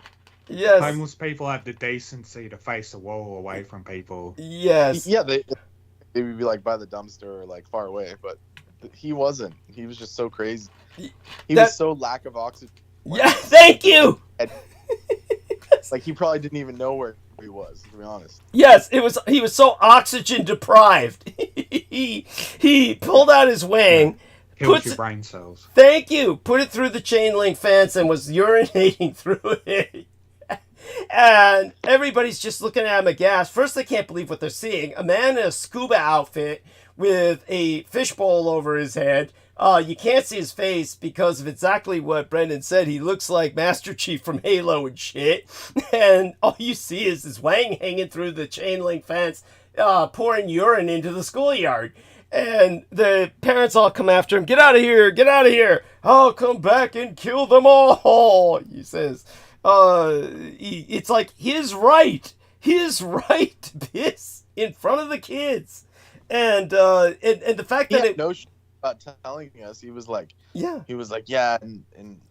I don't, like he basically said, I'll do it again, basically. Yeah, and by the way, tell them this wasn't you and I in a private Skype. This was on air. We live. Yeah, we were live on transmission, and he's talking about this, and oh my fucking god. But then again, the guy comes back, waves his quote unquote some dick, which is obviously some Jinn illusion up there with Dynamo, the magician.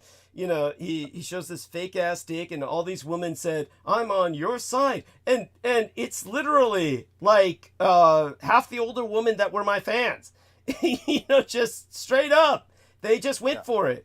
Crazy shit. I mean, really, you find a hard time having any respect for anyone after that. It's like, I can't believe he was sending them like old photos from when he was actually ripped. Yeah, there's that, but also when he kept doing that, but then when he would get on camera, when we saw him, it was like, ooh, man, like... Yeah. Thank you. The couple times that we had seen him in that private call, it was like, he was definitely not alive, or he didn't look alive. Thank you. He looked like a freaking lish. Yes, thank you. Yes. Ring wraith. He looked like a wraith. Yeah. Well, that's an insult to the ring wraiths. They had a sense of majesty. True. They had a sense of majesty. He had no sense of majesty. He looked like he was melting. It was like, somebody. You see the sunken eyes. He looked golemized is the best way to put it. Really, like he was hunched over. Yes. In a dark room with like the only thing was like the video game screen. Yes. And he was it was just golemized. Yeah. Thank you. And so there you go with that. It's so that alone shows the power of magic. I mean, if you're truly wielding some magic. But like we said, we don't give him the credit for actually having some skill in magic. Somebody else like inserted that demon into him. But beyond that, that's what he claimed, was that a part of Michael Aquino went into him after Michael Aquino's death, which I actually believe happened because he started manifesting the symptoms of Michael Aquino's intestinal cancer. He started manifesting blood in his stool, and he was blaming me for it. Do you remember that? He said, Douglas Dietrich has killed my cats. He said I killed his cats, and that he was now, shitting blood. And that Douglas Dietrich will fall on his sword for what he's doing to me. As if all his fucking around with all that blood magic wouldn't result in some kind of... He was also... It's just all... it's backfiring on him. Yeah. Yeah, even after you warned him for years, you warned everyone about the Necronomicon. Thank you. He was still doing spells from it. Thank you. What a fucking idiot. Thank you. Yes, because of course he was trying to tell. Yeah. Oh, I know enough where I could fix the spells. He was like using it like a magical version of the ASVAB. He was like, yeah. Holy shit. Obviously, it didn't work. Let's put it that way. Thank you. Yes. And your original thing, you were saying that Lavinda did that to train his acolytes. Yes. But they had to have some background. It wasn't just some idiot like him. Yeah, thank you. No, these people like already read like all of like, they've read all of the Golden Dawn, like everything. Yes. They're not just some, like him, whatever the hell he was doing. Thank you. A poser. Yeah. What was that, Nima? A poser. Yes, thank you. A posier. Yeah. No, it's like this was his life, but at the same time, he couldn't do it right because he's always brain fried, right? So you need discipline. You need discipline, and if you're going to be a magician, you need more discipline than most. So this guy had none of that. He was just the opposite. When that goes wrong, Yeah, thank you. Alcohol gets involved, and then you're harboring the most powerful, angelic entity. yeah. That you didn't need a portion of, Yeah. Thank you. Yes, so true. Louisiana here's a couple tidbits from the news. Dozens dead in India after drinking tainted liquor. Let's see. Where's the one I just saw? It was important. Oh, Louisiana moves to put the 10 Commandments in the classroom. Oh my God.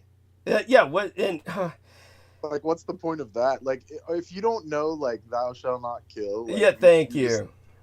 Like, not only that, but the rest of the 10 Commandments, some of them are just plain. It's like they're obtuse. It's like, it's like someone else's wife. Yeah. Well, like, good luck. Yeah. But some of them are obtuse in the sense that some of them don't even make sense to the modern mind. It's our lifestyle. It's like thou shalt not sacrifice an animal on the off day or something, right? Am I not wrong on this? On the Sabbath, yeah. Yeah. It's like this is like who's doing that? Or everyone. Yeah. Holy shit. I like this one. It says Middle East updates, and then in quotes, serious concern over Israel's bombs.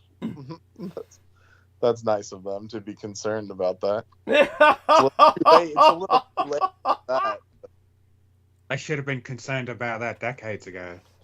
And then here's the headline. Vladimir Putin arrives. Oh, God. In North Korea.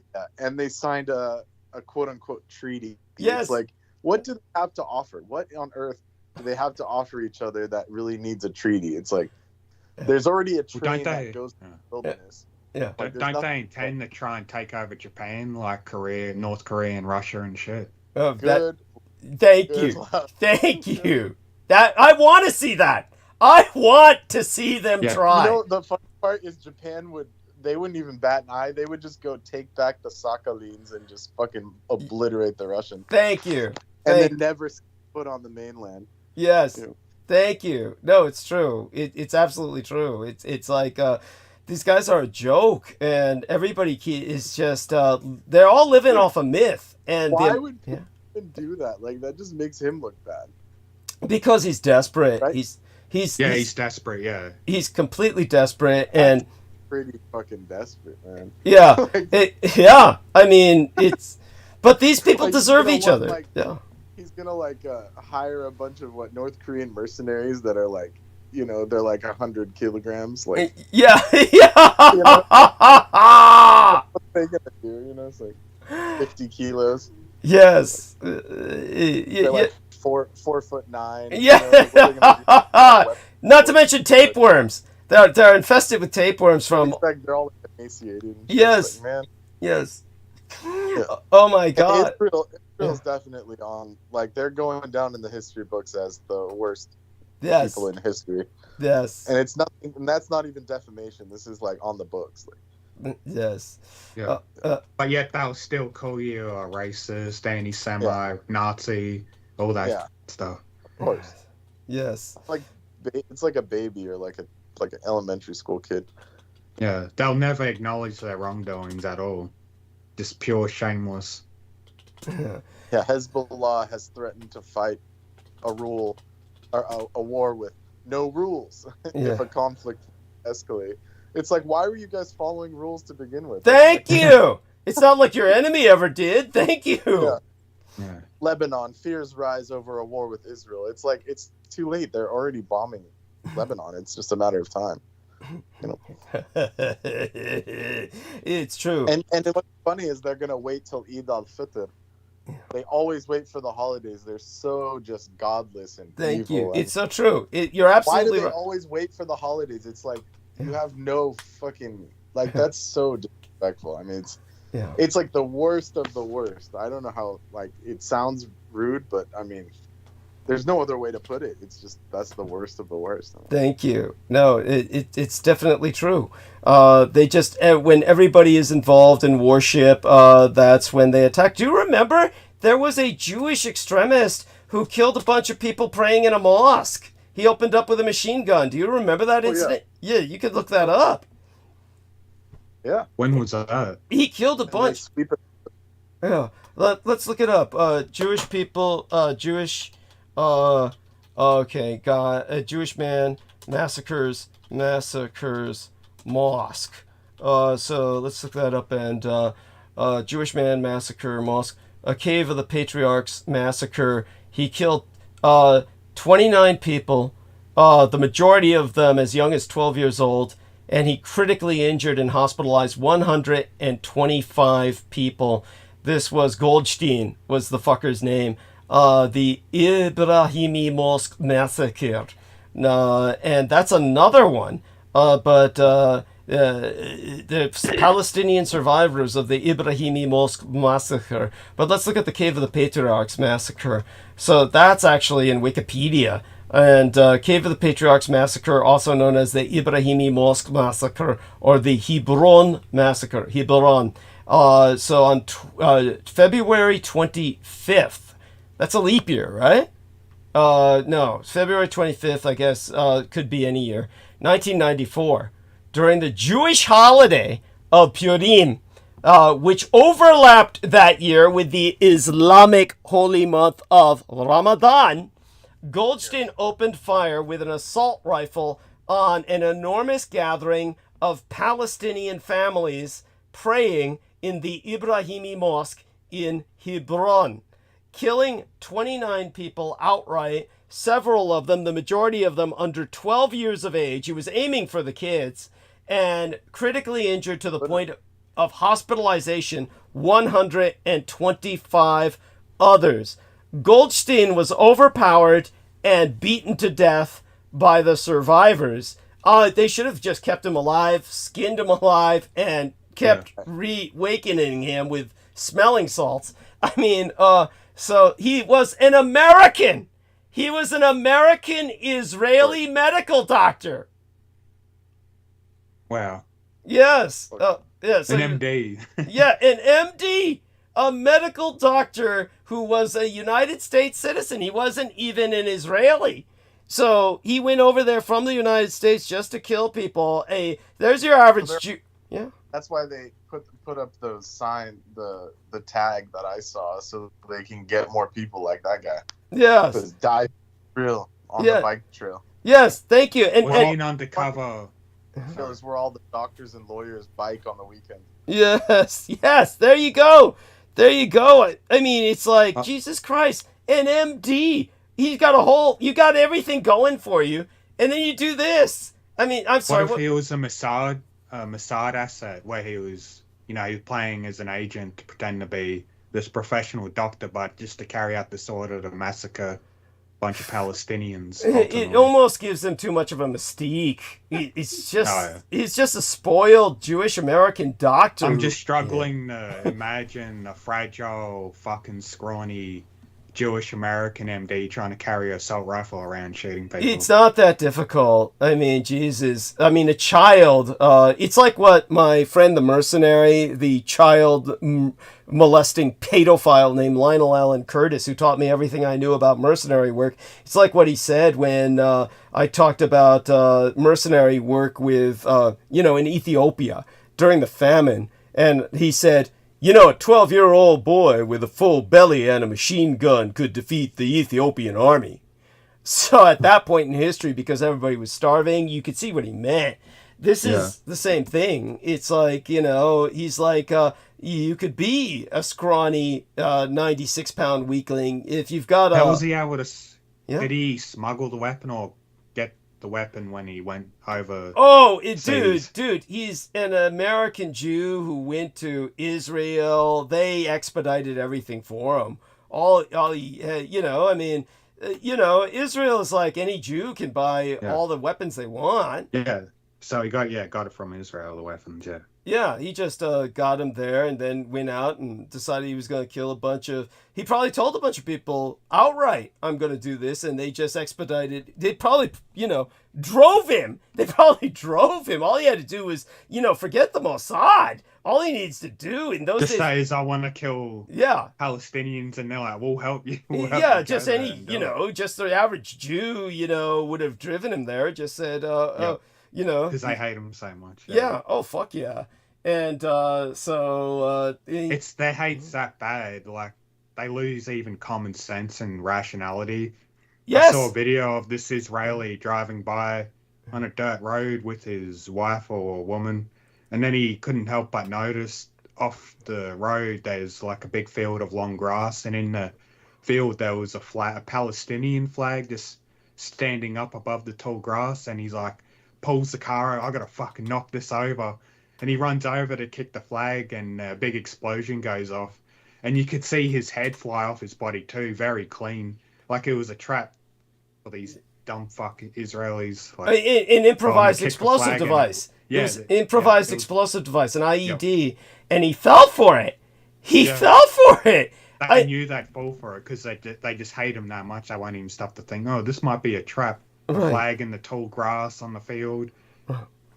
It's just, no, he had to reflexively to react and run out there and knock it down. That's how... no thought at all, just impulse. That's incredible. I mean, so when you hear that, Brendan, what do you think? See if he's still with us. For some reason it keeps going on mute. I've seen a lot of explosion videos too, and that's the first one where I see someone's head just cleanly comes off, like it was just a blade that sliced it off. There was no like fragmented parts. Now you've got the link. The rest of his body went off. Yeah, you've got the link to that video. Could you put that in the text box here? This was on Twitter ages ago. I didn't download it. I can't download videos off Twitter. Okay. Because you have to have a premium I see. To do that. Okay, you don't want that. Otherwise I would have downloaded it. Understood. But that's that's incredible, and it's indicative of, again, their madness. And as I've said before, this is why Carl Gustav Jung, the Nazi psychologist, said that the Jews are an insane race, and it doesn't mean that there's not brilliance among them. Obviously, some of the most... Yeah, they're highly intelligent. Yeah. They're just psychotic and lack empathy and sympathy. Yes, and completely narcissistic. Just completely self-absorbed with, just their own neurotic issues that they'll obsess on. So... there you go, Brendan. This is why most of them celebrities, because that lifestyle, you got to be like, oh, it's all about me. I'm the best. I'm above you all. And that's why most of them are in that limelight, in that position. Yeah. Oh yeah. No, definitely.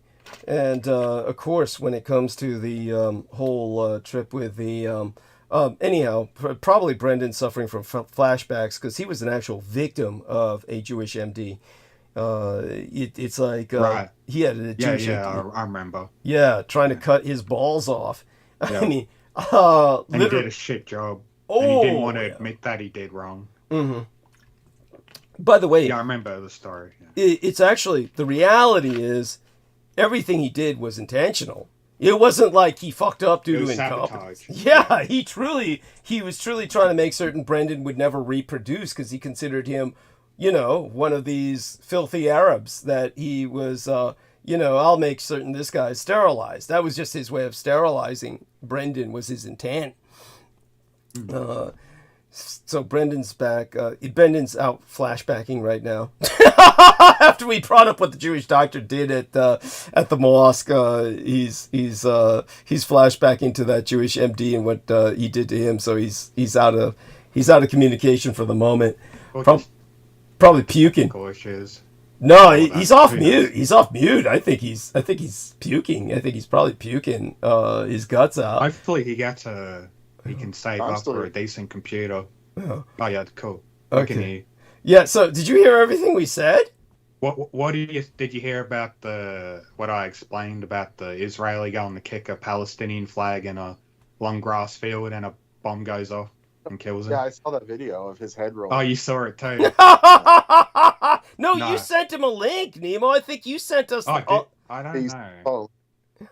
But I made sure to watch it just to see the head roll. Was it directly to you or in one of the chats I posted that?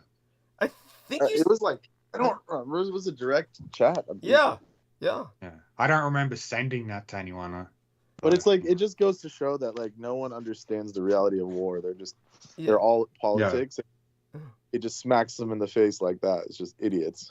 Thank you. You know? No, it's like they think it's like a video game where you get second chances. Yeah. You just reassemble and shit. Yeah. No respawning in that one. Yeah. No, but what about, what happened between the Jewish doctor and yourself? Am I not correct that he was attempting to sterilize you? This was not incompetence. He intended to try and remove your balls. Ultimately, is what he was trying to do. Am I not right? It's hard to say what his intention was, but he definitely wasn't benevolent about it. Yeah. But he did apologize. I mean, to his credit, at the end, it was so bad that, he did have to apologize. But that's because I got, like, his whole department, like, basically up in arms about how bad he did of a job. You could have sued him, couldn't you? For malpractice. Couldn't you sue him? Well, I could have sued the whole hospital, but they tried their best to remedy it. But beyond that, it also takes money, Nemo, and Brendan. Oh yeah.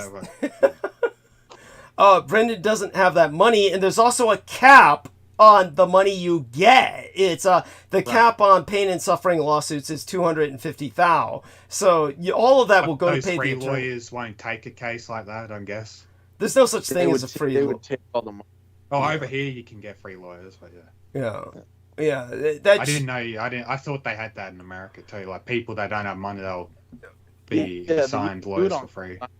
Rates are mind-boggling. I mean, they'll take all the money basically. Yeah, but let's explain to Nemo what it's like in the United States when it comes to quote unquote pro bono legal work. So just so you understand, Nemo, in the United States, the American Bar Association, which is the union for lawyers, essentially, they have what they call a pro bono system for free representation of the poor, in which they try to make it look as if they're socially, what would you say, cognizant, that they're cognizant of the inequity that the poor cannot afford legal representation.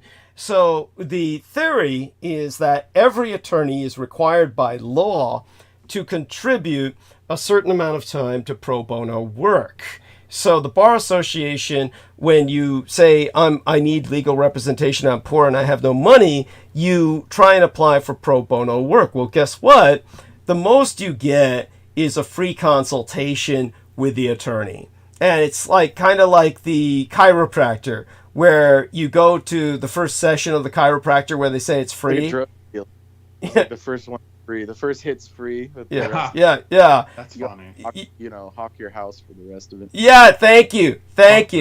Yeah, so with the chiropractor, you don't even get a free treatment. The so-called first free treatment is basically they propagandize you and indoctrinate you in how you're going to die without chiropractic and tell you that, Chiropractors are pretty bad because they're always like, we have to do another session. And you're like, I'm not even done with this one. What do you mean? Like, yeah.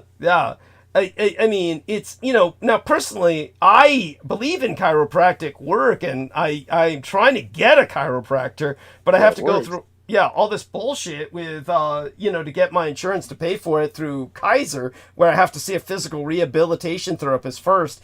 So I got to start doing that shit soon. But when it comes to the chiropractic, the first thing they do is you go to the office and you sit down, you watch a film where they tell you how your spinal alignment and all that stuff goes. but it's not treatment. It's just like, and it's the same with the attorney. You get this free consultation, and that's basically it. Or the other condition is this, that the attorney will only work with you for up to something like a few days, or at the most a week. And then they fulfilled their obligation to pro bono. And in other words, it's not going to complete whatever case you're doing. It's just basically a series of consultations, and you're on your own.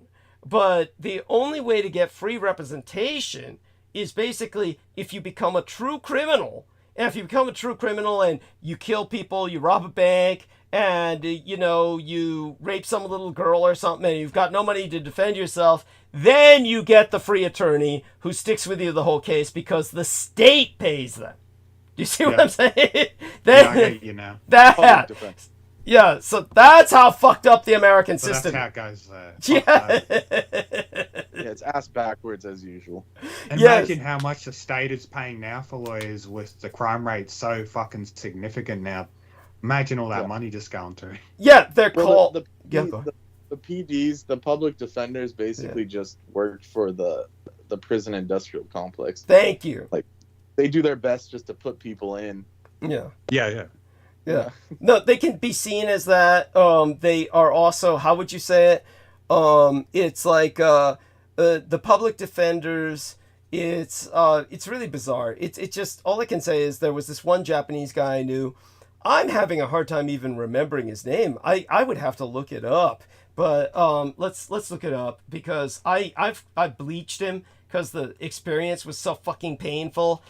Japanese public defender, San Francisco. Let's look this up. Public defender, San Francisco. San Francisco. Let me see if I can spell that right. San Francisco. Okay. Died. Russian prostitute. Okay, and here we go. Jeff Adachi. Jeff Gordon Adachi. Now think of what I've just said. The way I found Jeff Adachi's name, which I bleached from my mind, was Japanese public defender, San Francisco, died Russian prostitute. So get this shit. Basically, the public defender is like the policeman's natural enemy. And whoever the police bust, the public defender is sworn to defend and tries to get them off. So Jeff Adachi was one of these men who the San Francisco Police Department hated anyway. And what happened was he became interested in my work. So when I became a public informant, because of his Japanese American ancestry, he had relatives who had been in the Japanese concentration camps, the American concentration camps for Japanese. So he said, I want to support your work. And then, of course, he began being approached by all these Russian prostitutes. And he was a married man with kids, but he couldn't resist it. And he said, you speak Russian, right? I said, yeah, I speak Russian. And he says, hey, what's this girl trying to tell me? I said, she says she wants to fuck you. And he says, oh my God. And I'm like, dude, you can't go near these women. They're going to kill you. I said, don't you understand? This is the enemy. Do you understand what you're getting into if you're involved with my work? They're hiring these prostitutes to kill you. And he's like, oh man, look, I've got kids, my wife, but it's just not the same. These Russian chicks are so hot. And I'm like, dude, you don't do it. And no, the fucker does it. No, he rents out an apartment on Telegraph Hill in San Francisco, goes to see the Russian prostitute. And of course, they pump and dump him full of drugs so that when he dies, his body's not just loaded with whatever toxin they put in to kill him. It's loaded with cocaine. It's loaded with all this, shit to make him look as degenerate and decadent as possible. And of course, he died seeing a Russian prostitute. So naturally, when she let the police in, and the police said, whoa, what are you doing here? She said, oh, I was hired to fuck him. But while I was fucking him, he started spasming and he died.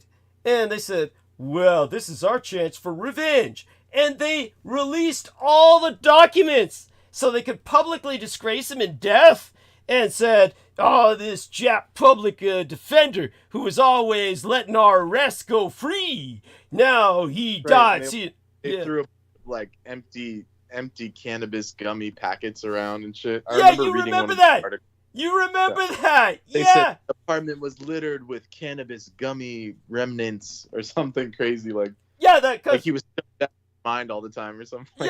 Yeah.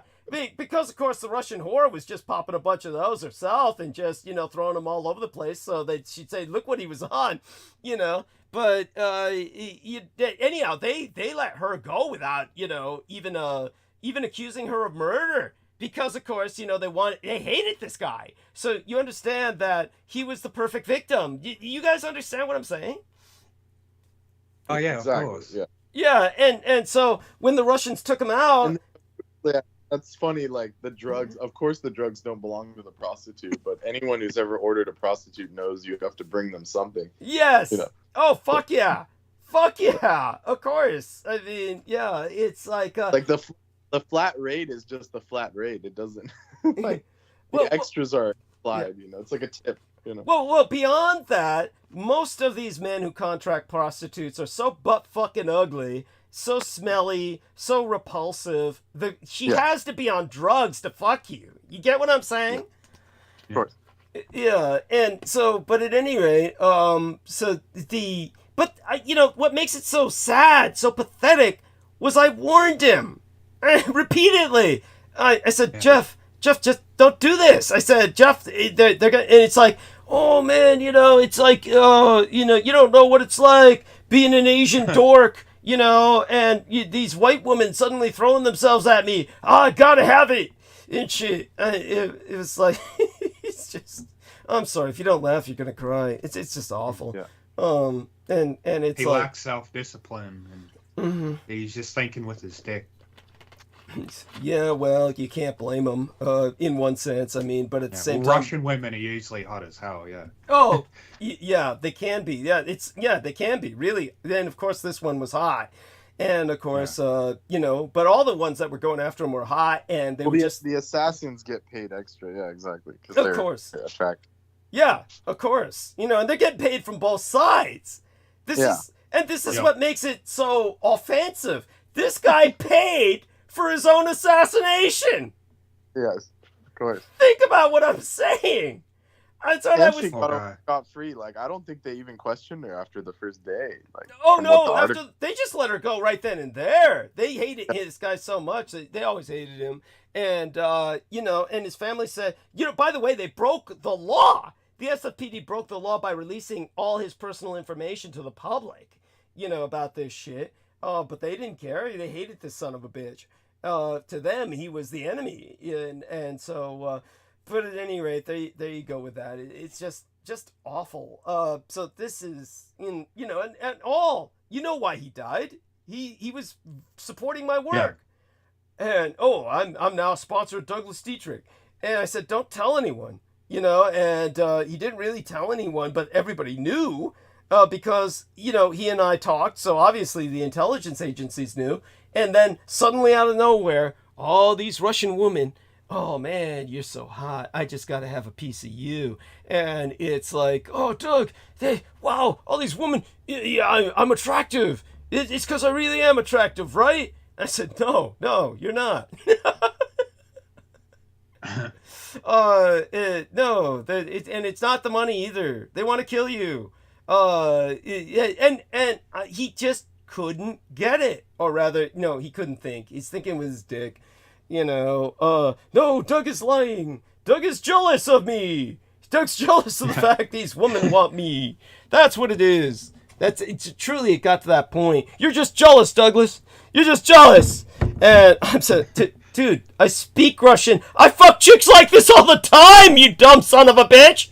It's like, I probably had sex at one point with the woman who killed him. But anyhow. How old was he when he died? Fuck, let's just look at it. Jesus Christ, I think he was in his was he 40s. Young? No, 50s, 40s or 50s. It was, let's take a look at it again. JUNETEENTH-IN2-夏至. He died at the age of, 59. 59. Right. Yeah. I'm 56. Yeah, I'm 56, 57, so he died only a few years older than I am now. Okay, again, this is 2019. So poor son of a bitch. Anyhow, it's like, okay, so Brendan says goodnight. We love you dearly, Brendan. Stay safe and be well. Blessed be thy dreams and sweet be thy slumber. Say good morning to everyone before you take off, please. If he can manage to get off mute. Poor guy. See, Brendan got so depressed by the Jeff Adachi case, he couldn't take anymore. He said, right, yeah, he's like, I'm out. He said, oh, it's too depressing for me. I can't take anymore. Yes, it's, but, there you go. I'm reading Hezbollah chief, Nasrallah? Nasrallah or something like that. Nasrallah. Yeah. Any place in Israel will not be immune from Hezbollah missiles in the event of war. Senior Israeli political official, the countdown to an Israeli response to Hezbollah has begun. If Hezbollah continues to attack Israel, the whole of southern Lebanon will look like Gaza, a senior political official said for Israel. There you go. All right. All I can say is we can only hope it becomes a reality. Oh my God. It's like I hope the Yemen keep taking down more Israeli and US ships. that was funny as hell when I read that days ago. Oh yes, that's right. Tell us what you know about that. Well, that's gonna just have an impact economic wise with the US and Israel if they're destroying their cargo ships and resources being transported through the sea territory where these people are. Yeah. Because they got a shitload of ballistic missiles at their disposal to fire at these ships, so that's what they're going to do.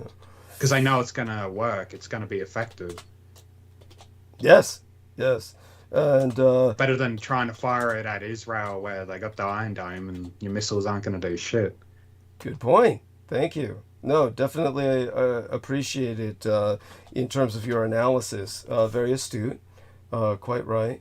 I forgot to tell Brendan that I just blocked Trampus Nicholson again. Trampus Nicholson showed up, under some other stupid name, something like Toby McGuire or something, and, saying his usual bullshit. And, of course, an empty channel. So just hit him from right away. I forgot to mention that to everybody while, Brendan was still with us. But something that was definitely going on technically from his end. Every time he talked, it was like a glitch. Was that Anthony McGuire? Yeah, that's it. Yeah. And, what was he saying? If I view the deleted message, that won't come back up. It'll just show for me, right? Yeah. Go ahead and view his deleted message. I don't give a shit. Yeah, it's that neither one of them was. Oh, Lovecraft, Cosmic Horror, and shit. Yeah. It's just meaningless. It's like just comes out and just says something stupid and and he's just like so long as he gets in and says something, he feels like he's scored a goal. I scored a goal. I got in. I said something, and he's so. You're just scoring more bad karma. That's what you're doing. Thank you. Your bad days will just pile up. Then eventually it'll crumble upon you. Thank you. Yes, and of course, what'll crumble upon him eventually is just like Rontgens or cumulative radiation. I mean, will be just all the toxic shit he puts in his body, which is ultimately going to lead to organ failure. I only wish that I'd be around to see that when it happens.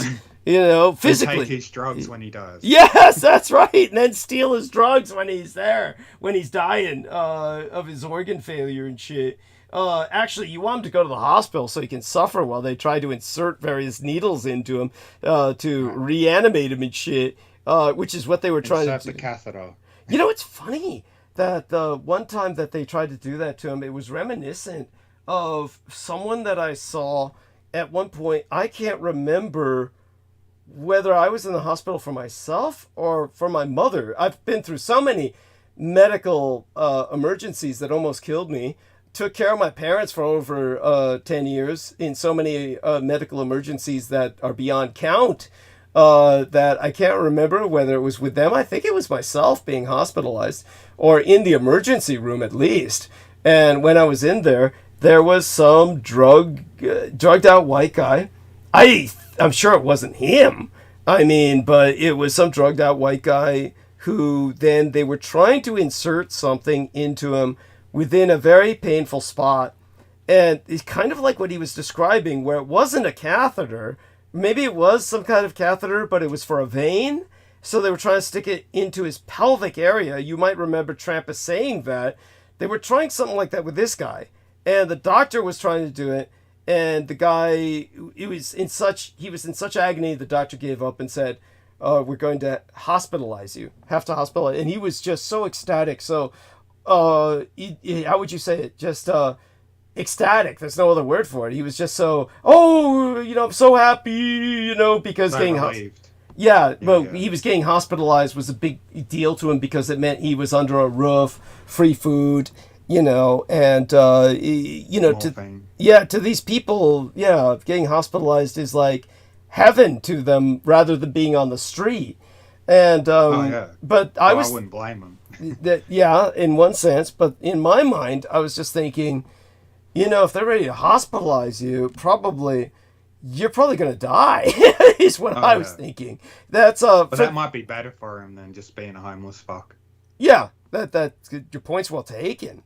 Could be. I mean, he was young too, so but it was eerily similar to what Trampus was describing. I'm certain it wasn't him, because what Trampus was describing was somewhat, you just think that he said his grandfather was with him, ready to throw his clothes away because his grandfather was convinced he was going to die for good reason. And but aside from that, it's he said a nurse was trying to, along with the doctor or the team, like a medical team was trying to insert something in him. So it wasn't like this guy, it was just the doctor. But, I'm sure there's hundreds and hundreds, if not thousands and thousands of people who go through similar situations.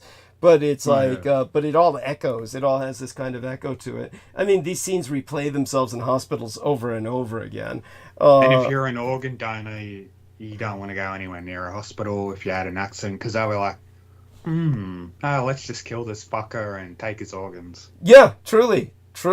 And it's don't ever become an organ donor, anyone listening.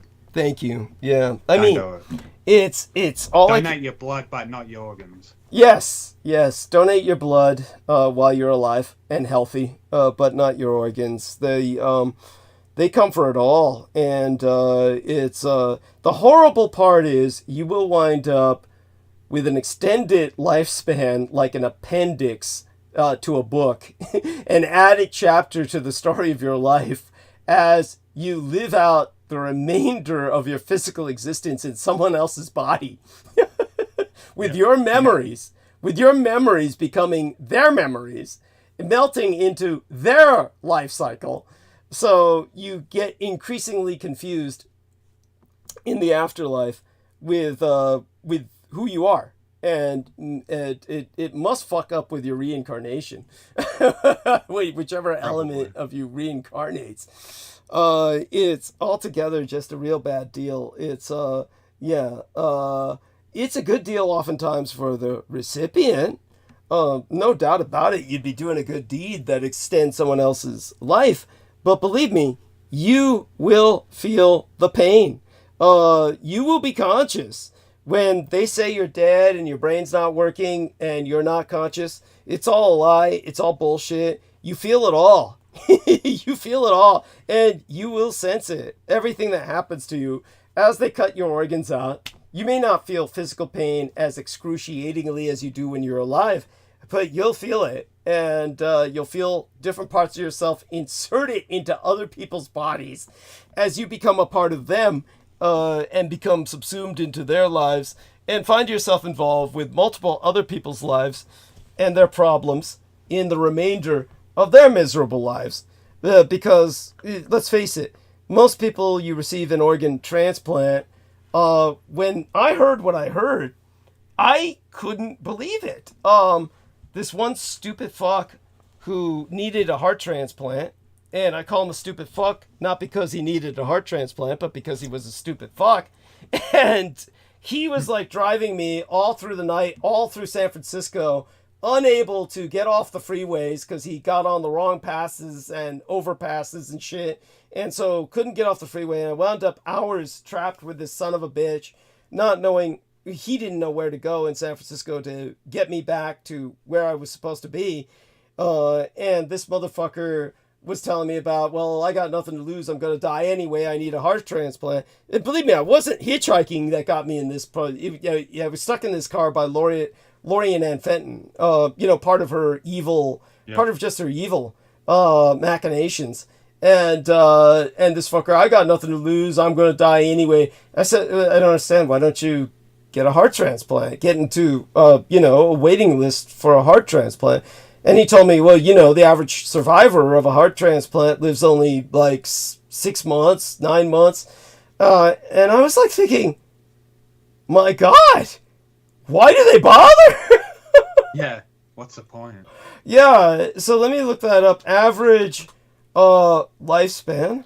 Is that with another human's heart or a pig's heart as well? That's a human heart. Yeah, average lifespan after heart transplant. Man, I didn't even finish that. Life expectancy after a heart transplant depends a great deal on a person's medical condition and age. In general, though, statistics show that among all people who have a heart transplant, half are alive 11 years after a transplant surgery. Okay, that makes it worthwhile. Life after a heart transplant. So why was this guy under the impression it was only a few months? That's crazy. He just probably heard of one guy that fucking died not long after getting one. He just assumed, that's how it's going to be for most people who get the surgery. Mm-hmm. It's, maybe. It strikes me as bizarre that someone would be that stupid. If I, needed a heart transplant, I would pay attention to such things. So I wouldn't dismiss, the potential for that option on the basis of one person's experience. However, they say, here's what they say. It is only recommended when conservative treatment options fail. That means when all other options fail. The worldwide last resort. Yeah. So the worldwide heart transplant survival rate is greater than 85% after 1 year and 69% after 5 years for adults, which is excellent when compared to the natural course of end-stage heart failure. Okay, now the interesting thing to me is, how do they judge who gets it when you basically, first off, you would think somebody who needs a heart transplant is going to be in bad shape. Yet when I was talking about my father, and I said, why can't we get my father this kidney transplant? Give him my kidney. He has only one kidney. And they drove it into failure. Well, we can't give him that because he's too old and not in good enough health because of his heart failure. And, well, why not just give him a heart transplant? He's not healthy enough to get a heart transplant. I'm like, excuse me? How can you be healthy enough to get a heart transplant? If somebody needs a heart transplant, they're in heart failure. Right? So how is it that they judge who gets these heart transplants? And in the end, they say, we don't give it to older people. You want them to be younger people who are fucked up. And it's like, so it's like some bizarre Goldilocks zone. We want you young, but you're all fucked up. Which that guy was. The guy who was driving me in the car, trying to kill himself. And take me with him because he didn't care. With you in there. Yeah, thank you. Thank you. Just at least let me out of the car first. Thank you. But this is how they are. If he's going to die, Do you think he gives a shit about you? Yeah, exactly. Yeah, there you go. There you go. So they say prognosis after heart transplantation. Thereafter, the death rate is constant at about 4% a year for the next 18 years, so that 50% of patients can expect to be alive after 10 years, and 15% of patients can, let's see if I can find it again, can after 20 years. So 50%. So 50% of patients can expect to be alive after 10 years, and 15% after 20 years. So that's like gambling, and the odds are increasingly against you. Now, here's what pissed me off, was after they, finally did that colonoscopy on me. Do you remember that? The time I had the colonoscopy? I think just a little bit about it, yeah. Remember I was preparing for the colonoscopy and I got deathly sick on air? That's when it was Crystal River and Peter Moon were sick. Like worried, like, what the fuck's he doing? And Lena Shea / Lena Crane at that time literally thought that the crap they give you to make you shit your guts out so they can give you the colonoscopy without any trace of shit in your colon. She thought I was literally taking a shit on air because I was making these grunt noises as I was dry heaving. But at any rate, then when later on I had the internal bleed and they said, oh, you've lost a lot of blood, and they were considering a transfusion. And then while I was hospitalized, they said, let's take advantage and get you the colonoscopy because this way they can juice the insurance. You get what I'm saying? And so they then made me drink all that shit so I could shit my guts out. And then when your shit is transparent, when you're just pissing out clear liquid out of your asshole, then they said, oh, you're ready for it. And then they gave me the colonoscopy and they said, everything's A+, totally clear, and then kicked my ass out of the hospital. Not that I'm complaining. It was actually, just to be fair, the hospital stay at Kaiser was completely professional. It was probably the best hospital experience I ever had. But such being said, after that, when I was talking to my psychologist at the time, Dr. Hey, a Chinese girl, and when I said, geez, all that trouble for that colonoscopy, and she'd known how the first attempt had made me so sick. And that's when she told me, I said, something about what's the percentages that they find anything. And she told me, oh, it's 95% that they find absolutely nothing. And I was like, 95%? I said, I'd play Russian roulette at those odds. Why does anyone bother to get that shit? It struck me like, why would anyone get the fucking colonoscopy at all when 95% of the time they're not going to find anything? And they might as well do it yourself. What's that? Oh, you might as well do it yourself because you can buy those things yourself and just... So you don't have to go through all that trouble through the fucking medical system. Well, it's something you can do at home. Well, it must be something else you do at home. A colonoscopy, doing it on yourself would be impossible. You're talking about sticking a camera up your ass. Yeah, I've seen like porno chicks do it. Like some people like seeing chicks shoving those long cameras deep in their intestines. Oh, actually, by the way, just so people understand that, I've run across that while I was cruising for porn. And, of course, what they will show you simultaneously at the same time is the lady in question, her full body shot, along with the tube as it goes up her intestine. You're right. They're basically doing it at home, right? Yeah. I mean, but they got a camera crew with them, right? Maybe they're just doing it by themselves. Yeah, they can set up just a camera by themselves and all that shit. But sometimes they'll just have another person assisting with their live stream. They should, because that is dangerous. It's obviously the hospitals would not encourage that, simply because theoretically the potential is there that you can puncture your intestine, create an internal bleed. But these chicks that are doing it, they've already been shoving horse dildos up their ass, so it fits no problem. No, your point is well taken. This is all true. It is. there's risk. But that it is, everything he's saying is quite true. This is actually, it's not something that I necessarily gravitate toward, but yeah, it's not something that offends my sensibilities either. I could see dudes getting excited by that. But all that being said, the point is that if 95% of the time they're not finding anything, this is just an insurance scam. All this is like, you don't even need to do it. Yeah, I mean, and now of course, when we say this is not medical advice. By all means, of course, listen to your doctor. However, do take what we say into account as and keep it in the back of your mind.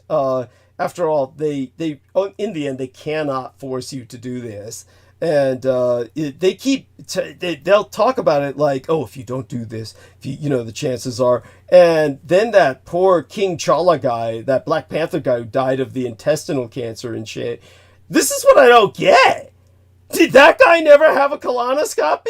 How is it that, everybody else, we get this stuff shoved up our ass whether we want it or not because, how is it that guy had no health insurance? If you got health insurance, at some point in America, they're going to tell you, hey, you got to do this because they're going to try and juice the insurance. How did this guy not get his intestinal cancer, fucking recorded or sensed or, diagnosed? It's like, how did he get missed? It's bizarre to me. And of course, they use him as an object lesson. See what happened to him? Take your colonoscopy. But yeah, put it in context of what we've just said. If 95% of the time they're not finding anything, why?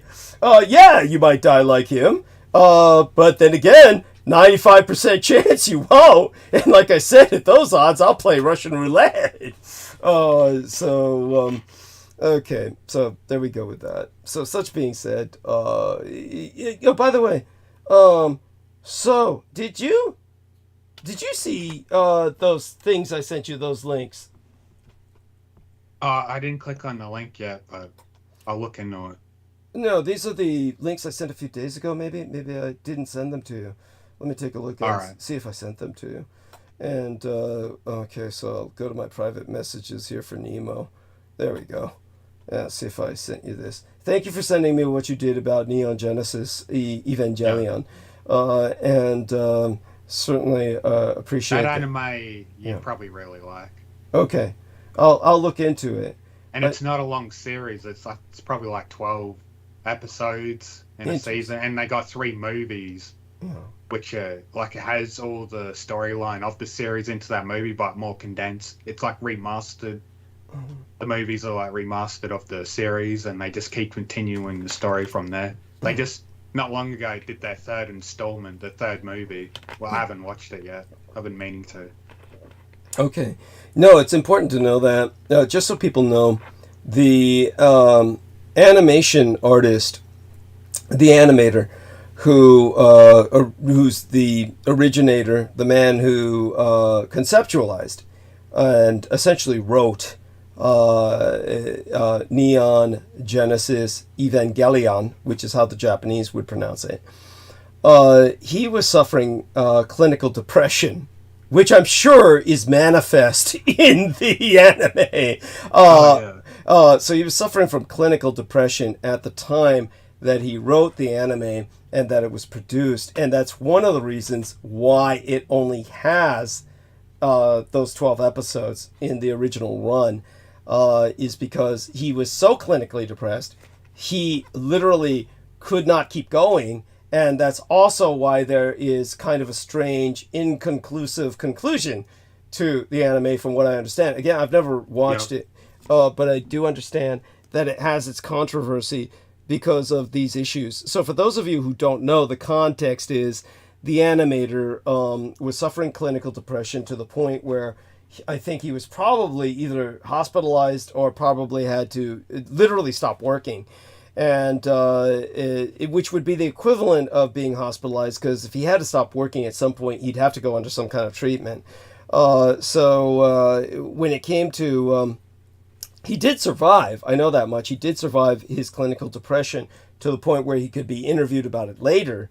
But obviously, the thematic or the mood of the anime, from what I understand, is like cosmic horror, very world-ending, apocalyptic kind of concept. Yeah. So it's this is not necessarily easy viewing, but at the same time, obviously, in this day and age, with most people with modern sensibilities, this should not be psychologically scarring like this one weird Russian guy claimed it was. Again, there was this one weird Russian supremacist who was very much a Putinist and a Trump cultist, and he would produce maps online, and he was, of course, promoting a Trump presidency and predicted a Russian-American alliance fighting Germany and Japan all over again, which is what his fantasy of a third world war would be a good thing to him. He was thinking this would be a great thing. And he felt that because of BRICS, Brazil, Russia, India, China, South Africa, that India and China would both be allied with Russia against, along with America, against the Germany, Japan, and Mexico. And so this was the guy's like an anti-Dietrich. Think of him as like an anti-Dietrich. And when people ask him, why do you hate the Japanese so much? And he said, oh, it's the anime! Neon Evangelion! He claimed destroyed his childhood. And I was like, Jesus fucking Christ! Like when I related that, Brendan Zogit said the guy must be a total fucking pussy. So, even though it might be disconcerting, Neon Evangelion can't be that bad where, oh my God, my childhood was ruined by Neon Evangelion. But there you go with that. So what would you say is the most... Okay, so what happens to planet Earth in Neon Evangelion? Does humanity survive? Or obviously they make 3 more movies. That's why? Yeah, there's been like multiple impact occurrences, like it's a cataclysmic event where life gets wiped out, but then it comes back. There's been like 3 impacts up till now, I think. One of them... By impacts, you mean like aliens, celestial bodies are striking Earth? Or something? Oh, they just... not like that. I forgot exactly what they call it. It was something impact.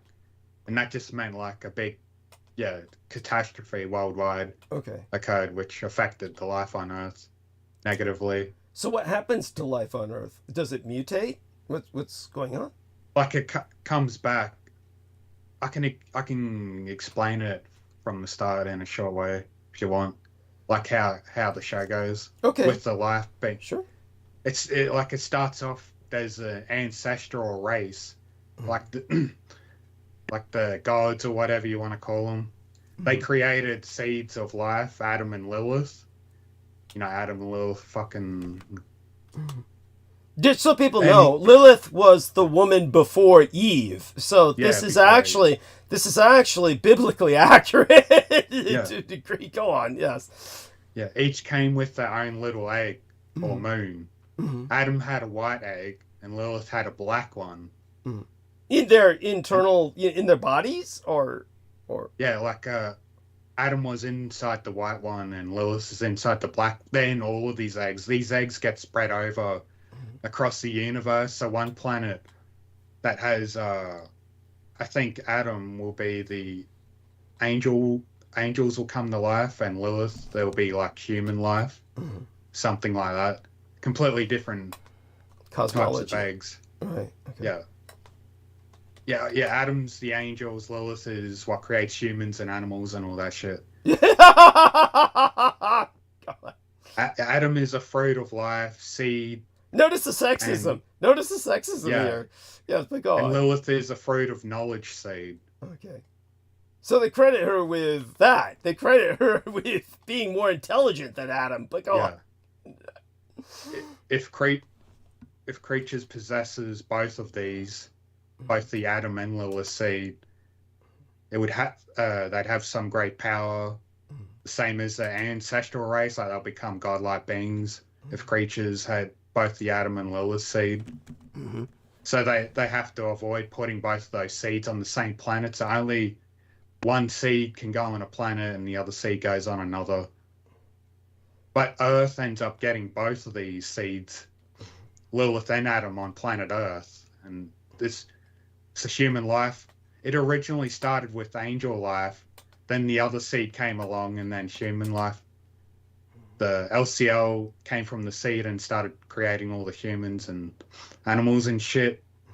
It was like some big conflict going on. But the planet Earth was originally to be... Yes. Planet Earth was originally supposed to be for the angels, but then the humans came along. So in the whole show, it's just like the humans versing the angels, but they got to use these these beings that have the atom DNA in them, like the giant biomechanical beings that are being operated by these special pilots that can link up to the nerve system and fight the angels. Yeah. Yeah, so these two seeds coming on planet Earth caused a big problem. Okay. So Angel's supposed to be on Earth first, then Lilith collided with Earth, destroying her sphere. Each of these spheres, each of these seeds had their own spears. Spears of Longinus or Longinus? Longinus. Yes. Each of them had their own spears, yes.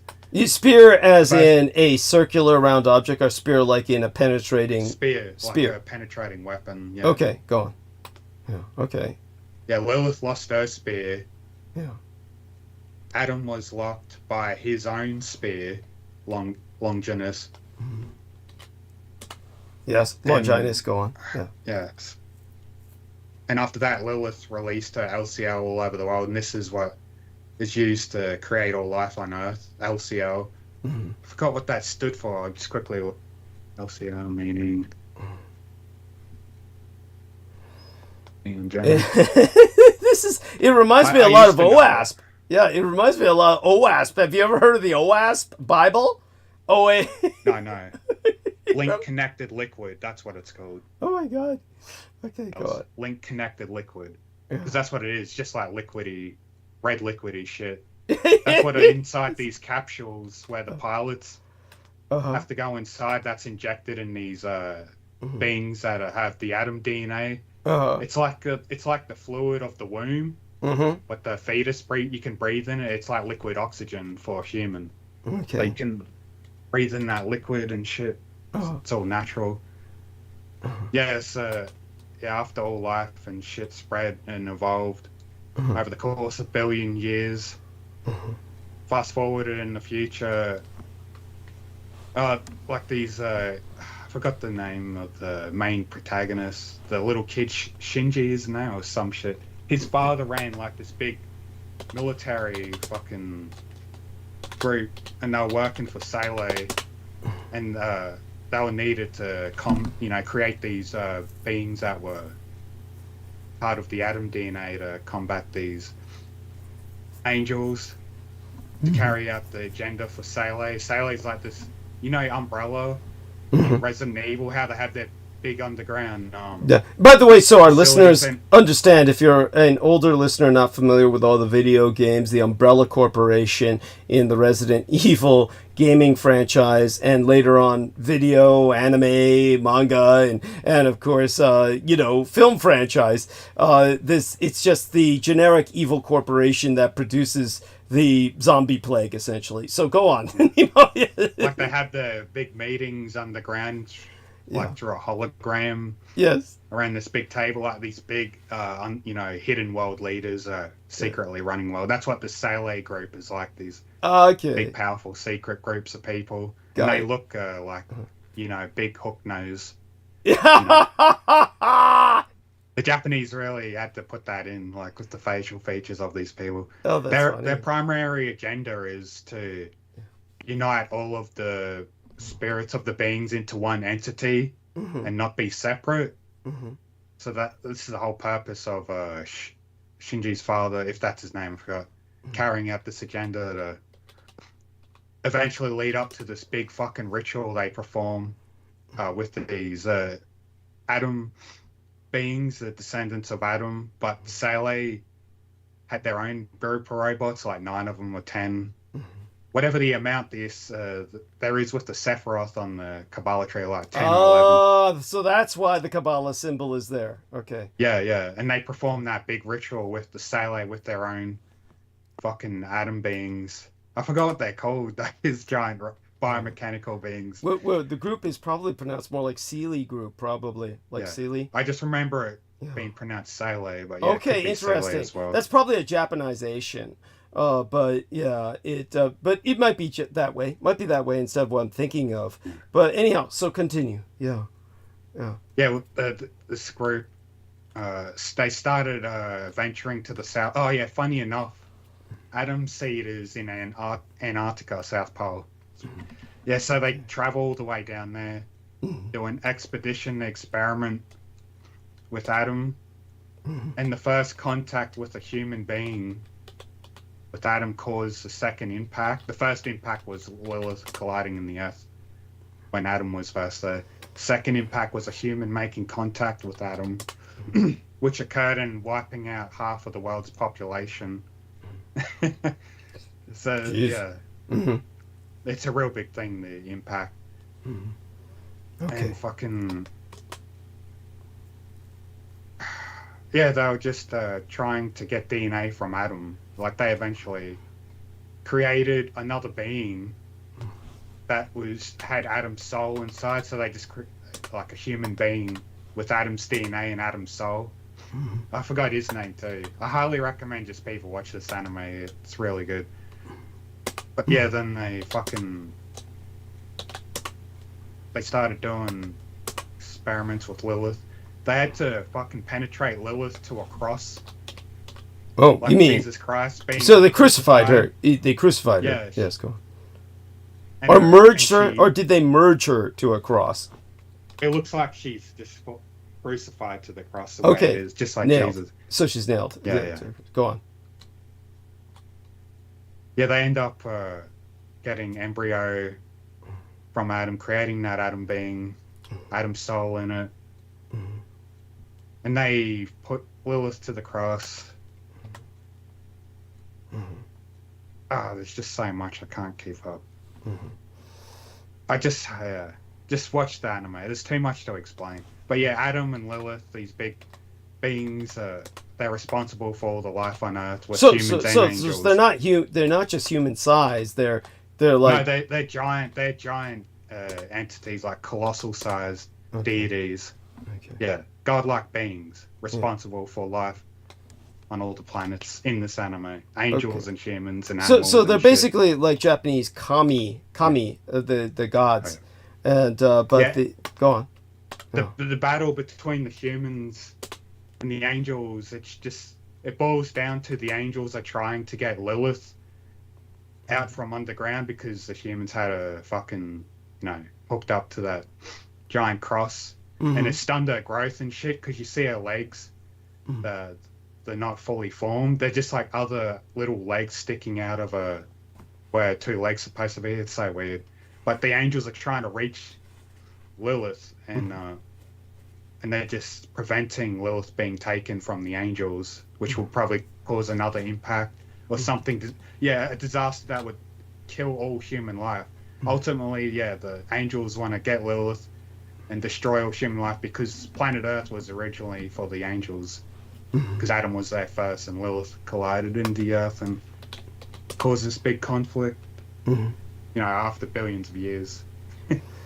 Wow. So this is obviously a lot of thought went into this, and it's got its own cosmology. So that's and these angels look like the monsters. Like they look monster-like, like the angels that are portrayed in some, I think, Jewish. Okay. So what you're talking about is the actual biblically accurate angels. So they look basically, they're not human. They're basically series of spinning interlocking wheels and shit with eyeballs. Like a giant diamond and There's the first one they battle is bipedal. Like that's the one that looks human the most, but just fucking nearly indestructible. These angels, they have an AT field. Humans have them too. That's what keeps your solid body all together, your AT field. When that goes away, you just turn into liquid shit, which does happen in the anime because the human experimentation project, human instrumental, I forgot what it's called, human instrumental experimentation, where they try to unite all the humans by destroying the AT fields for all the humans, and they all become one entity. They turn into liquid shit. But it's pleasurable for them because before they die, well, not die, just change. They'll see someone they love that's very close to them, and it'll be like a heavenly experience. But yeah, Shinji intervenes with that whole ritual, and he gets to make the choice of whether to keep all the humans united into one entity or to reject it and bring back individualism for human life. That's how it goes down, yeah. Interesting. Okay. Oh, well, that's a lot to take in. Yeah, so that's what you meant by it's a giant mindfuck. Is that... Yeah.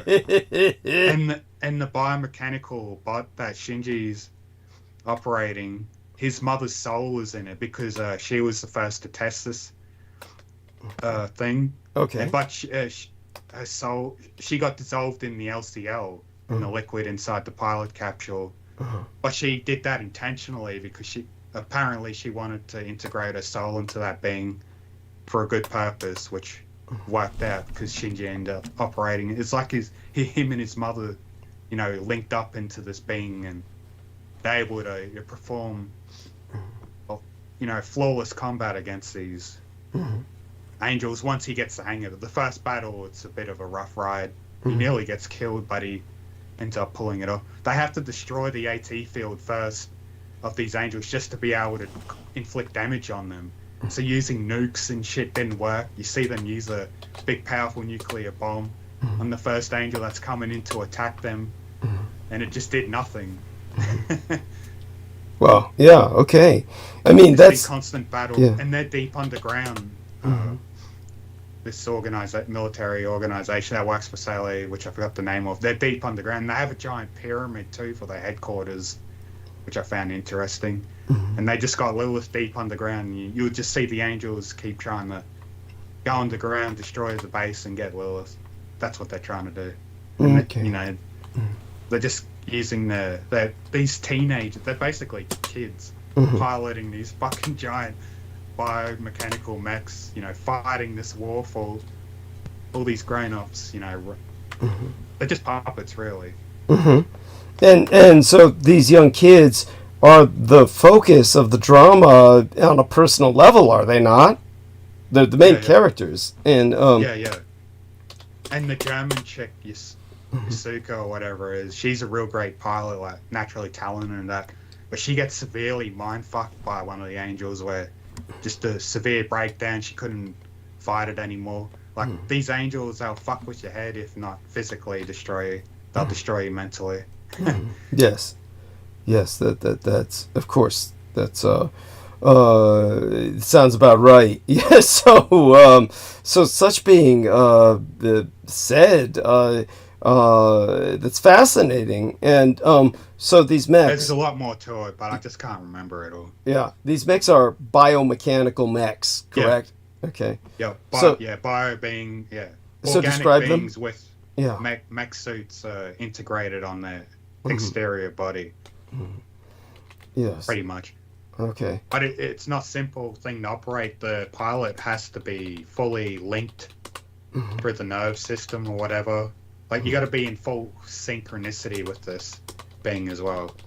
It's a lot more to it than just operating like it's a robot. So if his mother is part of the mech, is there something incestuous about that, or she's more like a guardian angel?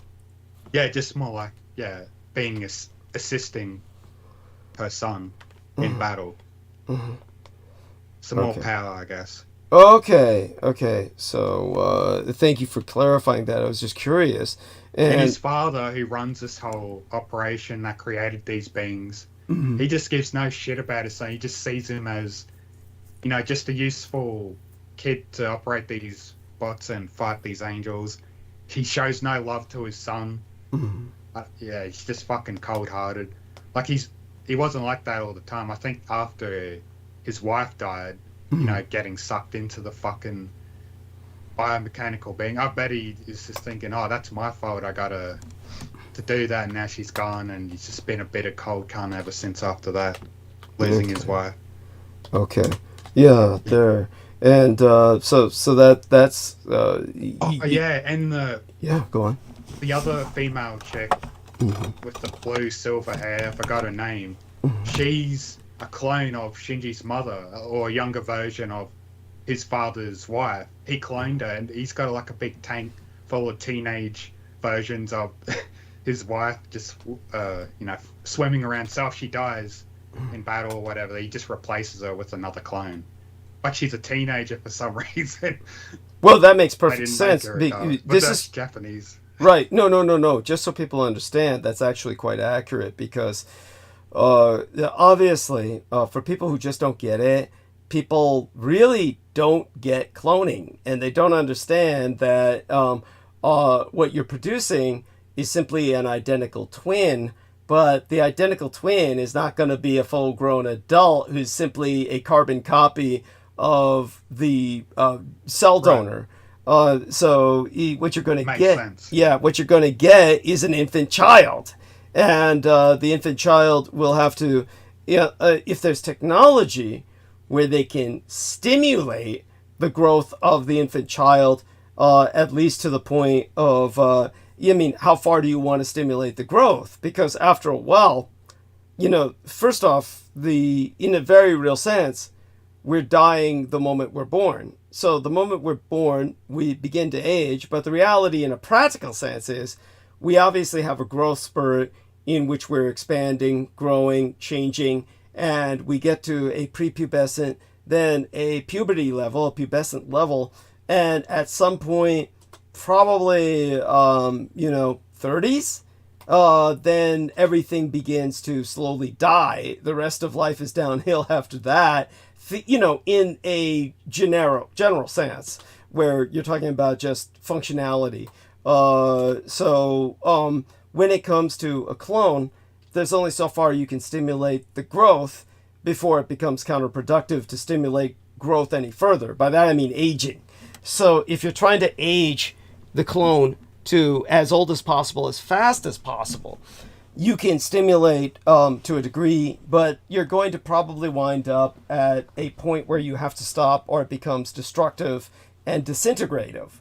So you're going to stop at, you might not, you'll start off with the infant child, and unless you're extraordinarily patient, like you're able to extend your own lifespan, where you can wait for the child to grow up to 20s, 30s, etc., and then you can, play the role of some dirty old man who's with your mate, or if you are able to extend your lifespan, you'll probably, of course, be in better shape than a dirty old man. You'll probably be able to kind of rejuvenate aspects of your own youth.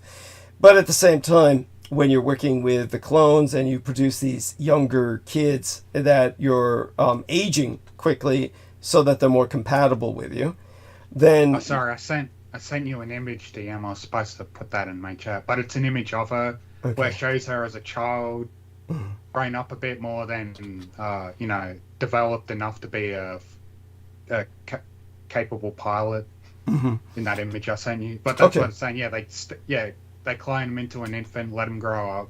Yeah, to a degree. Go on. Yeah. Shinji's father, he's just got a tank full of these clones in the LCL liquid. They can breathe in it. So he just keeps them in there when he needs another clone. Yeah, ready to go. Yes. Yeah. No, that's by the way, what you see her as a little child, then growing up. Yes. A clone. Okay.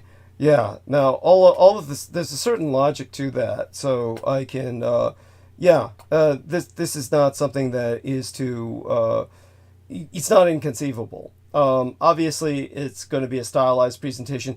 See, for instance, when you see the child in the child's dress, and, these are like phases of her life. But the point that I'm, is that you don't even necessarily have to have that. In other words, the point where she's like in the child's dress, conceivably, somebody could be kept in amniotic fluid, basically kind of while the electrical stimulation and various other hormones are pumped in to stimulate growth, so that you could also, during that period of time with electrodes planted in the head, transfer memories or cascade memories into the individual in question, presumably the memories of the person they're cloned from, or at least that person's life story, so they have a concept of identity. And that way the person doesn't need to go through conventional childhood. You see what I'm saying? And they just grow to a certain point, then you take them out of the tank, so to speak. So as an in vitro teenager, where they've got most of the adult memories, and therefore an adult sense of maturity. All of this, of course, I'm describing without moral judgment. I'm not making... Obviously, there's people who would argue that this is unethical, but it depends on the ethics of the society and what the demands of the society are, and what kind of power a person has, how much control they have over people that they're paying to amass this technology for them. So somebody could conceivably, of course, if you're able to extend your own lifespan and live for several hundred years, have a person who's cloned as your mate, and if they die off or get too old, simply select another one. That's you would wonder why, of course, you can't have one. This situation is different. They want this person to be a pilot, the person of a mech, meaning a war machine in combat. So this person is, in a sense, you expect them to die, in a sense. So you're going to have several copies to replace them. As one gets killed, the other one replaces them.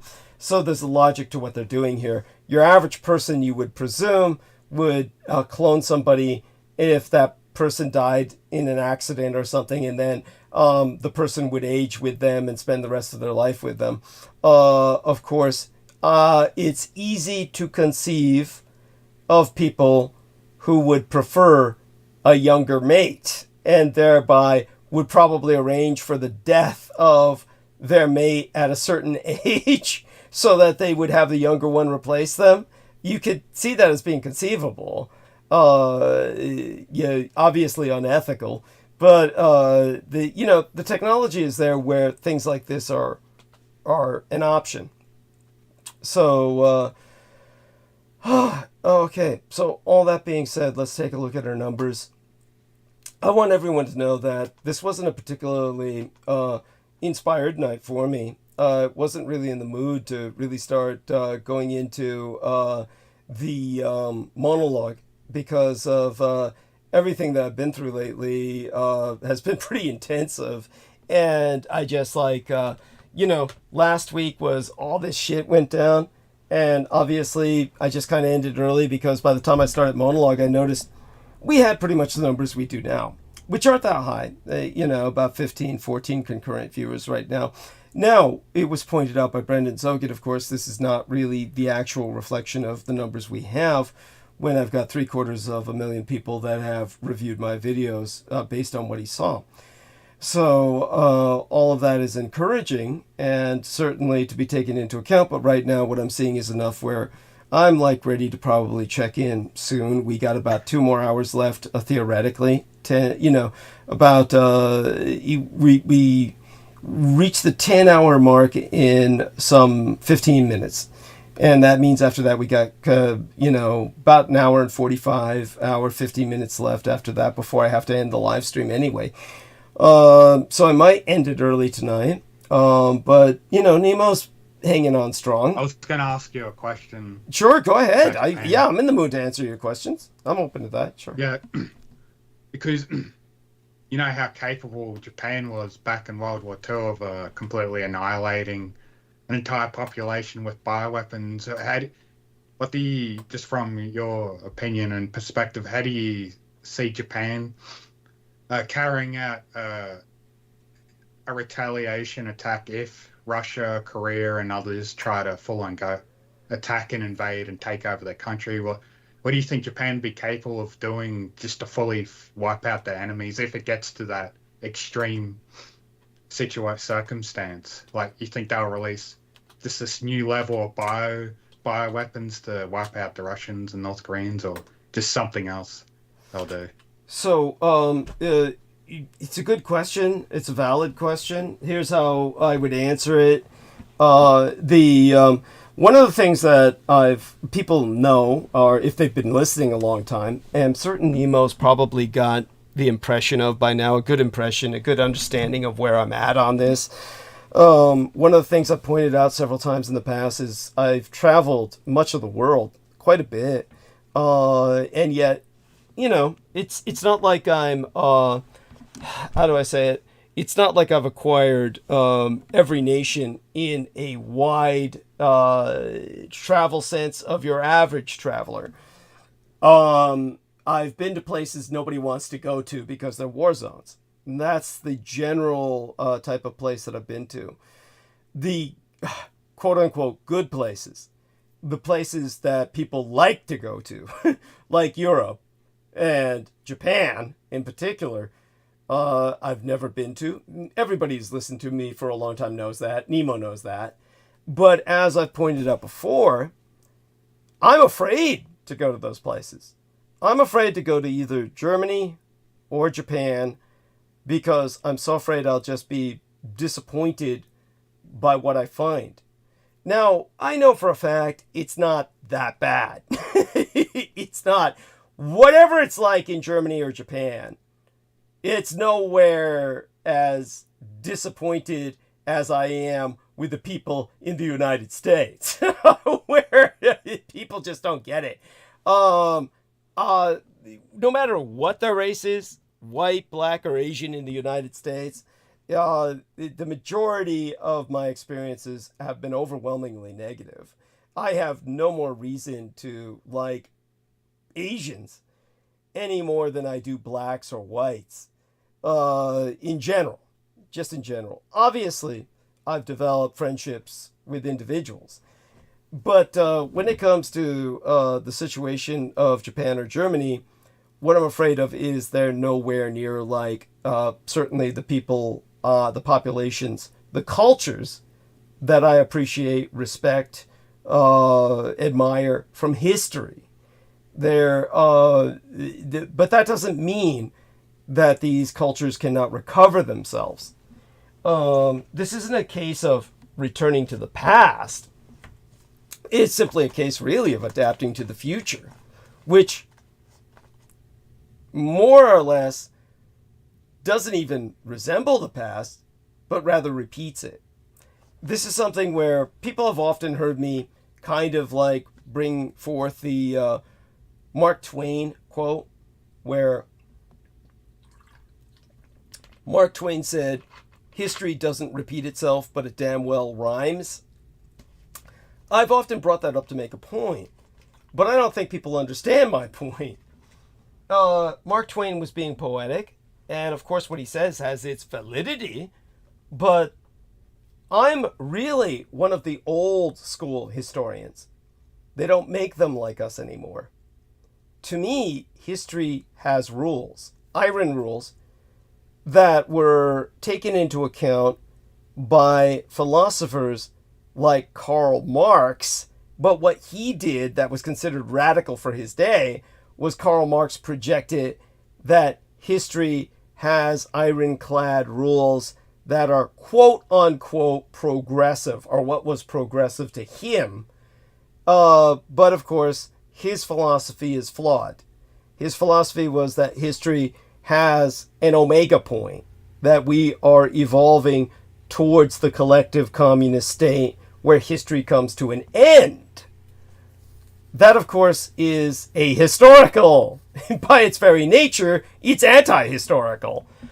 My perspective is based on the foundations on which he stood and then built his flawed premise, or what was considered at the time a revolutionary perspective because it was so different. It was different because it was flawed and it was wrong. And still is wrong. And will always be wrong. But it's always going to find its believers because that's the nature of a faith, which is what communism actually is. It's a faith. It's a religion.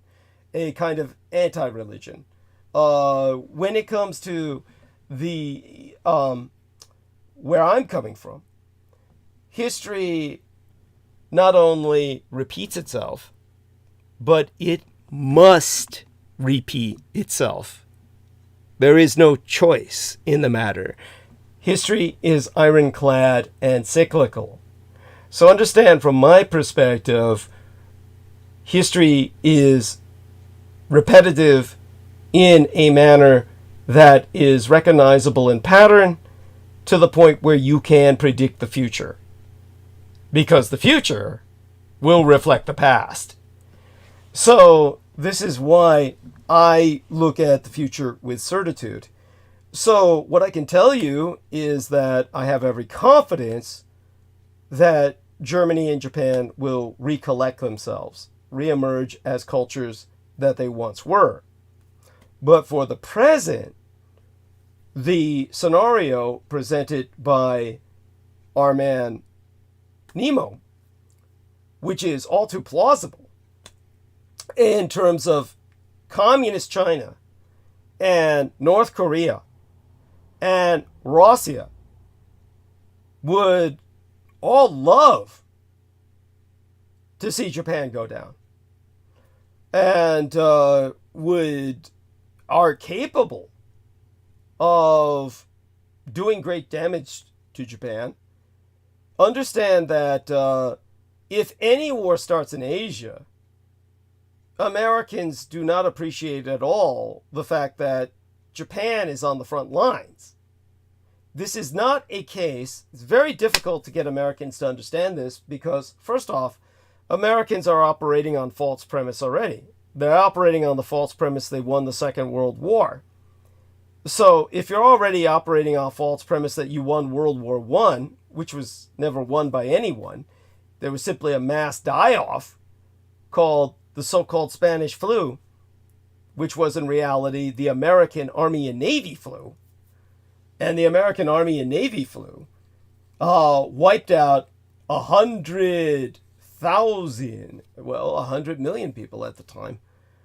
And so it wiped out so many people, it altered the course of human evolution.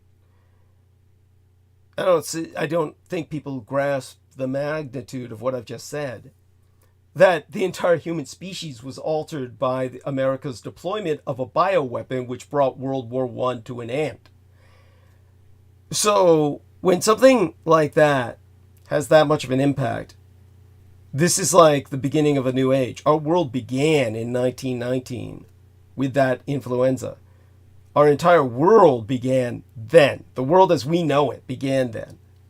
But the German and Japanese cultures survived that. They'll certainly survive any further deployments of a bioweapon. But such having been said, when that flu did what it did, and World War I did what it did, and rendered World War II inevitable because of the Americans imposing their quote-unquote victory conditions upon Europe, far beyond just Germany, they altered the entire map of Europe. Nations that had never existed for hundreds of years suddenly were brought into existence and granted this status as if they were all deserving of that existence without having earned it. So when you are confronted with a bunch of these chicken shit nationalities that have their chicken shit little ideas that they somehow deserve to be far greater than they are, these nationalities, along with all the other conditions that made World War II inevitable, are making World War III inevitable now. And the biggest problem is, we talked about the flaccid nature of Europe, where Peter Moon, for instance, said, God, those guys were so devastated by World War II, they don't want to go through another war again. And of course, that's true. But they don't have a choice. It's like, yeah, you can say all you want that you don't want war to happen again. It's not your choice. war finds you and war consumes you. It's like saying, hey, that hurricane devastated my home. Man, I never want to go through another hurricane again. But if you live in the same place, if you live on a floodplain, you're going to get flooded. If you live in a tornado alley, you're going to get hit by a tornado. If you live in Florida, you're going to get hit by a hurricane. And they're stuck in Europe. They're going to experience war. It's not a choice. It's just inevitable. What you want doesn't matter. The weather is going to hit you. So war is the weather. It is climate. It is like our social evolutionary climate. So when it comes to Japan, their phase of socio-evolution right now is that the man who made it possible to win World War II, Emperor Hirohito, is not alive. And because Emperor Hirohito is not alive, then Japan is not the Japan of World War II. It's not a mobilized nation state. It's a nation state that is, well, let's put it this way. The fact that I've never been to Japan doesn't mean I don't know Japan. We had our friend in Germany who said, Douglas, you understand Germany almost better than anyone. And I've never been to Germany. It's because I've read so much about these cultures, and don't forget my parents, my mother teaching me all about the East Asia, and I speak the languages. Now, even though I don't speak German, don't forget, neither did my biological father, Adolf Hitler. He did not speak German. Right. He was born in Austria. And for all intents and purposes, while they speak German, that's not the German they speak in Germany. His German language, the manner of his speaking, when you see him speak emphatically the way he does, that's not how Germans talk, or ever talked. His type of German would be like somebody from the Appalachian Mountains of the United States.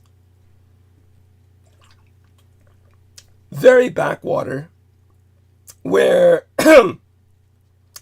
think of the TV series The Beverly Hillbillies.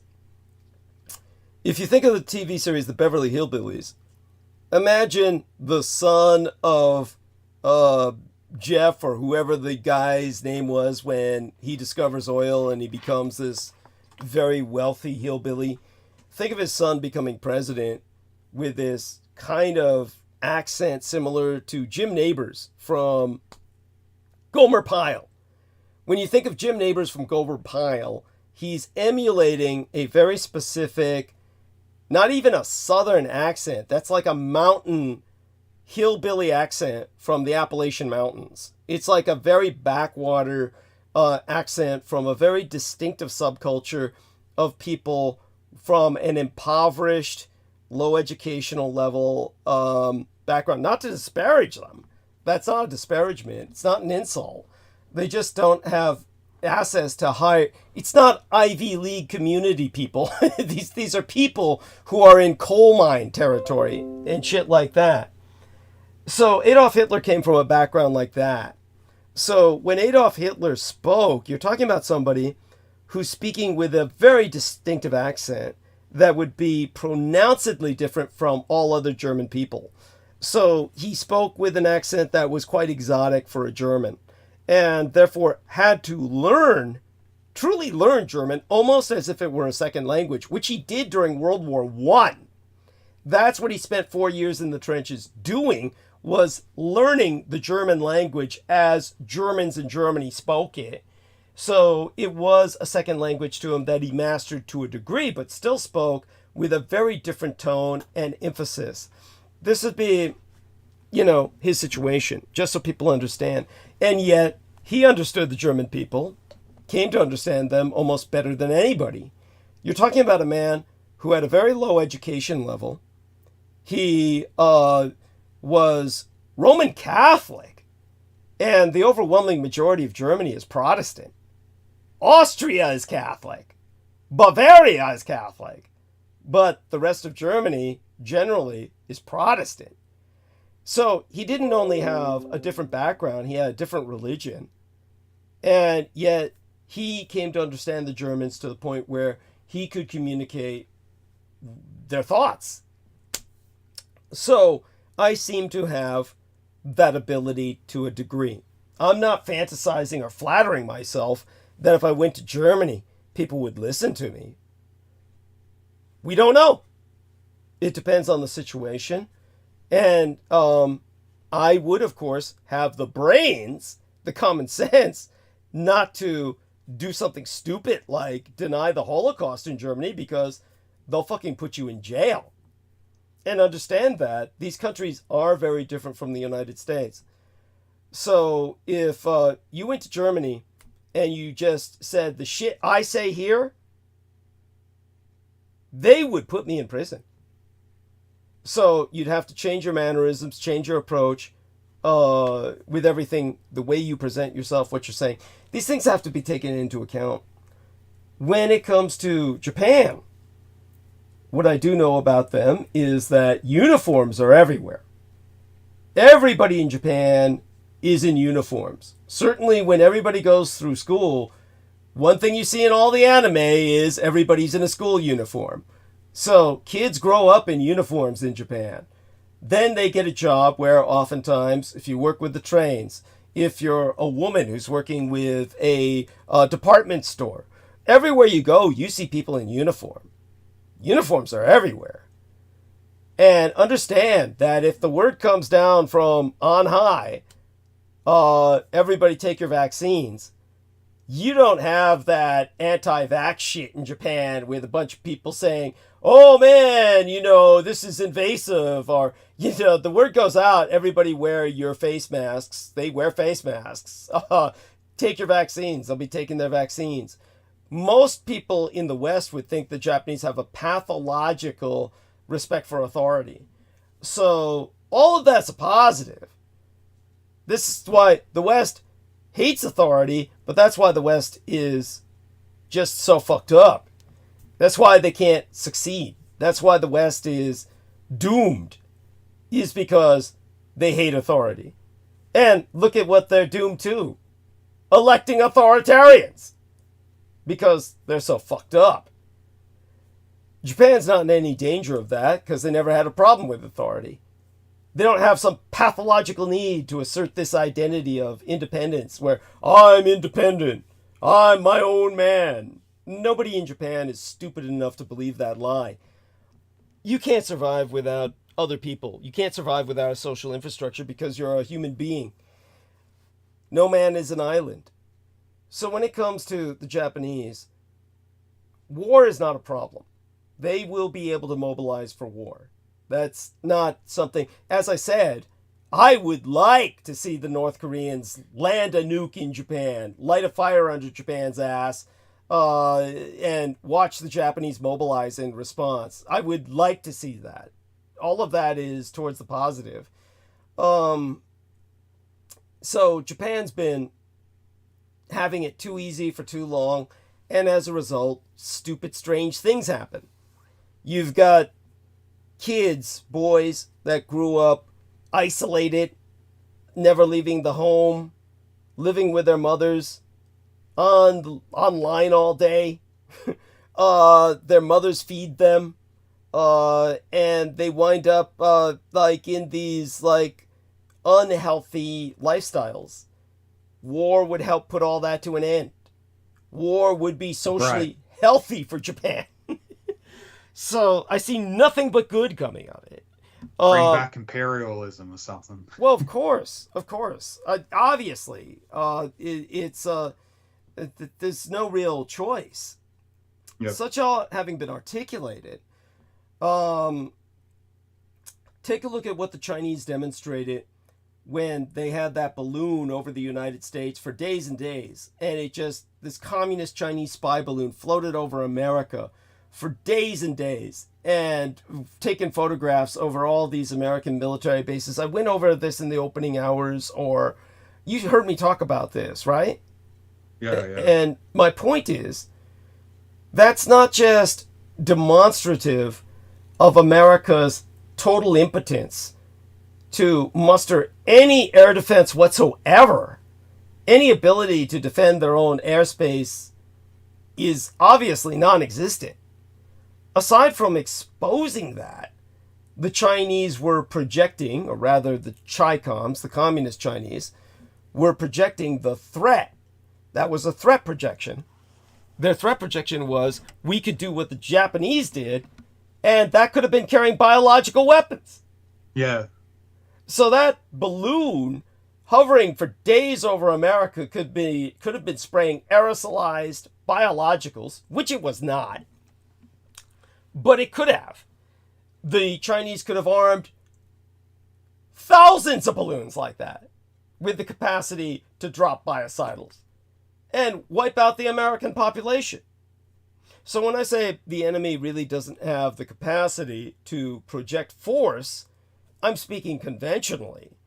The Russians or the Chinese do not have the capacity to project force onto the North American continent, other than by the manner in which the communist Chinese did.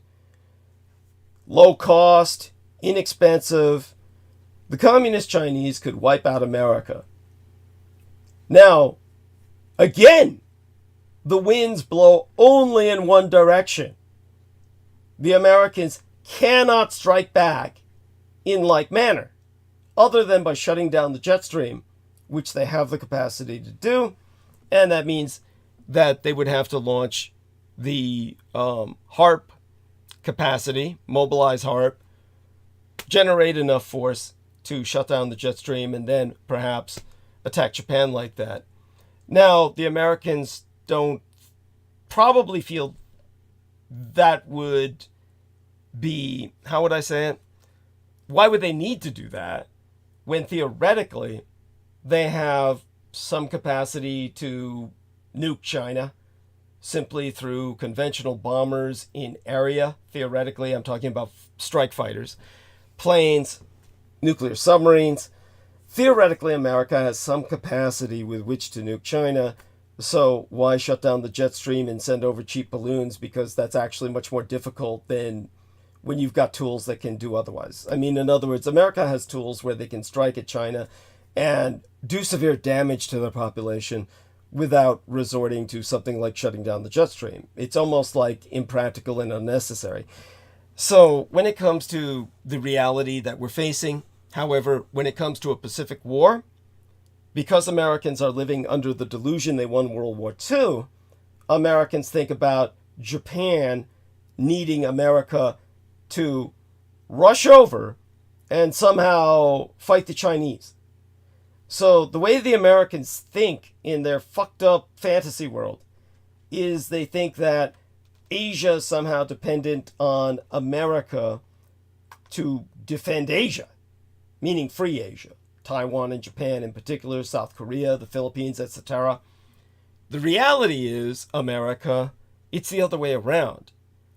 America, you're dependent on Japan saving your ass because they're the ones fighting the war on the front lines. It's not going to be America rushing over to save Japan.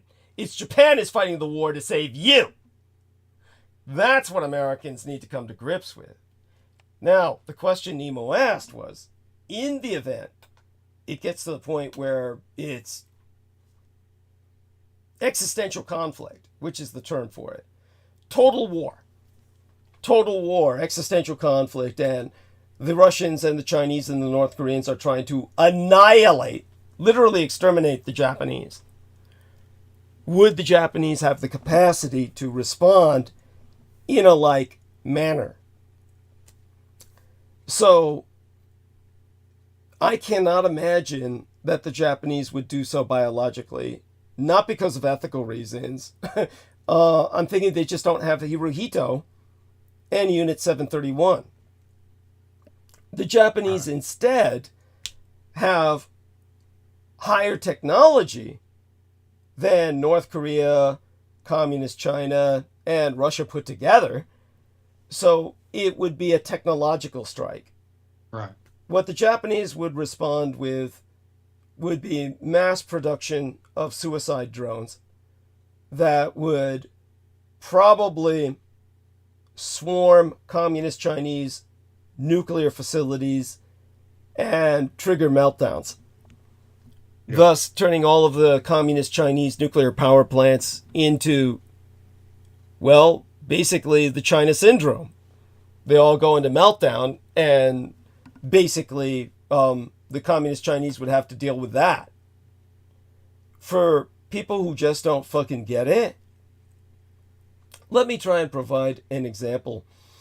While I still have my voice, that's another reason I didn't really go into monologue the past few nights. I want my voice to recover after the antibiotic treatment, which killed a great deal of the sinus infection, but results in a postnasal drip that kills my voice.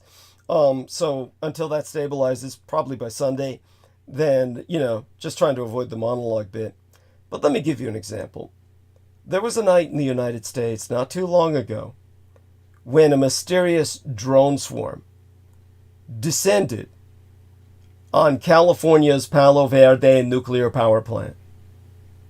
You've got this mysterious case of multiple mass drone incursions over America's most powerful nuclear power plant that have only resulted in more questions, no changes.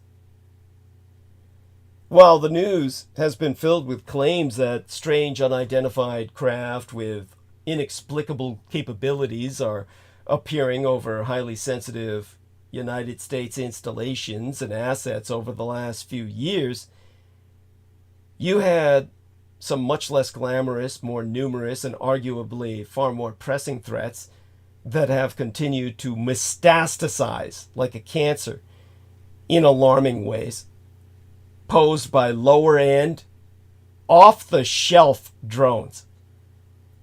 So it was less than a year ago, just days after that stunning drone attack, several drone attacks on Saudi Arabia's most critical energy production infrastructure, deep in the heart of that heavily defended country. A bizarre and almost completely undisclosed incident involving a swarm of drones occurred on successive September evenings in 2019. The location? Well, America's most powerful nuclear plant, the Palo Verde Nuclear Generation Station, that's situated roughly 12 miles west of Phoenix, near Tonopah, Arizona. Now, when it comes to Tonopah, that's Tonopah Army Airfield. That's Area fucking 51, people. Now, there's a trove of documents and internal correspondences related to that event. You got officials from the NRC, the Nuclear Regulatory Commission, described the incident as a dronapalooza and said that it highlighted concerns about the potential for a future adversarial attack, including small unmanned aircraft and the need for defenses against them. Yet the helplessness, the impotence, the cavalier attitude toward the drone incident, even as it was unfolding, by those that are tasked with securing one of America's largest and most sensitive nuclear facilities, well, that serves as an alarming, well, a glaring example of how neglected and misunderstood the issue is. Understand that every nuclear power plant in any nation is a weapon for the enemy.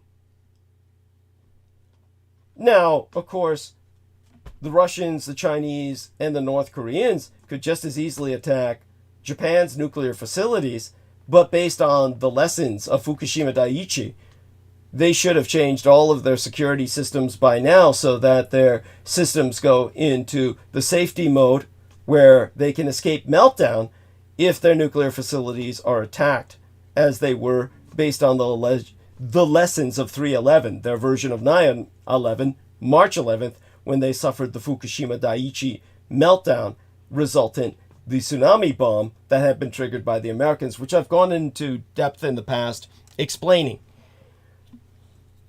Now, the Communist Chinese, the Russians, and the North Koreans, on the other hand, they don't have necessarily that capacity.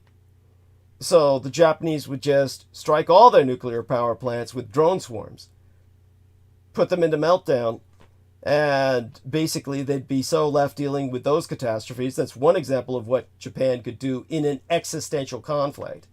So it'd be something of that nature as opposed to a biological attack. So in terms of this kind of response, understand, of course, the Japanese would have no problem in mass-producing nuclear missiles and weapons as well. And as a result, they could also simply start nuking their enemies' coastlines. That would be almost like a coastal attack, whereas the drones would be an in-depth attack on the entire civilian infrastructure. They would shut down, of course, certainly the Chinese could launch cyber attacks on the Japanese grid. And, of course, in an existential conflict, both sides could shut each other's infrastructures down. Obviously, however, the Chinese are of a lower capacity and a lower grade of technology than the Japanese. Now, of course, the higher your technology level, the more vulnerable you are to a degree. But at the same time, China's in this kind of middle zone where they've got these highly developed areas and other areas that are essentially just rural countryside anyway and are, for all intents and purposes, undeveloped. So you've got this situation where what Japan would attack would obviously be the highly developed areas. They'd shut down the infrastructure. This, again, is something that's not necessarily unwelcome to me. If the Chinese and Japanese shut down each other's infrastructures, the first thing is that each society would have to radically change and adapt. Society as we know it, with the kind of infrastructures we have today, is stupid as fuck anyway. When I've said for years that there was a Carrington event. And have you heard me use that term before? No, I haven't. Okay, so let me try and explain a little bit about the Carrington event of 1859. Just so people understand. I'm still listening. I'm just going to quickly be AFK, but I've still got you going on my phone. Okay, thank you.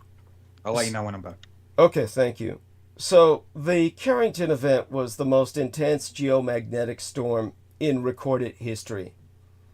And it peaked on the 1st through the 2nd of September in 1859 during a solar cycle that created intense auroral displays that were reported globally. And this caused fires, sparking and fires in telegraph stations all over the world. So these geomagnetic storms were likely the result of what's called a CME, or a coronal mass ejection from the sun colliding with the Earth's magnetosphere. And so you had this very bright solar flare on September 1st of 1859. And it was observed and recorded independently by the British astronomer Richard Carrington. Hence it was called the Carrington event. Now, this was one of the first records of a solar flare. And what it caused was, in those days we had very primitive telegraphy, but if it could cause those telegraph stations to spark and then flame out to the point where some of them burned to the ground in what were locked fuse box situations back in the day when we had a much more primitive infrastructure. If that happened today, it would be the end of our world.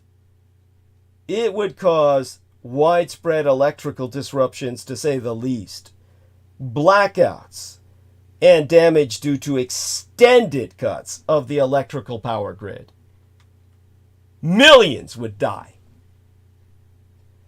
So, this is why, when you consider the fact we have a infrastructure that's more exposed, less armored, less protected, less buried underground than it was in 1859, with millions and millions of people dependent on a completely exposed grid open to the sun.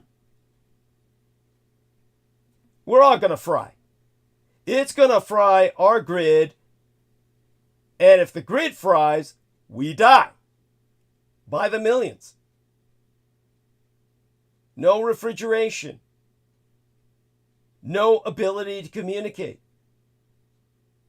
No ability to reference the internet. All of this will result in ultimately millions of deaths. Hospitals would run on what? Independent power energy for only so far before their little backup generators die out. All the medicine rots. People dependent on, diabetics dependent on insulin. And it all melts. Rots in the fridge that no longer keeps the insulin fresh. All the people who are diabetic will die. You are just in a situation where you are, civilization as we know it comes to an end. Well, any civilization that's stupid to expose its grid without preparations for an inevitable event doesn't deserve to live. Our civilization as we know it doesn't deserve to survive. So what will happen would be, the adaptation and evolution among the survivors of a very different Japan and a very different China. So in Japan, it survived for thousands of years without that infrastructure. The Japanese culture will simply, readapt to a samurai-like caste system, a shogunacy, a imperium that, learns to live without electricity. And this is something that, of course, might not happen because Japan has nuclear generators and therefore would need to modify or mainstream rather than regress. So it'd be more like, nuclear generator age samurai. And that's fine by me. China would learn to work with what they've always worked with.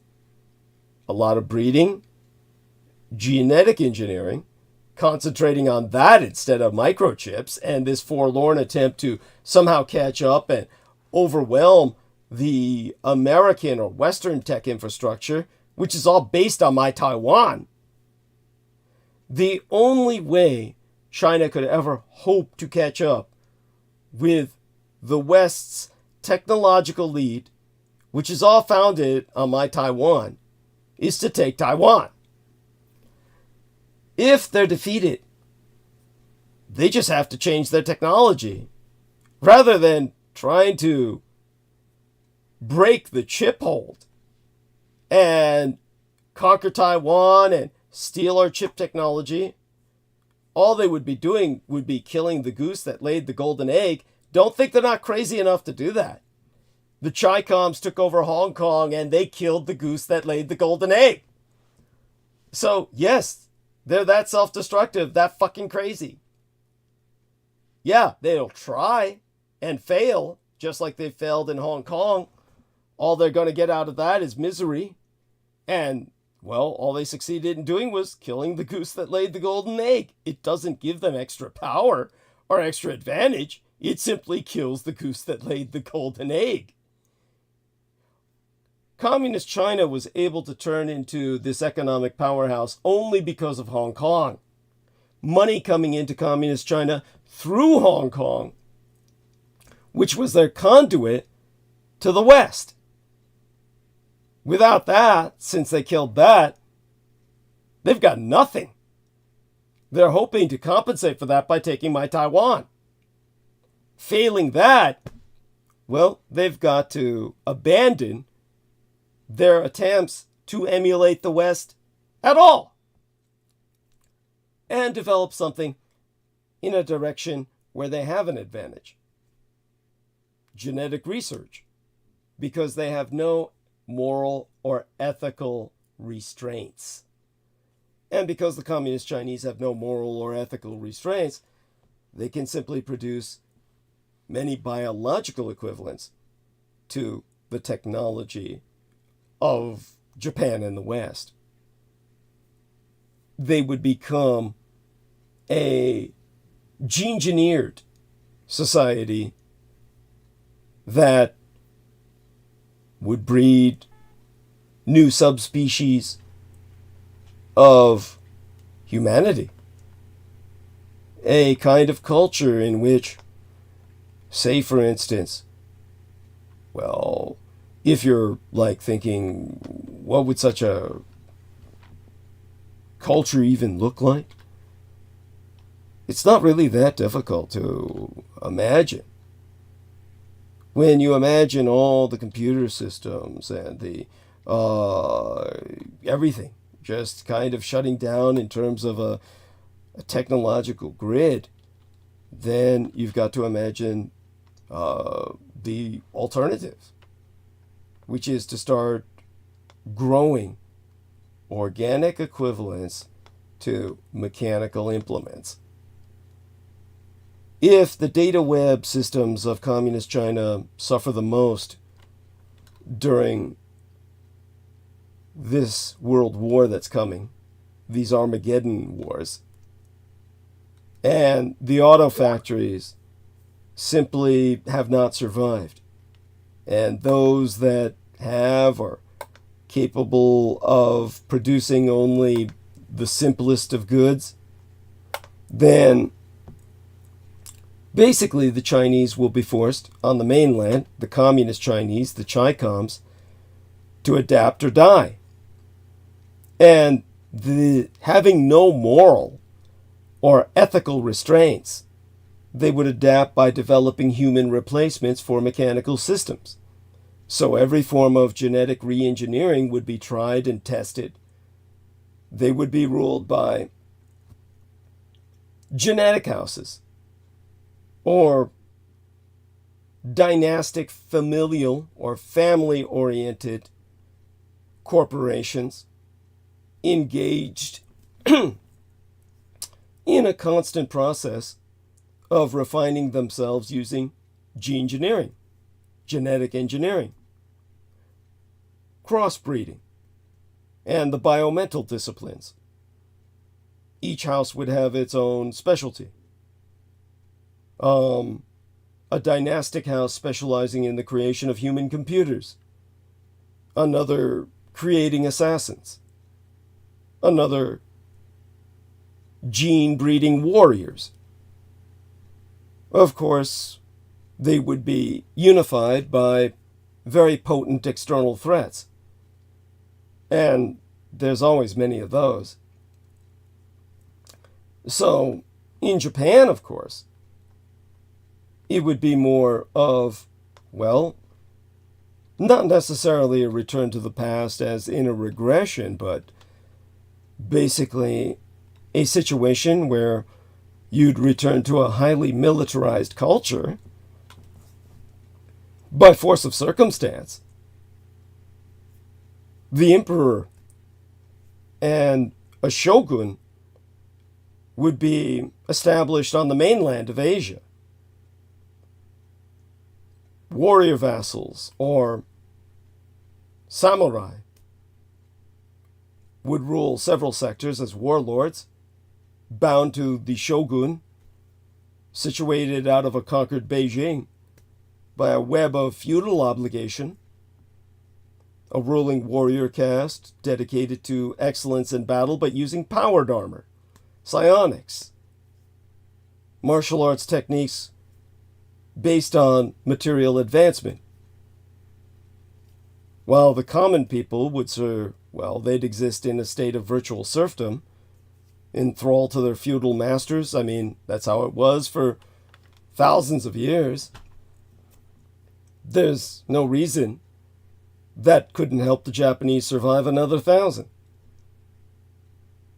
These are the kinds of cultures that will develop as our entire grid is destroyed by total war, which it will probably come to.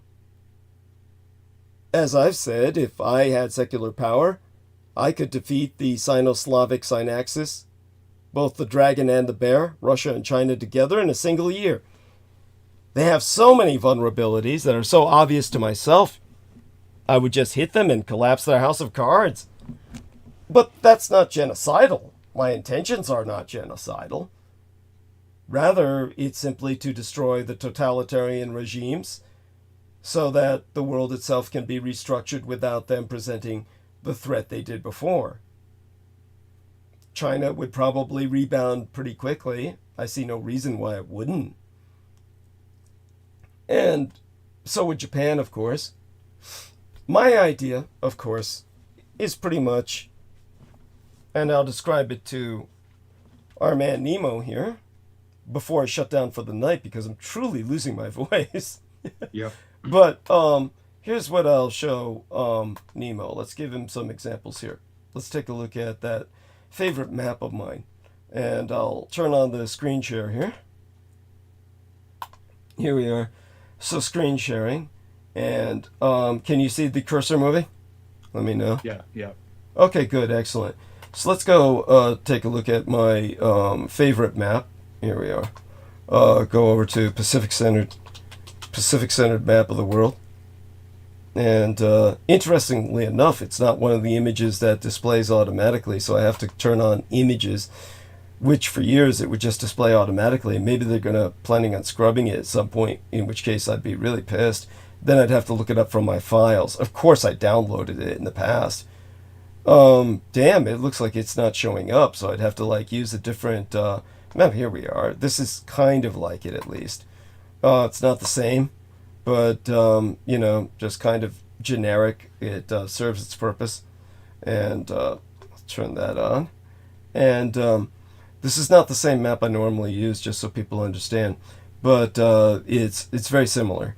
And so if we were to take a look, making it larger, which it doesn't do much, if one of the things I need to point out is that here we are. Japan, one of the, during its years of imperialism and colonial expansion, everybody thinks about the Pacific. But the most important things Japan did was securing first the Korean Peninsula and then Manchuria on the Asian mainland. Going down south was easy. Whether it was Taiwan or any of these islands down south, there's nothing there to put up resistance. It's not until you get to Australia. I mean, basically, it's like taking over the Dutch archipelago at that time of Indonesia was, the Japanese did this shit overnight. So when it comes to the biggest challenge was absorbing as much of the Asian mainland as possible. One of the things that America had was that it had this continent to expand into with very little resistance. So it could expand from sea to sea and render itself in the middle zone between British Dominion in the north and the Mexico in the south, where just the sheer number of brown people stopped them from expanding. They couldn't wipe out the entire nation of Mexico because There's simply too many Mexicans.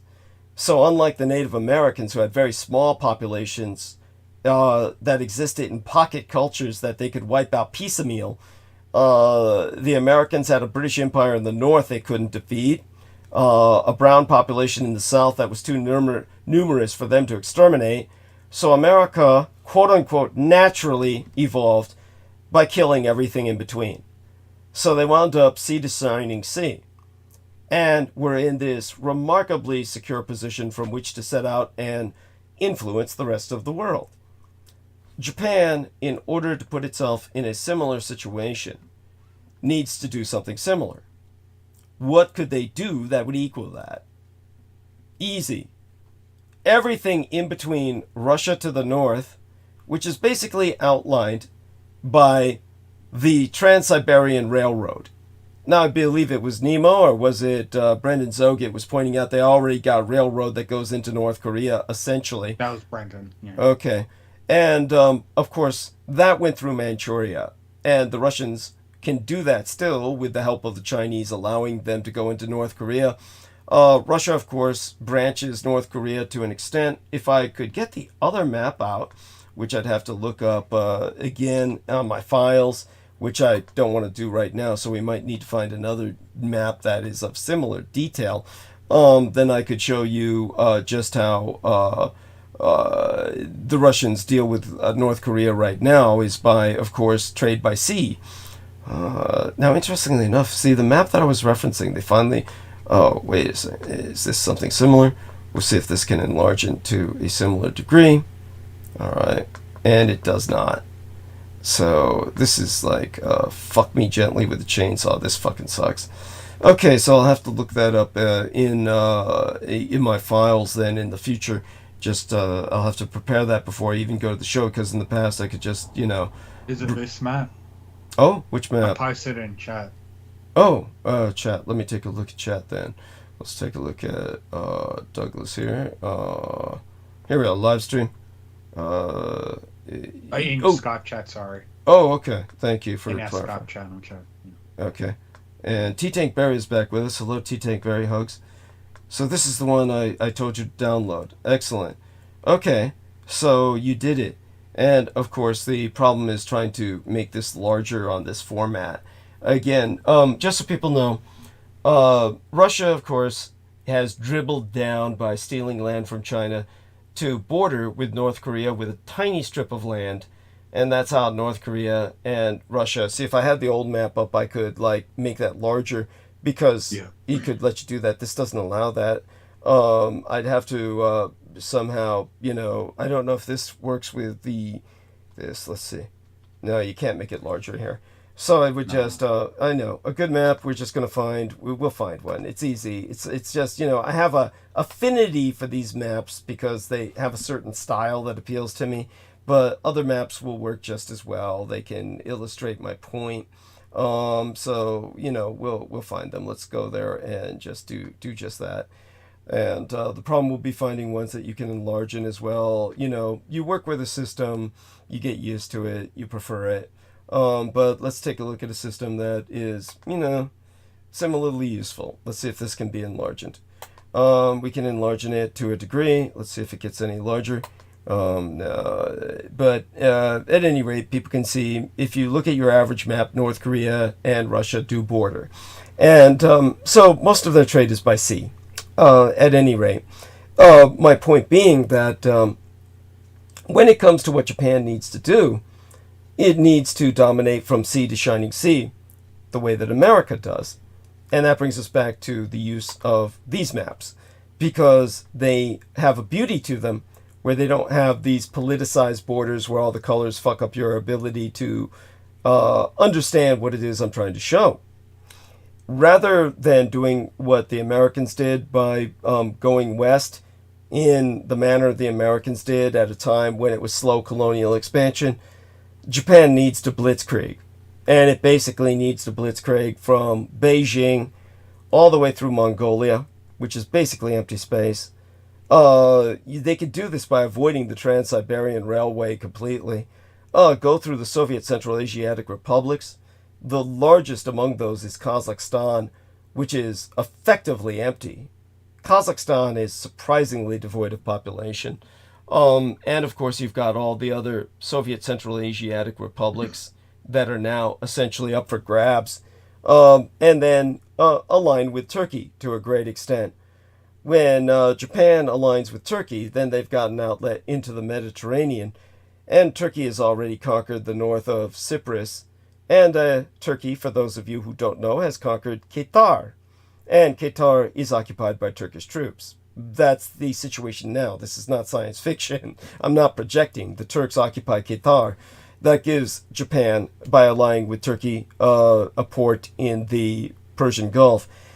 If Japan is able to unite with Turkey and thereby subsume all of these Turkic republics, Azerbaijan, the former Soviet Central Asiatic republics, which are overwhelmingly Turkish in ethnicity, along with northeast China, which is Turkic in ethnicity and Caucasoid in ethnicity, which is why the Chinese are trying to exterminate them, by liberating those people and uniting them with a great expanded House of Asia in Turkestan, and of course the Mongols, all the way through Beijing, it conquered Beijing, then Japan forever separates the Russians and the Chinese and prevents any potential for a future Sino-Slavic synaxis from ever happening again.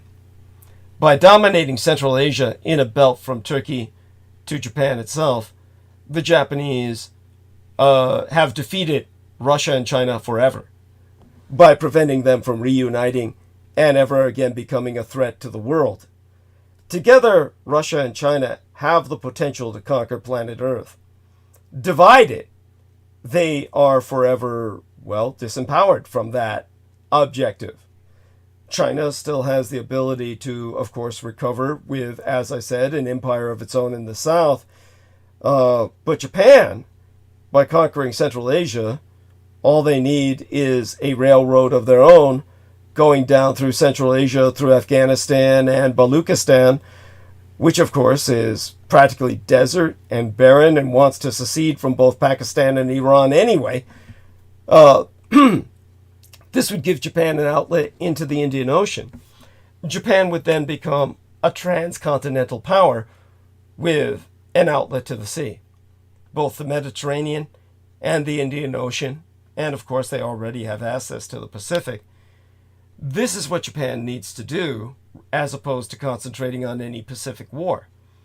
So it's a blitzkrieg all the way to Turkey through an empty Central Asia, and you get all of the oil and gas and essentially all the power in terms of raw energy Japan ever needs. Japan at that point becomes invulnerable. So this is what Japan needs to do for the future of the world in order to extend themselves as a permanent nation state, an empire that would succeed the Mongols as the central empire of planet Earth. This is the future I foresee for Japan.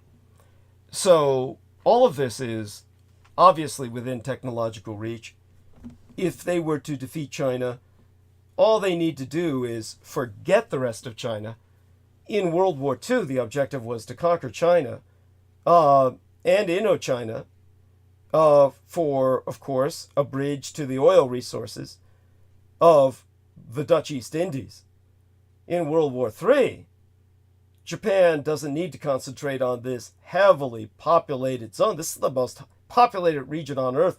This single circle that I'm making with my cursor contains something like 75% of the world's population.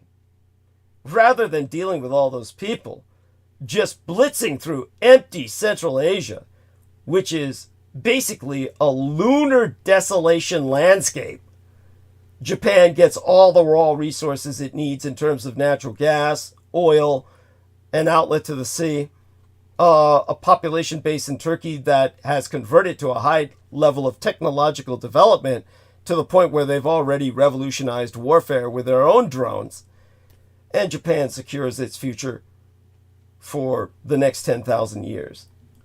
At that point, their population begins to establish itself in an empty area where, of course, the Japanese can import biomass, import an environment. This is something you couldn't do in the past, but the Japanese have the technology to do today. It would be like colonizing Mars, except infinitely easier, because you've got, well, gravity you're adjusted to, and an atmosphere you can breathe. But aside from that, it's like colonizing the moon or Mars. Such being said, it's accomplishable. They would be like astronauts on Earth, but it's infinitely easier than going to another planet. And so you've got a population in Northwest Asia that hates the Chinese because the Chinese have been trying to exterminate them. They would be Japan's greatest ally. The Mongolians hate the Chinese because the Chinese are trying to wipe them out of existence. They would ally with Japan, no problem. Japan's only need in this war is to take Beijing. Like I said, I could win this war in a year. There's just so many vulnerable points the Russians and the Chinese have. Rather than in World War II, the Japanese needing to conquer all this and take on 75% of the world's population, all the Japanese need to do in World War III is take Beijing. Now, for those of you who don't know, Tokyo is the largest city in the world, not Beijing. The Japanese would be taking a nation's capital that's smaller than their own. The Japanese could do this, no sweat. And as for Manchuria, the Japanese could just ignore it entirely. It's a rust belt. This is where I would intend to deport the majority of the Republican population after they lose our civil war in America. The Russians and the Communist Chinese would, along with the Japanese, would accept it because it creates a buffer state between Russia, thus preventing the Chinese from colonizing Siberia, and a buffer state between Russia and Japan and the Chinese. Just a bunch of hostile American savages with guns. It's an industrial rust belt, so they have all the industry they need, along with practically free labor from North Korea. For those of you who don't know, Communist China has a massive illegal immigration problem. Their Mexico is North Korea. And North Koreans have been infiltrating Communist China in Manchuria for years because they need jobs. There's nothing to eat, no jobs to be had in North Korea. If you resettle it with a bunch of Americans in an industrial rust belt, don't forget China's got hundreds of ghost cities that were built simply for a bunch of real estate developers so that they could rip off basically the government for funds and supports to build these ghost cities that nobody lives in. The Americans can move into those, no sweat. Set up their industries, and all the free labor in the world working for pennies, working for food from North Korea, and you've got an American capacity to build up an armed, mechanized, mobilized population based on their conservative, libertarian values, and a buffer state between China, Japan, and Russia so that they never need to go to war with each other again. As a matter of fact, the Americans could serve as mercenaries for all three powers. They would just fight for whoever pays them the most. And you see, I've got a way of solving all the world's problems. And in case you didn't know it, there's an enormous several 100,000 Jews living in the Jewish Autonomous Oblast in this very area, the heart of Manchuria. So, along with the conservative Republicans, we would deport all the reactionary Jews here as well, and they could resettle with all the Republicans who worship them as the master race, so the Americans would have their Jews. And that would probably provide their doctors, their attorneys, their dentists, and their accountants. It'll all work out perfectly for everyone. I've got it all figured out. So there you go. Everybody wins. Yeah, everybody wins. Yeah, there we are. since I've lost my... Just to let you know, I just realized if you right-click on the image in Steam Chat and click open, then it'll open another window where you can zoom in on the image. Oh, let me see if I can do that. Let's try that. Okay, let's try that. So I'm going to right-click, and then what is this? Open image? Okay, open image. Oh, no, in the Steam Chat. Oh, in the Steam Chat. I mean, Skype Chat, sorry. I got it mixed up with the image I posted. If you click on it first, where it opens it, and then you right-click on that open enlarge image, you'll see an open tab. Open tab. Well, say this. See this? Says open image in new tab. I click that, right? Yeah, it's supposed to open a new window. I did that for me, and now it's not doing it. Yeah, it's not doing it for me. I mean, we can enlarge it to an extent, but, not by much. I click on open, but then it just downloads like it's fucked now. Yeah. But before it opened a whole new window in Skype, and it enables you to zoom in and out. Weird. But now it's just downloading for me. It's fucked. Okay, yeah. It opened new windows, but they're all the same. They don't seem to be able to do much other than this. It's the nature of the map. Yeah, I wouldn't worry about it. What I'll need to do is, of course, find another map that may be able to enlarge it so we can look at details. But you get the general message. And so, the problem with these other maps, however, is they have these colored borders. Colors, that really prevent the eye from being able to absorb the strategic concepts of global war. So what I'll do is I'll find a map like this that I can enlarge. I'll just have a preload it from my file in the future before any episode, meaning that I'll have a map on the side that we can always refer to easily in the future episodes. But you've got the general message and you understand what I'm saying. Yeah. And so for our listeners, just because my voice is rather fucked, let's check the numbers, see who's listening, and see if, it's worth it for me to continue. No, we're entering, we only have 1 hour left anyway, so I'm just going to end the live stream. T-Tank Berry joined us, and we love you dearly. Hugs to T-Tank Berry. Again, he contributed 100 United States dollars.